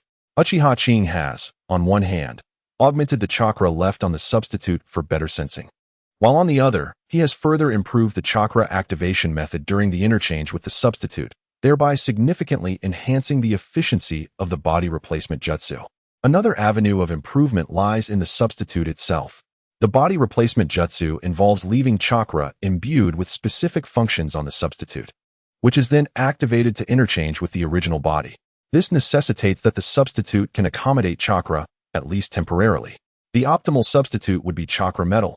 However, its exorbitant cost forces him to resort to specially treated wooden stakes that still retain a hint of vitality. Unfortunately, these stakes are too conspicuous and require careful placement, which demands considerable mental effort, falling short of Uchiha Qing's expectations. He envisions a model akin to the 4th Hokage's Flying Thunder God, using tools such as shuriken as substitutes. This, in fact, is achievable. Drawing from the extensive knowledge of sealing techniques employed in the Flying Thunder God, including advanced sealing methods, Uchiha Qing intends to resolve the issue of substitutes through sealing techniques. Since chakra can corrode ordinary metal or cannot adhere, he plans to seal this chakra within the shuriken, which seems feasible. With this concept in mind, Uchiha Qing is eager to commence his endeavors. Over the past 3 months, he has acquired some foundational sealing techniques from Orochimaru, akin to the basic barriers he previously studied, though they are of limited utility, representing the most rudimentary applications of sealing. Armed with this knowledge, Uchiha Qing began exploring the study of sealing chakra into shuriken. Fortunately, his team, the third squad, is rather unique, comprising Shoju, a scion of the Senju clan, and Sarutobi Saku, the Hokage's nephew, alongside himself, a disciple of Orochimaru, which affords them considerable privileges. They rarely undertake missions, and when they do, they are generally of low risk. The last task, which was elevated from C rank to B rank, still posed minimal danger compared to the missions faced by ordinary ninjas. Nonetheless, the previous danger has left Tsunade feeling apprehensive, prompting her to impose a ban on Shoju, prohibiting him from undertaking missions outside the village for at least half a year. What else could be done? Agreement was the only recourse. Both the Hokage and Orochimaru showed deference to Tsunade by disallowing Team 3 from taking on any external missions during this duration, dedicating the next 6 months to training within the village. I have already acquired the fundamental prerequisites needed to develop the Shunshin technique. Now, it is time to earnestly experiment with it. With at least 3 months of training remaining, Uchiha Kiyoshi also has ample time to delve into this area of research. Having devoted years to the study of sealing techniques, Uchiha Kiyoshi's efforts were not in vain. He has diligently learned the most comprehensive foundational sealing techniques within the Uchiha clan, ensuring his grasp is remarkably solid. This foundation is precisely why Uchiha Kiyoshi is capable of mastering all basic applications of sealing techniques in a mere 3 months. The so-called basic sealing techniques are indeed just that, fundamental. For instance, one binding formation can be escaped even by a moderately strong ordinary person. However, Uchiha Kiyoshi focuses not on the effects, but rather on the combinatory applications of the techniques, similar to the small cycle of chakra circulation he previously engaged in. With these foundational combinations, a plethora of sealing techniques can be developed through thoughtful layering and integration. Yet, this endeavor is not without its complexities. The multitude of sealing techniques does not merely add together. Rather, they must be combined organically. For example, when combining sequences 123 and 425, one cannot simply sum them in order. Instead, they may need to be arranged as 142,325 or similar. Furthermore, the compatibility of identical techniques varies. Some can be used in conjunction, while others cannot. Additionally, the depiction of sealing techniques is not confined to a linear sequence. It encompasses both planar and spatial dimensions. Overall, the intricacies are quite daunting. The aforementioned examples are merely the simplest for ease of understanding. In reality, the combination of genuine sealing techniques rarely involves fewer than 10 individual techniques, with the number of combinations to explore far exceeding one's imagination. Fortunately, Uchiha Kiyoshi's solid foundation allows him to eliminate a vast array of erroneous combinations, and his previous knowledge of mathematical permutations affords him a significant advantage over other ninjas. Setting a modest goal, he aims to develop a sealing technique capable of temporarily sealing chakra within a kunai. With this objective in mind, Uchiha Kiyoshi commenced yet another round of training. Each morning, he engages in physical exercises. Now that he has matured physically, he utilizes weights. He purchased 2 sets of weights, one weighing 10 kilograms and the other 20 kilograms, wearing the 20 kilogram set during workouts while donning the 10 kilogram set during regular activities. Thanks to the body conditioning techniques he practices, Uchiha Kiyoshi is unafraid of physical depletion, unlike a certain ferocious beast of the Kanglen. The results of training with weights have proven effective, significantly enhancing his physical capabilities, as he experiences the long-awaited rapid improvement in his physical condition. Uchiha Kiyoshi dedicates himself earnestly to his training. Regrettably, the enhancements gained through exercise lack the evolutionary sensation provided by the body conditioning techniques. Unlike the enhancements brought about by the art of nurturing the body, physical exercise does not impart a sense of evolutionary progression. It merely serves to fortify the body. However, this is sufficient for Uchiha Qing, who is yet to discern the utility of such evolutionary sensations and thus does not rush toward advancements in this regard. After completing his taijutsu training in the morning, he practices the art of nurturing the body post-lunch, followed by the afternoon devoted to ninjutsu training, including both the mastery of new techniques and the refinement of those already acquired. When chakra is depleted, he pauses to contemplate the theoretical aspects of sealing techniques. After dinner, once he has restored his chakra, he engages in the development of sealing arts. Uchiha Qing's diligent training has not gone unnoticed by Orochimaru, whose expectations are being met without excessive intervention. Orochimaru's focus has shifted primarily to Shoju and Sarutobi Sasuke, while Sarutobi Sasuke possesses commendable talent and a solid foundation. Making his studies relatively effortless, Shoju presents a different challenge. Despite Qing's daily assistance in answering Shoju's myriad questions during their time at the Ninja Academy, the knowledge imparted is merely sufficient for graduation assessments. In terms of true theoretical understanding, Shoju's grasp is tenuous at best. Yet, Orochimaru is not one to neglect his responsibilities. Under his insistence, Shoju is compelled to undertake extensive foundational studies and is subject to scrutiny from his instructors. For a struggling student, this regimen is nothing short of a torment. Alongside his studies, Orochimaru has also intensified the training of Shoju's chakra control. With such an abundance of chakra at his disposal, it is imperative to harness it effectively. While mastering more ninjutsu would be the optimal application, Shoju's current pace remains slow. Thus, he must first focus on enhancing his chakra control. Sharpening the axe does not hinder the work of cutting wood. Mastery of chakra control yields benefits across various domains, not solely in the cultivation of medical ninjutsu. In fact, many ninjutsu require robust chakra control to execute successfully. Regarding Shoju's arduous plight, Uchiha Qing finds himself powerless to assist. This is retribution. Indeed, he who does not toil in youth will surely lament in old age. Though Shoju is not yet old, the sentiment rings true. Neglecting one's studies leads to present hardships.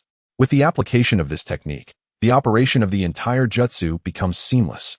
The combination of barriers, binding, and enhancement should suffice to seal chakra effectively. Uchiha Qing meticulously inscribes his newly deduced jutsu combination onto a standard kunai, relieved to find that this iteration does not exhibit any conflicts. Over the course of 3 months, he has successfully integrated the foundational barrier, binding array, and a sealing technique with enhancement effects, culminating in a stable sealing jutsu. If results prove favorable, it may facilitate improvements to the body flicker technique. In these 3 months, Uchiha Qing has sacrificed 5 or 6 kunai daily. Although they are standard issue, the loss weighs heavily on him. To offset these expenditures, he has taken on 1 or 2 D-rank missions each day during this period. At last, the technique was stabilized, and the kunai remained intact, which brought a sigh of relief to Uchiha Kiyoshi. If this continued, he would truly be unable to endure, as the D-rank missions available in the village were limited. As a ninja capable of undertaking C-rank tasks, the number of D-rank missions he could accept was also restricted, a measure designed to prevent high-ranking ninjas from overloading on tasks, which would inevitably compromise their quality. Uchiha Kiyoshi placed his right hand upon the kunai and gradually infused it with chakra. It stabilized. It seemed the efforts of the past 3 months had borne fruit, as he could successfully seal chakra. He pressed on to discover the extent of the limits. Uchiha Kiyoshi continued to channel chakra into the seal on the kunai. Suddenly, with a loud bang, the seal could no longer withstand the pressure and failed. So, the limit of chakra the seal could endure was about 10 units? No, ideally, it should be controlled to 8 units under normal conditions to ensure the technique's proper functioning. Gazing at the ruined kunai, Uchiha Kiyoshi reflected on the results of his recent experiment with the sealing technique. To be frank, he felt somewhat dissatisfied with the outcome. Half of the chakra consumed by the body replacement technique was allocated to the setup of the substitution object, meaning that the chakra sealed was essentially half of what was required to activate the ninjutsu. With the ability to seal only 8 units of chakra, the range of the substitution technique was naturally limited. At Uchiha Kiyoshi's current level, with 15 to 17 units of chakra, the range he could replace was merely about 5 meters. In terms of his proficiency with the body replacement technique, 1 meter required 1 unit, 4 meters 5 units, 5 meters a dozen units, and 6 meters around 30 units, while reaching 10 meters required 120 units. Each additional meter of replacement increased the chakra expenditure, and the rate of consumption accelerated rapidly. This was the best result he had achieved after improvements. thus underscoring the primary reason for the body replacement technique being somewhat impractical as a spatial ninjutsu. Perhaps my expectations are set too high. 5 meters already yield practical results, barely sufficient, and with ample time remaining, gradual improvements could be made. What if I added a few more enhancement steps? That might be worth a try. Time spent in training always seemed to pass swiftly, in the blink of an eye. Uchiha Kiyoshi had been training in Konoha for half a year. Without classes to attend, he devoted his entire day to training, and with guidance from Orochimaru. The progress he made in that time was substantial. He thoroughly enjoyed this tranquil period of training. Compared to the daily perilous missions that demanded breakthroughs between life and death, Uchiha Kiyoshi preferred this serene approach to honing his skills. Regrettably, such a secure training regimen was not valued by everyone. Having been effectively confined for 6 months, Shoju could no longer contain himself and constantly clamored to venture out of the village to undertake missions. For him, the monotony of being unable to engage in tasks was utterly unbearable. Furthermore, without a record of missions, would he still be eligible for the position of Hokage? Orochimaru-sensei, please allow us to accept missions. This confinement is driving me to the brink. I still aspire to become Hokage, so don't hinder my progress. Perhaps the request of the rope tree was met with approval, or perhaps Orochimaru genuinely believed that the 3 members of Team 3 required further honing. He agreed to seek out a C-rank mission, thus allowing them to immerse themselves in the rhythm of regular assignments. Uchiha Qing reluctantly halted his research on the body flicker technique. Although he preferred the tranquility of solitary training and was averse to the perils of combat, it is undeniable that the most rapid progress occurs within the crucible of battle, particularly in life and death situations. Here, the phrase life and death may refer not only to the imminent threat of mortality, but also to the mindset of both adversaries intent on eliminating one another. It is not always necessary to confront the specter of death directly. However, the former is undeniably more effective, albeit fraught with danger. One misstep could lead to demise. Uchiha Qing's means of self-preservation had seen significant enhancement. Aside from his defensive ninjutsu, the preliminary refinement of the body flicker technique instilled him with considerable confidence. Provided the disparity in skill was not excessively vast, this technique was now sufficient to safeguard his life. As for employing this secret technique in combat, Uchiha Qing had yet to achieve that level of proficiency. After his initial refinement of the body flicker technique, he aspired to experiment with the Flying Thunder God technique as demonstrated by Minato in the original work, only to discover the true complexities of this strategy. The instantaneous shift in position, while not resulting in the rigidity associated with the body flicker technique, presents its own challenges in terms of rapid adaptation. This is especially true on a battlefield characterized by constant flux. After teleportation, not only does one's location change, but so too does one's perspective. To effectively employ such a tactic in combat, one must ensure that each substitution allows for immediate responsiveness and the swift execution of an offensive maneuver. The critical aspect remains that the substitution alters not merely one's location, but also the state of motion. Upon switching places, Uchiha Qing would inherit the trajectory and velocity of the kunai he had just replaced. Transitioning from a state of stillness to swift motion complicates this adaptation further. Hence, it can be said that Minato Namikaze truly perfected the Flying Thunder God technique. His unparalleled reflexes were the key to his extraordinary mastery of this art. Recognizing this truth, Uchiha Qing abandoned the pursuit of this particular technique for offensive purposes. He would have to devise alternative strategies. Having perused numerous novels, he was not lacking in inventive ideas, and thus did not feel overly concerned. Similarly, while both techniques pertain to spatial ninjutsu, their applications need not be identical. Uchiha Qing could merge the body flicker technique with the shadow clone technique, thereby allowing him to shift forms. As long as he replenished his clones in a timely manner, his enemies would forever be unable to strike him. This could be regarded as a rather unscrupulous tactic.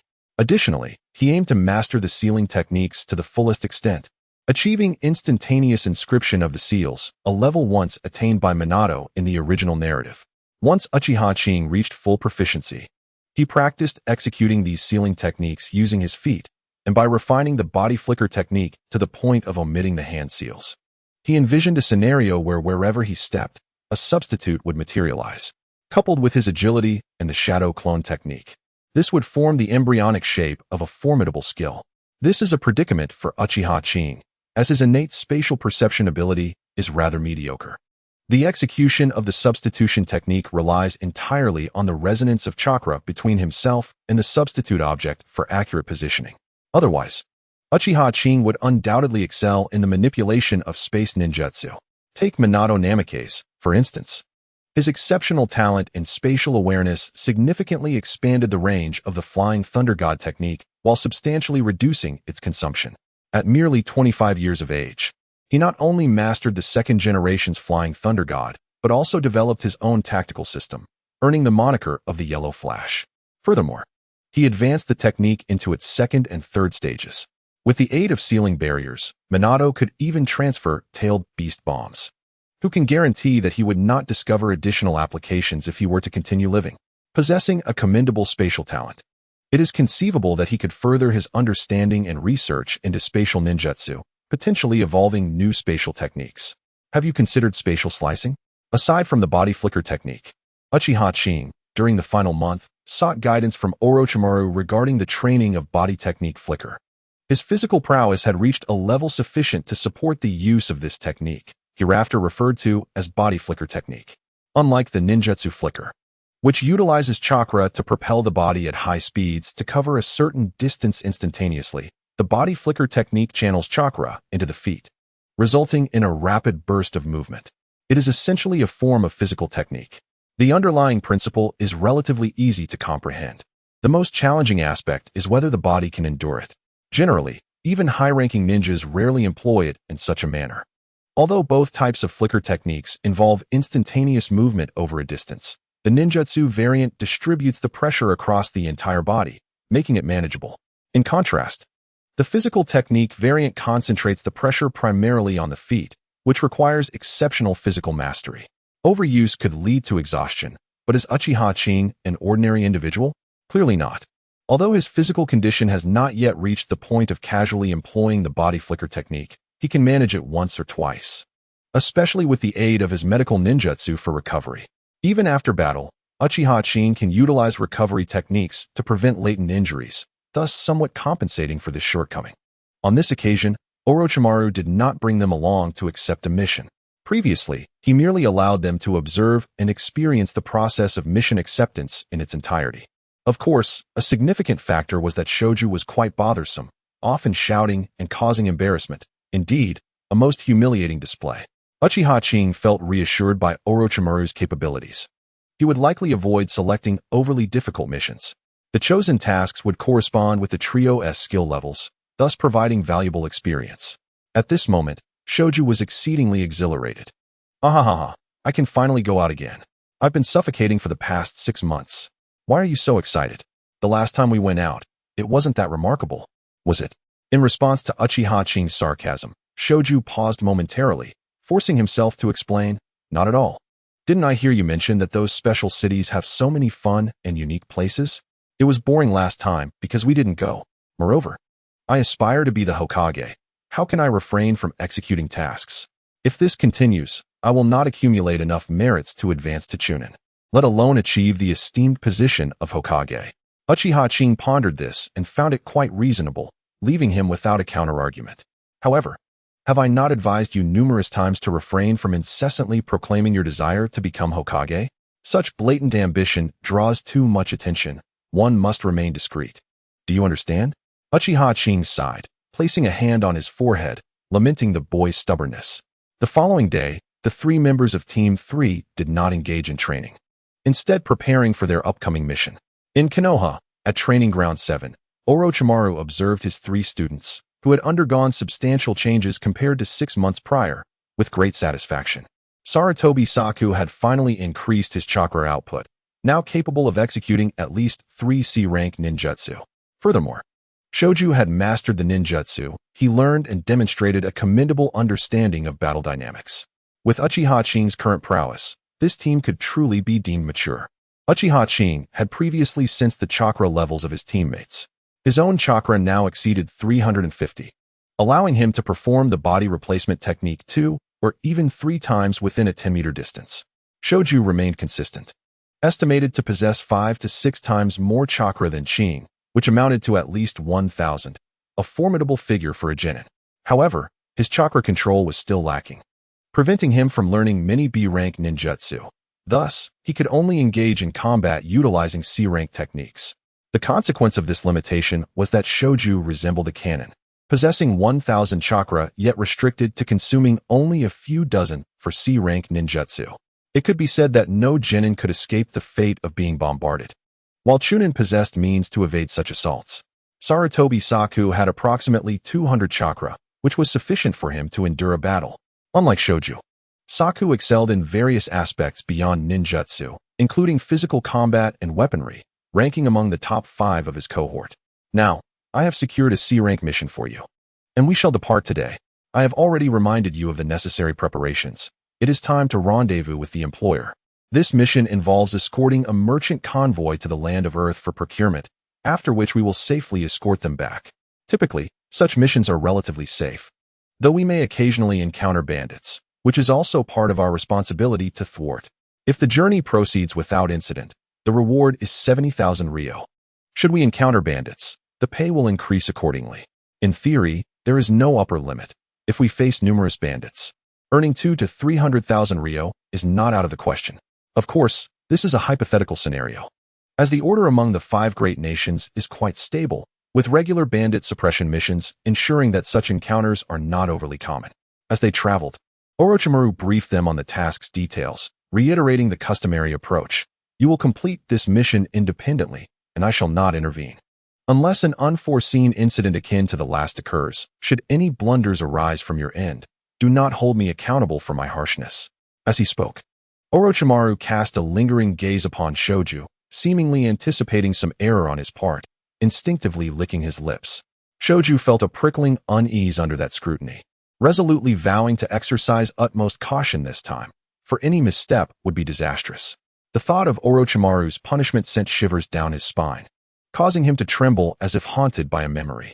Sarutobi Sasuke, too, felt a sense of discomfort, recalling the rigorous training Orochimaru had subjected him to upon his release from the hospital, a truly harrowing period.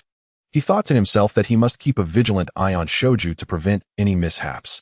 As he pondered these matters, Sasuke glanced at Shoju, who felt a surge of anxiety. What is this? Why does everyone keep looking at me? Are you implying that if something goes awry, it will be my fault? No. It merely seems that you are the most likely to err. Uchiha Kiyoshi unflinchingly unveiled this harsh reality. Though Shoju contemplated a rebuttal, he ultimately chose to remain silent. I shall not engage with them. On their journey, Uchiha Kiyoshi encountered several familiar figures, including Uchiha 2 and a few other classmates. In contrast to their Team 3, the other ninja who graduated concurrently had not embarked on C-rank missions so soon. They remained in their respective areas for training, resulting in infrequent encounters. Initially, upon witnessing Team 3 undertaking C-rank missions, many freshly graduated genin clamored to venture outside the village for tasks. However, after Sarutobi Sasuke returned from the village injured and spent 2 weeks in the hospital, those voices gradually diminished. With their peers having demonstrated prowess in taijutsu and ninjutsu, they lacked the confidence to surpass Sasuke's capabilities. The other instructors breathed a sigh of relief, as the daily insistence of students eager to take on missions outside the village had become quite tiresome. Now, about 9 months post-graduation, various teams were starting to embark on C-rank missions. Upon spotting their former classmates, despite not sharing a particularly close bond, they exchanged greetings. Uchiha 2, are you also heading out on a mission? Oh, no, we just returned from completing a task. In the span of 2 months, we have undertaken 5 C-rank missions. Before Ta could respond, another ninja from his team interjected. For Shoju, who had not participated in a mission for half a year, this was a considerable provocation. He had just been granted permission to undertake C-rank missions, having boasted about it to many, and now, karma had struck, as he frequently faced such stimuli that left him envious. Wow, don't get too cocky. We can accept missions now too. And let us not forget, we completed a B-rank mission last time, which renders your 5 C-rank missions insignificant. With that, Shoju once again basked in pride. What B-rank mission? It was merely a stroke of luck for you. Do you truly believe you could accomplish a B-rank task? Hey, are you looking down on me? Jealous, are we? Ha. Ignoring the quarrel between Shunshu and the others, Orochimaru and Uchiha Qing walked silently, leaving Shunshu behind to argue alone. Qing, don't you think so? Hey, Sensei, Qing, why did you leave without waiting for me? Slow down, wait for me.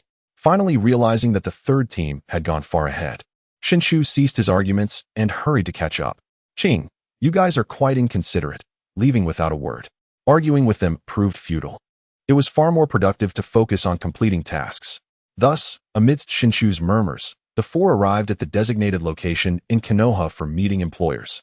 This place was specifically prepared for employers to post tasks. Generally, external employers would reside here until someone took on their mission, and meetings would also take place here.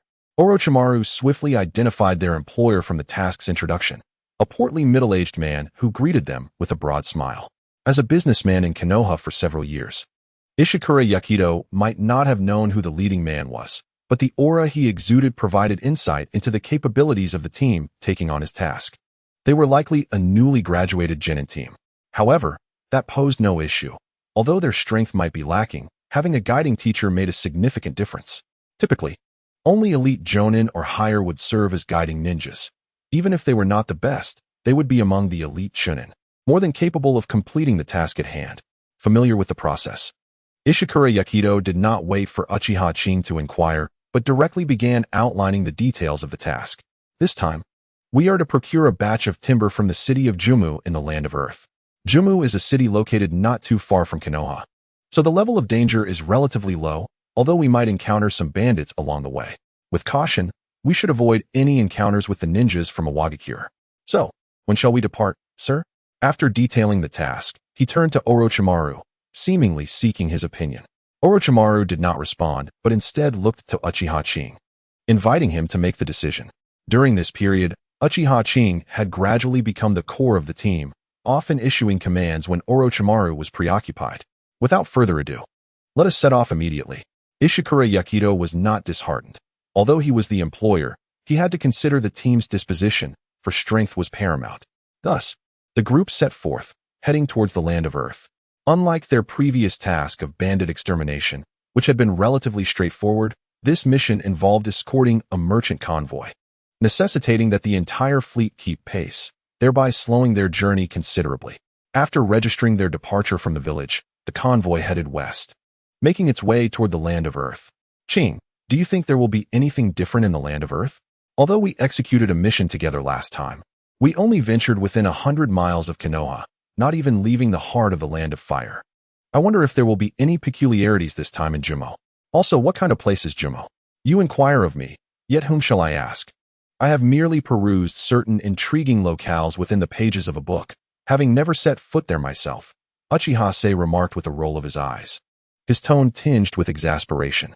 Perhaps it was true that Shoju had been rather loquacious during their journey, prompting Uchiha to offer a gentle reminder. Nonetheless, he continued, though this escort mission is deemed quite secure, we must not allow ourselves to become overly complacent. Various unforeseen events may arise during the task, and we must remain vigilant. Upon hearing Uchiha words, Shoju was about to retort, but was interrupted by Sarutobi Saku. Indeed, Shoju, one must maintain vigilance. There can be no relaxation during the mission. This is a fundamental quality of a ninja. Do you not aspire to become Hokage? Surely, you can manage this much? Provoked by Sarutobi Saku's assertion, Shoju fell silent, shifting his focus to the surroundings in order to prevent any surprise attacks. Orochimaru did not accompany them visibly, instead trailing discreetly in the shadows. Observing Shoju's transformation, he felt a sense of satisfaction. At last, there was progress. A true ninja must endure solitude and cannot afford to fidget as he had previously.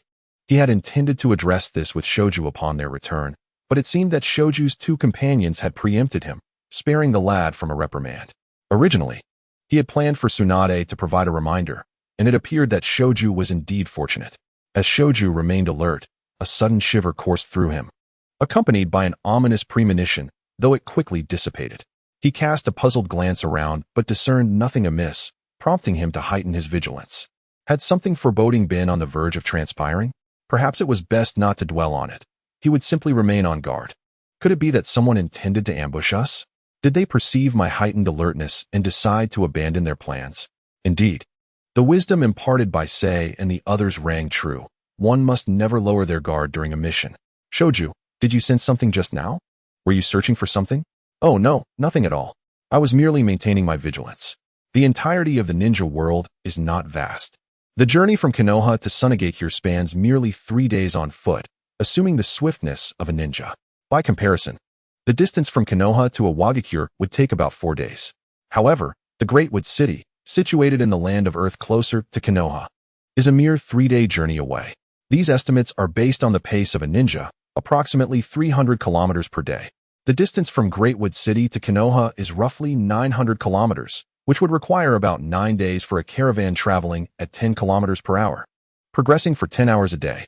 This calculation assumes a direct route, yet the actual time required would likely extend to 11 or 12 days, factoring in the time for procurement, thus rendering the entire mission to consume about a month. Nonetheless, the cost-effectiveness remains favorable, risk is minimal, and the rewards are substantial.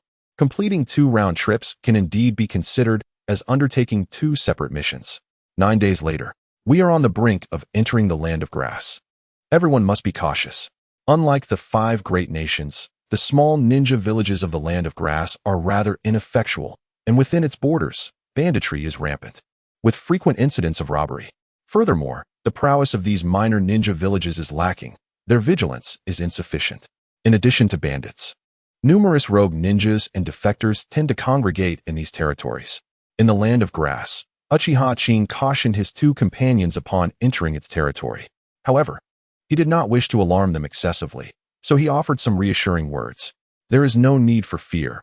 We are ninjas from Konoha, and it is rare for anyone to seek trouble with us. As long as we refrain from provoking others, we shall remain safe. While Orochimaru lurked in the shadows, Ishikawa Yakido remained close to Uchiha Qing and, upon hearing his words, responded with a smile. This young lad speaks the truth. The land of grass is indeed a perilous place for our group, yet with Konoha ninjas by our side, few would dare to instigate conflict. Unfortunately, fate does not always align with our desires. While it is indeed uncommon to face provocation, exceptions do exist. Yagi Shinjin, a fortunate soul who had chanced upon scrolls detailing chakra extraction methods and the basics of ninjutsu, had devoted over 2 decades to arduous training since the age of 10. Regrettably, lacking guidance and sufficient talent, he had only attained the level of a mediocre chunin. With limited aptitude and no formal education, Yagi's advancement relied solely on resources.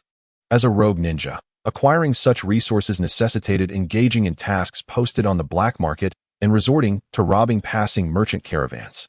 Finding it difficult to operate alone, he gathered 3 other rogue lower ninjas to form a gang dedicated to robbing merchant convoys. Initially, their targets were merely small caravans with weak defenses. However, upon observing that Ishikawa Yakido's moderately sized caravan was escorted by only 3 young ninjas, Yagi set his sights on them. What a substantial caravan, guarded by merely 3 children. He mused. His companions, aware of his intentions, expressed concern. 1. A ninja with a horse-like face, cautioned, "Boss, look at the forehead protectors on those 3. They are Konoha ninjas, and we cannot afford to provoke them." Yagi's eyes flickered with determination as he wrestled with his choices. "We can handle 3 mere children. If we succeed, we will have resources for at least half a year." Hearing their leader's resolve, the 3 subordinates hesitated but ultimately decided to follow his lead. Faced with such a sizable caravan, especially one with such minimal protective strength, they felt compelled to take the risk. As rogues accustomed to walking the edge of danger, they were no strangers to peril. Meanwhile, Uchiha Qing, walking at the front of the caravan, sensed something amiss. "Stop. It seems we are being watched." Although Ishikawa Yakido had not detected anything unusual, he ordered the convoy to halt. Rope Tree and Sarutobi Saku also grew vigilant, adopting a combat-ready stance. Uchiha Qing's instincts were often sharp, and despite their lack of discernment, they instinctively trusted his judgment. He assumed a defensive posture while scanning for potential adversaries. Moments ago, he sensed an inexplicable aura of malevolence, an unmistakable presence of impending danger. Thanks to his formidable spirit, his perceptions had always been somewhat acute. After cultivating his physical techniques, his bodily senses sharpened further, rendering him increasingly attuned to the fluctuations in the atmosphere around him. Unbeknownst to him, Orochimaru had already discerned the presence of adversaries lurking in the shadows. A handful of mid-ranking and lower-ranking ninjas, inadequately disguised, were easily seen through by Orochimaru. However, he chose not to hasten the resolution of this encounter. It was audacious of them to attempt an interception of a merchant convoy under the escort of Konoha ninjas, a mere band of lower ninjas accompanied by a mediocre chunin. Let the three young ones handle it, he mused. Surely Uchiha Kiyoshi was now capable of dealing with a chunin. Unbeknownst to Uchiha Kiyoshi and his companions, Orochimaru had already detected the imminent ambush and had no intention of intervening. Even if they were aware, it would not come as a surprise. They had agreed beforehand that the mission was theirs to undertake, with Orochimaru merely observing along the way as a form of assessment, a test of their training's efficacy. As Uchiha Kiyoshi and the others arranged themselves into formation, Yagi Shinjin, hidden in the shadows, cursed under his breath at the perceptiveness of these youngsters. Their responses surpassed his expectations, exhibiting a level of professionalism that was remarkable. Is this the caliber of ninjas emerging from the great ninja villages? Even a mere teenager possesses such quality? Yagi mused. Surprised by the target's unexpected reactions, Yagi began to regret his reckless approach. Had he known, he would have acted with more caution. But now, the arrow was nocked, and he had no choice but to release it. Curse it all. This gamble could afford me half a year of training, he thought, gritting his teeth and resolving to continue with his plan. A chunin and 3 lower-ranking ninjas formed a formidable force against ordinary individuals or samurai. If they hailed from a ninja village, their potential would be even greater, provided they did not encounter a true adversary, one that was 2 ranks above them. Unfortunately, they were merely rogue ninjas, their training incomplete and lacking in ninjutsu, and, tragically, they were oblivious to their own limitations. Whoosh, whoosh. The sound of projectiles slicing through the air reached Uchiha Kiyoshi, who understood that the hidden foes had made their move. He felt a sense of relief. The use of ninja tools for ambush suggested that it would not be a one-sided confrontation. The rudimentary throwing techniques developed by the rogue ninjas were easily evaded by Uchiha Kiyoshi and his companions. At the same time, Uchiha Kiyoshi pinpointed the general location of the enemy. "Follow me this way," he urged, leading the way into the dense forest, with Shoju and Sarutobi Saku following closely behind. Uchiha Kiyoshi took the lead, remaining vigilant against potential ambushes while searching for traces of their foes. Yagi Shinjin's team displayed a degree of cunning by refraining from using chakra, thus masking their presence, making it difficult for Uchiha Kiyoshi's group to track them by their aura. However, hiding was not a viable long-term strategy. Yagi Shinjin was the first to strike. "Earth release, earth bullet technique," he exclaimed, summoning several massive earthen projectiles the size of human heads, hurling them toward Uchiha Kiyoshi and his companions. This is the sole ninjutsu of Yagi Nobuto, classified as C rank, which he acquired from the black market at considerable cost. Is that all? Caught off guard by the ambush, Uchiha Kiyoshi was momentarily taken aback upon witnessing the opponent's attack.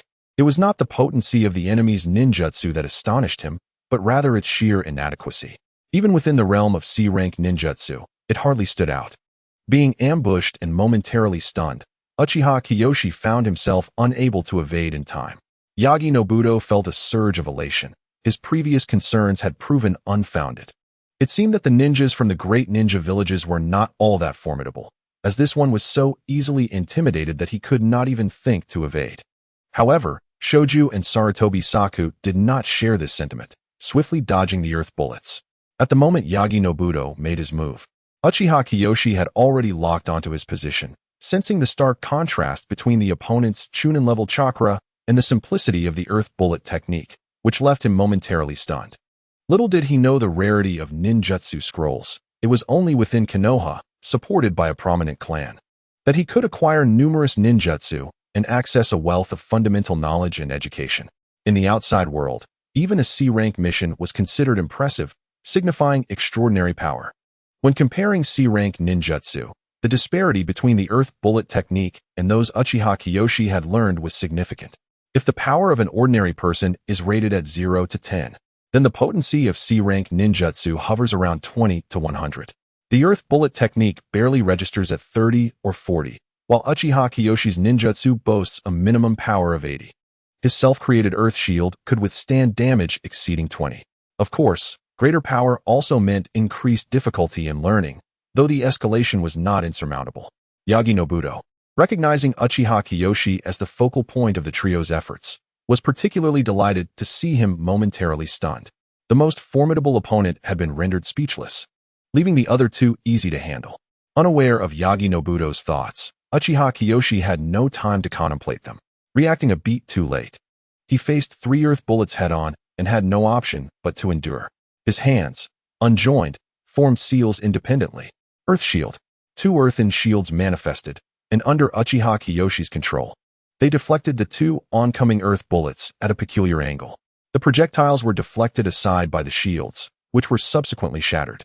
Nevertheless, Uchiha Kiyoshi paid no heed to the destroyed shields, rolling forward through the gap created by the deflected bullets. His movements were fluid and seamless, even catching the admiration of Orochimaru, who marveled at Kiyoshi's ability to execute such a seemingly trivial technique with such finesse. However, how had he formed the seals just now? Orochimaru pondered the previous scene, focusing not on Kiyoshi's response, but on the method he employed to form the seals. Could one really form seals with a single hand? This was a perspective he had not considered before, and he found it intriguing. Encountering something that piqued his interest, Orochimaru excitedly licked his lips. Single-handed seal formation. How fascinating. Indeed, it is the one-handed hand seal. Since the age of 6, for the past 4 years, Uchiha Qing has intermittently dedicated time to the study of the one-handed hand seal and has made some progress. However, there are inherent drawbacks to this technique. Many ninjutsu require the simultaneous control of the same chakra through multiple seals, yet the corresponding one-handed seals are not identical, which poses a significant challenge. In such circumstances, it is often impossible to complete the seal with a single hand, thus it can only be regarded as a minor skill. When Uchiha Qing was developing the Earth Shield technique, he took this factor into account to avoid the simultaneous operation of different one-handed seals. Additionally, another disadvantage is that the number of seals has increased. For a 3-seal Earth Shield, 5 seals are required when executed with one hand. This is merely a C-rank technique. And for more powerful A-rank ninjutsu, the number would be even greater, which is why it is considered a minor tactic, suitable only for lower-level ninjutsu. Having evaded this wave of attacks, Uchiha Qing pinpointed the location of Yagi Shinjin. Not only him, but also Shoju and the others had discovered the hiding place of Yagi Shinjin and his companions. Realizing that their attacks had been evaded, Yagi Shinjin was taken aback. Had it not been for the reminder from a nearby teammate, he would not have noticed the 3 approaching figures. Uchiha Qing was not inclined to engage in a game of hide and seek. A swift resolution was preferable. He charged forward, and the 2 sides quickly clashed in battle. With Uchiha Qing entangled in combat, Yagi Shinjin found it impossible to create distance and was forced into direct confrontation. Unfortunately, a mid-level ninja with a rough style could not match Uchiha Qing, who was on the verge of becoming an elite ninja. The disparity in skill was too pronounced. Nevertheless, Yagi Shinjin fought fiercely. Had Uchiha Qing not focused entirely on defense with his physical techniques, he would have sustained considerable injuries. While Uchiha Qing was engaged in a struggle, the situation was markedly different elsewhere, an outright massacre. 3 rogue low-level ninjas, lacking any ninjutsu beyond the body flicker technique, stood no chance against the barrage of ninjutsu unleashed by Shoju and his companion. The 2 C-rank ninjas unleashed a wide-ranging water release technique, water arrow technique, rendering their opponents devoid of combat capability. Sarutobi Saku then executed a wind release technique, great breakthrough, resulting in the instantaneous demise of the 3 low-level ninjas. Yagi Shinjin could hardly fathom the vast gap between himself and the ninjas trained in a ninja village in mere moments. He had lost 3 subordinates and was no longer focused on battling Uchiha Qing. His thoughts turned to escape. Unfortunately, it was no longer a matter of desire but of capability. After Shoju and his companion dispatched the minions, they were initially incredulous but quickly regained their composure, prioritizing the resolution of the battle. Ultimately, through their combined efforts, Yagi Shinjin was unable to escape and was slain by Sarutobi Saku's wind release technique. Following Yagi Shinjin's defeat, the trio did not immediately return to their convoy. After standing in silence for a considerable time, Shoju broke the quiet.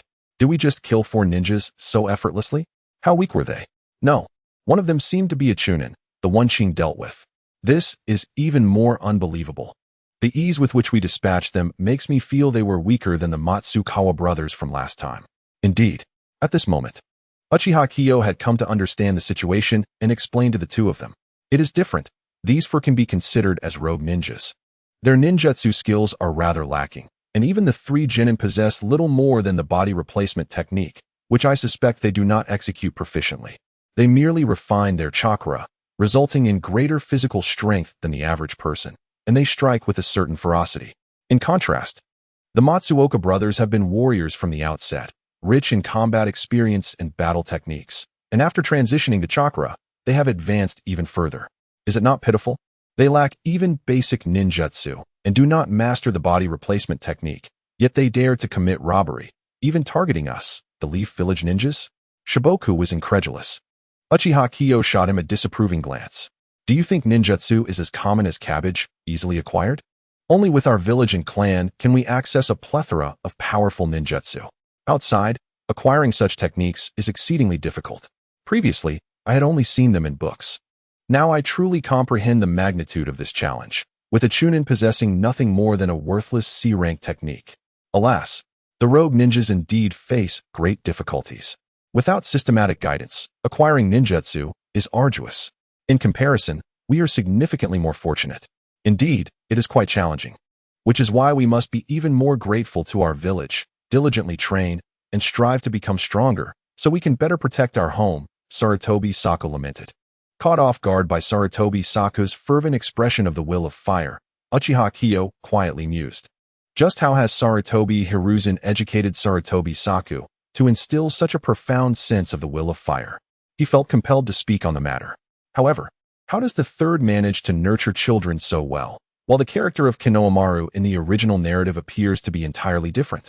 After a brief moment of reflection, Uchiha Qing decided not to dwell further. These matters were not his concern. Returning to the convoy, the group resumed their journey towards the great tree city in the land of Earth.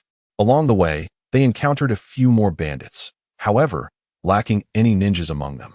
Upon seeing the Leaf Village headbands worn by Uchiha Qing and his companions, they wisely chose to retreat rather than confront them. The lethality of a ninja is not to be trifled with. Despite their seemingly frail physiques, a ninja's combat prowess can inflict severe injuries or even death. This, however, applies only when the adversary is also a ninja. Ninjas possess chakra, enabling them to significantly enhance their physical attributes for short durations, with their strength, speed, and defense far surpassing that of ordinary individuals. Even the martial skills of warriors may not be able to land a hit, and even if they do, the impact may be minimal. This is one reason why ninjas have supplanted the warrior system, in addition to their rapid development. The enhancement of the body through chakra and the myriad of extraordinary ninjutsu are critical factors. Unfortunately, chakra remains an unstable element, derived from the Otsutsuki clan. Chakra is susceptible to being reclaimed at any moment. If possible, one must seek ways to counteract this approach. This represents another concern Uchiha Qing harbored towards chakra, for not only does it harm the body, but its very source presents a dilemma. The divine tree, originating from the Otsutsuki clan, truly embodies an overwhelming force when encountered by a genuine member of the Otsutsuki. Merely coming into contact with such an entity allows one to absorb chakra, an ability so formidable it borders on the absurd. For a long time, Uchiha Qing has been seeking countermeasures. Alas, his current strength is insufficient to explore this domain. Presently, he can only continue utilizing chakra, and fortunately, there remains ample time before the arrival of Otsutsuki Kagaya. Moreover, as a member of the Uchiha clan, he possesses the bloodline of the Otsutsuki. If necessary, perhaps he could consider purifying his bloodline to revert to a more primal state? Shaking his head, Uchiha Qing dismissed this notion. Unless absolutely essential, he is reluctant to resort to unconventional methods, such as bloodline purification or the transplantation of cells that require scientific manipulation, which would involve various alterations to his own body. While Uchiha Qing does not oppose science, he prefers a more organic approach to his training. Only through self-cultivation can he attain true mastery. Otherwise, the very idea of implanting another's cellular organs would undoubtedly evoke discomfort. Unlike the fertile lands of the Land of Fire, the Land of Earth predominantly consists of rocky terrain, resulting in relatively inferior soil quality. Nevertheless, the trees that thrive in such a harsh environment exhibit remarkable resilience. After all, if the Land of Fire boasts vast forests, why would they seek to procure timber from this region?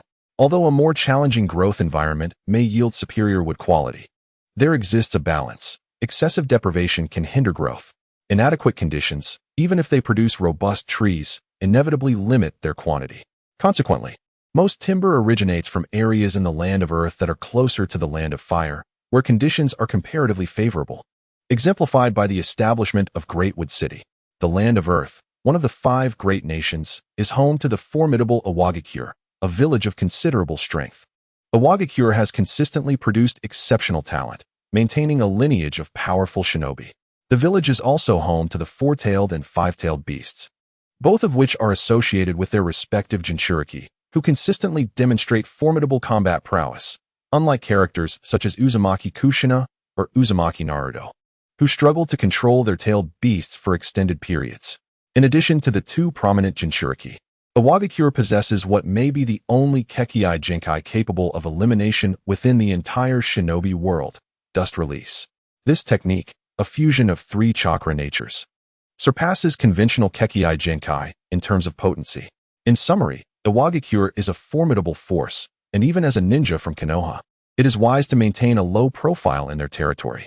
However, the objective of Team 3 is merely Greatwood City, located at the periphery of the land of earth, which should not provoke the ninjas of Iwagakure. 3 more days passed, and at last, Uchiha Sei and his companions arrived at Greatwood City. True to its name, the city thrives on the timber trade. Aside from a few essential ends, the majority of the establishments primarily engage in the business of wood. The Uchiha clan's Qing trio encountered a uniquely characteristic city for the first time. The entire city was dedicated to the timber trade, which was quite a novelty for them, as they had only ventured beyond their village once. During the 2 days the caravan spent procuring goods, Shoju led Uchiha Qing-san and Sarutobi Saku on a thorough exploration of the Greatwood City. Although there were not many attractions, the novelty of it all captivated them. The city itself lacked any particularly remarkable features. It was merely a hub for buying and selling timber. Yet, this did not dampen the enthusiasm of the children, who had rarely seen the world beyond their village. Over the course of these days, Shoju tirelessly roamed the entirety of Greatwood City, reveling in the experience. Indeed, they were still children. Despite their formidable abilities and having taken lives, they remained mere 10-year-olds. It can be said that many aspects of the shinobi world are somewhat distorted. Fortunately, during the Warring States period, it was commonplace for 4-year-olds to be thrust into battle. Nowadays, at least the major ninja villages refrain from such practices. Even in times of urgent conflict, it is rare to see a 4-year-old on the battlefield. Typically, a minimum age of 6, having attended a year of ninja school, is expected.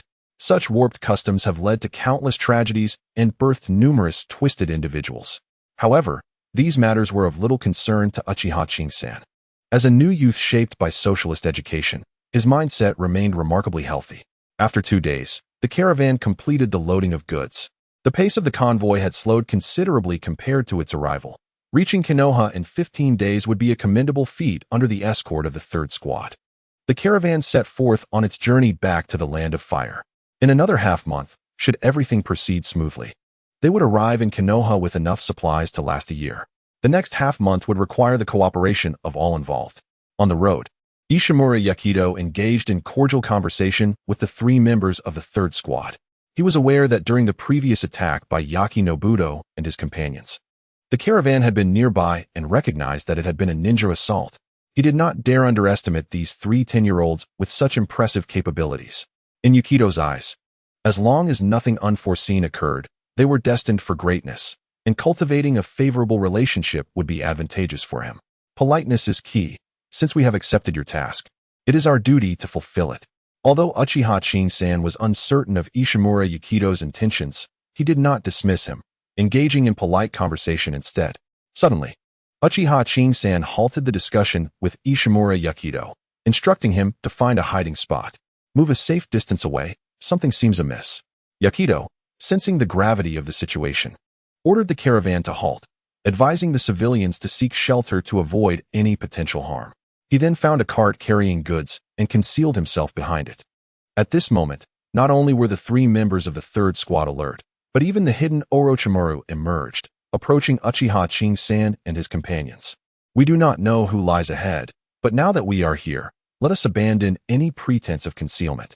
Orochimaru squinted, surveying the dense forest on either side, attempting to locate the hidden adversaries. True to his reputation as a competent jonin, He scanned the surroundings and roughly pinpointed the enemy's position, directing his gaze toward a specific area within the left side thicket.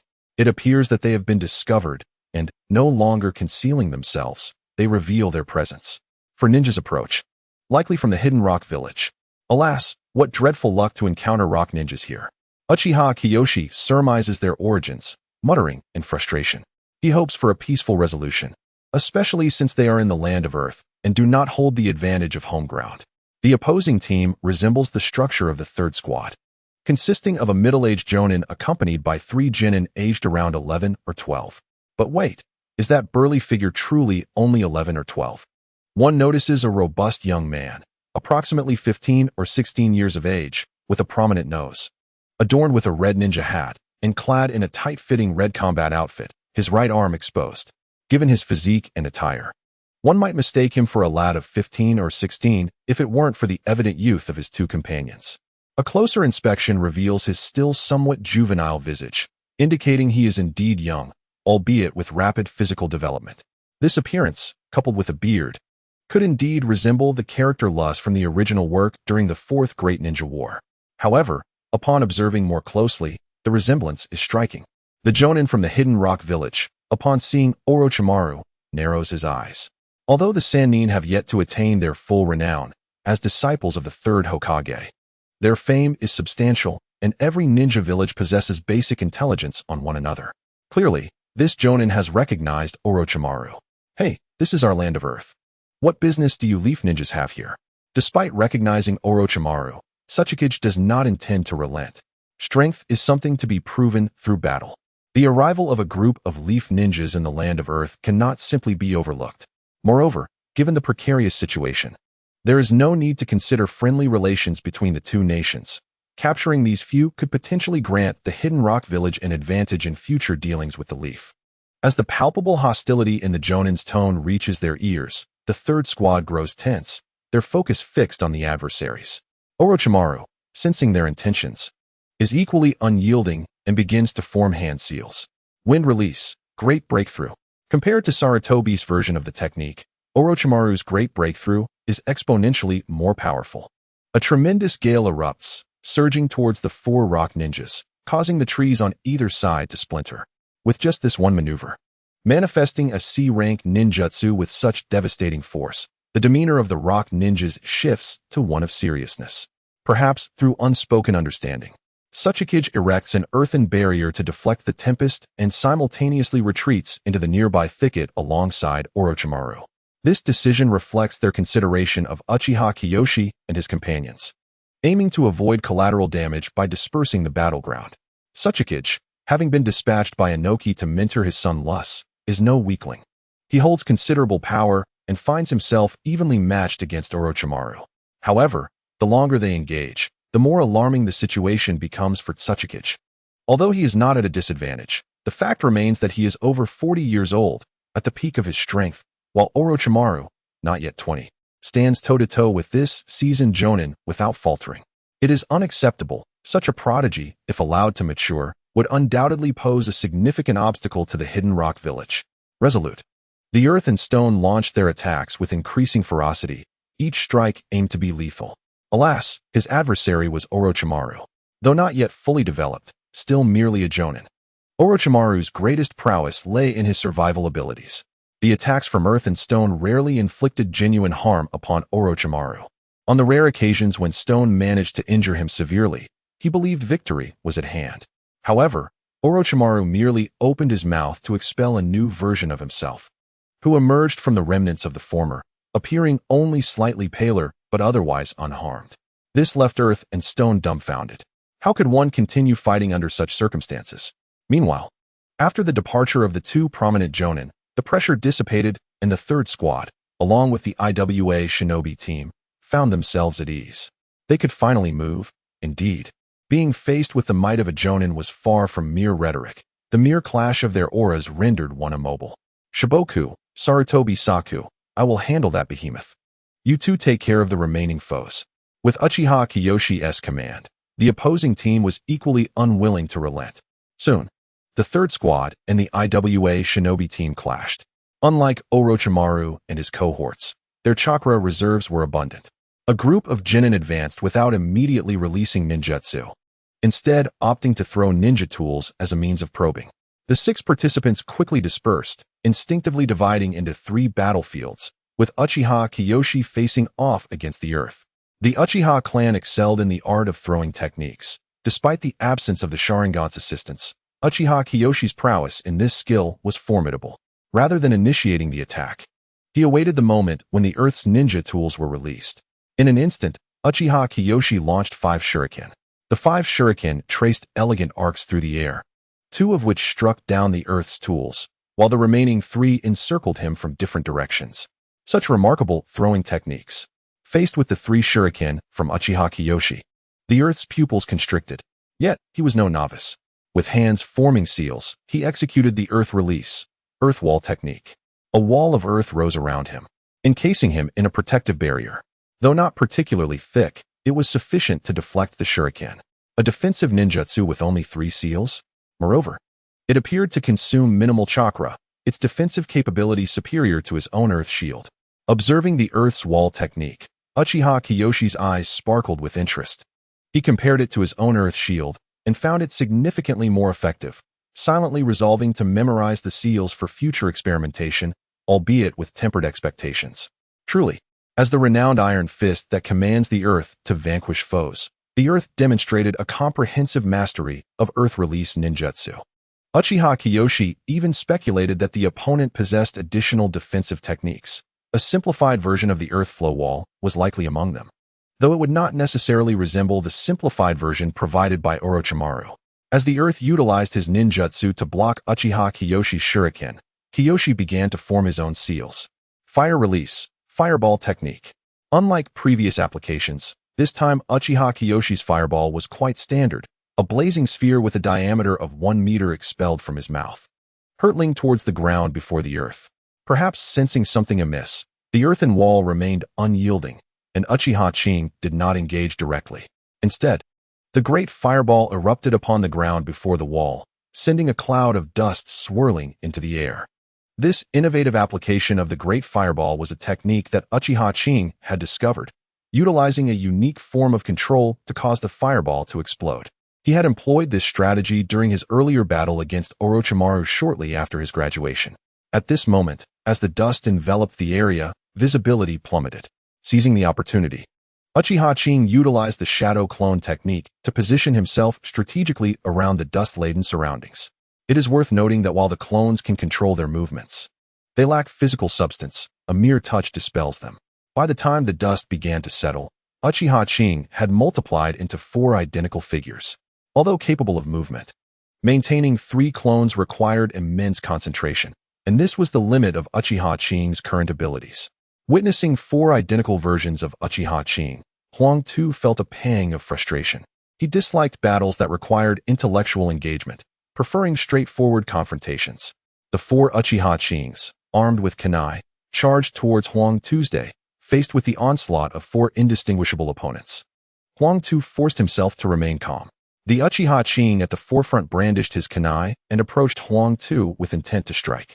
However, Huang Tu disregarded this and drew forth a blade, targeting the more vulnerable left side Uchiha Qing with a swift sweep. The leftmost Uchiha Qing was taken aback, hastily raising his kunai to block the attack. Clang! The left Uchiha Qing was struck by Huang Tu, staggering back 3 or 4 steps before regaining his footing. What tremendous force! At that moment, the other 3 clones dissipated. Without pausing, Huang Tu seized the opportunity to launch a relentless assault. Uchiha Qing, hindered by his initial disadvantage, found himself overwhelmed, sustaining numerous injuries. Meanwhile, on another front, Shoju and Sarutobi Saku faced 2 Iwagakure shinobi, engaging in a fierce exchange. In a bid to conserve chakra, Sarutobi Saku refrained from utilizing ninjutsu, relying solely on taijutsu and kenjutsu to keep his opponent at bay. Shoju, on the other hand, found greater ease in the battle, casting a multitude of ninjutsu, which proved advantageous against the chakra-depleted lower-ranked shinobi. The Iwagakure shinobi on the opposing side silently cursed their luck. How much chakra does this kid possess? This must be the umpteenth ninjutsu he has unleashed, and he shows no signs of stopping. My own chakra barely sustains 2 or 3 techniques. Truly, it is disheartening to compare. As the two teams clashed, the members of Konoha's third squad gained the upper hand. While Uchiha Qing struggled under the persistent pressure from Huang Tuesday, Uchiha Qing was at a loss. Huang Tu's overwhelming strength and the loss of the initiative forced him into a defensive stance. Huang Tu, endowed with natural strength, was astonished. He had never encountered a peer capable of engaging him in close combat for such a duration. This was the first time he had met someone who could withstand his onslaught for so long. Thus, Huang Tu grew increasingly emboldened, striking with greater ferocity and deliberately targeting Uchiha Qing's vulnerable defenses. Uchiha Qing found himself continually pushed back by the force of Huang Tu's strikes.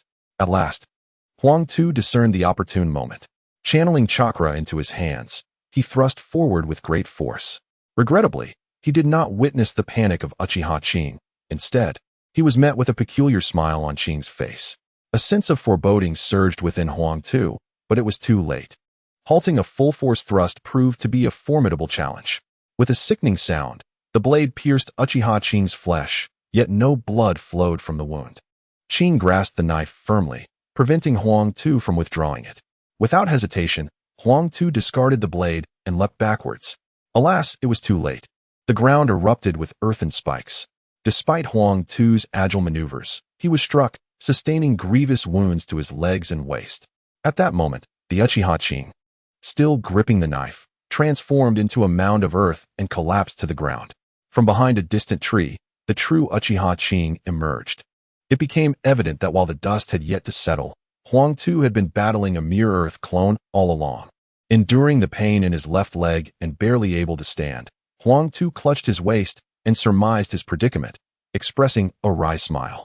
Indeed, I am ill-suited for such intellectual warfare. Just as Uchiha Qing prepared to strike and conclude this skirmish, two formidable presences surged forth. The recently departed Orochimaru and Tsukishi returned. Observing the two combatants, it was clear that neither had gained the upper hand. However, with Orochimaru's youth, a mere 20 years his junior, the encounter ended in a stalemate. Favoring Orochimaru by default, "Let them depart," Uchiha Qing stated, ceasing his assault on Huang Tuesday. Similarly, Rope Tree and Sarutobi Sasuke halted their confrontation. Under Tsukishi's guidance, Huang Tu's team swiftly retreated from the battleground. Uchiha Qing approached and retrieved the knife that Huang Tu had left behind, delighting in his acquisition. This blade, capable of withstanding Huang Tu's ferocious strikes, promised significant value. If nothing else, it would serve him well. Meanwhile, Huang Tu, under Tsukishi's leadership, made his way back to Iwagakure. Throughout the journey, he reflected on the recent battle, casting a glance back toward the direction of the conflict. Leaf Village S Ninja? A mere Earth clone managed to engage me in close combat for such an extended period. Indeed, the Leaf harbors prodigies. Although the identity of this opponent eludes me, I eagerly anticipate our next encounter. Despite their apparent advantage in this skirmish, to avoid the arrival of reinforcements from Iwagakure, Team 3 promptly returned to the merchant caravan and hastened their journey. Traveling day and night, they only slowed their pace upon reaching the borders of the Land of Fire. Half a month later, Team 3 escorted the merchant caravan back to Konoha. This mission turned out to be the most time-consuming, yet it was executed safely and yielded relatively high rewards. Unexpectedly, they crossed paths with a returning IWA ninja squad on a similar mission. Within the ranks, there was even a Jonin who managed to repel their adversaries. According to established protocols, the merchant convoy would bestow upon us an additional reward of 260,000 Ryo. Indeed, it costs 200,000 Ryo to thwart a Jonin and 20,000 Ryo to impede a Chunin. Shirtsuin Yakido elaborated on this to the third squad. This encounter with the Iwagakure ninja team resulted in significant losses for the merchant convoy, compelling an increase in the mission's remuneration by 260,000 Ryo. Alongside an elevation of the task's difficulty level, the sudden escalation in task complexity could easily lead to unforeseen fatalities among the executing ninjas. While mere cannon fodder may endure, the potential loss of an elite ninja would be disastrous. Therefore, if mission issuers deliberately conceal the true difficulty or misrepresent the task, Konohagakure would not only refrain from accepting their future missions, but might also issue a bounty against them in severe cases. Fortunately, this encounter with the Iwagakure team was purely fortuitous, with no casualties reported. upon filing a report with the mission department. The elevation of task difficulty and the additional remuneration would not invoke any repercussions from Konoha. In the unfortunate event of actual casualties, Konoha would still not pursue the matter relentlessly. After all, such scenarios typically result in either total annihilation or the escape of a Konoha ninja. The survival of only the mission issuer is virtually impossible. In the case of total defeat, Konoha ninjas returning would bring valuable intelligence regarding the mission, and the implications of significant personnel losses would carry considerable informational worth. The third squad subsequently allocated their gains. Firstly, Orochimaru had previously stated that for this mission and those in the near future, he would not participate unless unforeseen events occurred, thus foregoing any rewards. Orochimaru was not in need of such trivial sums. However, since he had thwarted the Iwagakure Jonin, he did receive the additional 200,000 ryo, which he accepted without hesitation. Though this sum fell short of even 1/10 of the cost of a single instrument he desired, Orochimaru understood the principle of accumulating wealth over time. Following the increase in task difficulty, the mission's remuneration transformed. The initial amount remained at 70,000 ryo, while the return trip's compensation rose to 130,000 ryo, yielding a tidy sum. Coupled with the extra 150,000 ryo acquired through defeating or dispersing bandits along the way, the third squad collectively amassed a total of 350,000 ryo. In terms of contribution, Uchiha Qing, who consistently faced the strongest foes, naturally received the largest share, claiming 40 of the total. The remaining members, Shosuke and Sarutobi, each received 30. Consequently, Uchiha Qing earned 140,000 ryo from this mission. Earning 140,000 ryo in a month is neither excessively abundant nor scant. Setting aside the monetary reward, in terms of practical experience, the third squad should refrain from selecting such secure escort missions in the future. This endeavor was merely a means for Orochimaru to facilitate their acclimatization. Future missions will focus on assassination, intelligence gathering, or perilous escort tasks, such as guiding individuals into the heart of a major nation or escorting those pursued by Chunin or Jonin. This mission, while ostensibly safe, was not without its risks, as evidenced by the unforeseen encounter with the Iwagakure team. During the confrontation with the earthy adversaries, Uchiha Qing did not return empty-handed. Firstly, the earthen wall of Huangtu, despite having committed the sequence of hand seals to memory, remains elusive in the precise manipulation of chakra. Alas, how splendid it would be to possess a pair of Sharingan, for then the flow of chakra would surely reveal itself. Nevertheless, having grasped the sequence of seals, the jutsu in question should not be overly complex and ought to be deduced. Furthermore, Huangtu's physical prowess is commendable, serving as a reminder that the ninja world is not devoid of formidable practitioners of taijutsu. It is merely that those who specialize solely in physical techniques are scarce. Individuals like Huangtu, endowed with a naturally robust physique, often exhibit considerable strength in their martial arts. After distributing their spoils, Team 3 departed from Konoha for a month. Feeling a bit fatigued, they agreed to train together the following day before heading home for much-needed rest. Upon returning home, Uchiha Qing did not immediately succumb to fatigue. Instead, he continued to contemplate his training direction. Perhaps ninjutsu is not the sole path. The encounter with Huangtu has had a more profound impact on Uchiha Qing than he had anticipated. From Huangtu, he began to reflect on others, such as Reikage, Hyuga, and Kagaya, all of whom have also relied heavily on physical techniques. Who claims that taijutsu lacks potential? It is merely the case that the physical powerhouses like Reikage often employ secret arts or bloodlines, leading many to subconsciously overlook their mastery in taijutsu. Chakra, however, still poses inherent risks. Previously, he pondered methods to mitigate this issue, and now it appears there exists an alternative path. With my cultivation techniques, I possess notable advantages in mastering taijutsu, and after years of nurturing, my physical potential remains promising. Although taijutsu also operates within the chakra system, it differs significantly. The principal hazard of chakra lies in its susceptibility to absorption or reclamation by the Otsutsuki. In contrast, taijutsu frequently employs chakra to enhance the body without releasing it externally, thus circumventing direct reclamation by the Otsutsuki, effectively addressing this vulnerability. Moreover, taijutsu can inflict damage even upon those of the six paths level.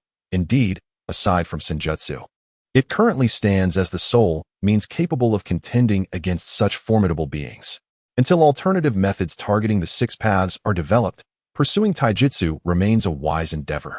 Complemented by senjutsu, mastery of both techniques ensures greater security. Uchiha Qing's gaze flickered with determination as he mapped out his training path. While he can pursue taijutsu, he does not intend to emulate Might Guy. The Eight Gates technique is detrimental to the body, and its duration is fleeting. What Uchiha Qing requires is a sustainable combat prowess capable of inflicting harm upon those of the Six Paths caliber.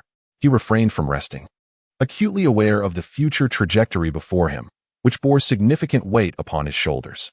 Despite the 2 to 3 decades that lie ahead, Uchiha Qing cannot guarantee his ascension to the Six Paths level.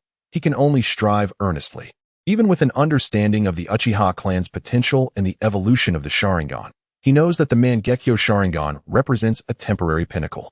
Progressing beyond that will be increasingly arduous, compounded by the inherent drawbacks of the Mangekyo itself, making further advancement exceedingly challenging. Thus, from the outset, Uchiha Qing has refrained from hastily activating the Mangekyo Sharingan. Strength can be enhanced swiftly. However, one may become incapacitated, not solely due to mental strain, but also owing to the burdens imposed by the kaleidoscope itself. Aspiring for progress becomes arduous. Prior to activating the kaleidoscope, one must cultivate themselves to a level capable of withstanding its demands. Even if the side effects persist, it is imperative to ensure that the body remains unburdened when not employing ocular techniques. As for the Hashirama cells, if given the choice, Uchiha Kyo would prefer not to undergo transplantation. The idea of infusing his body with another cells is rather unsettling. Uchiha Kyo possessed 5 small spheres, tools acquired long ago to hone his chakra control. Over the past few years, he has diligently engaged in this training. While pondering or reading, he would deftly manipulate the spheres as they orbited his hand. From the following day, he resolved to intensify his physical training. Regarding the 8 gates, although the latter gates inflict significant harm upon the body, the initial 3 seem to bear minimal side effects, making their study worthwhile. Yet, it remains uncertain whether the 8 gates were indeed discovered through self-exploration by Might Guy or originated from Konoha. On the following day, Team 3 reconvened at their usual location, Konoha's 7th training ground. In light of their performance during the recent mission, Orochimaru devised new training regimens for each of them. Sarutobi Sho, with limited chakra, had no choice but to rely on the passage of time for accumulation. In a year or two, as his body enters a rapid growth phase, his chakra would undergo a swift increase, alleviating concerns about deficiency. At this stage, establishing a solid foundation is the most prudent course for Sarutobi Sho. Swordsmanship presents a commendable option, as the Sarutobi clan predominantly favors this path in their early training. Of course, wind release must not be neglected. Otherwise, when chakra levels suffice, he may find himself lacking in mastery of ninjutsu. Additionally, training in chakra control must persist. Konoha ninjas employ tree climbing and water walking techniques for chakra control training, constantly challenging themselves to achieve the same results with diminishing chakra, a principle akin to Uchiha Kyo's chakra division method. Albeit with some hardship involved, Uchiha Kyo, on the other hand, demonstrated relatively commendable performance. Orochimaru could only permit him to continue with his prior plan, providing him with the foundational earth-release ninjutsu scrolls that Kyo might require. Given Kyo's swift learning of ninjutsu, there was little concern about wasting too much time. The so-called prior plan was entirely of Uchiha Kyo's own design. At times, Orochimaru couldn't help but marvel at Kyo's remarkable talent. Were it not for his excessive caution, he could achieve even more. The most significant issue arose from Shinjiu. In battle, he exhibited no semblance of technique, relying solely on abundant chakra to exhaust his opponents. Currently, his adversaries possess limited chakra and utilize ninjutsu sparingly. Thus, Shinjiu can appear formidable, dominating even against those of equal rank. However, there will inevitably come a time when opponents, despite their reduced chakra, will still be capable of employing various ninjutsu. At that juncture, Shinjiu will find himself in a precarious position. It is vital to rectify shortcomings promptly. Especially when compared to 2 exemplary companions, Shinjiu must strive to match their prowess, doubling his training efforts. Orochimaru's training of Shunshu primarily focused on chakra control, followed by combat. When Orochimaru personally intervened, stripped of his chakra advantage, Even with his considerable leniency, Shinshu found himself utterly overwhelmed. The term doubling down referred not only to Orochimaru's training. Upon returning home, Tsunade, having received a notification from Orochimaru, would engage in battles with Shinshu, simultaneously administering treatment to facilitate his recovery for subsequent encounters. The escort mission for the Ishige Cure merchant convoy resulted in each member of the third squad receiving a record of 1 C rank and 1 B rank task, which led Orochimaru to refrain from assigning them additional missions in haste. Thus, a month passed in this manner. Kyo, I can hardly endure this any longer. Sensei Orochimaru is exceedingly ruthless, and the beatings are far too severe. After receiving guidance from Orochimaru, Shinshu hurriedly approached Uchiha Kyo for treatment, simultaneously voicing his grievances. Kyo had endured Shinshu's complaints for nearly a month now and merely rolled his eyes without responding. Orochimaru's mentorship was indeed reliable. Many would crave such instruction. Yet here Shinshu was, lamenting his good fortune. Be gentle. That hurts. It seemed that Kyo's movements were somewhat too forceful, inadvertently pressing against Shinshu's tender spots, prompting a reminder from him. Ignoring the remark, Kyo completed his examination of Shinshu's injuries and began forming hand seals. With Kyo's healing technique, Shinshu's expression gradually softened. Throughout this month, it was Kyo who addressed Shinshu's injuries during the day, allowing Kyo's proficiency in medical ninjutsu to flourish. His mastery of C-rank healing techniques had become almost effortless, and he was on the verge of attempting to reduce the number of hand seals required. Kyo had confirmed that this reduction was indeed achievable. To validate this, Kyo utilized the simplest chakra manipulation technique, the body replacement technique. Although initially more challenging than D-rank ninjutsu, through persistent practice and a deepening comprehension of the body replacement technique, its ultimate effectiveness could rival that of top-tier C-rank ninjutsu. The chakra consumption associated with the technique was not fixed during his initial assessments. Kyo discerned that the so-called perfection in executing the body replacement technique was defined by utilizing the least amount of chakra across the 3 techniques. For instance, the chakra required for the body replacement technique varied with the distance of the swap. However, within a 1-meter range, the chakra consumption remained relatively consistent at approximately 0.6 units. The transformation technique, which merely alters the external appearance of the body, necessitated 0.1 units of chakra. Greater transformations, of course, demanded more chakra, as these changes were fundamentally reliant on chakra.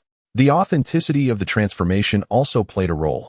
The deeper one mastered the technique, the more challenging it became to discern, thus increasing the chakra consumed.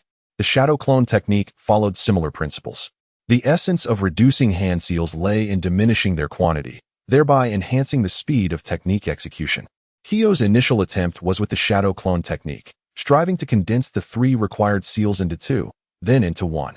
Progressing beyond this point proved arduous, as Kyo needed at least 1 fundamental seal to initiate chakra manipulation. The process of omitting the Earth Shield seal followed the same rationale. Ultimately, 1 seal was still necessary to aid in channeling chakra. Without the use of hand seals, Uchiha Kyo can still perform techniques, albeit at a speed that is somewhat slower than if he were to seal. Ultimately, the purpose of omitting hand seals is to expedite the execution of ninjutsu. This month, Uchiha Kyo has doubled his training time and increased the intensity by 50%. Although it is exhausting, he finds this regimen profoundly fulfilling. With the aid of body cultivation techniques, Kyo is unperturbed by the potential risks of overexertion. Instead, he embraces the challenge. Over the course of a month, his overall physical prowess has improved by approximately 50%, which is no small feat. Regrettably, he lacks the lightning release. Had he possessed it, the combination with body cultivation would likely yield even more significant enhancements. Despite his desire for a lightning-based ninjutsu to aid in his physical training, Kyo has not devoted time to pursuing it.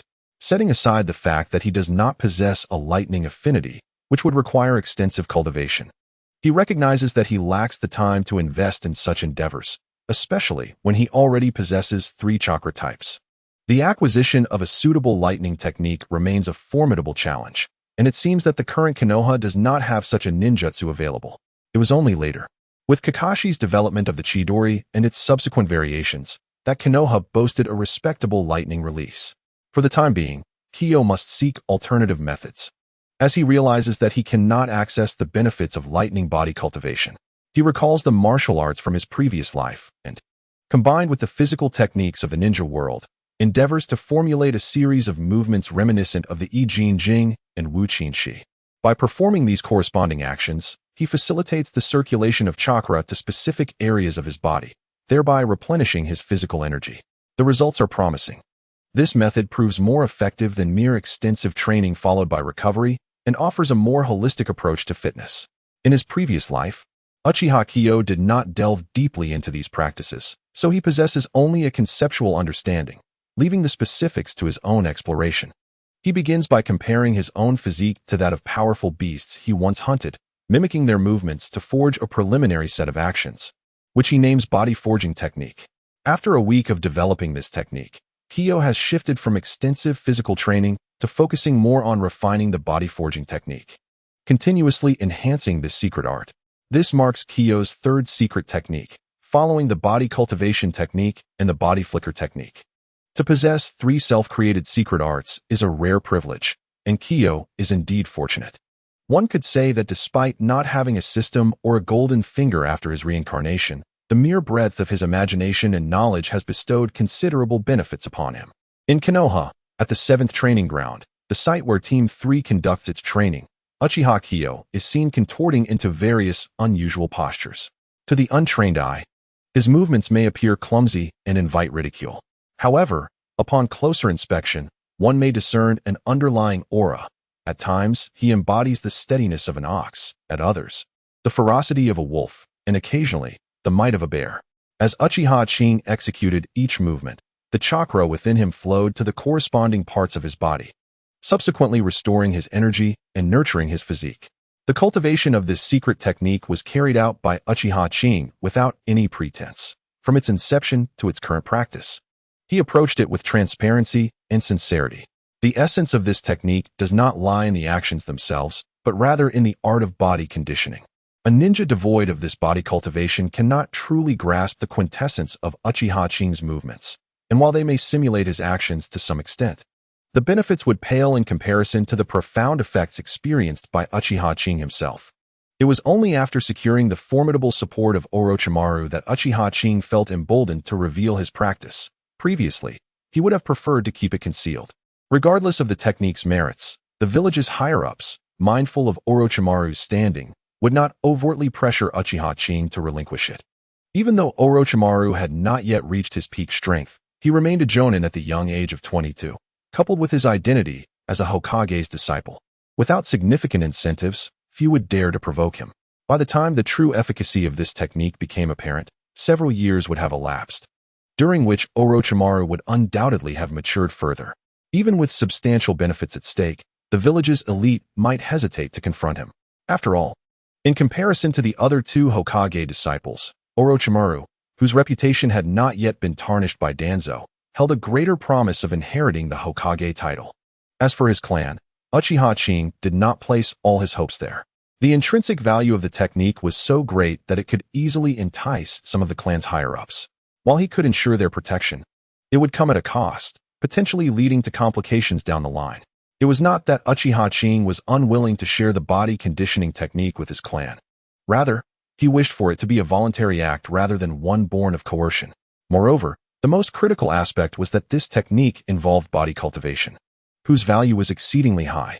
When confronted with the covetous eyes of the ninja world's great powers, the clan might struggle to safeguard it. This consideration also presupposed their ability to learn the technique. The conditions for cultivating body conditioning were stringent, and the difficulty of mastery immense.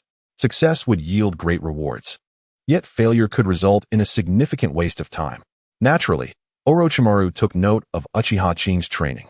Unlike a certain ninja who scoffed at Uchiha Qing's awkward movements, Orochimaru, possessing a wealth of experience, discerned the profound intricacies of Uchiha Qing's body conditioning technique upon careful observation. The notion of emulating animal movements to enhance one's physique intrigued Orochimaru. Different beasts possess varying strengths, and by referencing numerous species, one can achieve a comprehensive bodily enhancement, amalgamating the strengths of multiple creatures.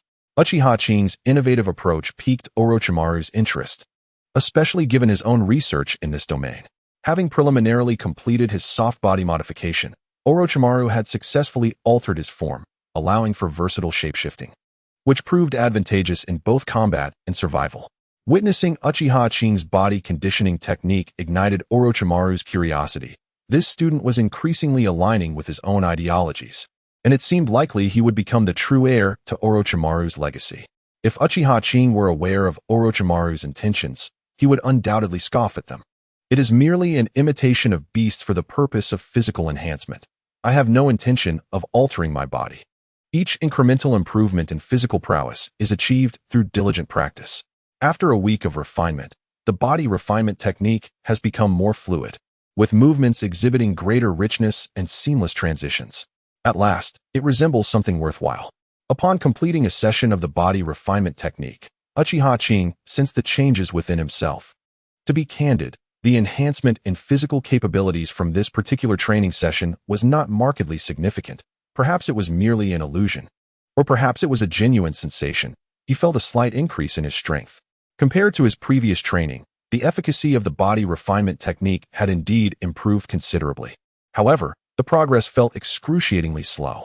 At this rate, while he would undoubtedly continue to advance, it would take many years to achieve a level comparable to that of a Jonin. And such a skill set would be wholly insufficient against the likes of Sage of Six Paths.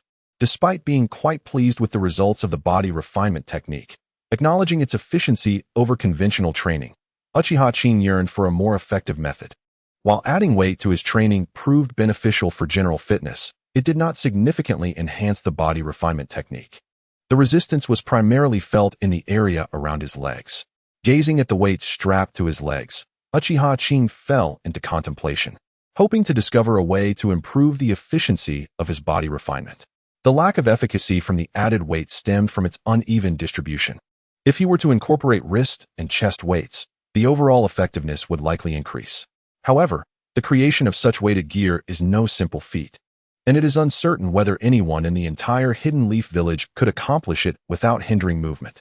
Moreover, even if someone could produce such equipment, it would come at a prohibitive price. With his limited finances, Uchiha Qing reluctantly abandoned this line of thought. What if he approached it from the principle of weighted training?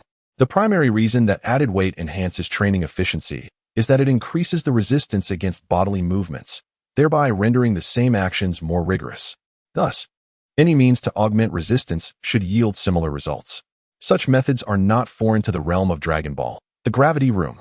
However, I need not construct an entire gravity room. I merely require a similar approach. Reflecting on this, could he utilize a jutsu that increases weight, such as the heavy stone technique? Uchiha Qing narrowed his eyes, sifting through his memories to identify a jutsu that met his expectations. Alas, this technique was a unique and secretive art of the Stone Village, a closely guarded secret. The thought of its origins caused Uchiha Qing further distress. It was certainly unattainable, at least in the foreseeable future. Were there any alternatives? If the heavy stone technique was out of the question, what of other jutsu? Perhaps the hardening technique could suffice? It would solidify the body, thus impeding movement. Furthermore, it need not be a jutsu. The most enigmatic and powerful arts in the shinobi world are sealing techniques. Do such techniques exist that could augment weight or increase resistance? In the original text, it was not mentioned, but absence does not imply non-existence. Such techniques undoubtedly exist. It would be prudent to inquire with Orochimaru, who likely possesses a substantial array of sealing techniques. With a newfound direction, Uchiha Qing refrained from immediate experimentation. The toll of physical training is considerable, and having recently completed a session, he required a period of recuperation. Besides physical conditioning, he was also making progress in the study of the earth wall technique, which is nearing results. As a defensive earth release ninjutsu, the majority of its chakra circulates within the earthen barrier, thus alleviating numerous complications. He contemplated whether to refine his swordsmanship as well. Uchiha Qing resolved to wait until his strength was restored before revisiting the physical training, since he intended to enhance the efficiency of his regimen through increased resistance. It was essential to explore this avenue. Fortunately, he had also mastered several beneficial ninjutsu techniques, such as the hardening technique, a mere C-rank ninjutsu documented in the Earth Release Foundational Scroll given to him by Orochimaru.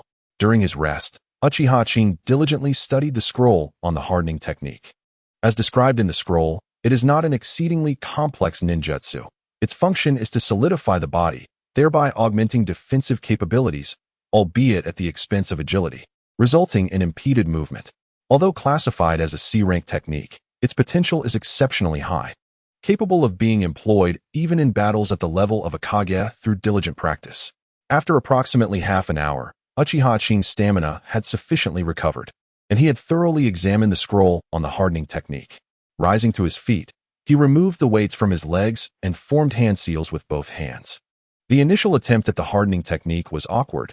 Uchiha Qing barely managed to execute it, achieving an uneven solidification across his physique. Nevertheless, this attempt enlightened him on the technique's operational process. Canceling the hardening technique, he endeavored once more. Armed with experience, Uchiha Qing successfully executed the hardening technique this time, achieving a relatively balanced degree of solidification throughout his body. Indeed, compared to before, his movements felt considerably more cumbersome post-hardening. Uchiha Qing tested his mobility and made his assessment.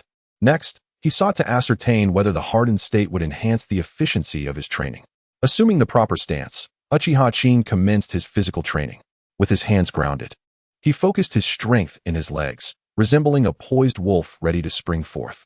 Simultaneously, he channeled chakra into his lower limbs, employing the body-nourishing technique to invigorate the cells in his legs. Perhaps due to the encumbrance of the hardening technique, his movements during the physical training were markedly slower than usual. As the training progressed, Uchiha Qing alternated between mimicking a wolf to strengthen his leg muscles, embodying a tiger to enhance his upper body strength, and then adopting the stance of a bear. Before long, beads of sweat began to form on his brow, cascading down his cheeks. Yet, he did not relent. Rather, he grew increasingly exhilarated as his training continued, his eyes sparkling with determination. Indeed, the technique proved effective. Even after only a third of the session, the results were already surpassing those of his previous training endeavors. Uchiha Qing seemingly forgot the exhaustion that weighed upon his body, tirelessly repeating the movements of the body conditioning technique while simultaneously channeling chakra, employing the nurturing technique to exercise various parts of his physique. It was not until a wave of weakness washed over him that he realized he had become utterly fatigued, with chakra dwindling to a mere remnant. Indeed, the results were impressive. Merely 2 hours of training equated to the gains of the preceding 2 or 3 days. Just as he intended to continue savoring his recent accomplishments, the fatigue overtook him, eliciting a bitter smile. This was no ordinary tiredness. His stamina had been thoroughly depleted. However, this was merely indicative of effective training. Reminiscent of various novels from his past life where intense workouts left characters ravenous, a notion that, while exaggerated, held a kernel of truth. Fortunately, he had come to this realization in time. Although his energy was spent, he had not harmed himself. It was akin to a standard hunger, merely necessitating sustenance. Coincidentally, mealtime had arrived, and it was time for a meal. With great effort, Uchiha Qing propped himself up and slowly shuffled to the tree where he stored his belongings. Upon locating the bento he had prepared in the morning, he opened it and began to eat voraciously, utterly disregarding his appearance. The newly arrived Shenshu was left aghast, having never witnessed Uchiha Qing consume food with such abandon. "Are you all right, Qing? Have you been practicing that body conditioning technique again? What is the point of mimicking those beasts? You look absolutely dreadful. With your current state of weakness, it seems as if you've been drained of all vitality. Anyone would think something terrible has happened." Shenshu teased, though genuine concern underpinned his words.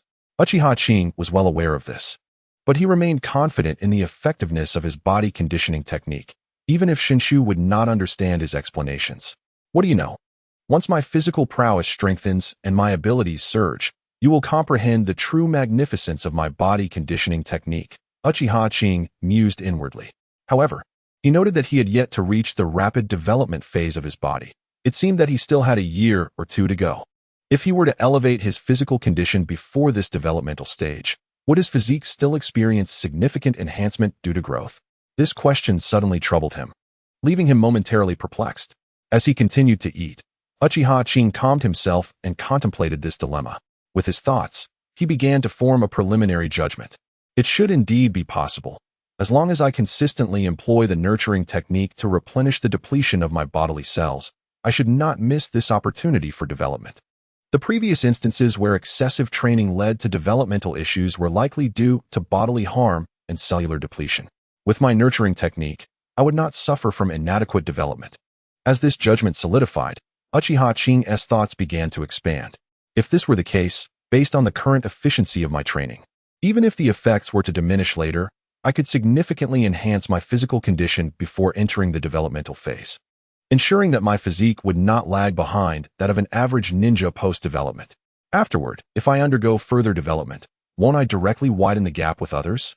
If this is the case, the efficacy of this secret technique is truly remarkable.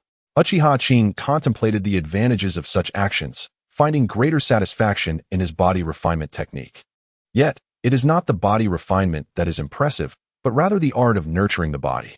The deductions previously made were all predicated on the effects of this nurturing technique. The body refinement merely provides a method of exercise, facilitating the nourishment of the body throughout the nurturing process. Hence, the essence lies within the nurturing technique itself. Thoughts flickered through Uchiha Qing's mind as he gradually analyzed the crux of the matter. This technique, or rather, an existence akin to a technique. The nurturing art developed by Uchiha Qing played such a role in this process, which is why it boasts such pronounced effects. Previously, the nurturing technique was merely employed to cultivate the body, lacking a systematic approach. With the emergence of the body refinement technique, combined with various movements, the operation of the nurturing art began to take shape akin to a technique. No, to be more precise, the prior nurturing technique could also be considered a rudimentary form of a technique, resembling more of an internal skill. In contrast, the operation of the nurturing art in conjunction with the body refinement resembles more of an external skill. Never mind, there is no need to dwell on classifications. As long as I can cultivate, that suffices. It is unnecessary for it to perfectly align with the depictions in novels. After all, such concepts do not exist in the ninja world. I have defined it this way, and who could possibly refute it? Having resolved his thoughts, Uchiha Qing finished the bento in hand, feeling his body once again invigorated, and he yearned to commence his training without delay. However, haste makes waste. Overexertion in training could be detrimental. He decided to continue the body refinement in the evening, while in the afternoon, he would practice ninjutsu and explore sealing techniques that exhibit effects similar to hardening techniques. Over the course of a month, every member of Team 3 demonstrated progress. Sarutobi Sasuke learned the wind release, Gale Palm, a mid-range offensive ninjutsu. Gale Palm transforms chakra into wind, compressing it within the palm to unleash a ferocious gust. The pivotal step lies in the transformation of chakra into wind, employing the metamorphosis of chakra's form. Furthermore, since form transformation does not require hand seals, Gale Palm ultimately requires only 3 seals, and with proficiency, it can even be executed with just 1. Form transformation is one of the 2 fundamental changes of chakra, the other being nature transformation. Form transformation pertains to altering the shape of chakra, whether it is a change in the shape of chakra into spherical or spiraling forms, or the conversion of chakra into natural elements such as wind or fire, all fall under the category of form transformation. Mastering form transformation is not significantly inferior to nature transformation. The Rasengan exemplifies the pinnacle of form transformation, utilizing rapid rotation and compression of chakra to unleash immense power. Shengshu also exhibited notable improvement this month, with substantial advancements in combat techniques and strategies. It is worth mentioning that Uchiha Qing suggested to Orochimaru that he should instruct Shengshu on methods for identifying explosive tags and similar traps. Thus, Uchiha Qing remained somewhat uneasy and took the liberty to advise Orochimaru to enlighten Shoju on the critical nuances that a ninja must heed. For carelessness could lead to fatal consequences, and Shoju was precisely the type prone to such mishaps. Orochimaru did not object, relaying the situation to Tsunade, and with that, Uchiha Qing's concerns were adequately addressed. With chakra levels reaching 500, Uchiha Qing had stepped into the ranks of elite Chunin. Through a month of rigorous training, his physical prowess had significantly improved, and his taijutsu had shown remarkable advancement. According to Orochimaru, Uchiha Qing had attained the taijutsu standard of an elite Chunin. As long as his other skills kept pace, he would undoubtedly qualify as an elite Chunin. The term elite Chunin here refers to possessing taijutsu skills on par with other elite Chunin, sufficient to contend with ordinary Chunin, yet inadequate against their elite counterparts. Noticing that the progress of each member of Team 3 had not waned, Orochimaru refrained from hastily assigning them tasks, opting instead to allow them to continue their training. Although Uchiha Qing and his companions were unaware of Orochimaru's intentions, they did not inquire about missions, focusing instead on their training. As for the sealing technique that influences gravity, upon hearing Uchiha Qing's request, Orochimaru initially took a moment to comprehend it. However, recalling Uchiha Qing's recent behavior, he nodded and began to ponder whether any sealing techniques related to gravity existed. Even if such techniques were available, they would likely not offer great value. Unlike jutsu that affect gravity, sealing techniques typically require extensive time to set up, yielding mediocre results in practical applications, a fact that even Orochimaru could not immediately recall. If that were not feasible, perhaps a sealing technique that restricts bodily movement would suffice. Seeing that Orochimaru was still contemplating, Uchiha Qing assumed hope was lost and was compelled to lower his expectations. Yet Orochimaru did not cease his deliberation, seemingly unaware of Uchiha Qing's concern.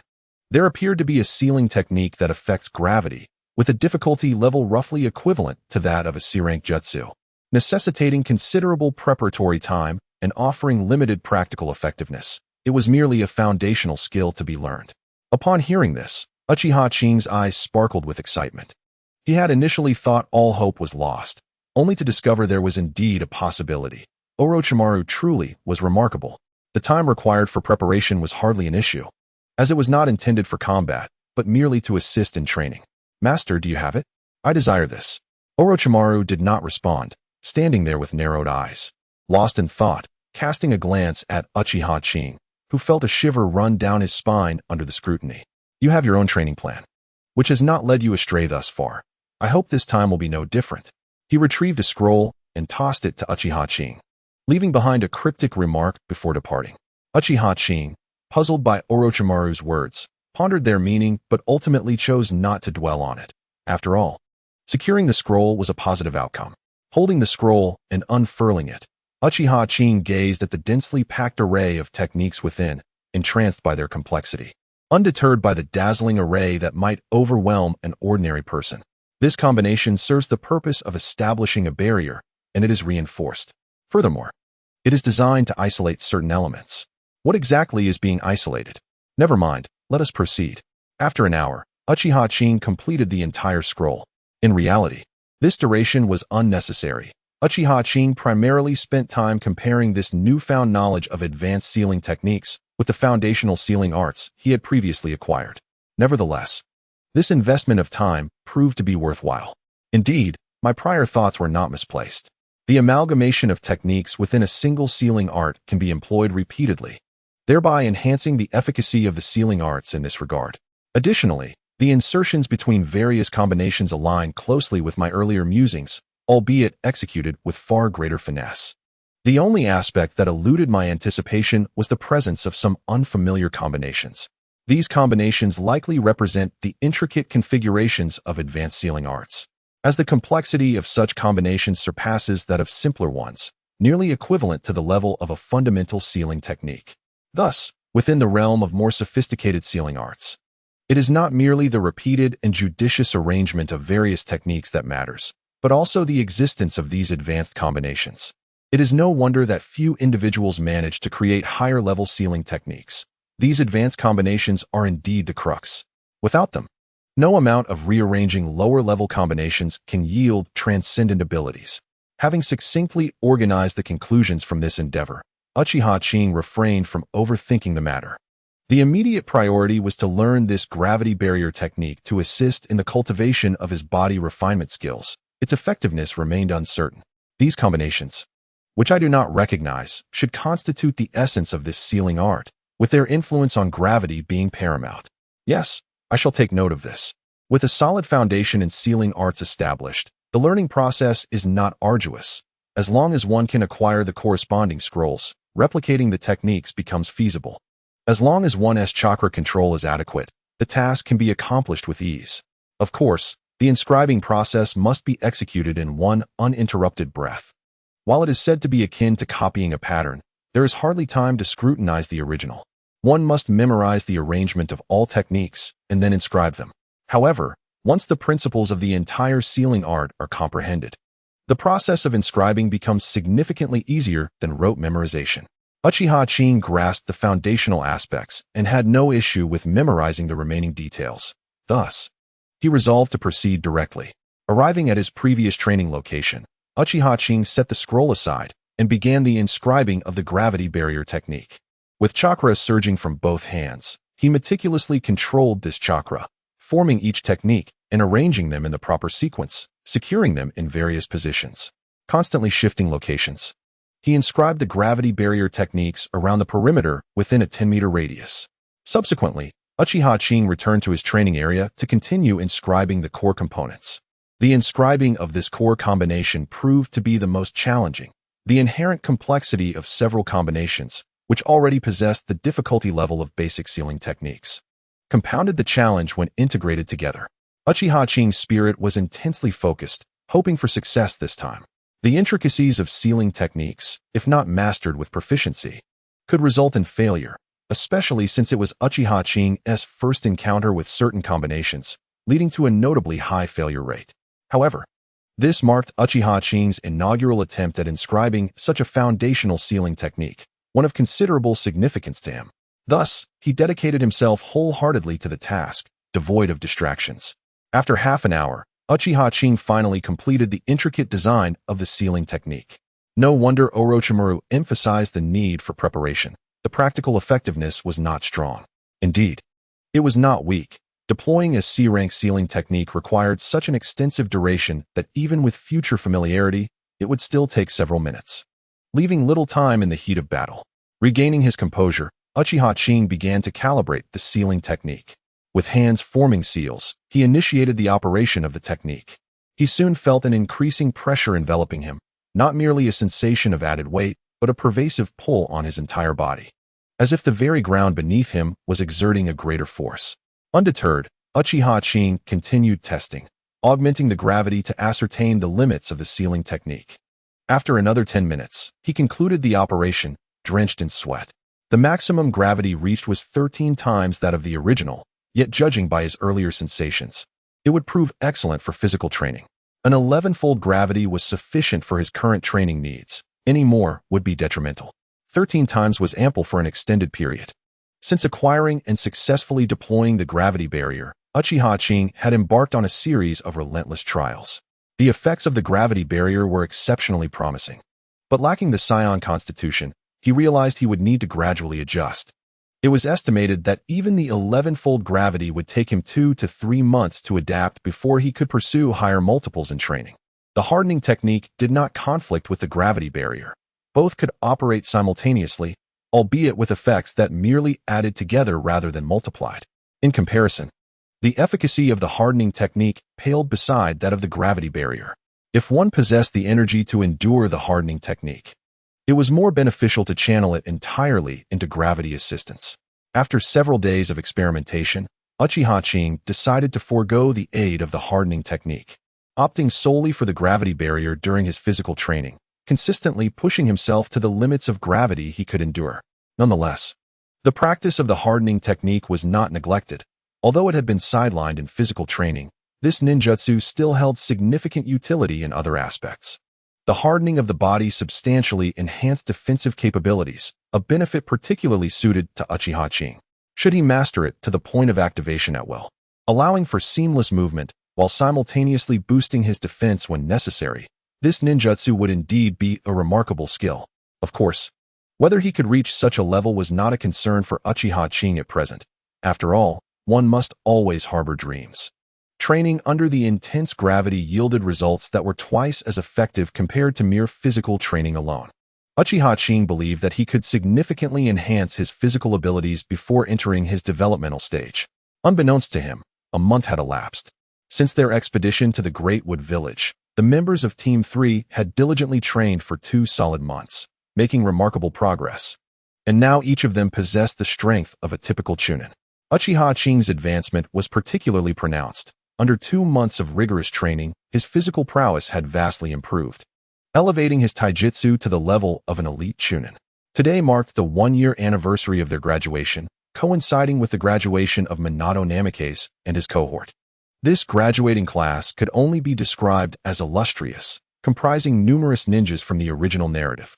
Minato Namikaze, alongside Kushina Uzumaki, was present, as was Uchiha Mikoto, Kushina's dear friend and the future mother of the Uchiha brothers. Not to mention, Uchiha Fugaku was also among this cohort. Additionally, there were the Hyuga brothers, Hisashi and Hayashi, and the trio from the Inazuka clan, Akimichi Choza, Narashikaku, and Yamanaka Inoichi. Among these individuals, Uchiha Qing was most familiar with Minato, while he had only a passing acquaintance with Mikoto and Fugaku, despite being of the same clan. Today, upon Minato's graduation, he extended an invitation to Uchiha Qing and Shoru to join the celebration. Naturally, Uchiha Qing could not refuse the future fourth Hokage's invitation. After all, it was a complimentary meal, and how could one pass up such an opportunity? Uchiha Qing and Shoru attended, and their teammate Sarutobi Asuma seamlessly integrated into the gathering. Allowing for introductions to Minato, they convened in the largest private room of the Akimichi clan's barbecue restaurant. Seated around a grand round table were Minato, Kushina, and Uchiha Qing, along with Uchiha Mikoto and Uchiha Fugaku, making a total of 7. King, it's been a year since your graduation. You must have undertaken numerous missions by now. How has it been outside? I imagine the missions are quite thrilling? Kushina inquired, her yearning for adventure evident as she bombarded Uchiha Qing with questions. Thanks to Minato, Uchiha Qing had developed a reasonably good rapport with Kushina, allowing her to inquire freely. Missions. However, we've only completed 2, and they weren't particularly exhilarating. Also, missions aren't meant for entertainment. They are primarily focused on execution.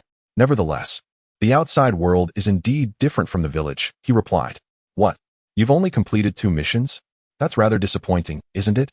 I heard your class began undertaking missions 5 to 6 months ago, yet you've managed to finish only 2 in such a lengthy period?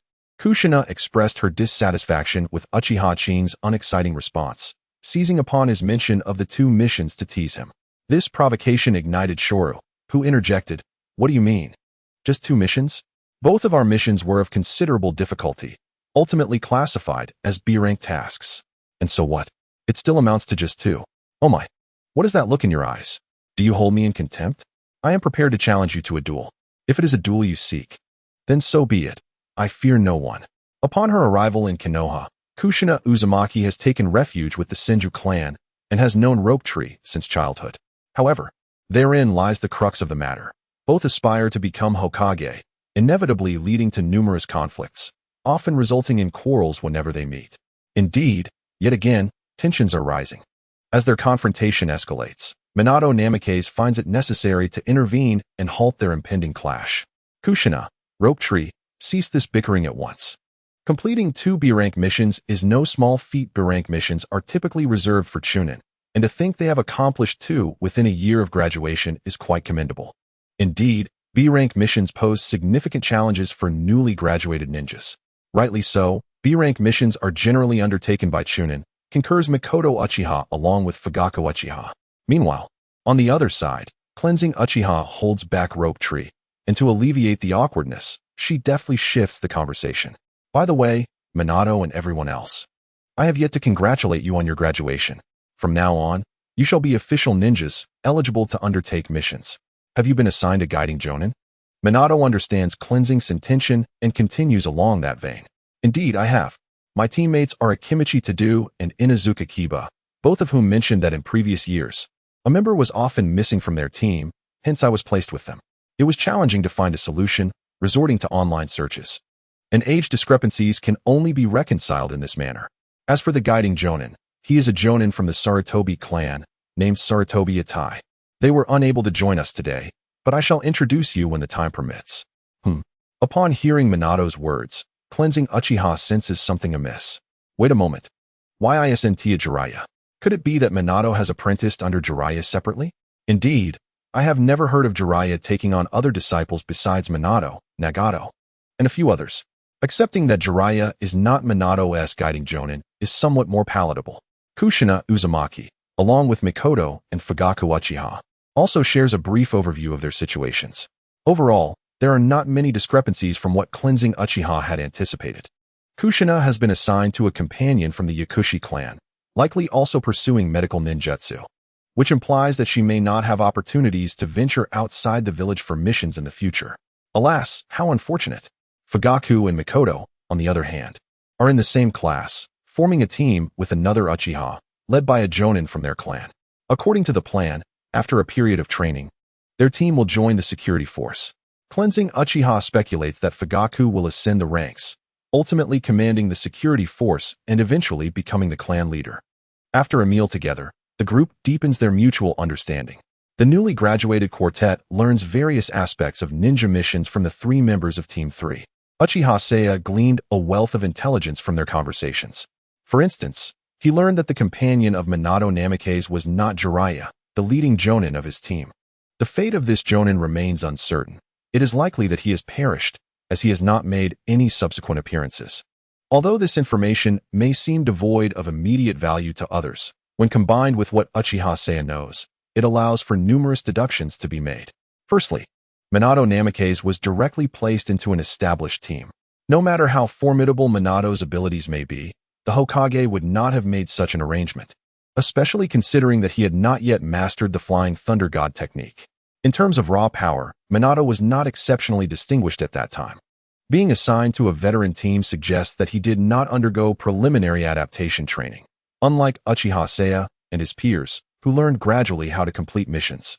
The only plausible explanation is that someone provided Minato with additional guidance, and it is highly probable that this individual is Jiraiya. With Jiraiya's mentorship, there is little concern that Minato would lag behind. Moreover, Kushina Uzumaki would likely receive guidance from Tsunade, even if not as a teacher.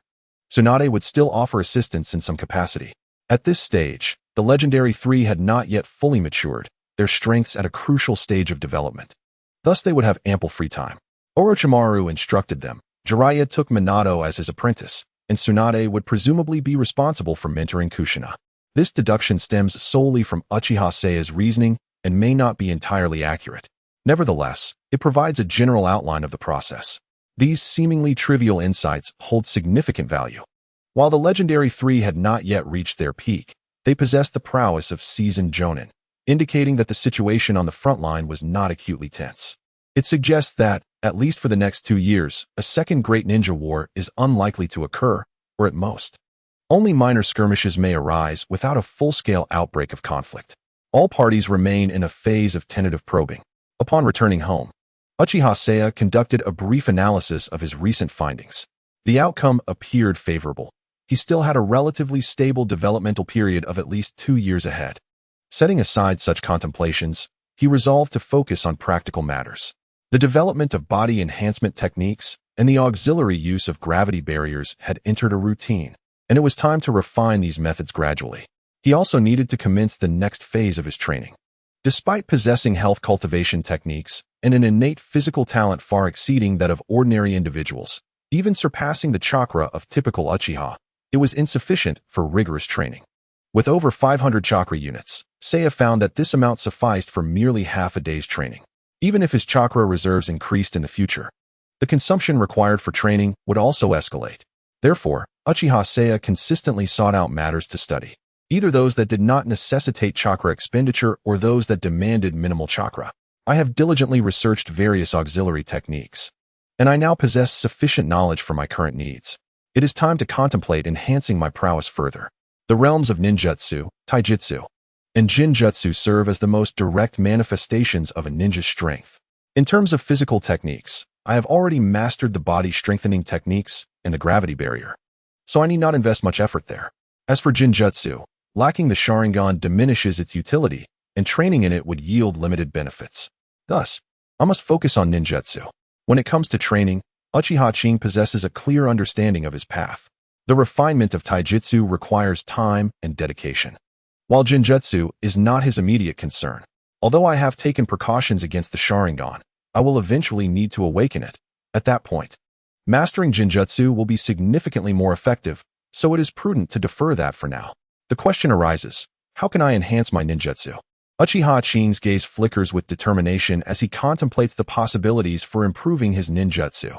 With insufficient chakra, it would be unwise to pursue advanced techniques, as this might disrupt my daily training routine. However, I could certainly benefit from studying additional C-rank ninjutsu, particularly the techniques bestowed upon me by Orochimaru. Delving into these should clarify the chakra circulation intricacies involved in earth release. After all, The ninjutsu provided by Orochimaru is comprehensive, encompassing a myriad of unique effects. Speaking of ninjutsu, Uchiha Qing recalls the scrolls given to him by Orochimaru. It is undeniable that being assigned to Orochimaru's class has been a stroke of fortune, particularly as it was during his early days of instruction. Being presented with a plethora of scrolls to study on my own is a privilege that few other ninjas would experience, as most regard the transmission of ninjutsu as paramount. Only Orochimaru, with his indifference towards such matters and his abundance of techniques, could afford to do so. Naturally, this also correlates with Uchiha Qing's commendable talent for learning ninjutsu. Are there other domains worthy of exploration? Merely studying C-rank ninjutsu will not occupy much of my time, and I find myself with considerable leisure. Having established breadth, it is time to consider depth. As my repertoire of ninjutsu expands, I should also devote attention to the potency and effects of each technique, thereby initiating my training in the transformation of chakra nature. Although Uchiha Qing has already mastered 2 transformations of chakra nature, this has primarily been a result of his innate talent rather than focused study. His training in this area remains insufficiently profound, thus limiting the enhancement of his ninjutsu capabilities.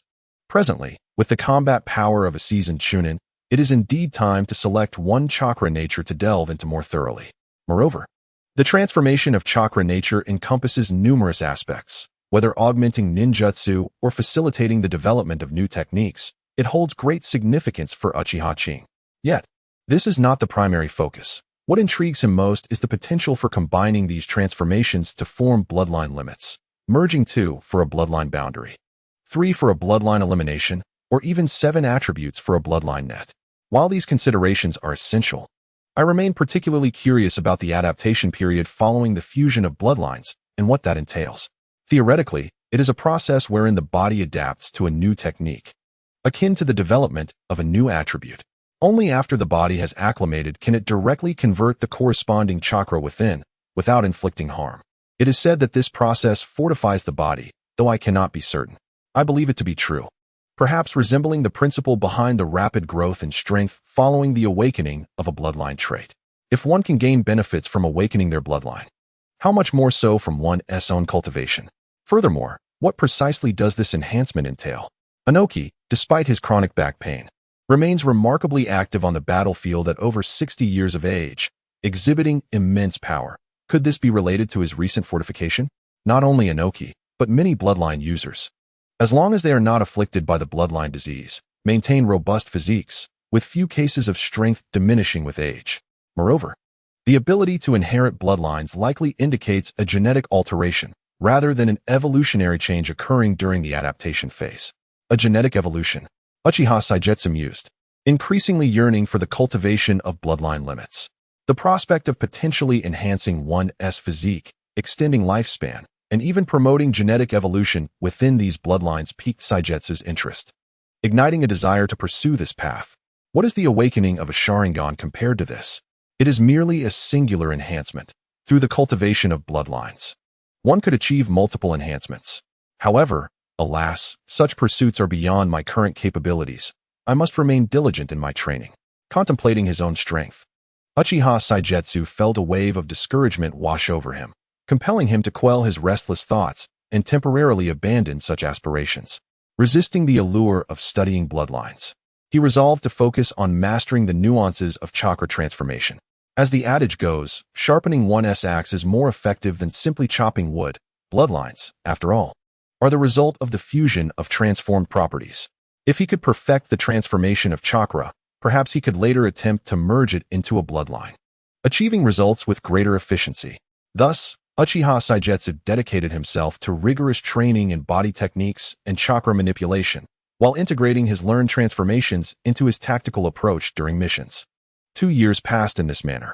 The year is now Konoha's 35th, and Uchiha Saigetsu has reached the age of 13.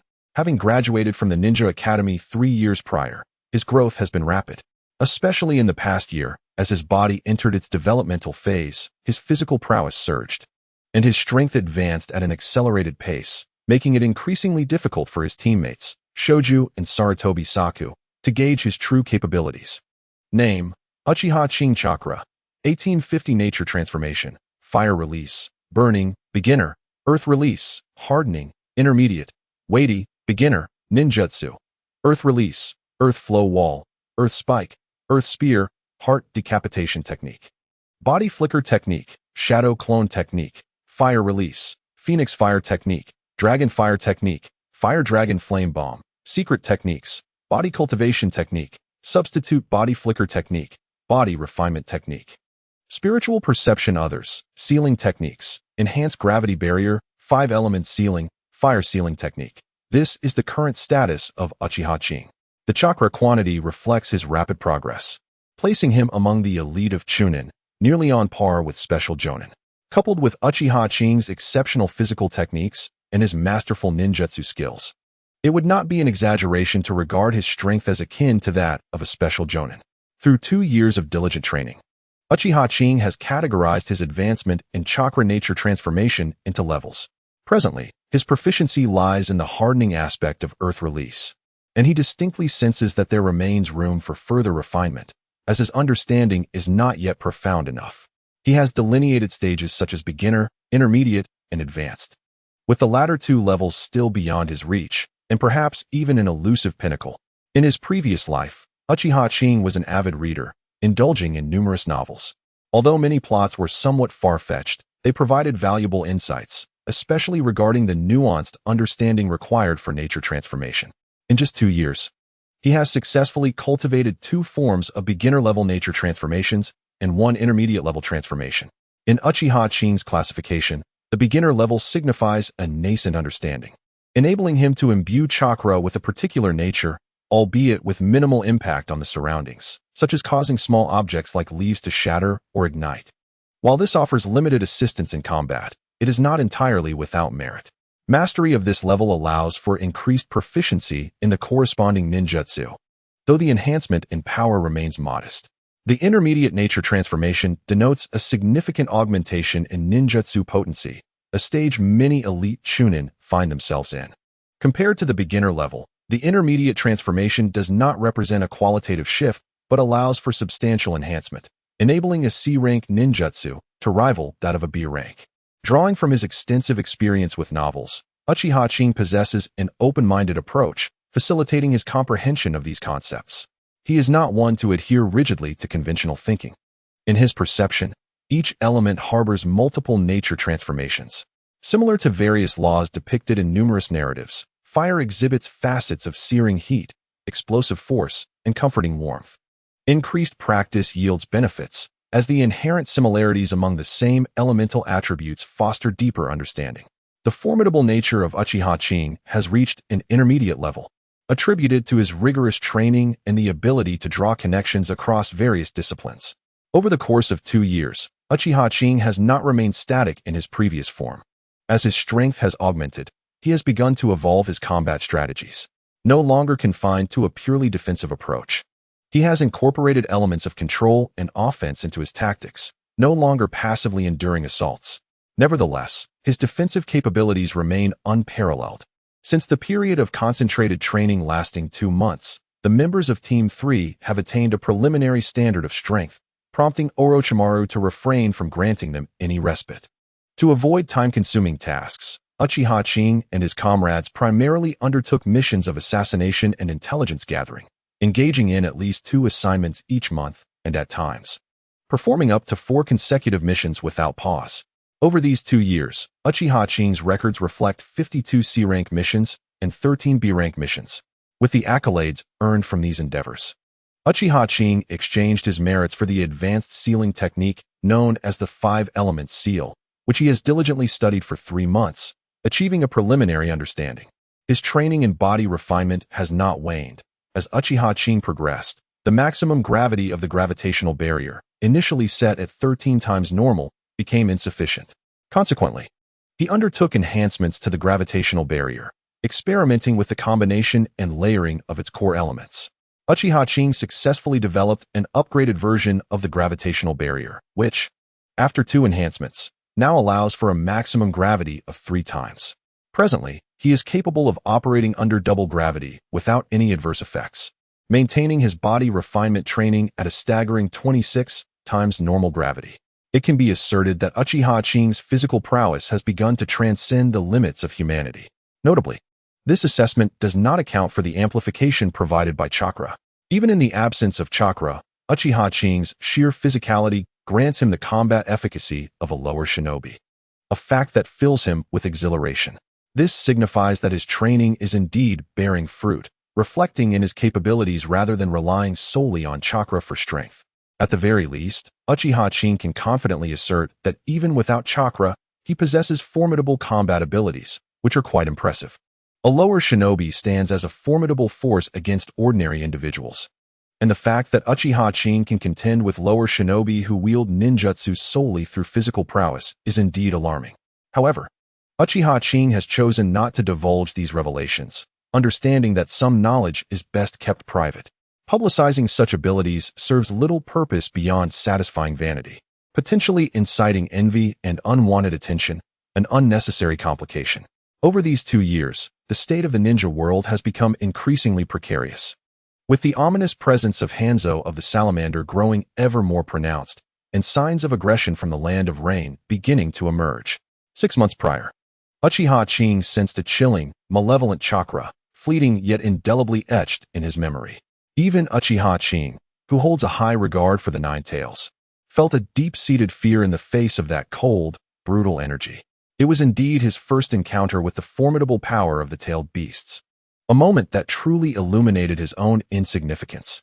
No wonder, then, that in the original narrative, so many held the tailed beasts in such trepidation, resulting in stringent control over the Jinchuriki.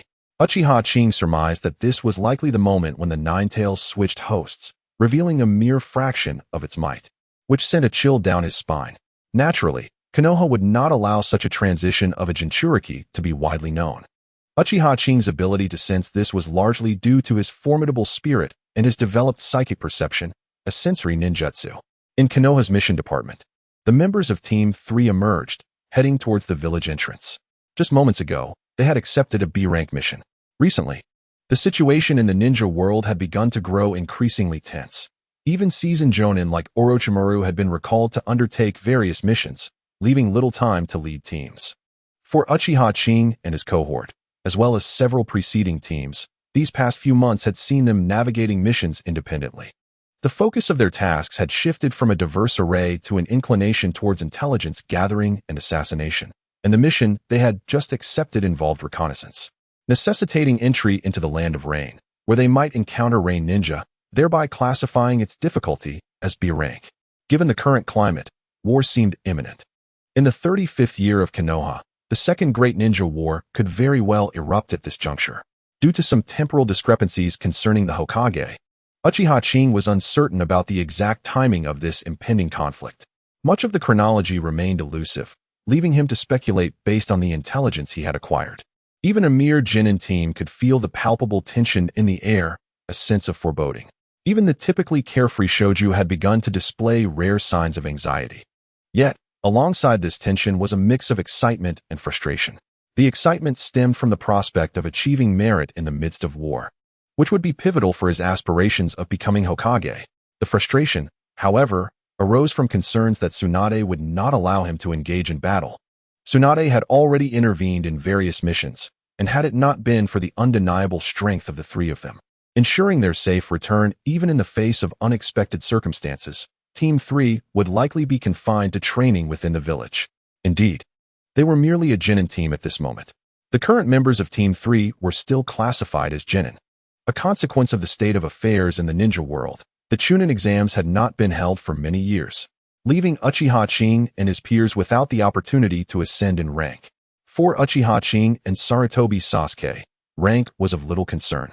What mattered was the strength they had cultivated. However, Shoju found this situation infuriating, having graduated 3 years prior yet remaining a genin. Subject to jests from his elders at home, they disregarded Shoju's prowess, fixating instead on his rank. If one were to assess their abilities, Team 3 could be considered the strongest cohort of graduates in recent years. Uchiha Qing, without a doubt, stood out as an exceptional elite Chunin, nearing the power level of a special jonin. After the physical development of Sarutobi Saku began, his chakra finally ceased to be a shortcoming, barely sufficient for him to engage in combat. With the foundation laid in previous years, his strength surged remarkably, qualifying him as a competent elite chunin. Although Shiboku did not possess the same mastery of ninjutsu as the other two, his abundant chakra allowed him to take ninjutsu lightly. A barrage of techniques from him could also be deemed as elite chunin-level power. In essence, the entire Team 3 was composed of elite chunin. Naturally, the village would not squander such formidable strength, diligently assigning them tasks. Despite Tsunade's influence preventing the third Hokage from allocating excessively difficult A-rank missions, he was nonetheless generous in the volume of assignments. For 3 months, Uchiha Qing and his companions had scarcely any respite, executing one mission after another, approximately 15 or 16 in total, with 8 being B-rank and the rest being more challenging C-rank missions. Uchiha Qing and his team only voiced mild complaints, understanding the village's arrangements. Moreover, to be candid, while their personal training yielded rapid progress due to the benefits of physical development, the genuine results from their own efforts were minimal. It was through the battles and insights gained from life and death situations during missions that Uchiha Qing and his companions could advance more swiftly and adeptly harness their abilities, maximizing the advantages of their physical growth. After registering their departure from the village, Team 3 set forth towards the Land of Rain. Their mission was a joint operation to investigate the deployment of the Rain Village in the eastern part of the Land of Rain, particularly in the vicinity of Konoha. Centered around 5 cities divided into 5 regions, Team 3 was tasked with the southernmost area, known as South Cloud Town. Indeed, it was called South Cloud Town.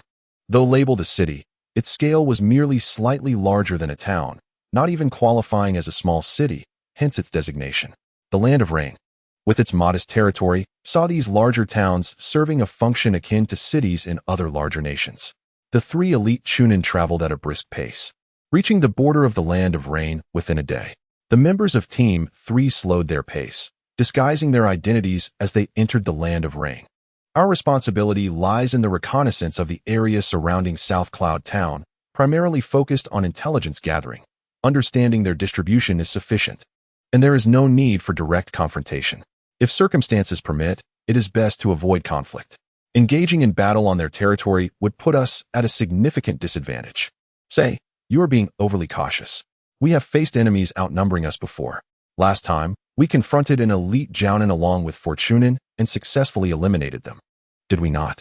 Uchiha Qing shot Shiboku a glare, his tone growing slightly stern. Maintain your seriousness. This situation is not the same. Last time, we were in the Land of Fire with reinforcements arriving swiftly that allowed us to act as we did. After killing them, we would have lost our combat capability as well. Had reinforcements not arrived, we would have been doomed long ago.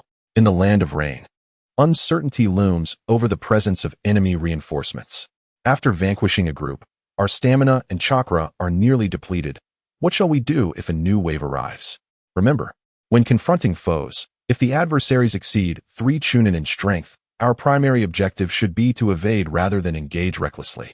Uchiha Qing directed these words specifically toward Rope Tree, fearing his heedlessness.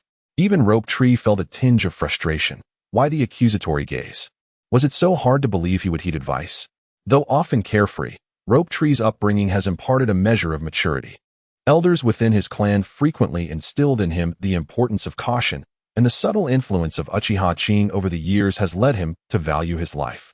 Matters concerning his survival resonate deeply within him, and he remains mindful of these lessons. Uchiha Qing, perceptive in this regard, understood the wisdom behind his own counsel. Observing the silent Rope Tree, he sensed that while the young man was absorbing the information, there lingered an unsettling thought in his mind. The Land of Rain, perpetually drenched, harbors a significant impoverished populace. Refugees and disaster victims are commonplace, a grim reflection of the region's struggles. This dire situation has propelled the Land of Rain into warfare, as the scarcity of resources compels it to seize territory for sustenance. Only through the acquisition of greater lands can the nation better provide for its citizens. The rationale behind this is not entirely unfounded. The Fire Country, along with neighboring Earth and Wind countries, sees vast stretches of uninhabited territory near their borders. These areas, mostly abandoned, tempt the eyes of a small nation like the Land of Rain. Regrettably, these territories serve as buffers for the great powers, designated to absorb the impact of conflicts, thus preventing the Land of Rain from claiming them. The significance of these buffer zones is readily apparent. During conflicts, It is the small nations that suffer the influx of refugees and disaster-stricken individuals, while large nations like the Fire Country experience minimal direct impact. Their battlegrounds are confined to these buffer zones, rarely encroaching upon inhabited areas, with only economic repercussions felt, blending in with a group of refugees. Uchiha Qing and his companions successfully reached their destination, Nanyan Town. Upon arrival, they did not rush to fulfill their mission but instead sought a place to settle. Just outside Nanyan Town, a secluded hill harbored a dilapidated cave. Within this cave, the trio rested, regaining their strength. A makeshift cooking fire lay beside a large, relatively flat rock, which was covered with a layer of dried grass, likely intended for sleeping. The cave's layout suggested prior habitation, possibly by displaced beggars or those with nowhere to go. However, the remnants within indicated that it had long been abandoned. It was unclear whether its last occupants had perished or moved elsewhere. Exhausted from their journey, Uchiha Qing and his companions quickly tidied up and settled in, ready to recuperate. For ninjas, swiftly transitioning into a state of rest is an indispensable skill.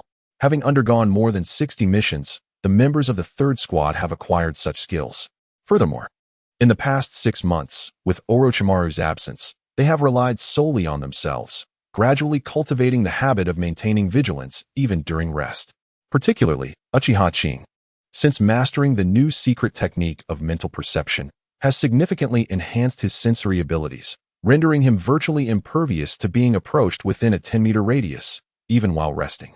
The technique of mental perception, though labeled as a new secret art, was actually developed by Uchiha Qing to complement the body flicker technique, allowing him to better adapt to spatial transformations through a sensory ninjutsu. The principle of mental perception is not difficult to grasp. It involves modifying the body cultivation technique to allow chakra to manifest externally, utilizing the ambient mental energy to sense the surrounding environment. Mental energy is unique, intrinsically linked to the soul, yet distinct from soul power. To this day, Uchiha Qing has yet to fully comprehend the origins of this energy. He discovered that mental energy could reflect the conditions of the surrounding area into his mind.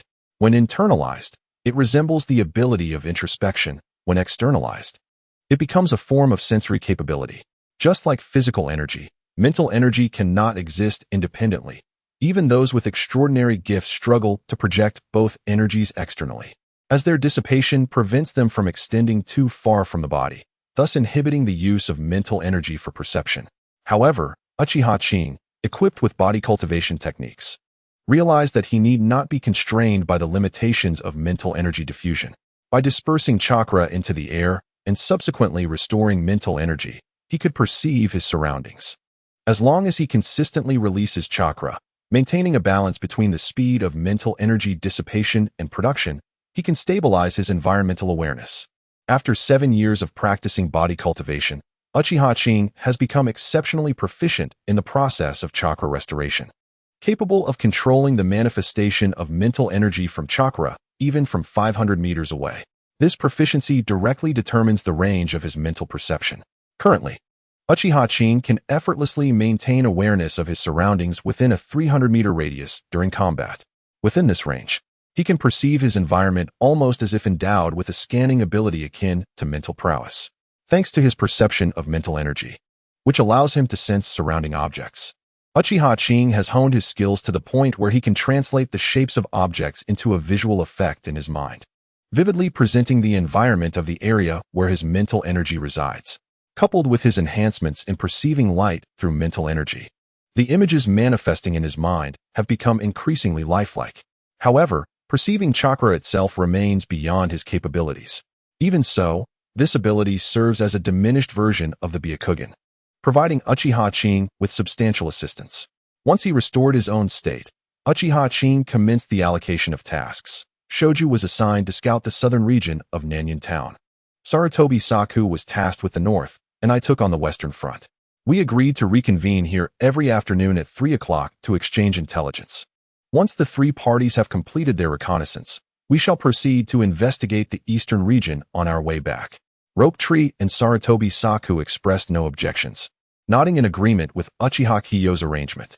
Uchiha Kiyo, the strongest among them, was tasked with the most perilous eastern direction, which was in close proximity to the Rain Ninja village, thus presenting the highest likelihood of encountering Rain Ninja. exercising caution and remaining concealed, as long as no conflicts erupted. They should face no issues. This was also Uchiha Qing's intent. After allocating their respective responsibilities, the trio said little more and set off towards their designated areas. Before departing, Uchiha Qing offered one last reminder. Should any unforeseen circumstances arise and a clash with the Rain Ninja occur, remember the previous advice, not to fight to the death, but to prioritize survival while also notifying the other two. Although Uchiha Qing and the others had not been granted the summoning contract for the Dragon Cave by Orochimaru, they had signed a lesser contract, allowing them to summon small snakes for the purpose of relaying information. Over the next 2 days, the 3 members of Team 3 diligently carried out their reconnaissance missions. Their understanding of the layout surrounding the Rain Ninja village near South Cloud Town became increasingly clearer. They discovered that while the number of Rain Ninja was not particularly high, they were hampered by their inability to delve deeply into certain bases. In total, they identified as many as 13 suspected small bases where Rain Ninja congregated around South Cloud Town. The ninja stationed at these bases could be mobilized immediately in the event of conflict. By grasping the locations and numbers of these bases, Konoha would be able to estimate the opposing forces, thus preventing any unexpected ambushes.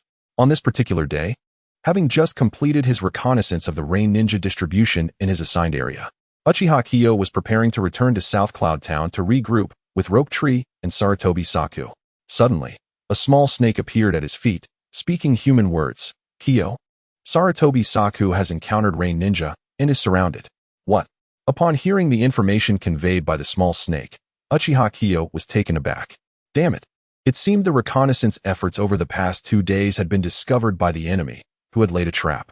Without a moment's hesitation to conceal his presence, Uchiha Qing hastened towards Sarutobi Saku's location under the small snake's guidance.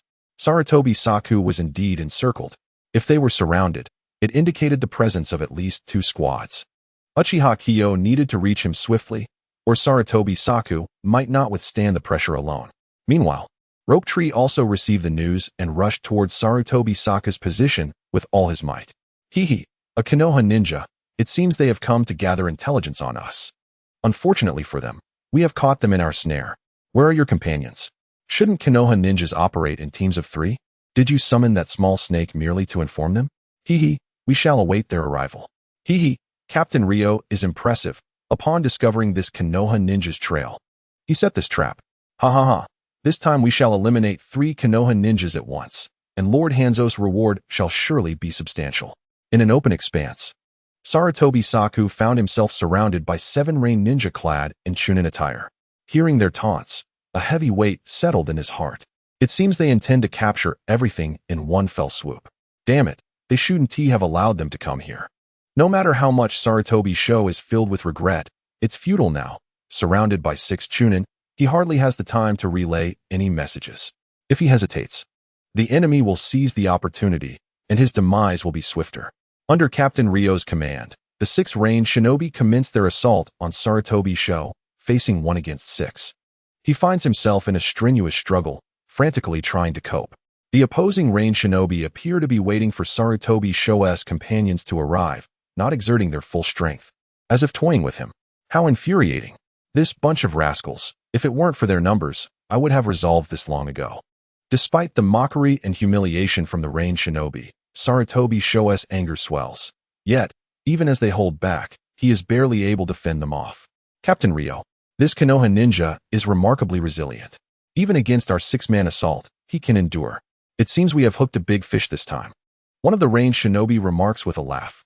Captain Ryo, recognizing Sarutobi Sho's prowess, realizes that even though his subordinates aren't exerting their full force, it's not something an ordinary individual could withstand. Nonetheless, Sarutobi Sho remains unscathed thus far. Let us not underestimate him. Given the trouble he presents, his teammates must be equally formidable. While those 2 have yet to arrive, let us swiftly deal with him. Upon hearing the captain's orders, the 6 Rain Shinobi grow serious. The struggle becomes increasingly arduous for Sarutobi Sho, as wounds begin to mar his body. Receiving word of Sarutobi Sho's plight, Uchiha Kiyoshi hastens towards his location. He has not moved for quite some time. Having previously warned them not to engage, he knows Sarutobi Sho is not the type to seek recklessness. This suggests the enemy might be overwhelming him, encircling him. The fact that Sarutobi Sho can still send a message implies that the enemy is merely baiting them. As he makes his way, Uchiha Kiyoshi analyzes the situation. This is intriguing. Do they mean to ensnare us all? Narrowing his eyes, his gaze turns icy. They wish to fish. Humph.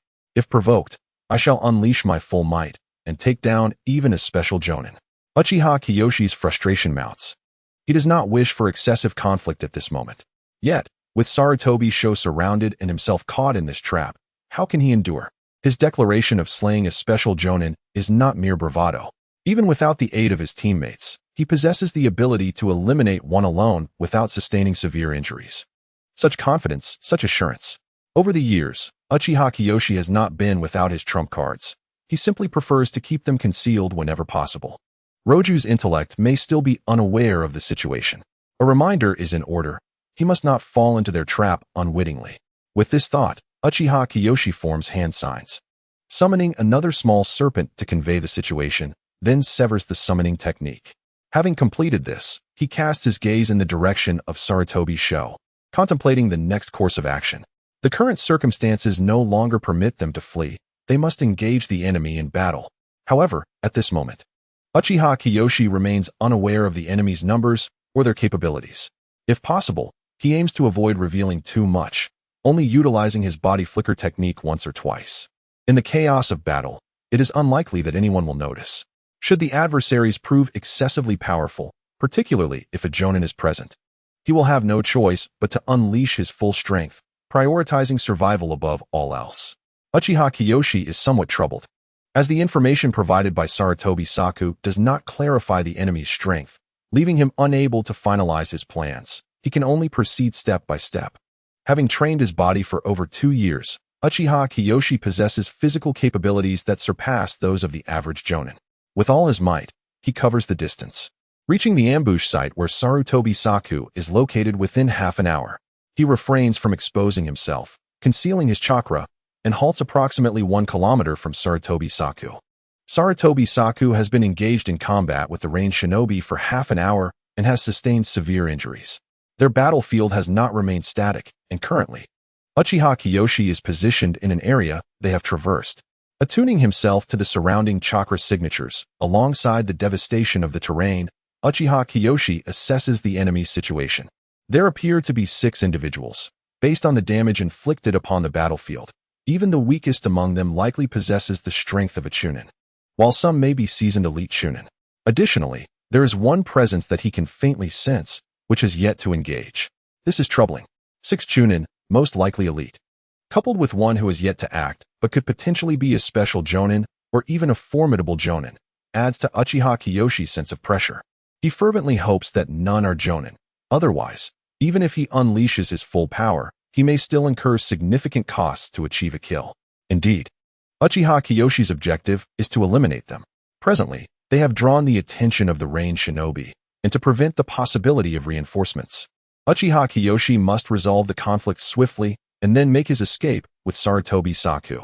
Should he fail to eliminate the enemy, fleeing would pose a considerable challenge. Time is of the essence. Uchiha Kiyoshi does not delay further, masking his chakra signature as he cautiously approaches. As he nears Sarutobi Saku's battlefield, Uchiha Kiyoshi finally discerns the specifics of the confrontation. Realizing that Sarutobi Saku's situation is dire, there is no time to waste. Uchiha Kiyoshi forms hand seals, his form melding with the earth. A small mound of earth begins to advance toward the scene, unremarkable in appearance, easily overlooked by the untrained eye. This is a technique he has developed for ambush and retreat using earth style, as he has yet to delve into the nature transformation aspect of this technique. He can only execute it to this extent. With further training, this ninjutsu will become even more elusive. Uchiha Kiyoshi maximizes the earth style technique, swiftly approaching one of the ranged shinobi encircling Sarutobi Saku. In a mere 2 seconds, he traverses over 20 meters, arriving alongside this ranged shinobi. The sudden appearance of Uchiha Kiyoshi takes everyone by surprise. Seizing the moment, he draws 2 shuriken, one large and one small. With his left hand, he hurls the smaller shuriken at the nearest ranged shinobi, while with his right hand, he lunges the larger shuriken toward the adversary before him. The sudden appearance of Uchiha Qing took everyone by surprise. None could react in time. especially the individual standing before him, who was caught off guard and had his throat severed by a swift strike from Uchiha Qing, his eyes wide in disbelief as he fell to the ground in defeat. Another rain ninja, however, managed to respond in time. The kunai, originally aimed at his heart, was deflected just enough to avoid a fatal blow. Though he narrowly escaped death, he was gravely wounded and on the brink of collapse. Such was the force of Uchiha Qing's attack, even without a direct hit to the heart. The kunai was embedded deep within the rain ninja's body. Without immediate medical intervention, his fate was all but sealed. Sarutobi Saku, Uchiha Qing shouted, rousing the still dazed Sarutobi Saku, who quickly formed hand seals. With just a single seal, the rain ninja before Sarutobi was ensnared, his entire body dragged forcefully to the ground. Seizing the opportunity, Sarutobi Saku swung his blade, severing the enemy's head. In a mere 2 seconds since Uchiha Qing's arrival, 2 elite Chunin from the rain had perished, and one was rendered incapable of fighting. The pressure on Sarutobi Saku was significantly alleviated. Thankfully, with 3 adversaries gone, and with the imminent arrival of Shoju, they still stood a fighting chance. Seemingly aware of Sarutobi Saku's thoughts, Uchiha Qing doused him with a figurative bucket of cold water. What are you thinking? We are in the land of rain. We must move swiftly. If reinforcements arrive, it will be too late for us to escape. Sarutobi Saku, still recovering from the intense battle, finally grasped the gravity of their situation upon Uchiha Qing's reminder. He then displayed a hint of contrition. I apologize for dragging you into this. It's no trouble. This was their trap. Even if you hadn't contacted us, they would have found us eventually. At that point, we would be facing them individually, which would be far more challenging. For now, at least the 3 of us can confront them together. Without further ado, Uchiha Qing and Sarutobi Saku focused their minds, preparing for the remaining rain ninjas. While Shoju may not possess the speed of Uchiha Qing, he should have arrived at the battlefield by now. Uchiha Qing regarded Shoju with newfound respect. He had evidently mastered the art of concealment. It was clear they needed to conclude this battle swiftly, providing Shoju with the opportunity to unleash a devastating jutsu. With Shoju's chakra reserves, he could deliver a powerful attack, even against a jonin. Indeed, Captain Ryo was a jonin. Although recently promoted and somewhat lacking compared to the jonin from Konoha, he was nonetheless a genuine jonin, his strength surpassing that of an average special jonin. Upon realizing Ryo's rank, Uchiha Qing steeled himself for a fight to the finish. Within a minute, either Ryo would fall or be severely injured. Otherwise, even if they managed to flee, evading a jonin's pursuit would prove exceedingly difficult. Ryo was in a foul mood.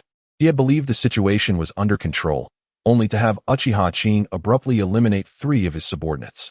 These were the elite Chunin he had painstakingly assembled over the years, and losing 3 of them in an instant was a deep wound to his pride. Now, Liang has no intention of merely watching the spectacle. He plans to take matters into his own hands and eliminate that detestable little brat. Sarutobi Saku, leave the jonin to me. You hold off the other 3. Upon hearing Uchiha say's words, Liang laughed with rage. Ha ha ha. How audacious for a mere child to be so arrogant. Do you look down upon me? Today, I shall let you experience the might of a jonin. Faced with Liang's overwhelming aura, Uchiha Sei remained unfazed. Over the past 3 years, he has engaged in considerable bloodshed, significantly bolstering his mental fortitude. As his strength grew, so did his presence. Frequently feeling the oppressive aura of Orochimaru, he had developed a resistance to such intimidation. Liang, noticing that Uchiha Sei could withstand his pressure, was not surprised. This was in line with the bravado the opponent had just displayed. If one could not withstand the aura of a jonin, yet still dared to challenge one, they would be a fool. And Uchiha Sei's demeanor indicated he was far from foolish. Upon Uchiha Sei's arrival at the scene, the dynamics shifted dramatically. The previous 6 against 1 had transformed into 4 against 2, and with an additional hidden ally, Shoju, they might even manage a surprise attack to turn it into 3 against 3. Of course, Sarutobi Saku's combat strength had been significantly depleted after prolonged fighting. Liang did not afford Uchiha Sei and his companions a moment's respite. He swiftly formed hand seals. Water release, water dragon bullet technique. The rain cascading from the sky began to coalesce, and in an instant, a water dragon took shape, hurtling towards Uchiha Sei. The rainy weather greatly augmented the potency of such a water-based ninjutsu. Originally formidable, the water dragon's power was now enhanced in this downpour. Confronted with the massive water dragon, As thick as a barrel and 10 meters long, Uchiha Sei felt a weight of seriousness. He had not anticipated that this jonin would also be a water-style user, which could prove more troublesome than expected. Opting not to confront it head-on, Uchiha Sei formed hand seals of his own. Earth Release, Earth Wall Technique. In this time, Uchiha Sei had long since restored the Earth Wall technique and improved upon it, developing a fortified version. The number of hand seals remained unchanged, yet the defensive capabilities were vastly enhanced. Uchiha Sei had never utilized ninjutsu in a conventional manner, and this time was no exception. A vertical earthen wall materialized before him. Though referred to as an earth wall, it resembled a vertical wedge, broad on Uchiha Sei's side and pointed towards the enemy. Coupled with the solid nature of the earth release he had imbued it with, the wall met Liang's water dragon bullet without sustaining any damage. Instead, Liang's water dragon was split apart by Uchiha Sei's earth wall, shooting off to either side. Haha, this is called science. A smaller area of force generates greater pressure. Do you understand? Feeling a surge of pride within, Uchiha Sei continued to form hand seals. Earth Release, Earth Spear. As Uchiha Sei completed his hand seals, 3 massive earth spikes erupted from beneath Liang's feet. Without pausing to consider the outcome of this attack, Uchiha Sei was aware that it would likely yield no significant results. This ninjutsu was merely a means to create an opportunity for him to close the distance and engage in close combat with his adversary. Uchiha Qing's true strength lies predominantly in his physical prowess, honed through 3 years of rigorous training, rendering him exceptionally formidable. Presently, physical combat constitutes nearly half of Uchiha Qing's overall combat capability. When engaged in battles beyond his level, he naturally capitalizes on his strengths to seize opportunities. As he charged forward, Uchiha Qing deftly produced 2 shurikens, launching them towards his opponent from either flank. Liang, finding his escape routes obstructed, was compelled to engage Uchiha Qing in close combat. Do you think that proximity will grant you the chance to inflict significant damage upon me? You greatly underestimate the battle experience of a jonin. Unaware of Uchiha Qing's true capabilities, Liang presumed that Qing was merely relying on luck to find an opening for a critical strike against him, which he dismissed with disdain. This misjudgment, however, presented Uchiha Qing with an opportunity. If he could entangle his opponent and maintain close quarters, he might achieve a counterattack. Uchiha Qing raised a kunai with his right hand, striking forward with all his might. Liang responded by drawing a sword and bringing it down. The clash resonated with a sharp sound, and the force of the impact left Uchiha Qing momentarily unsteady. Without hesitation, he discarded the kunai and swiftly retrieved a nearby earth spear, thrusting it towards Liang. Though Uchiha Qing struggled to maintain his grip on the kunai, Liang was equally affected, retreating 2 steps under the force of Qing's assault. Before he could register his astonishment, he witnessed Uchiha Qing decisively discard the kunai and wield the earth spear once more for another thrust, compelling Liang to raise his blade in defense. The sheer strength of Uchiha Qing surpassed that of an ordinary person, rendering even Liang, a jonin, at a disadvantage. Consequently, Liang found himself forced to retreat repeatedly, unable to effectively counterattack. In that moment, Uchiha Qing transformed into a relentless warrior, wielding the earth spear with relentless strikes, thrusting, slashing, and sweeping, thereby suppressing his opponent's ability to utilize ninjutsu, leaving Liang with no choice but to perpetually defend. Enhanced by Uchiha Qing's mid-level mastery, the earth spear's durability was substantial. Despite sustaining several dents from continuous clashes, it quickly restored itself under Qing's adept control. Liang, now in a predicament, could only lament his circumstances. Recently promoted to jonin and filled with youthful exuberance, he had spotted Sarutobi Sasuke and envisioned an opportunity to eliminate several Leaf Village ninjas. Although Sarutobi had indeed called for reinforcements, the arrival of his allies had inadvertently led to the loss of 3 of Liang's subordinates, compelling him to take action. To make matters worse, he found himself confronted by this teenager whose terrifying strength was beyond comprehension. Moreover, he could hardly fathom a ninja wielding a spear with such fluidity. Most critically, under the relentless pressure exerted by Uchiha Qing, Liang found it impossible to utilize his ninjutsu, forced instead to defend incessantly.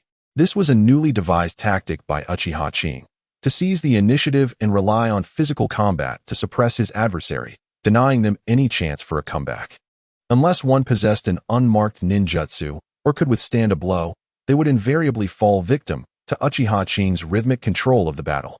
Liang, in his overconfidence, had not anticipated the outcome and had engaged Uchiha Qing in close quarters, ultimately succumbing to suppression from the very first strike. Otherwise, Qing would not have so effortlessly dictated the pace of the encounter. In this scene, Uchiha Qing has successfully subdued a Jonin. While Sarutobi Saku is struggling against 3 elite Chunin, his condition deteriorating significantly. Already severely injured, Sarutobi Saku finds his movements hindered, forced into a defensive stance against the trio.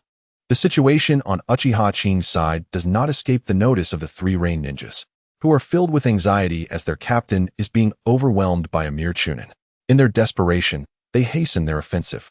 However, in the heat of battle, impatience often leads to vulnerabilities, and such is the case with the 3 Rain Ninjas.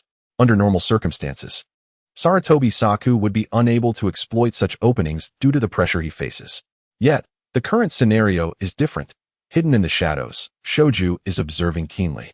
With the water release, Great Waterfall Technique and Water Release, Water Arrow Technique, Shoju seizes the moment, bursting forth from the sidelines to launch a surprise attack with his water ninjutsu, catching the 3 Rain Ninjas off guard. The rainy weather amplifies Shoju's abilities. The Great Waterfall Technique cascades down like a true waterfall, crashing towards 1 Rain Ninja. The Water Arrow Technique, bolstered by the rain, manifests dozens of water arrows that, avoiding Sarutobi Saku, rain down upon the Rain Ninjas. The effectiveness of Shoju's ambush is evident. 1 Rain Ninja is first struck by the Great Waterfall and then pierced by the water arrows, perishing instantly. The other 2 fare no better, sustaining injuries from the barrage. At this moment, Sarutobi Saku breathes a sigh of relief. The tide of battle has turned. It is now 3 against 3. With Uchiha Qing continuing to suppress the opposing Jonin, greatly favoring Team 3. Realizing the shift in momentum, the Rain Ninjas cannot afford to remain idle. Summoning reinforcements becomes imperative.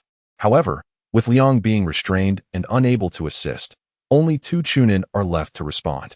1 Rain Ninja entangles Shoju, while Sarutobi Saku, rendered nearly powerless, can only watch helplessly as another Rain Ninja seeks help. Uchiha Qing, sensing the urgent situation on the other side, curses under his breath. How could Shoju allow them to communicate their plight?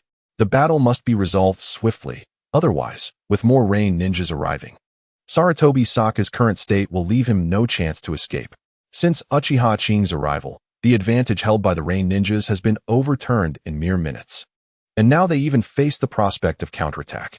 Liang, who initially believed the operation was foolproof, is taken aback by the sudden turn of events. At this juncture, he can no longer contain himself. With a full-force outburst, he withstands Uchiha Qing's downward strike, quickly retreating while forming hand signs to alert nearby Rain Ninja squads.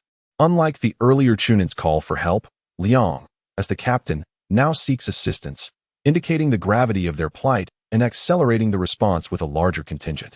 Though Liang manages to send a distress signal amidst his brief surge of power, he pays a steep price. Uchiha Qing seizes the opportunity, delivering a fierce blow that sends him crashing to the ground. Observing the opponent's movements, Uchiha Qing comprehends the unfolding situation and strikes without mercy. Even with chakra-enhanced defenses, Liang suffers grievous injuries from the assault. Nonetheless, there remains a glimmer of hope. The plea for assistance was successful, yet it unexpectedly disrupted Uchiha Qing's rhythm. As both parties separated, Uchiha Qing found himself at a disadvantage. Aware of Uchiha Qing's prowess in close combat, Ryo consciously avoided engaging him in close quarters. Uchiha Qing could only resign himself to the situation. After all, the opponent was a Jonin who, despite sustaining injuries, managed to maintain control over the tempo of the battle. Even while wounded, the adversary utilized experience and skill to evade direct contact. It was unfortunate. Indeed, some truths must inevitably be revealed. The possibility of reinforcements for the opponent loomed, adding pressure to Uchiha Qing, who realized that a swift resolution to the conflict would be most advantageous. As Uchiha Qing entangled himself with Ryo, he kept a vigilant eye on the other battlefield. Shoju possessed an overwhelming advantage with his ninjutsu. Coupled with the combat skills honed over the years and the environmental factors at play, effectively suppressing his opponent, it seemed that defeating them would not pose a significant challenge. Conversely, Sarutobi Saku found himself in a dire predicament. Engaged in combat with 6 Chunin for half an hour, He sustained severe injuries and faced relentless pressure, nearing his breaking point. Just as Uchiha Qing was preparing to employ the body flicker technique, a sudden thought crossed his mind. The current circumstances appeared to be quite conducive for awakening his Sharingan. He had sensed that it was on the verge of activation. By relinquishing the constraints he had imposed upon himself and allowing for some external stimulus, he could likely achieve its full manifestation. Unlike other Uchiha, Uchiha Qing possessed considerable innate talent, ranking among the elite within the Uchiha clan.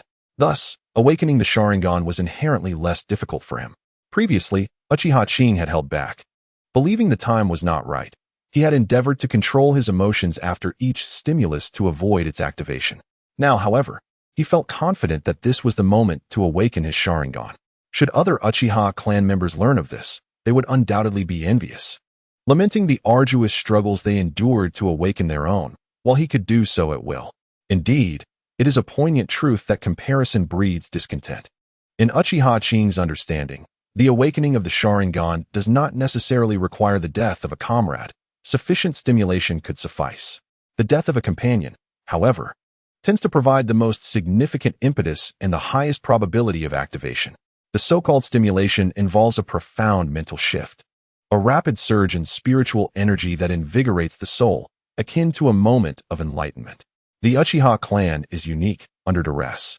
A special substance is produced in the eyes, leading to a mutation of chakra, which subsequently triggers the awakening of the Sharingan. Over the years, Uchiha Qing had encountered numerous stimuli, nearing the threshold of unlocking his Sharingan. Now, with his strength sufficient, he felt confident in mastering the Sharingan, and it was indeed time to awaken it. Releasing the restraint on the nerves of his eyes, Uchiha Qing felt an exhilarating sense of liberation. As if a weight had been lifted, he constantly reminded himself that reinforcements could arrive at any moment, intensifying his sense of urgency.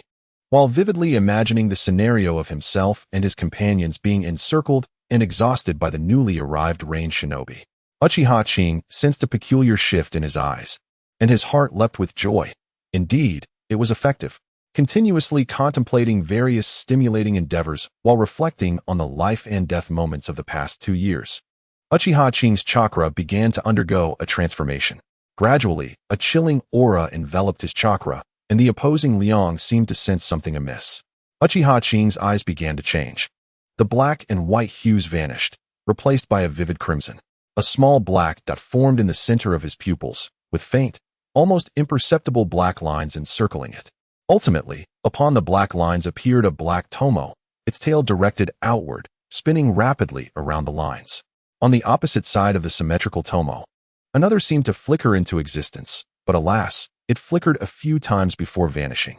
As the transformation of his eyes occurred, Uchiha Qing felt an awakening within himself, realizing that he had successfully activated the Sharingan. His once normal vision now perceived everything in a slowed manner. Liang's movements were distinctly visible. Indeed, the Sharingan proved its worth. Although it was merely a single tomo, it felt akin to an enhanced version. Even so, the effect was remarkable under such amplification.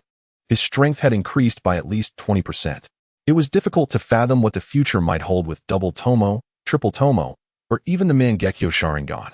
Marveling at the shift in his perception, Uchiha Qing was astounded. It was no wonder the Uchiha clan held such pride. Possessing the formidable Sharingan was indeed justified. Beyond the alteration in vision, Uchiha Qing, having mastered his physical condition through years of training, sensed that his body was being continually refined by the mutated chakra, enhancing his physical prowess. His chakra was also on the rise. Uchiha Qing's transformation was swift, and Liang soon noticed the change in Uchiha Qing's eyes. The Sharingan, Liang gasped, his pupils constricting. He quickly rationalized that a single tomo shouldn't significantly enhance combatability. Uchiha Qing felt invigorated, a sense of invincibility coursing through him. He recognized this feeling as an illusion brought about by the sudden surge in power. Regaining his composure, Uchiha Qing resolved not to waste any more time. Aiming to swiftly eliminate the remaining range shinobi and retreat with Shoju and Sarutobi Sasuke, Uchiha Qing sensed that Sarutobi Sasuke was nearing his limit and required immediate medical attention. Taking a deep breath, he fixed his crimson gaze upon the range shinobi Jonin opposite him, contemplating how to swiftly dispatch his adversary. Under Uchiha Qing's scrutiny, Even though Liang believed the single tomo posed little threat, he felt a stir of anxiety, his scalp prickling. With the Sharingan activated, Uchiha Qing hesitated no longer. He retrieved several shuriken and hurled them toward Liang. With the Sharingan's assistance, Uchiha Qing's throwing technique advanced to new heights, truly showcasing the Uchiha clan's prowess in projectile arts. 5 shuriken traced perfect arcs through the air, converging on Liang from various angles. The only remaining void lies in the connection between Uchiha Qing and Liang. Acquainted with Uchiha Qing's close combat techniques, Liang would not fall prey again. He swiftly dodged to one side, while brandishing his blade to deflect the shurikens hurled in that direction. Uchiha Qing appeared to be adapting to the perceptive abilities of his Sharingan, continuously launching shurikens with a variety of throwing techniques, making it increasingly arduous for Liang to defend himself. The crux of the matter was that Liang could not ascertain Uchiha Qing's intentions, leaving him uncertain about the adversary's next move. As Uchiha Qing relentlessly threw shurikens, Liang found himself in a position where he could only parry, unless he was willing to absorb further damage. Observing Liang's reactions, Uchiha Qing wore a mocking smile. "Fool, you allow me to incessantly throw shurikens at you." Gazing at the scattered shurikens on the ground, Uchiha Qing finally smiled, his crimson eyes adding an eerie allure to his demeanor. Liang, who had been intently watching Uchiha Qing, noticed the mocking grin and felt a chill of unease. After evading the last wave of shurikens, he swiftly formed hand seals. Water style, water dragon bullet technique. With Liang exerting all his strength, a water dragon, twice the size of the previous one, emerged. Facing the oncoming dragon, Uchiha Qing seemed unperturbed, making no attempt to evade. Yet, the more composed he appeared, the more anxious Liang became. Just as the water dragon was about to collide with Uchiha Qing, it seemed as if he vanished. No, he had not disappeared. He left a shuriken behind. But where had the Uchiha ninja gone? Liang scanned his surroundings in search of Uchiha Qing's figure. No, the shuriken. Where did that shuriken come from? Just as Liang began to comprehend the situation, Uchiha Qing reappeared behind him in an instant. In that fleeting moment, seizing the opportunity, Uchiha Qing did not even have time to draw another shuriken, instead striking Liang barehanded. Caught off guard by Uchiha Qing's full-force surprise attack, even Liang, a seasoned jonin, was severely injured, propelled 5 or 6 meters away before crashing heavily to the ground. It was then that Liang realized the significance of the shurikens. He could swap places with them. Unfortunately, before he could voice this revelation, Uchiha Qing instantaneously reappeared before him, delivering a devastating punch to his heart. Despite the chakra-enhanced defense, Liang's internal organs were nearly shattered, and he spat out blood mixed with fragments of his insides. At this point, Liang had definitively lost his combat capability. Intermittent sounds escaped Liang's mouth, but alas, Uchiha Qing did not afford him the opportunity. He drew a shuriken and severed Liang's head.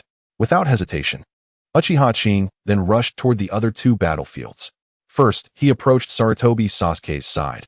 With the assistance of his Sharingan, Uchiha Qing produced 5 shurikens and hurled them, forcing the Rain Ninja engaged in battle with Sarutobi Sasuke to defend himself. Uchiha Qing then formed hand seals. Earth style, earth spear technique. Several earthen spears erupted from the ground, catching the Rain Ninja, who had just evaded a shuriken, off guard, piercing through his left leg.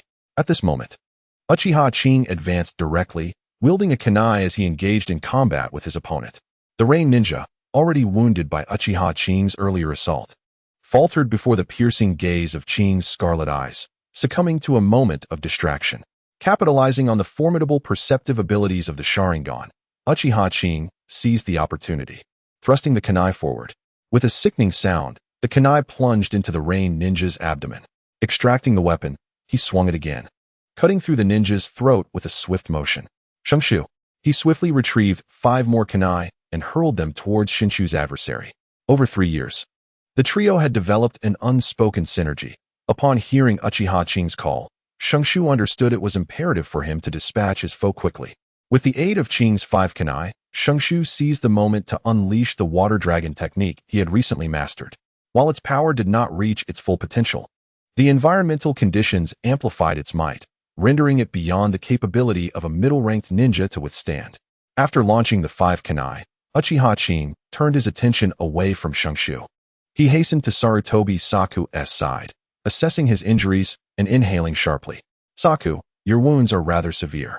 Gritting his teeth, Uchiha Qing propped Sarutobi Saku up, forming hand seals. Fortunately, I recently learned the art of healing, or else, even if you managed to reach Konoha, you would be in dire straits.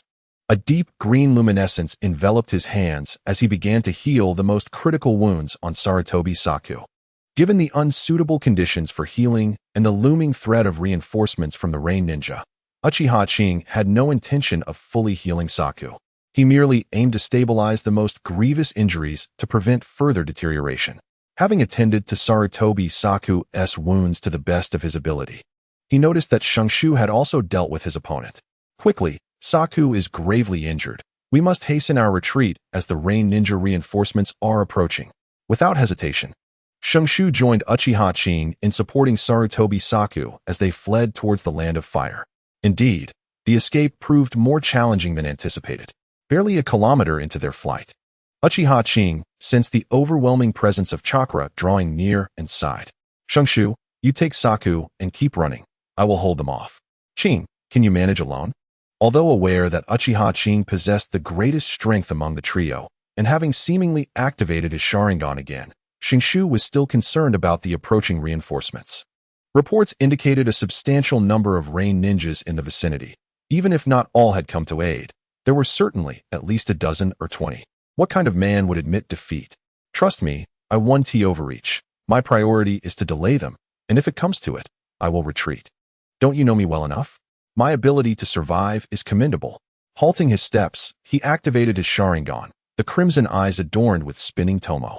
Through the lens of the Sharingan, Uchiha Qing gauged the number of Rain Ninjas pursuing them. 15. Among the two most formidable opponents, slightly inferior to the recently mentioned Jonin, were the Special Jonin. However, their difference in strength was not overly pronounced, as they stood out even among the elite of Special Jonin.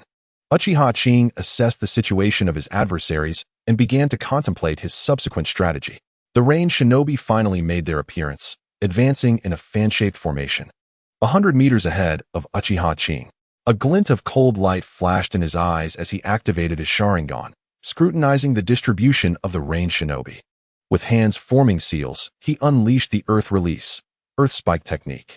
As Uchiha Qing exerted all his power, dozens of earthen spikes erupted from the ground, surging towards the Rain Shinobi from all directions. Perhaps they had not anticipated Uchiha Qing's decisiveness, or perhaps they were unprepared for the magnitude of his Earth Release technique. 5 of the weaker Rain Shinobi were gravely injured, and the rest, aside from the 2 Special Jonin, were all wounded. Uchiha Qing charged into the fray of Rain Shinobi, drawing an Earth Spike and striking down upon one of them. The opponent barely had time to react before Uchiha Qing's strike landed squarely upon him. Eyes wide in disbelief, he could hardly comprehend why this Uchiha would plunge into their midst, ultimately succumbing unwillingly. Uchiha Qing did not relent, with one spike in hand. He severely injured 3 more Rain Shinobi in quick succession. It was only then that the 2 Special Jonin reacted, stepping forward to intercept him. Yet, Uchiha Qing chose not to engage with them, deftly weaving through the ranks of Rain Shinobi, empowered by the insight of his Sharingan. He wielded the earth spikes with precision, and with each strike, he would discard the spike, allowing the recoil to propel him into the grasp of another, continuing his lethal harvest of the Rain Shinobi lives. What immense strength did Uchiha Qing possess? His physical prowess alone was comparable to that of a Chunin bolstered by chakra. Furthermore, he continuously unleashed chakra in explosive bursts, capable of cleaving massive boulders with a single strike. Coupled with the strategic advantage of his Sharingan, he targeted the vulnerabilities in the Rain Shinobi's defenses, causing those struck to either lose their combat effectiveness or perish instantly. In merely 2 minutes, Uchiha Qing had traversed the battlefield multiple times, having slain 3 or 4 Rain Shinobi, with an additional 5 rendered incapable of fighting. As the Rain Shinobi began to process the situation and formulate countermeasures, Uchiha Qing decisively stomped his right foot into the ground, retreating swiftly while discarding his Earth Spike and forming seals with his hands. Earth Release, Earth Movement Technique. The moment his feet touched the ground, his figure vanished. Uchiha Qing's sudden disappearance left the Rain Shinobi at a loss. How could he, a single individual, infiltrate their ranks of 15 Chunin, dispatching several of them while sustaining minimal injuries, and then abruptly flee? This was to be expected. These rain shinobi had arrived merely as reinforcements, and under the urgency of the moment, they had not had the opportunity to relay detailed information, thus remaining unaware of Uchiha Qing's true circumstances. Upon their initial encounter, the opposing party unleashed a devastating surprise, inflicting significant losses upon them. They even speculated that the Hidden Leaf Village might have ignited a war. Uchiha Seiji, however, had no time to indulge in the astonishment of the rain shinobi. He lacked reinforcements, and prolonging the conflict in the land of rain offered no benefits. If he did not flee at this moment, when would he? Uchiha Seiji's mastery of earth release techniques was not flawless. A careful observer would notice a protrusion roughly the size of a fist. Seizing the opportunity while the rain shinobi were still in shock, Uchiha Seiji fervently expended chakra to activate his earth release technique. By the time the rain shinobi regained their composure, he had already escaped over 100 meters. Disengaging from the earth release, Uchiha Seiji materialized 200 meters away, sprinting toward the side of a rope tree. His adversaries, realizing he was alone and devoid of reinforcements, shouted, "Pursue! We cannot allow him to escape." The notably lanky special jonin was the first to react, roaring to rouse the others. "Hurry! So many have perished. We cannot let him get away." Just moments ago, they had been caught off guard by his sudden assault. As long as they maintained a distance, he was not as formidable as he seemed. Aside from his taijutsu, he was merely a special jonin. This special jonin, however, was far from foolish. He did not merely command his subordinates to chase after Uchiha Seiji. He articulated an assessment of the situation, bolstering his comrades' morale. Upon hearing their leader's judgment, the rain shinobi collectively exhaled in relief, reassured that he was merely a special jonin. They had nearly doubted their own existence as they witnessed a group of chunin being slaughtered, truly terrifying. Uchiha Seiji was also aware that the enemy would soon react, leaving him no time to waste. He avoided a direct escape route, occasionally masking his trail to confound his pursuers. Ultimately, Uchiha Seiji managed to evade the rain shinobi's gaze and discovered a secluded area. Shadow clone now? 2 shadow clones materialized beside Uchiha Seiji. The clones, in sync with his intentions, understood his thoughts without the need for further explanation and immediately began inscribing sealing techniques. Uchiha Seiji joined them in this endeavor, assisting with the carvings. The air around them was filled with intricate seals, coalescing into a complex sealing technique. As Uchiha Seiji completed the final seal, it activated, and a barrier film emerged around him. This barrier, developed by Uchiha Seiji over the past 3 years, was specifically designed to isolate chakra signatures, facilitating escape or assassination under various circumstances. The entire barrier amalgamated various sealing techniques related to concealment that Uchiha Seiji had learned, including advanced combinations of the 5 elemental seals. The sole purpose of this barrier was to sever the chakra signatures between the inside and outside. Not only the signatures, but the chakra itself was isolated.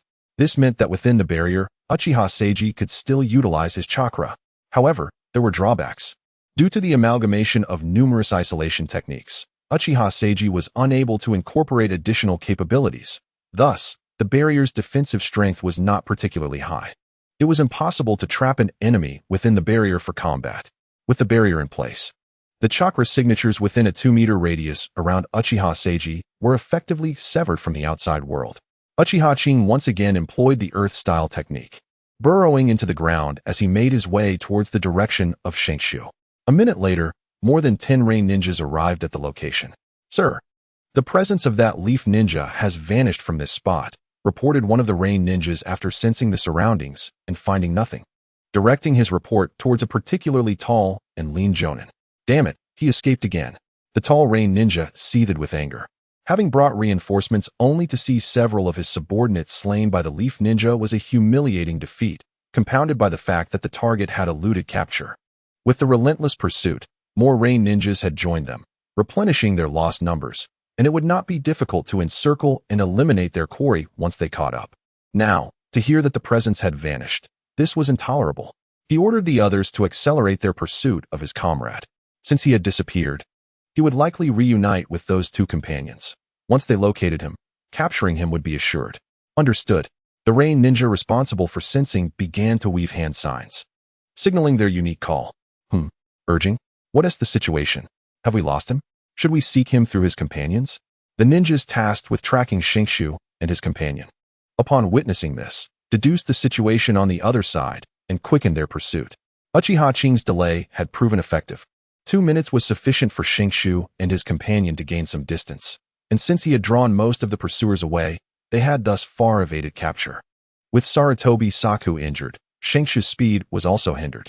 It was only due to Uchiha Qing's brief obstruction and the diversion of the Rain Ninja's attention that they had not yet been found. Shingshu, we should separate and flee. Saku urged. Carrying me is slowing you down too much. Be quiet. If you have the energy to complain, then run faster. With Saku on his back hindering his speed, Shingshu cursed under his breath as he dragged him forward. After Uchiha Qing's initial treatment, Saku's wounds had received some alleviation, allowing him to move with some effort. Nonetheless, he could not match Shingshu's pace and could only be pulled along. Damn it, there are more Rain Ninjas behind us.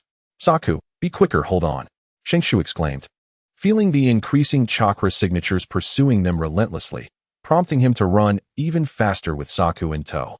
Poor Saku, still bearing numerous injuries, grimaced in pain as he was dragged along. The Earth-style technique still consumed chakra after traversing a distance and confirming he had shaken off the pursuing Rain Ninjas. Uchiha Qing emerged from the earth and hastened towards Shingshu's direction. The Rain Ninjas pursuing Shingshu were all Chunin level. Upon reaching the vicinity, Uchiha Qing did not immediately join them. Quickly, those 2 Leaf Ninjas are just ahead. 7 Rain Ninjas, clad in Chunin attire and wearing breathing masks, spotted Shingshu and his companion and began to accelerate. Suddenly, a flurry of shurikens flew out from the nearby underbrush. Not good. It's that Uchiha Ninja. Among the 7 Rain Ninjas, 3 were caught off guard, resulting in 2 fatalities and 1 severely injured, while the remaining 4 sustained various injuries. Uchiha Qing possessed formidable physical prowess, his speed surpassing that of the average Jonin, allowing him to arrive at the location first. However, the Rain Ninjas were caught off guard. It is evident that in the realm of shinobi combat, intelligence plays a crucial role. With a well-executed ambush, even a Genin can eliminate a Jonin. Though such feats are undeniably challenging. With hands forming seals, he executed the Earth Release, Mud Gun technique. Activating his Sharingan, Uchiha Qing's combat capabilities rapidly escalated through successive battles, his timing in unleashing ninjutsu becoming increasingly precise. With another Mud Gun, he swiftly dispatched 2 more Rain Ninjas. The remaining trio of Rain Ninjas, heavily injured, fell victim to Uchiha Qing's prowess in mere moments. Qing, are you all right? One of his comrades exclaimed. You returned so quickly. It seems those Rain Ninjas were not as formidable as we thought. Haha. He opened the barrier, allowing Shoju and the others to enter. The barrier effectively nullified chakra signatures, enabling them to utilize chakra during their escape without leaving any traceable footprints. Haha, it's reassuring to have you, Qing. You can even create such a barrier. With this, should we ever fear pursuit again? Be quiet and hurry up. If we don't leave soon, the borders of the Land of Rain will be sealed, and we won't be able to escape, no matter how stealthy we are. 3 days later, in Konoha, with the assistance of Uchiha Qing's barrier, Team 3 successfully fled from the Land of Rain. However, due to Sarutobi Sasuke's injuries, their journey was delayed, taking a full 3 days to return to the village. During the journey, Uchiha Qing took the opportunity to treat Sarutobi Sasuke several times, ensuring his condition did not worsen. Upon their return to the village, they immediately transported the gravely injured Sarutobi Sasuke to the hospital. After ensuring his safety, Uchiha Qing and Shoju proceeded to the Hokage Tower to submit their mission report. This mission involved critical intelligence gathering that required direct submission to the Hokage for review. Uchiha Qing had already completed the report on their return journey. Arriving at the Hokage's office, they found the 3rd Hokage seated behind his desk, diligently attending to village affairs. Ah, Qing and Shoju. I recall your mission was to investigate the arrangements in the Land of Rain. How did it go? Sarutobi Hiruzen, a shrewd politician, remembered the important details clearly. Though the significance of the mission and the members of Team 3 was open to interpretation. Hokage-sama, here is the mission report for your review, Uchiha Qing stated as he presented the scroll. During this mission, we established a basic understanding of the distribution of Rain Ninjas around Nanyan Town. They are concentrated in several bases, though the precise numbers and strengths remain uncertain. However, later in our mission, we encountered a squad of Rain Ninjas and engaged them in combat, allowing us to form an initial assessment of their situation. Based on the routes taken and the reinforcements observed, it appears that each surrounding base is likely to host at least 20 ninjas, including some of Jonin caliber. As the third Hokage listened to Uchiha Qing's account, he perused the details of the mission report, gradually furrowing his brow. The enemy's arrangements indicated that preparations for war were imminent. Uchiha Qing remained silent. It is indeed a delicate matter. For one cannot simply assert that we shall take the initiative and catch the range shinobi off guard. Although Uchiha Kiyoshi harbors such thoughts, he cannot voice them. The village of Konoha, which prides itself on being a beacon of peace, would never instigate a war, especially under the leadership of the third Hokage, Sarutobi Hiruzen, who has been exceedingly restrained in the pursuit of peace, often resorting to compromises. This is a matter for the future, yet it subtly reveals Hiruzen's inclinations in that direction. Should Uchiha Kiyoshi dare to propose a preemptive strike, it would undoubtedly tarnish his reputation significantly. While Kiyoshi may not covet the title of Hokage, he cannot disregard the Hokage's perception of him. After all, working under such authority with a poor impression could lead to being assigned exceedingly perilous tasks, which could spell disaster. Though the third Hokage may not engage in such underhanded actions, Danzo certainly would. The third need not take any action, as long as he does not impede Danzo's maneuvers. Kiyoshi's future is likely to be fraught with misfortune. Even Kiyoshi, confident in his abilities, cannot assure himself of survival against the root's subordinates time and again. The third Hokage scrutinized the mission report in hand, gradually falling into contemplation. What could the range shinobi's movements signify? Are they on the brink of war? In recent years, with the rise of Hanzo the Salamander, the ranks of range shinobi have proliferated, and many have been dispatched to the borders. Previously, encounters between Konoha shinobi and range shinobi were infrequent and did not escalate to open conflict as they have today. Indeed, the range shinobi's provocations have been quite overt. The attitude of a newly promoted Jonin reflects the stance of the entire Rain village. It appears that the range shinobi can no longer contain themselves. Moreover, aside from the concerns regarding the Rain village, the third Hokage pondered another aspect detailed in the mission report: Uchiha Kiyoshi's activation of the Sharingan and the subsequent elimination of nearly 20 range shinobi. So, he indeed activated the Sharingan? For one with Kiyoshi's temperament, to have killed so many after awakening it raises questions. Was he influenced by the power of the Sharingan? In that moment, particularly when he later reunited with Shiboku, Kiyoshi could have refrained from killing those range shinobi. With a sigh, he picked up his pipe and took a deep drag, slowly releasing a plume of smoke. Gazing at Uchiha Kiyoshi with a complex expression, the third Hokage contemplated how to manage him moving forward. Even though he advocated for peaceful coexistence between the village and the Uchiha clan, he could not help but feel a tinge of trepidation. The Uchiha possess formidable strength, and crucially, their minds are often clouded by the influence of the Sharingan, resulting in a heightened desire for battle. According to Tsunade's insights, many Uchiha shinobi suffer from overwhelming stimuli upon awakening their eyes, compounded by the inherent effects of the Sharingan, leading to mental instability. A cadre of uncontrollable power is the most daunting prospect. This also elucidates why, in the original narrative, Sarutobi Hiruzen allowed Danzo and others to orchestrate the Uchiha clan's downfall. Uchiha Kiyoshi sensed a shift in the third Hokage's demeanor towards him. The warmth of past interactions had diminished, replaced by a hint of disappointment. The transformation in the third Hokage's attitude towards Uchiha Qing left him bewildered, questioning where he had erred. Unbeknownst to him, his recent massacre of numerous range shinobi led the third to mistakenly perceive that the once timid Uchiha had succumbed to a frenzied state after awakening his Sharingan. While madness itself is not inherently terrifying, the true horror lies in the uncontrollable madness that lurks within. No one can predict the actions of such a person in critical moments. Naturally, the third Hokage would not hastily condemn him. The true extent of Uchiha Qing's influence remained to be observed. Nonetheless, a seed of doubt had been sown in the Hokage's mind. Well, I have grasped the situation. You should report to the mission department. This task's difficulty will be elevated to an A rank, the third Hokage remarked after Uchiha Qing and his companion departed. Go and send a nearby Ambu to verify the circumstances. Understood, came a low voice from the shadows behind the Hokage, as a ninja wearing a cat-faced mask emerged, voicing his concerns. Hokage-sama, do you doubt the accuracy of their intelligence? No, not at all. I have faith in their capabilities, having witnessed their growth over the past 3 years. I merely wish to confirm the details and understand the nature of the battle. Now go." The third Hokage did not elaborate further, sensing that the ninja understood some matters were best left unspoken. Utilizing the body flicker technique, the masked ninja vanished from the Hokage's office. Upon exiting the Hokage building, Uchiha Qing reflected on the third Hokage's unusual demeanor, feeling increasingly agitated by the uncertainty. Enough of this, he thought. Though I have yet to fully mature, I now possess some means of self-preservation. With the proper application of the body flicker technique, even a Jonin would find it challenging to take my life easily.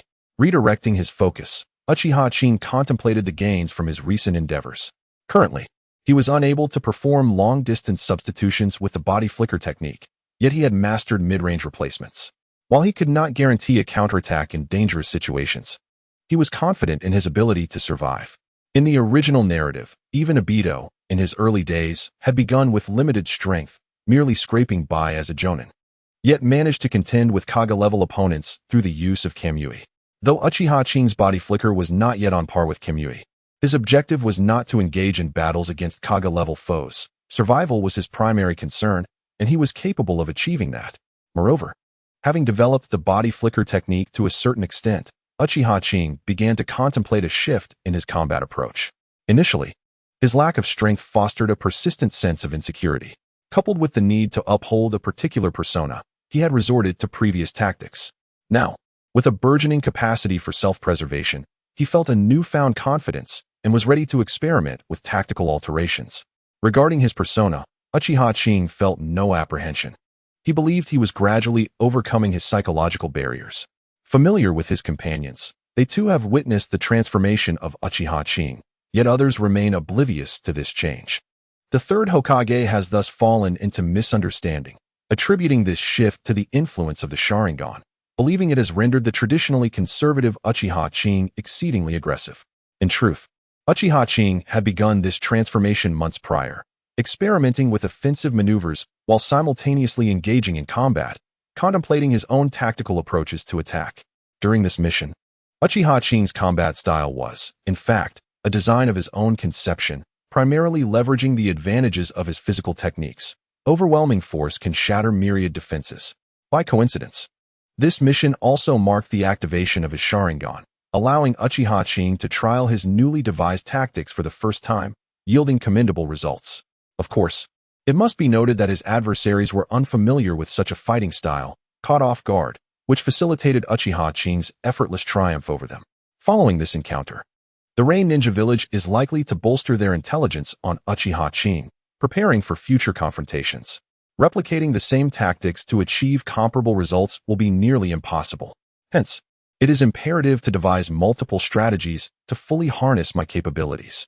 Before proceeding, however, it is essential to comprehend the various aspects of my data following the activation of the Sharingan. Members of the Uchiha clan possess commendable talents, with chakra reserves typically exceeding those of ordinary ninjas by 1 or 2-fold. Upon awakening the Sharingan and advancing its level, there will be a period of rapid chakra growth. For any clan member capable of activating their eyes, ascending to the rank of Chunin or even elite Chunin is not particularly challenging, which explains the Uchiha clan's pride.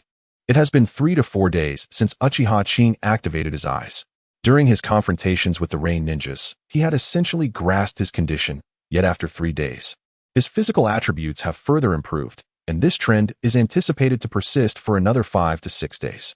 After indulging in a hearty meal at a barbecue restaurant and returning home, Uchiha Qing commenced refining his chakra while practicing body-enhancing techniques. With the aid of these techniques, he could distinctly feel the enhancement of his physical attributes. Evidently, body-enhancing techniques also have a fortifying effect in this regard. After a night of silence, Uchiha Qing practiced body-enhancing techniques for 2 hours before lying down to rest.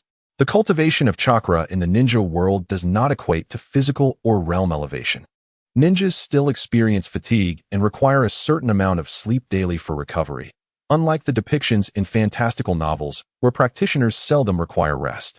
The so-called realm here does not refer to a classification based on combat strength, but rather a concept of life levels.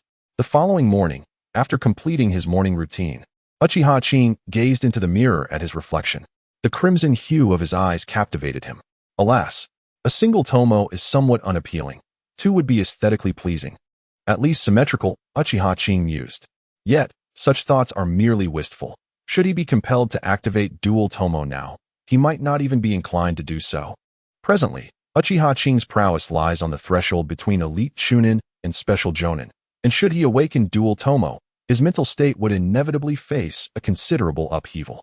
The single tomo Sharingan is indeed remarkable, not only bestowing upon Uchiha Qing a formidable power of insight, but also enhancing his physical capabilities without disrupting his cognitive functions. Uchiha Qing is acutely aware of this. Upon activating his Sharingan, he distinctly perceives an inner calling urging him to elevate his Sharingan further. It resembles an insatiable desire, enticing Uchiha Qing to incessantly strive for advancement while simultaneously emanating negative emotions that tempt him into relentless combat and slaughter. Perhaps due to Uchiha Qing's adeptness in controlling the Sharingan, he can readily discern this influence. Moreover, the desire is not overwhelmingly potent, allowing him to suppress it with ease. Uchiha Qing has no intention of pursuing further enhancements for the Sharingan at this moment. Instead, he plans to train and delve deeper into mastering his single tomo Sharingan. Only once he has perfectly mastered this level of the Sharingan will he contemplate further upgrades. With the Sharingan now awakened, the study of Jinjutsu must also be prioritized. He intends to visit the archives to seek foundational knowledge of Jinjutsu. If there are specific techniques available, that would be even better. As he speaks, Uchiha Qing strides out of his small courtyard, making his way to the archives he has not frequented in some time. "Oh, is that you, Qing? What brings you here again?" Elder Uchiha Xiong inquires. "Elder, during my last mission, I awakened my Sharingan. I came to see if I could find a book on Jinjutsu. It would be beneficial to practice a technique or two. Additionally, I hope to discover notes on the techniques for utilizing the Sharingan." Upon hearing the news of Uchiha Qing's awakening, Uchiha Xiong is taken aback but quickly regains his composure. Having watched Uchiha Qing grow since childhood, he recognizes the boy's considerable talent. Despite his character flaws, it was only a matter of time before he awakened his eyes. Initially surprised, it is merely a habitual reaction. Uchiha Xiong should have expressed concern about whether Uchiha Qing would endure any agonizing stimuli during his awakening, as the Sharingan of the Uchiha clan indeed possesses an enigmatic nature, requiring intense emotional upheaval to manifest. However, from Uchiha Qing's demeanor, he can discern that the boy is fortunate. It appears he did not suffer the loss of comrades, but rather experienced a gradual accumulation of ordinary stimuli, breaking through the final barrier to awaken his Sharingan. "Oh, let me see you activate it," Uchiha Xiong prompts. Uchiha Qing, not one to hesitate, promptly obeys the elder's request and unveils his Sharingan. A single tomo, indeed. Uchiha Xiong remarks, nodding in satisfaction. The initial awakening of the Sharingan can manifest as a single tomo for some, while others may achieve the double tomo in one leap. This phenomenon is less about potential and more about the intensity of the stimuli experienced. Furthermore, while ascending from a single tomo to higher levels may be cumbersome, it offers a solid foundation, resulting in a more profound mastery of the Sharingan and a greater display of strength. All right, you may close it now. Here, take this token. It will grant you access to the second floor. At the second floor staircase, turn right and walk to the end. There lies what you seek. Upon receiving the token, Uchiha Qing was filled with excitement and hurriedly expressed his gratitude. "Thank you, Elder. No need for such formality. Every clan member who awakens the Sharingan is a treasure to our family. The clan will also permit you to select some notes related to the use of the Sharingan from the second floor." While it was spoken so casually, Uchiha Qing still felt the need to express his thanks. After all, being allowed to enter and search for notes was one thing, but receiving guidance on where to look was entirely another. Today's lesson was somewhat easy, so I took the opportunity to jot down some notes. Upon entering the second floor of the resource room, Uchiha Qing followed the elder's directions, turning right and walking to the end. Compared to the bookshelves in other areas, this one appeared somewhat worn, with only a few volumes resting atop, each exuding a sense of antiquity. Clearly, these were aged materials. The fact that they had been preserved until now suggested that their contents were still comprehensive. Taking out a book titled Introduction to Illusions, Uchiha Qing skimmed through its contents and realized that this book was exceptional, filled with valuable information. On par with the foundational medical ninjutsu compiled by numerous medical ninjas from Konoha that he had studied before, it even contained 2 C-rank illusions, satisfying both of Uchiha Qing's requirements. With the material in this book sufficient for his immediate learning, he decided against further searching for resources on the application of the Sharingan. Having identified his target, Uchiha Qing did not linger. He exited with Introduction to Illusions in hand. Elder, I will borrow this one. Could you please register it? Just this one? Aren't you interested in learning about the application of the Sharingan? Observing the Introduction to Illusions that Uchiha Qing presented, Uchiha Akira felt quite pleased. Indeed, Qing had a good eye, managing to select this fundamental and comprehensive volume. However, there should be books nearby that cover the techniques of utilizing the Sharingan. How could he have overlooked them? Surely, he hadn't forgotten, had he? Elder, the contents of this Introduction to Illusions are sufficient for my short-term study, and isn't the primary application of the Sharingan in illusions? I noticed this book also includes some information regarding the Sharingan. Is that so? Indeed, one can't bite off more than they can chew. And mastering the Sharingan isn't overly complex. Perhaps while you delve into illusions, you will inadvertently grasp the Sharingan as well. Uchiha Akira's subsequent remarks did not particularly concern Uchiha Qing.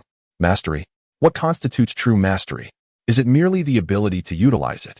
Or is it the complete and unencumbered expression of the Sharingan's capabilities under one's conscious control? Clutching the thick volume of Introduction to Illusions, Uchiha Qing returned home. Sarutobi Sasuke had sustained severe injuries and would need to recuperate in the hospital for half a month. Thus, Team 3 would not partake in missions during this period. In the absence of Orochimaru, Uchiha Qing and Shoju decided against gathering at their usual spot, opting instead to train individually at home during this time. Uchiha Qing intended to explore the Sharingan and illusions, requiring no grand space, as he could practice at home. As for Shoju, although he needed to train in ninjutsu, the training ground at his home was not inferior to their usual training locations. Whenever this thought crossed his mind, Uchiha Kyo felt a tumult of envy and resentment towards the avaricious capitalists. After Uchiha Kyo departed, Uchiha Yu took a moment to hesitate before forming hand seals, summoning a black cat to record the recent events and deliver them to the intended recipient. Once the black cat vanished, it reappeared beside Uchiha Kai, the clan leader. News from Elder Yu? Uchiha Kai, well acquainted with the clan's external affairs elder's ninja cat, observed the scroll in its possession with curiosity, pondering what report could possibly come from Elder Yu. Wait, has Kyo awakened his Sharingan? Upon unfurling the scroll and reading the contents penned by Uchiha Yu, Uchiha Kai's surprise was palpable. Uchiha Kyo, as a pivotal member of the clan, primarily contributed through his medical ninjutsu. While Uchiha Kai acknowledged Kyo's commendable talent, he placed greater emphasis on the latter's prowess in medical ninjutsu. 7 years had elapsed, and now at 13, Kyo had yet to awaken his Sharingan. Observing Kyo's calm demeanor, seemingly indifferent to the Sharingan's awakening, Uchiha Kai felt a twinge of anxiety. Has this boy finally opened his eyes? Though somewhat delayed, it feels like a natural progression, and the impact should be minimal. As the leader of the Uchiha clan, known for his relatively tranquil disposition and advocacy for peaceful coexistence with Konoha, Uchiha Kai was acutely aware of the drawbacks associated with the Sharingan. While he may have been oblivious in the past, the revelations made by Tsunade a few years prior about the mental afflictions plaguing most Uchiha ninjas made it impossible for him to deny the inherent issues tied to the Sharingan. This could potentially turn out to be a positive development. However, he pondered the consequences of Kyo's character being influenced by the Sharingan. If he were to become overly fixated, what might transpire? The image of Uchiha Kyo, who had previously exhibited extreme survival instincts in battle, caused Uchiha Kai's lips to twitch in concern. But then again, he wondered if Kyo's companions had encountered any misfortune. What could have triggered such a reaction in Kyo? Could it be that facing a life-or-death crisis had caused Kyo's intense emotional turmoil, leading to the awakening of his Sharingan? Rubbing his chin, Uchiha Kai's interest piqued. Yet he quickly dismissed these stray thoughts. Never mind, pondering won't yield answers. I ought to focus on more pressing matters. Suppressing his thoughts of Uchiha Kyo, he returned to the paperwork at hand. Meanwhile, Uchiha Kyo, engrossed in his studies of Jinjutsu at home, remained blissfully unaware that just moments ago, the clan leader had speculated about the process of his awakening, and that he had come alarmingly close to the truth. Had Kyo been aware, he would have vehemently denied it. The reality of the situation was starkly different from Uchiha Kai's assumptions. Jinjutsu is an art that manipulates the flow of chakra within the opponent's neural pathways, affecting their 5 senses and ensnaring them in an illusion.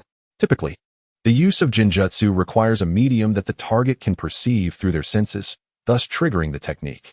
Most Jinjutsu are visual in nature, being the most common form. Uchiha Qing had long been familiar with the descriptions of Jinjutsu found in books, having studied the basics during his time at the Ninja Academy, where Orochimaru had also imparted techniques for countering illusions. Swiftly turning the pages, Uchiha Kiyoshi examined the specific techniques of Jinjutsu. Indeed, regardless of the type of illusion, mastery of in release is essential in order to effectively disrupt the opponent's neural chakra. Even Jinjutsu activated through the Sharingan adheres to this principle, as ocular power represents a form of in release chakra. As Uchiha Kiyoshi scrutinized the text, he endeavored to analyze the principles of Jinjutsu, establishing his own system of knowledge. In release, being one of the 7 attributes of chakra, is a domain worth mastering. Pursuing Jinjutsu appears to be a promising avenue. Even with the convenience afforded by the Sharingan, exploring Jinjutsu independent of it may yield unexpected rewards. Mastery of in release is one aspect, while a deeper understanding of Jinjutsu is another. Uchiha Kiyoshi harbored his own plans for the cultivation of Jinjutsu, although he did not intend to delve deeply into it. Achieving proficiency was undoubtedly necessary, otherwise he would be remiss in his use of the Sharingan. Chakra encompasses 7 attributes, with the 5 elemental releases forming the foundational basis. Generally, ninjas possess several chakra attributes, allowing them to excel when learning techniques in this realm. The absence of a particular attribute does not preclude training. However, the effectiveness of the same technique may vary significantly. To enhance one's abilities, continuous development of that attribute is required, a challenging endeavor. Thus, it is commonly believed that an innate abundance of chakra attributes correlates with superior ninjutsu talent. The third Hokage exemplifies this. Possessing chakra of all attributes and mastering ninjutsu of all 5 types to an extraordinary degree, even without the benefit of a bloodline limit. Standing at the pinnacle of the ninja world through his mastery of combined techniques. In addition to the third Hokage, Kakashi is also rumored to possess chakra of all attributes in the original narrative, though Uchiha Kiyoshi is more inclined to believe that Kakashi developed his capabilities through diligent effort. Whether innate or cultivated, possessing chakra of all attributes is undeniably impressive. Uchiha Kiyoshi, with his innate 3 chakra attributes, is already considered a prodigious talent. Typically, a Jonin only needs to master 2 types of chakra nature transformations. Uchiha Kiyoshi's 3 attributes imply that he need not expend additional effort to develop other attributes, thus overcoming a significant hurdle on the path to Jonin status. Beyond the 5 elemental attributes, chakra also encompasses 2 latent properties, in release and yang release. According to certain theories Uchiha Kiyoshi encountered in his previous life, the ultimate form of in release is mental energy, while the pinnacle of yang release is physical energy. The veracity of this claim remains uncertain to Uchiha Kiyoshi, yet it seems plausible that in release aligns more with the mental realm, whereas yang release pertains to physical energy. However, these considerations are not what Uchiha Kiyoshi needs to focus on at present. His immediate goal is to gain a foundational understanding of in release, after which he may aspire to engage in deeper levels of cultivation. In release emphasizes the essence of illusion. Thus, Jinjutsu generally necessitates the use of in release chakra for its execution. As the practice of in release progresses, it brings one closer to reality, embodying the notion that illusions can influence the real world, even manifesting directly. The Susanoo, for instance, is an entity brought forth through the manifestation of in release. Even if one has not perfected their cultivation to the utmost, the ability to influence reality is already quite formidable. The kaleidoscopic ocular technique essentially embodies the shadow manipulation of this stage, utilizing ocular power to manifest various illusions. Even those ocular techniques that are not inherently illusory still express the essence of shadow manipulation. For instance, Amaterasu employs chakra of a shadow manipulation nature to generate flames, while Kamui utilizes the same chakra to affect spatial dimensions. Illusions, in essence, are the application of mental energy that constitutes chakra to influence the flow of chakra in others' minds, thereby inducing hallucinations. Shadow manipulation attributes are essentially the activation of the mental energy within chakra. By awakening the properties of the mental energy in chakra, one imbues it with the essence of shadow manipulation. This raises the question, does yang manipulation pertain to the activation of physical energy within chakra? Through the elucidation of illusions in the fundamentals of illusion, Uchiha Kiyoshi continuously ponders the relationship and distinctions between illusions and shadow manipulation. To a certain extent, shadow manipulation can indeed influence reality. While the most rudimentary forms may lack the capacity for widespread impact, they can still affect the operation of chakra. Illusions capitalize on this principle. Different illusions represent varied methodologies of utilizing shadow manipulation chakra to influence the flow of another's chakra. Advanced illusions transcend the concern of merely affecting the opponent. They begin to alter reality itself. The technique of dark movement is a sophisticated illusion that deprives the enemy of their vision, directly impacting their sight through shadow manipulation rather than merely altering chakra flow. Thus, advanced illusions are challenging to decipher, as they bypass the influence on chakra flow. Even if one disrupts the operation of chakra, it remains difficult to escape the grasp of an illusion. These are hypotheses formulated by Uchiha Kiyoshi based on his existing knowledge, and their accuracy remains uncertain. Perhaps it will be validated when he encounters A-rank illusions in the future. Shadow manipulation activates the mental energy within chakra, a concept not difficult for me to grasp. The ocular power within the Sharingan is a mutation of chakra born from intense emotional fluctuations, with its mental energy in an activated state, thus qualifying as shadow manipulation. To conduct a more comprehensive study of shadow manipulation, I will approach it from two angles: the ocular power of the Sharingan and standard shadow manipulation chakra. This complementary approach may enhance my understanding of ocular power and facilitate further research. Uchiha Kiyoshi remains mindful that the kaleidoscopic ocular power is finite and excessive use may lead to blindness. With this in mind, he commenced his experimentation. Sitting cross-legged, he released some chakra into his hands, forming a sphere, and concentrated to perceive the mental energy within. Having practiced body cultivation techniques, Uchiha Kiyoshi achieved this step with ease. Next, he aimed to activate the mental energy and allow its properties to manifest. However, what exactly are the properties of mental energy? At this juncture, Uchiha Kiyoshi found himself at a loss. What characteristics could a conceptual form of energy possess? It was not akin to mental power, telekinesis, or soul energy. Who knows what properties it might embody? Uchiha Qing found the existence of such energy to be utterly unreal, almost as if it should not exist at all. Unreal? Illusory? Is the essence of spiritual energy truly illusory? Nevertheless, he decided to experiment further. Just as he was about to proceed, he encountered a dilemma: how to evoke the illusory nature of spiritual energy. After considerable contemplation, he resolved to engage in multiple attempts.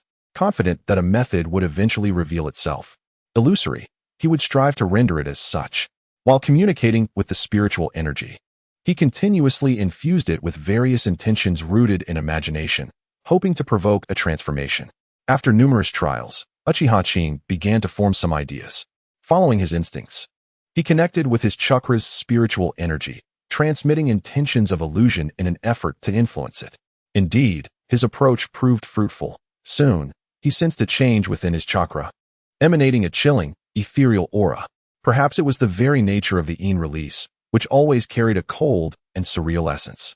The ocular prowess of the Uchiha clan was particularly pronounced in this regard. Success.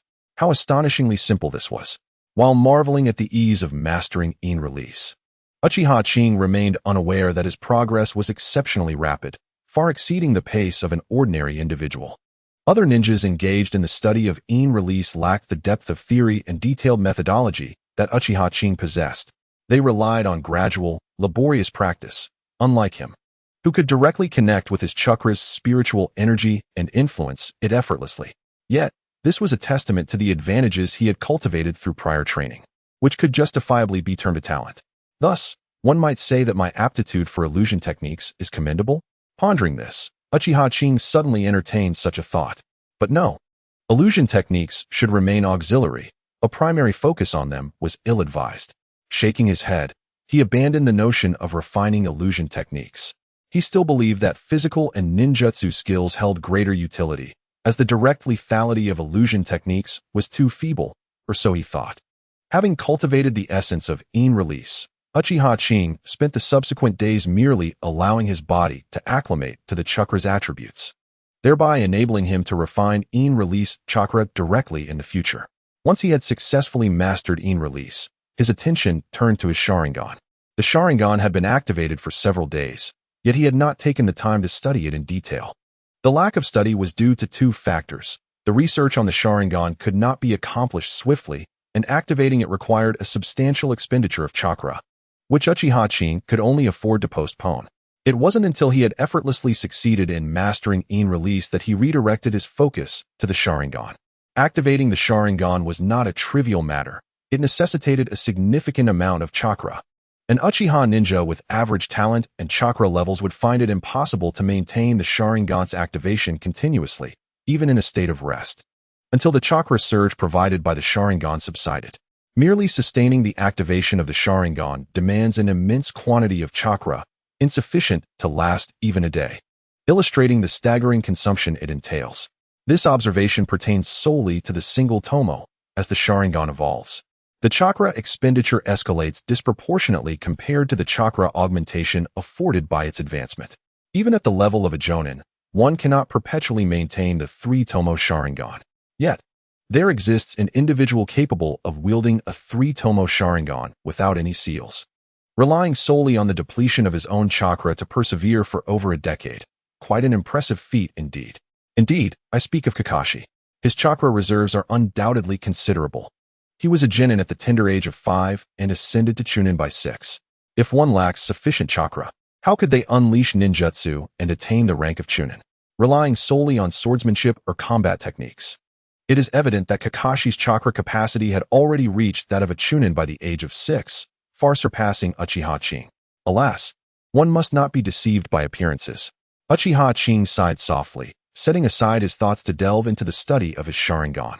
His stark black and white eyes vanished, replaced by a vivid crimson hue, with a black tomo gracefully revolving around a central dark.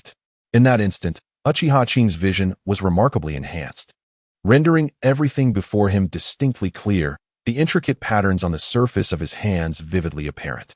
Gazing down at his trembling hands, it felt as though he had pressed a slow-motion button. Normal movements began to decelerate, the extent of which varied with Uchiha Qing's will. How extraordinary it was, the same duration, yet the ability to observe the same process from a slower perspective. Is this the insight provided by the Sharingan?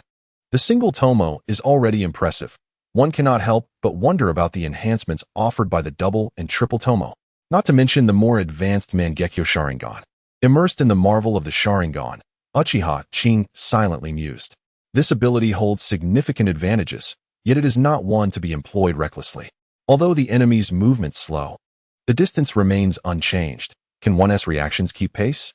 One must not find themselves misjudging the time it takes for an opponent to reach them, mistakenly believing they have ample time to respond, only to realize too late that they have miscalculated the speeds involved, placing themselves at risk of close combat. Such errors, while infrequent, are not unheard of. Thus, it appears that an additional training regimen is necessary, familiarizing oneself with the dynamics of the Sharingan's field of vision, mastering the interplay between the perceived speed of actions and one's own responses.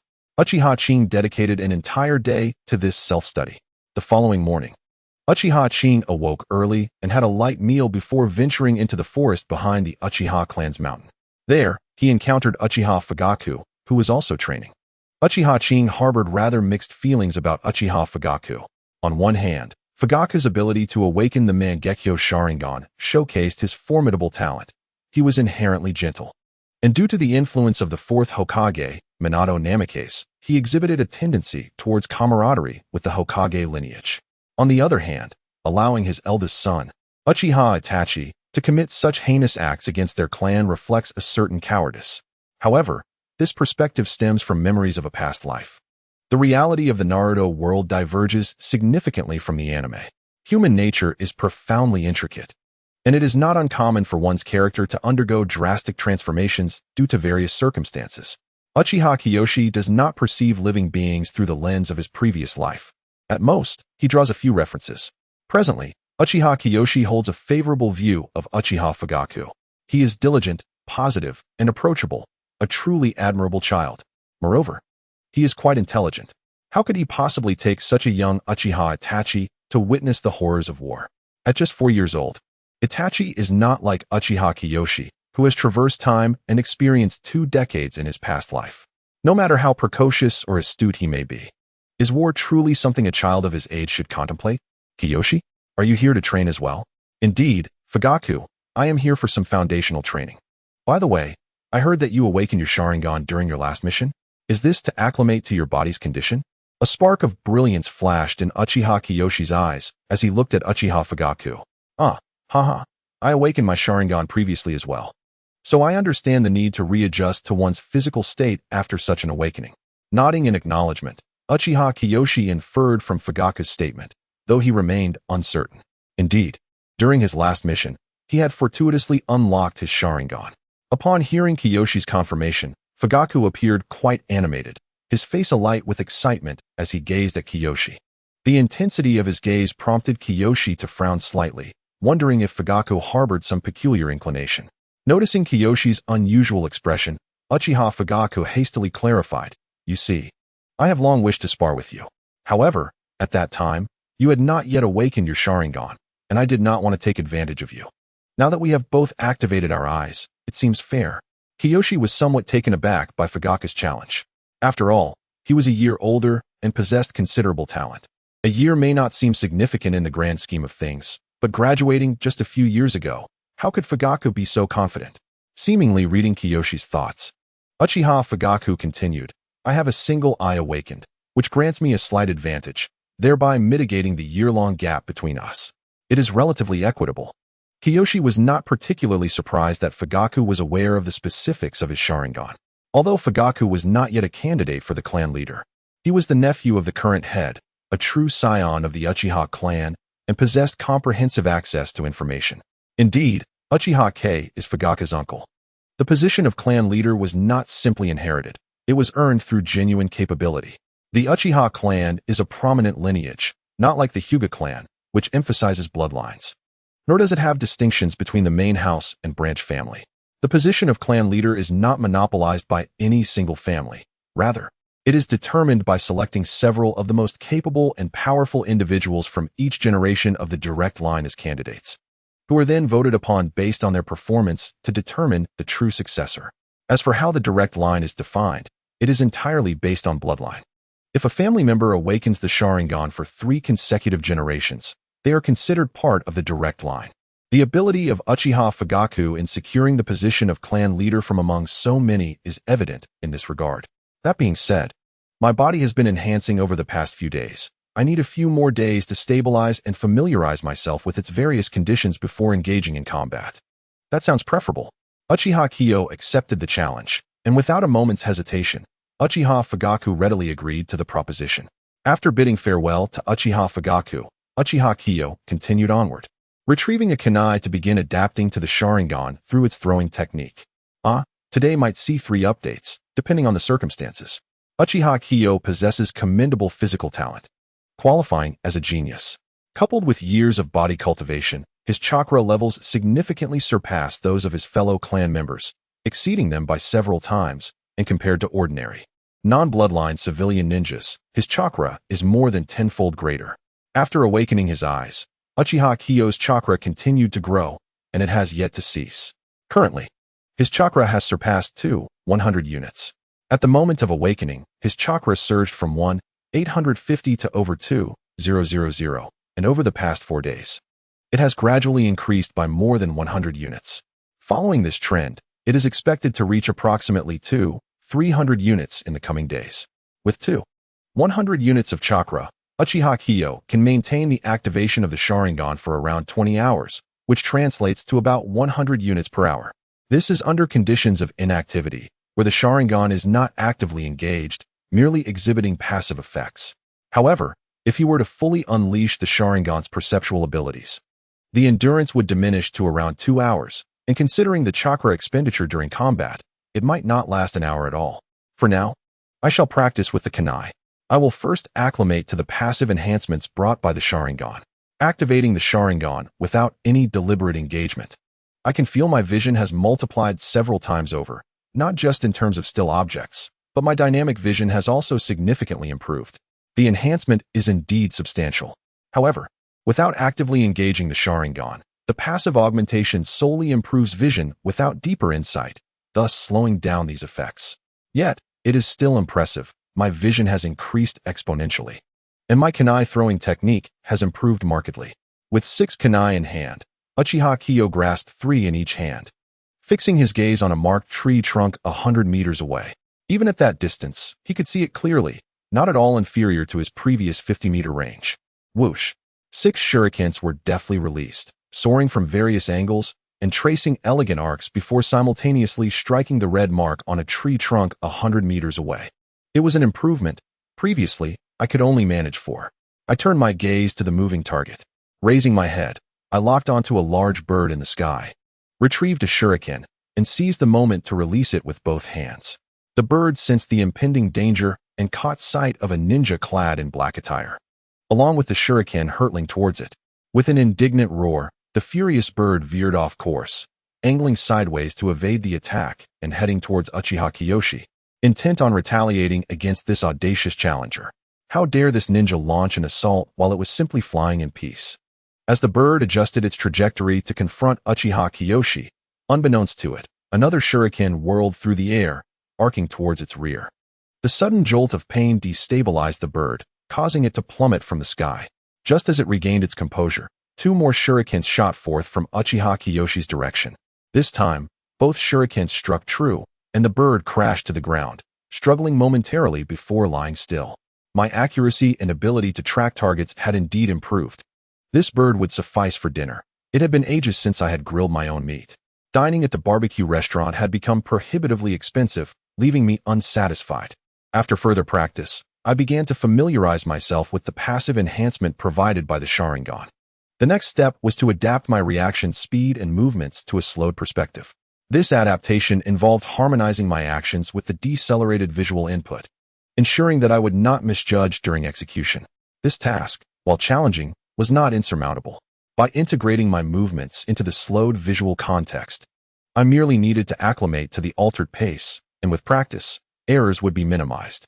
My physical prowess had steadily improved over time. Slowing my movements was akin to the training I had undertaken previously, allowing for swift adaptation. However, the varying degrees of deceleration required different adjustment speeds. A focal point for my training. Having narrowly escaped death and accomplished an A-rank mission, I was free from assignments for a fortnight, and Shoju felt a sense of relief. Not only was I spared from missions, but the tension that had gripped me was released, especially with Tsunade absent from home, sparing me from her relentless training. Of course, I remained committed to my training and did not let my spirits lead to complacency. Perhaps due to my uplifted mood, I felt that my training had yielded remarkable results these past few days.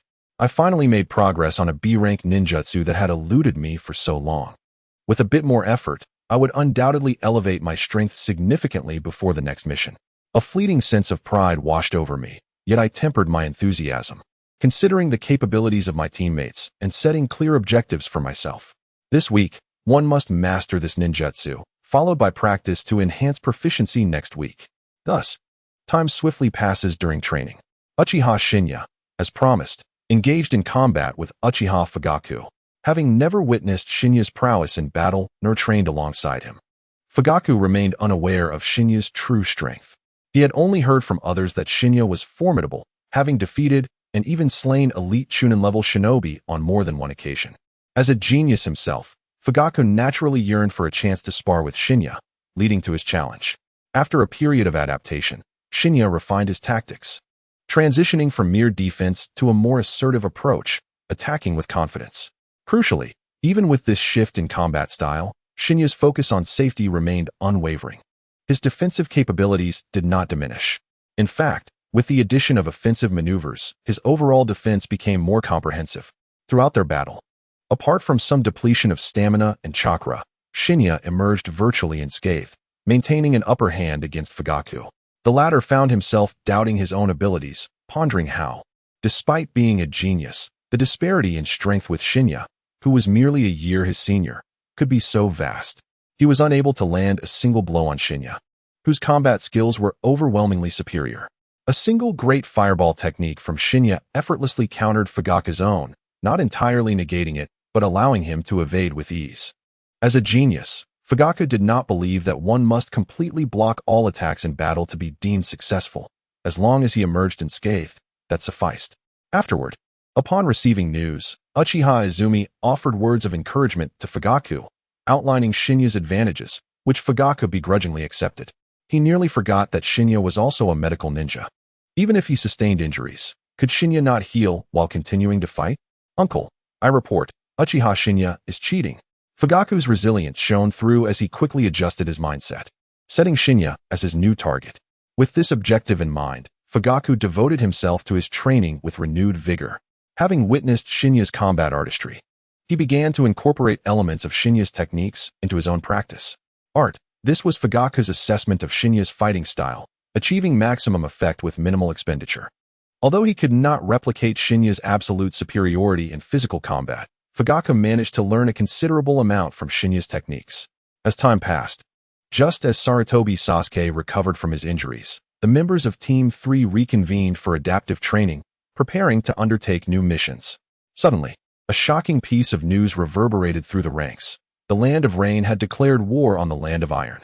Instead of engaging directly with major powers like the Land of Fire, the Land of Rain opted to invade the Land of Iron, a nation devoid of shinobi, yet one that had managed to survive against formidable odds.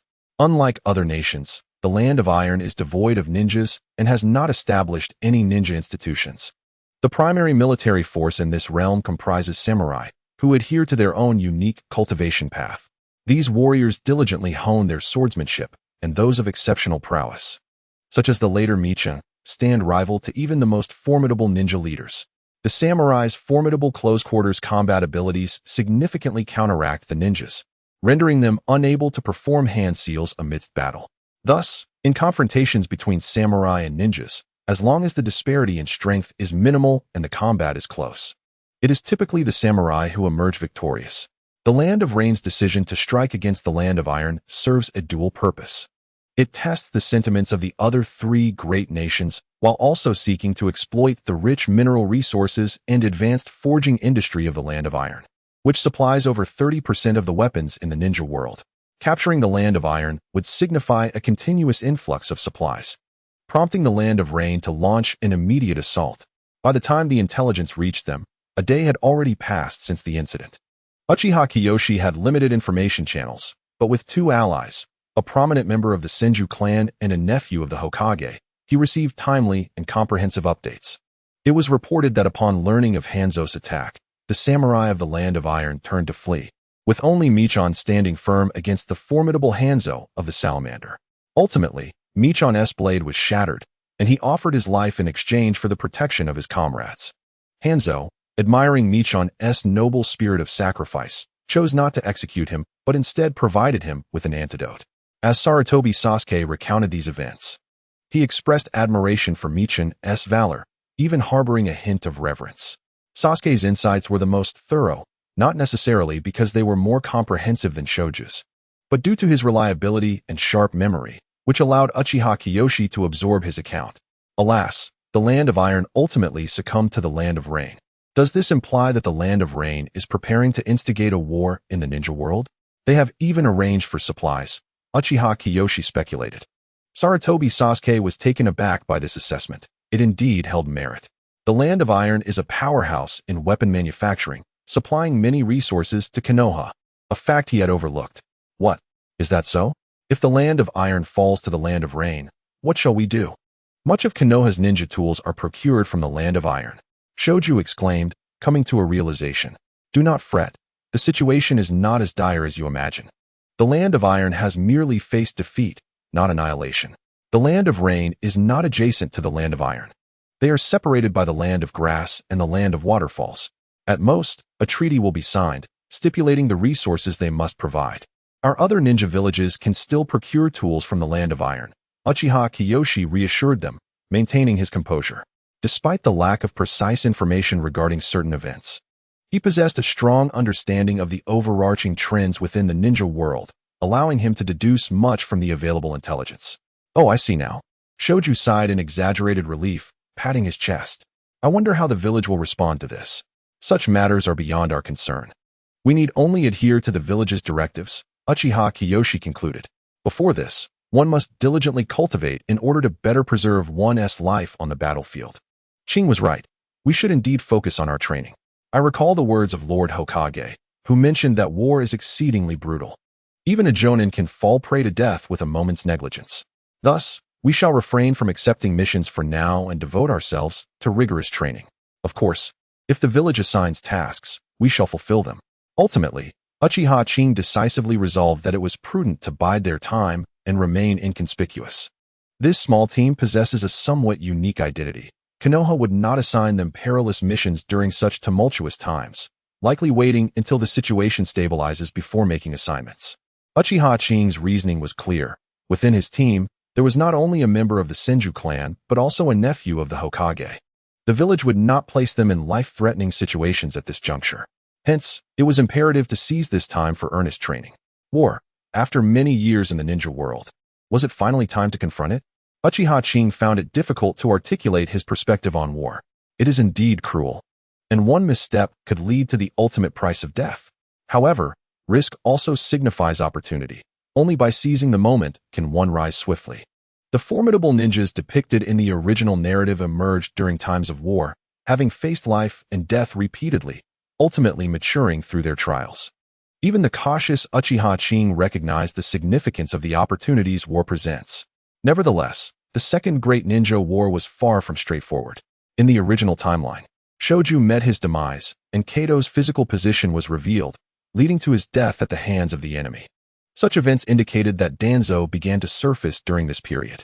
Exploiting the chaos of war, Danzo's roots continued to expand, systematically eliminating potential threats to his ascent to Hokage. For now, let us concentrate on training.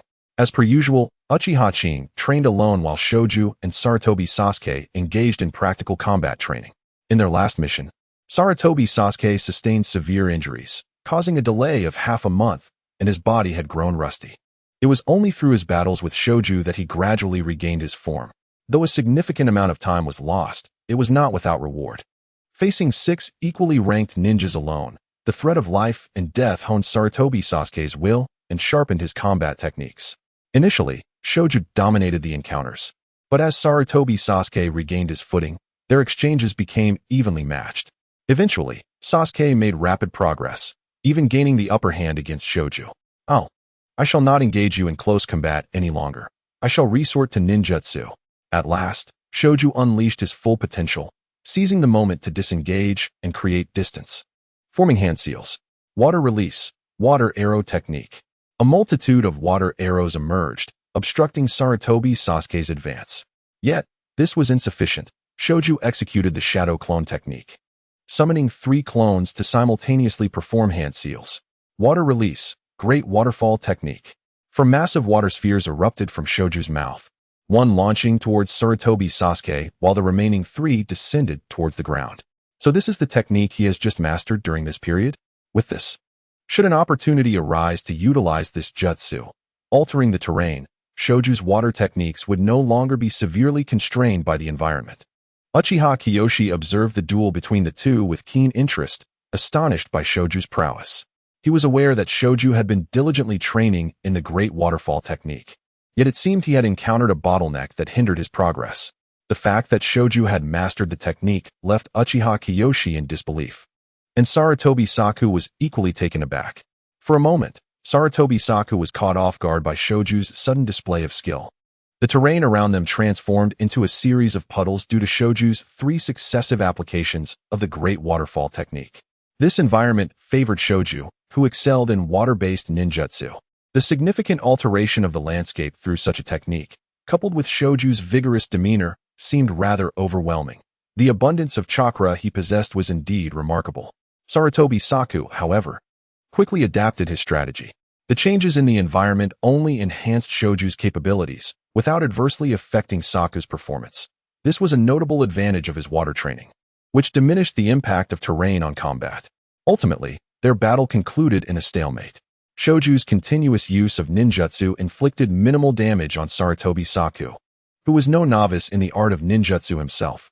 Saku, with superior battle techniques, managed to hold his ground against Shoju while employing fewer techniques.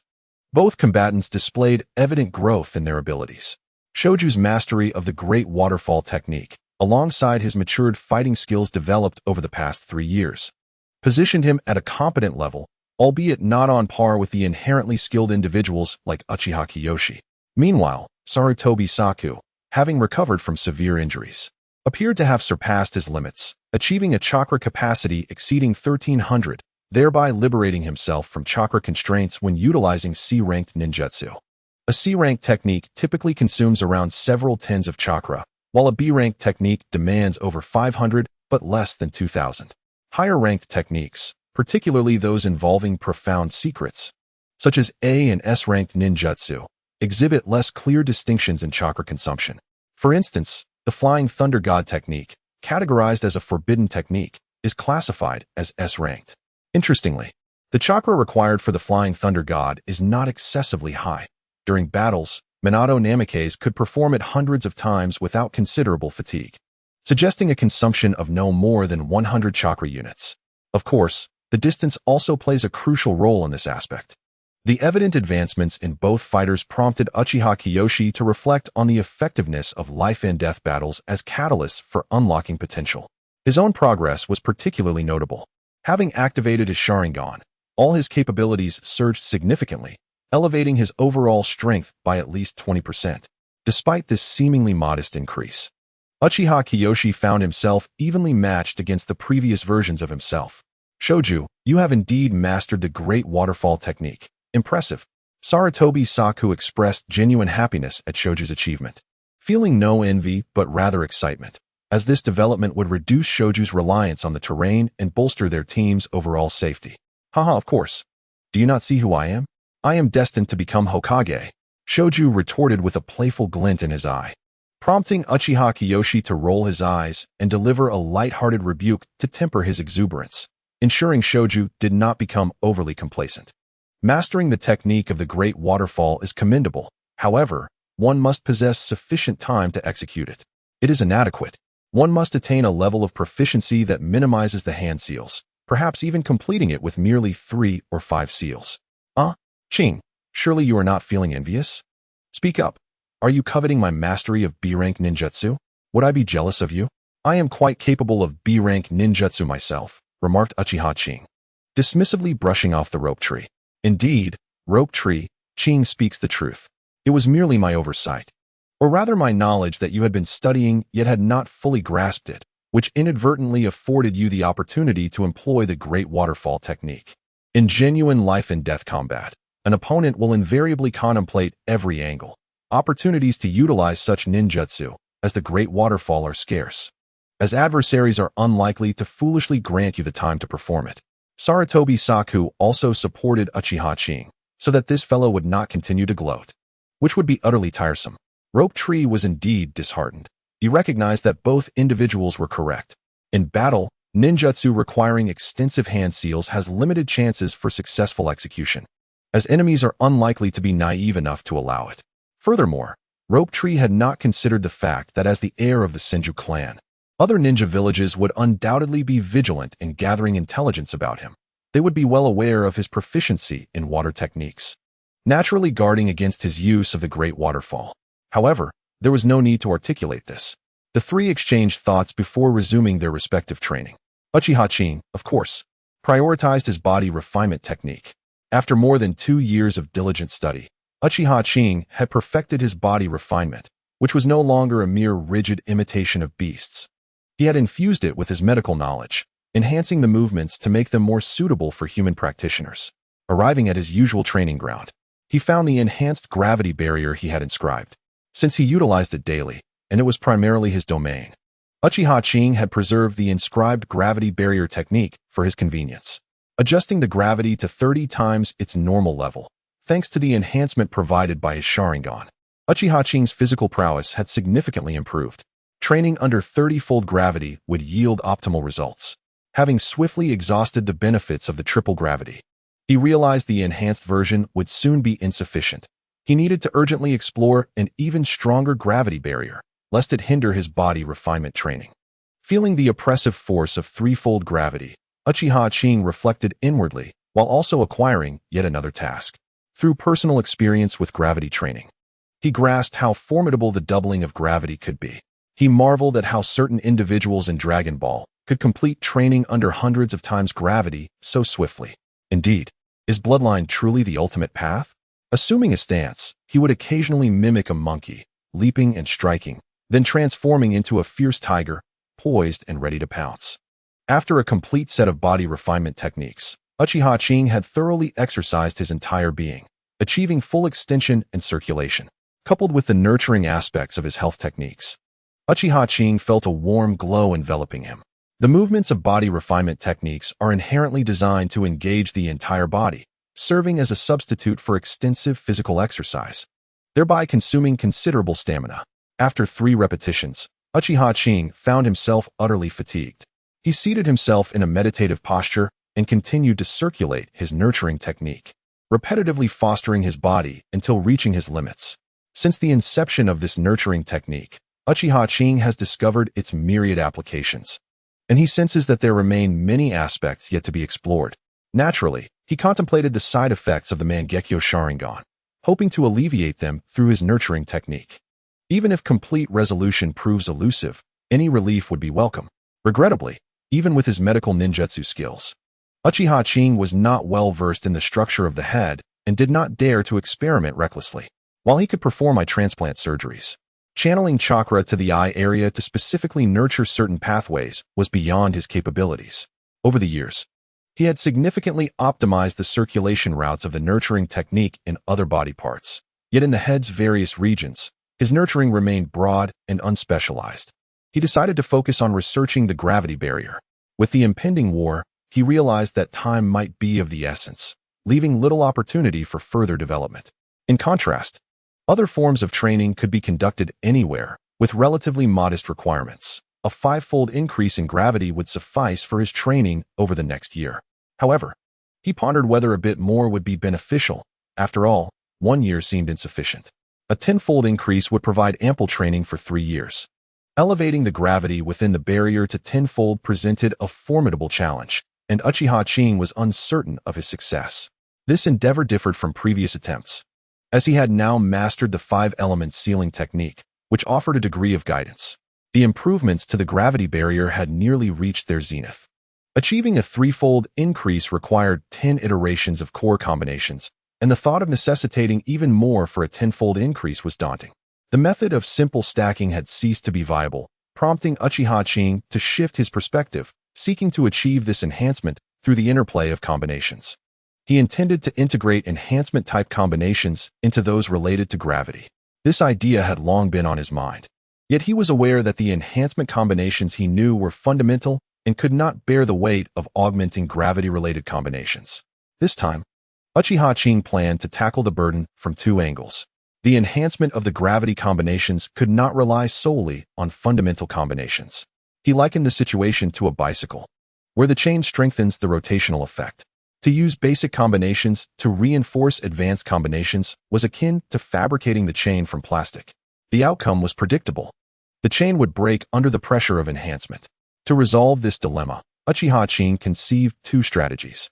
One was to attempt to bolster the strength of the plastic chain, utilizing a stacking method to stabilize the enhancement combinations, enabling them to withstand greater pressures.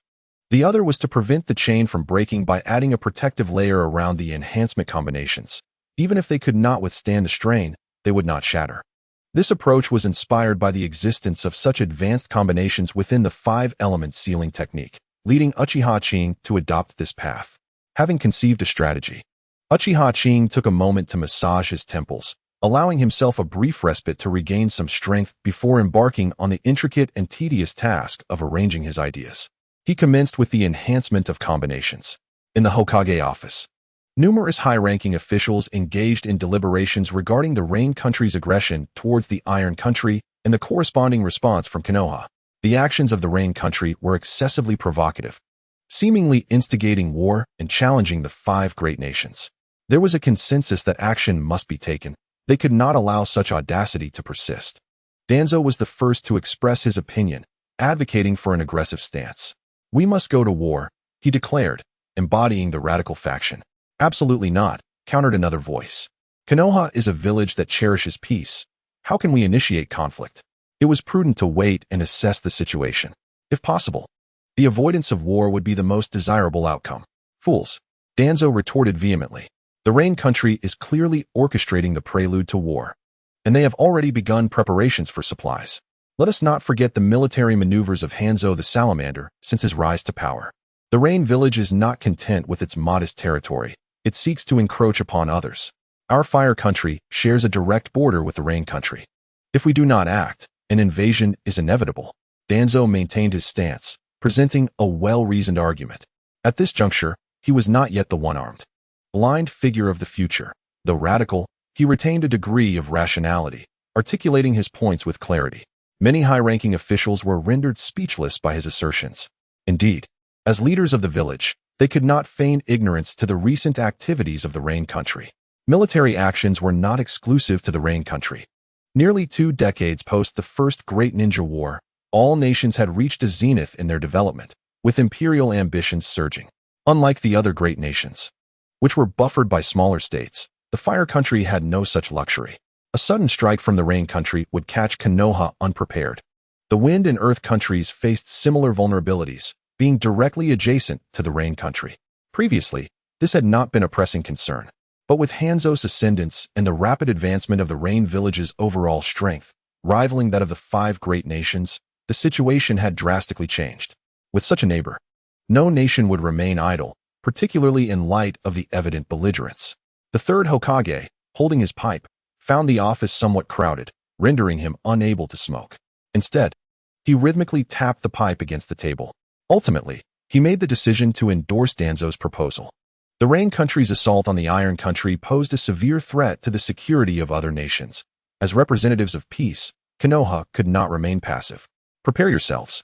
We shall mobilize in 3 days to confront the Rain Country. Some present hesitated to voice their concerns, believing the decision was hasty. An offensive by Konoha could invite criticism. Given their self-proclaimed dedication to peace, now seemingly contradicted by their choice to engage in warfare. Nevertheless, failing to act could result in catastrophic losses should the Rain Country launch a surprise attack. Neither Danzo nor the third Hokage appeared to share such apprehensions. The intentions of the Rain Country to invade have become glaringly apparent. The Wind Country and the Earth Country will undoubtedly be unable to contain themselves. It will not be long before not only Konoha but also the other 2 ninja villages mobilize their forces to declare war on the Rain Country. Moreover, the Rain Country has overstepped its bounds this time. A small nation should remain modest and not aspire to become a great power, for doing so will inevitably come at the expense of the interests of larger nations. Indeed, the rapid development and formidable military strength of the Rain Country in recent years have posed a severe threat to the surrounding 3 nations. This time, the 3 great powers will surely act in concert to declare war on the Rain Country. They will take the initiative, sending troops to the Rain Country and establishing the battlefield there, determined to leave a profound impression on the Rain Country. Of course, it suffices that they are all aware of this. There is no need to vocalize such thoughts. Danzo and the third Hokage have not explained this to the clan leaders and the common shinobi below. Thus, it has been decided. Everyone should return and notify their respective clans. 3 days hence, Konoha will dispatch the first contingent of ninjas to undertake preliminary work at the front lines. As the lower-ranking ninjas departed, Danzo suddenly spoke up. Hiruzen, what are your thoughts on what I mentioned last time? Konoha's growth cannot rely on the shadows of darkness that enveloped the village. The roots have existed for a considerable time now, yet their strength is insufficient to deter others. Therefore, the roots must expand and grow. Only a robust root can resolve all matters of darkness. The third Hokage remained silent, offering no reply to Danzo's inquiries. Hiruzen, how can you be so naive? Where there is light, there must also be darkness. The village may appear prosperous on the surface, yet innumerable threats lurk beneath. An organization like the Roots is essential. The Roots require fresh blood. The previous commoners are far from adequate. Those clans must also contribute. Danzo insisted vehemently. Enough, Danzo. These shinobi clans have supported Konoha since its inception. They deserve to thrive in the light of the sun. Sarutobi Hiruzen finally erupted, halting Danzo's continued arguments. Furthermore, regarding the Uchiha clan, my teacher warned that they are a clan fraught with madness, a potential peril. Hiruzen, you are too naive. The Uchiha clan harbors madness within their very bones. Even if Uchiha Kiyoshi's character has been influenced, once he awakens the Sharingan, his true nature is inevitably revealed. I will not consent to this, Danzo. You may leave now. I have work to attend to. You will come to regret this. Danzo retorted. Remember, I am the Hokage. Filled with indignation, Danzo believed that Sarutobi Hiruzen was excessively indecisive. The strengthening of the roots would be immensely beneficial for Konoha. Why hesitate? And as for the Uchiha clan, The following day, Uchiha Kiyoshi learned of Konoha's declaration of war from Shinjima and the others. Truly, the strength of a ninja is undeniable, even in his later years. Marked by compromise, he had once exuded remarkable determination in his youth. The Rain country had dared to encroach upon their doorstep if they did not respond. Konoha would become a laughingstock in the entire shinobi world. Reflecting on the third Hokage's resoluteness, Uchiha Kiyoshi found himself pondering the stark contrast of a single individual over time. How could one person exhibit such disparate qualities in different phases of life? Such resolute and formidable ninjas, how could they falter so significantly in later stages? Is it the insidious corruption of power that has tainted their hearts? Power, after all, is akin to a poison. Upon contemplating this, Uchiha Kiyoshi once again marveled at his own sagacity. Indeed, perhaps it is best to forego the role of Hokage. The allure of power is too daunting. Furthermore, with the myriad responsibilities that accompany the Hokage position, why the relentless pursuit of such a role? Haven't we seen the toll it takes? Rendering the third Hokage aged beyond his years? On that very afternoon, Konoha publicly declared the initiation of war by the Land of Rain against the Land of Iron. A blatant violation of the peace treaty. Konoha, as the bastion of peace, resolved to take action against the Land of Rain. This decision profoundly influenced the dynamics of the entire ninja world. In absence of the Senju brothers, Hashirama and Tobirama, Konoha still boasted the formidable Senju and Uchiha clans. Alongside the Hyuga clan, fortified by a wealth of ninjutsu bequeathed by the second Hokage, Tobirama Senju, and nurtured a plethora of exceptional ninjas over the past 2 decades. Although a few villages might dispute it, Konoha undeniably holds the title of the foremost ninja village in the realm. On this day, the training grounds of Konoha felt markedly desolate. A multitude of ninjas congregated, preparing for the impending conflict. The village's weapon shops were bustling with activity. Explosive tags, kunai, and shuriken were nearly sold out. The once vibrant streets of Konoha now exuded an air of somberness, stripped of their usual prosperity. War had erupted. For Uchiha Kiyoshi, the outbreak of war bore significant implications. The luxury of undertaking missions and honing his skills was no longer feasible. However, should he manage to survive, his prowess would undoubtedly advance considerably. Presently, Uchiha Kiyoshi had attained the rank of Special Jonin at the tender age of 13 and a half. While one might label him a genius, the reality is somewhat nuanced. Konoha is not devoid of such prodigies. There are exceptional talents like Kakashi, who achieved Jonin status at merely 12, a rarity indeed. Beyond that, many gifted individuals can reach the level of Special Jonin by the ages of 13, 14, or 15, often accelerated by favorable physical development. Yet, despite his remarkable strength, Uchiha Kiyoshi remained a mere genin in rank. Kakashi's ascension was bolstered by his era's unique circumstances and the support of the Hokage, earning him the rightful recognition and rank of Jonin through substantial merit. The disparity between a Special Jonin and a true Jonin is considerable. The last Rain Village Jonin encountered was, in fact, a temporary promotion and does not truly embody the essence of a Jonin. What constitutes a Jonin? They represent the upper echelons of combat prowess in the ninja world. With only about 1,000 such individuals across the realm, Konoha itself may have no more than 200. True Jonin have undergone a metamorphosis, a transformation of spirit and will. Having faced countless life and death crises, their spirits evolve, cultivating a unique aura that can intimidate even lower-ranked ninjas with a mere glance. This spiritual metamorphosis, in essence, signifies an elevation of the soul, with a substantial increase in chakra, a fortification of will, and enhanced reflexes, tactics, and cognitive abilities. Ultimately, and most importantly, it heralds a significant enhancement in ninjutsu capabilities. On one hand, the potency of the soul directly elevates the mastery of chakra, enhancing both the speed and strength of ninjutsu execution. Furthermore, breakthroughs in willpower often lead to an elevation in a ninja's understanding of techniques, such as nature transformation. Even if the quantity of insights remains unchanged, the qualitative difference is monumental. In terms of physical techniques, there is also a significant leap, enabling one to defeat Chunin and even some elite Chunin solely through martial prowess. In summary, the advancement of Jonin is exceedingly formidable, which accounts for the limited number of Jonin within the entire ninja world. Only Jonin can truly be regarded as the upper echelons of their respective factions. For instance, in Konoha, during major events, a Jonin conference is convened, attended by the village's Jonin, who cast votes on matters that require consensus. Elite Chunin and special Jonin merely manage to escape the fate of being expendable. Uchiha Kiyoshi possesses commendable innate talent, and with the secret techniques born from various inspirations. Surpassing the Jonin threshold is achievable, though the timeline remains uncertain. Uchiha Kiyoshi is merely at the nascent stage of special Jonin, far from genuinely attaining the Jonin rank. Consider an ordinary ninja. Upon reaching the level of special Jonin, their chakra barely exceeds 2,000 calories, and further growth becomes stagnant. Their strength is enhanced primarily through the refinement of combat skills, ninjutsu, and nature transformation techniques. Upon achieving metamorphosis, their chakra can potentially double in a short span, reaching 5,000 calories. However, the proportion of ninjas capable of such transformation is quite diminutive.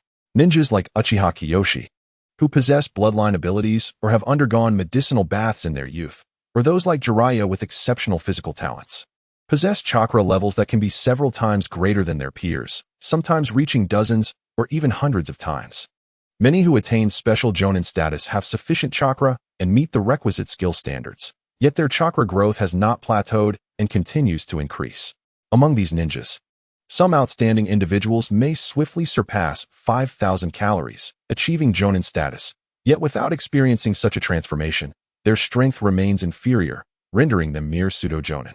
It is possible that with chakra exceeding 10,000 and well-practiced ninjutsu, these pseudo-Jonin could surpass some actual Jonin.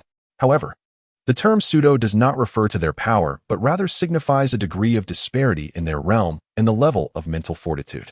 These exceptional ninjas find it easier to transcend the shadow level, reaching elite Jonin status after a typical ninja's transformation, leading to a dramatic increase in chakra, enhanced chakra control, and further mastery of nature transformation, thus directly attaining shadow-level combat power.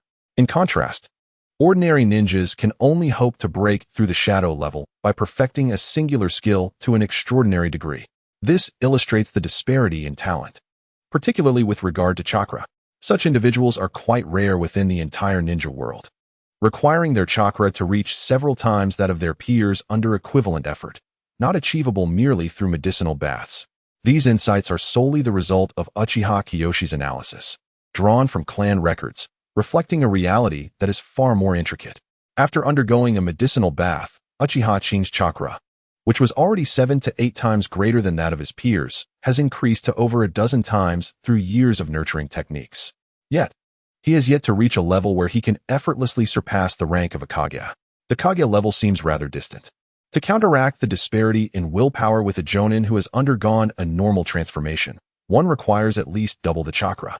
Furthermore, mastery of various ninjutsu and an accumulation of elemental transformation must exceed that of the opponent to achieve such a feat. Uchiha Qing realizes that, if he were to progress steadily, he might not attain this within 5 years. However, this war indeed presents him with an opportunity, an expedited path to Jonin status. The trials of warfare would hasten his advancement, potentially allowing him to reach that level in just a year or two.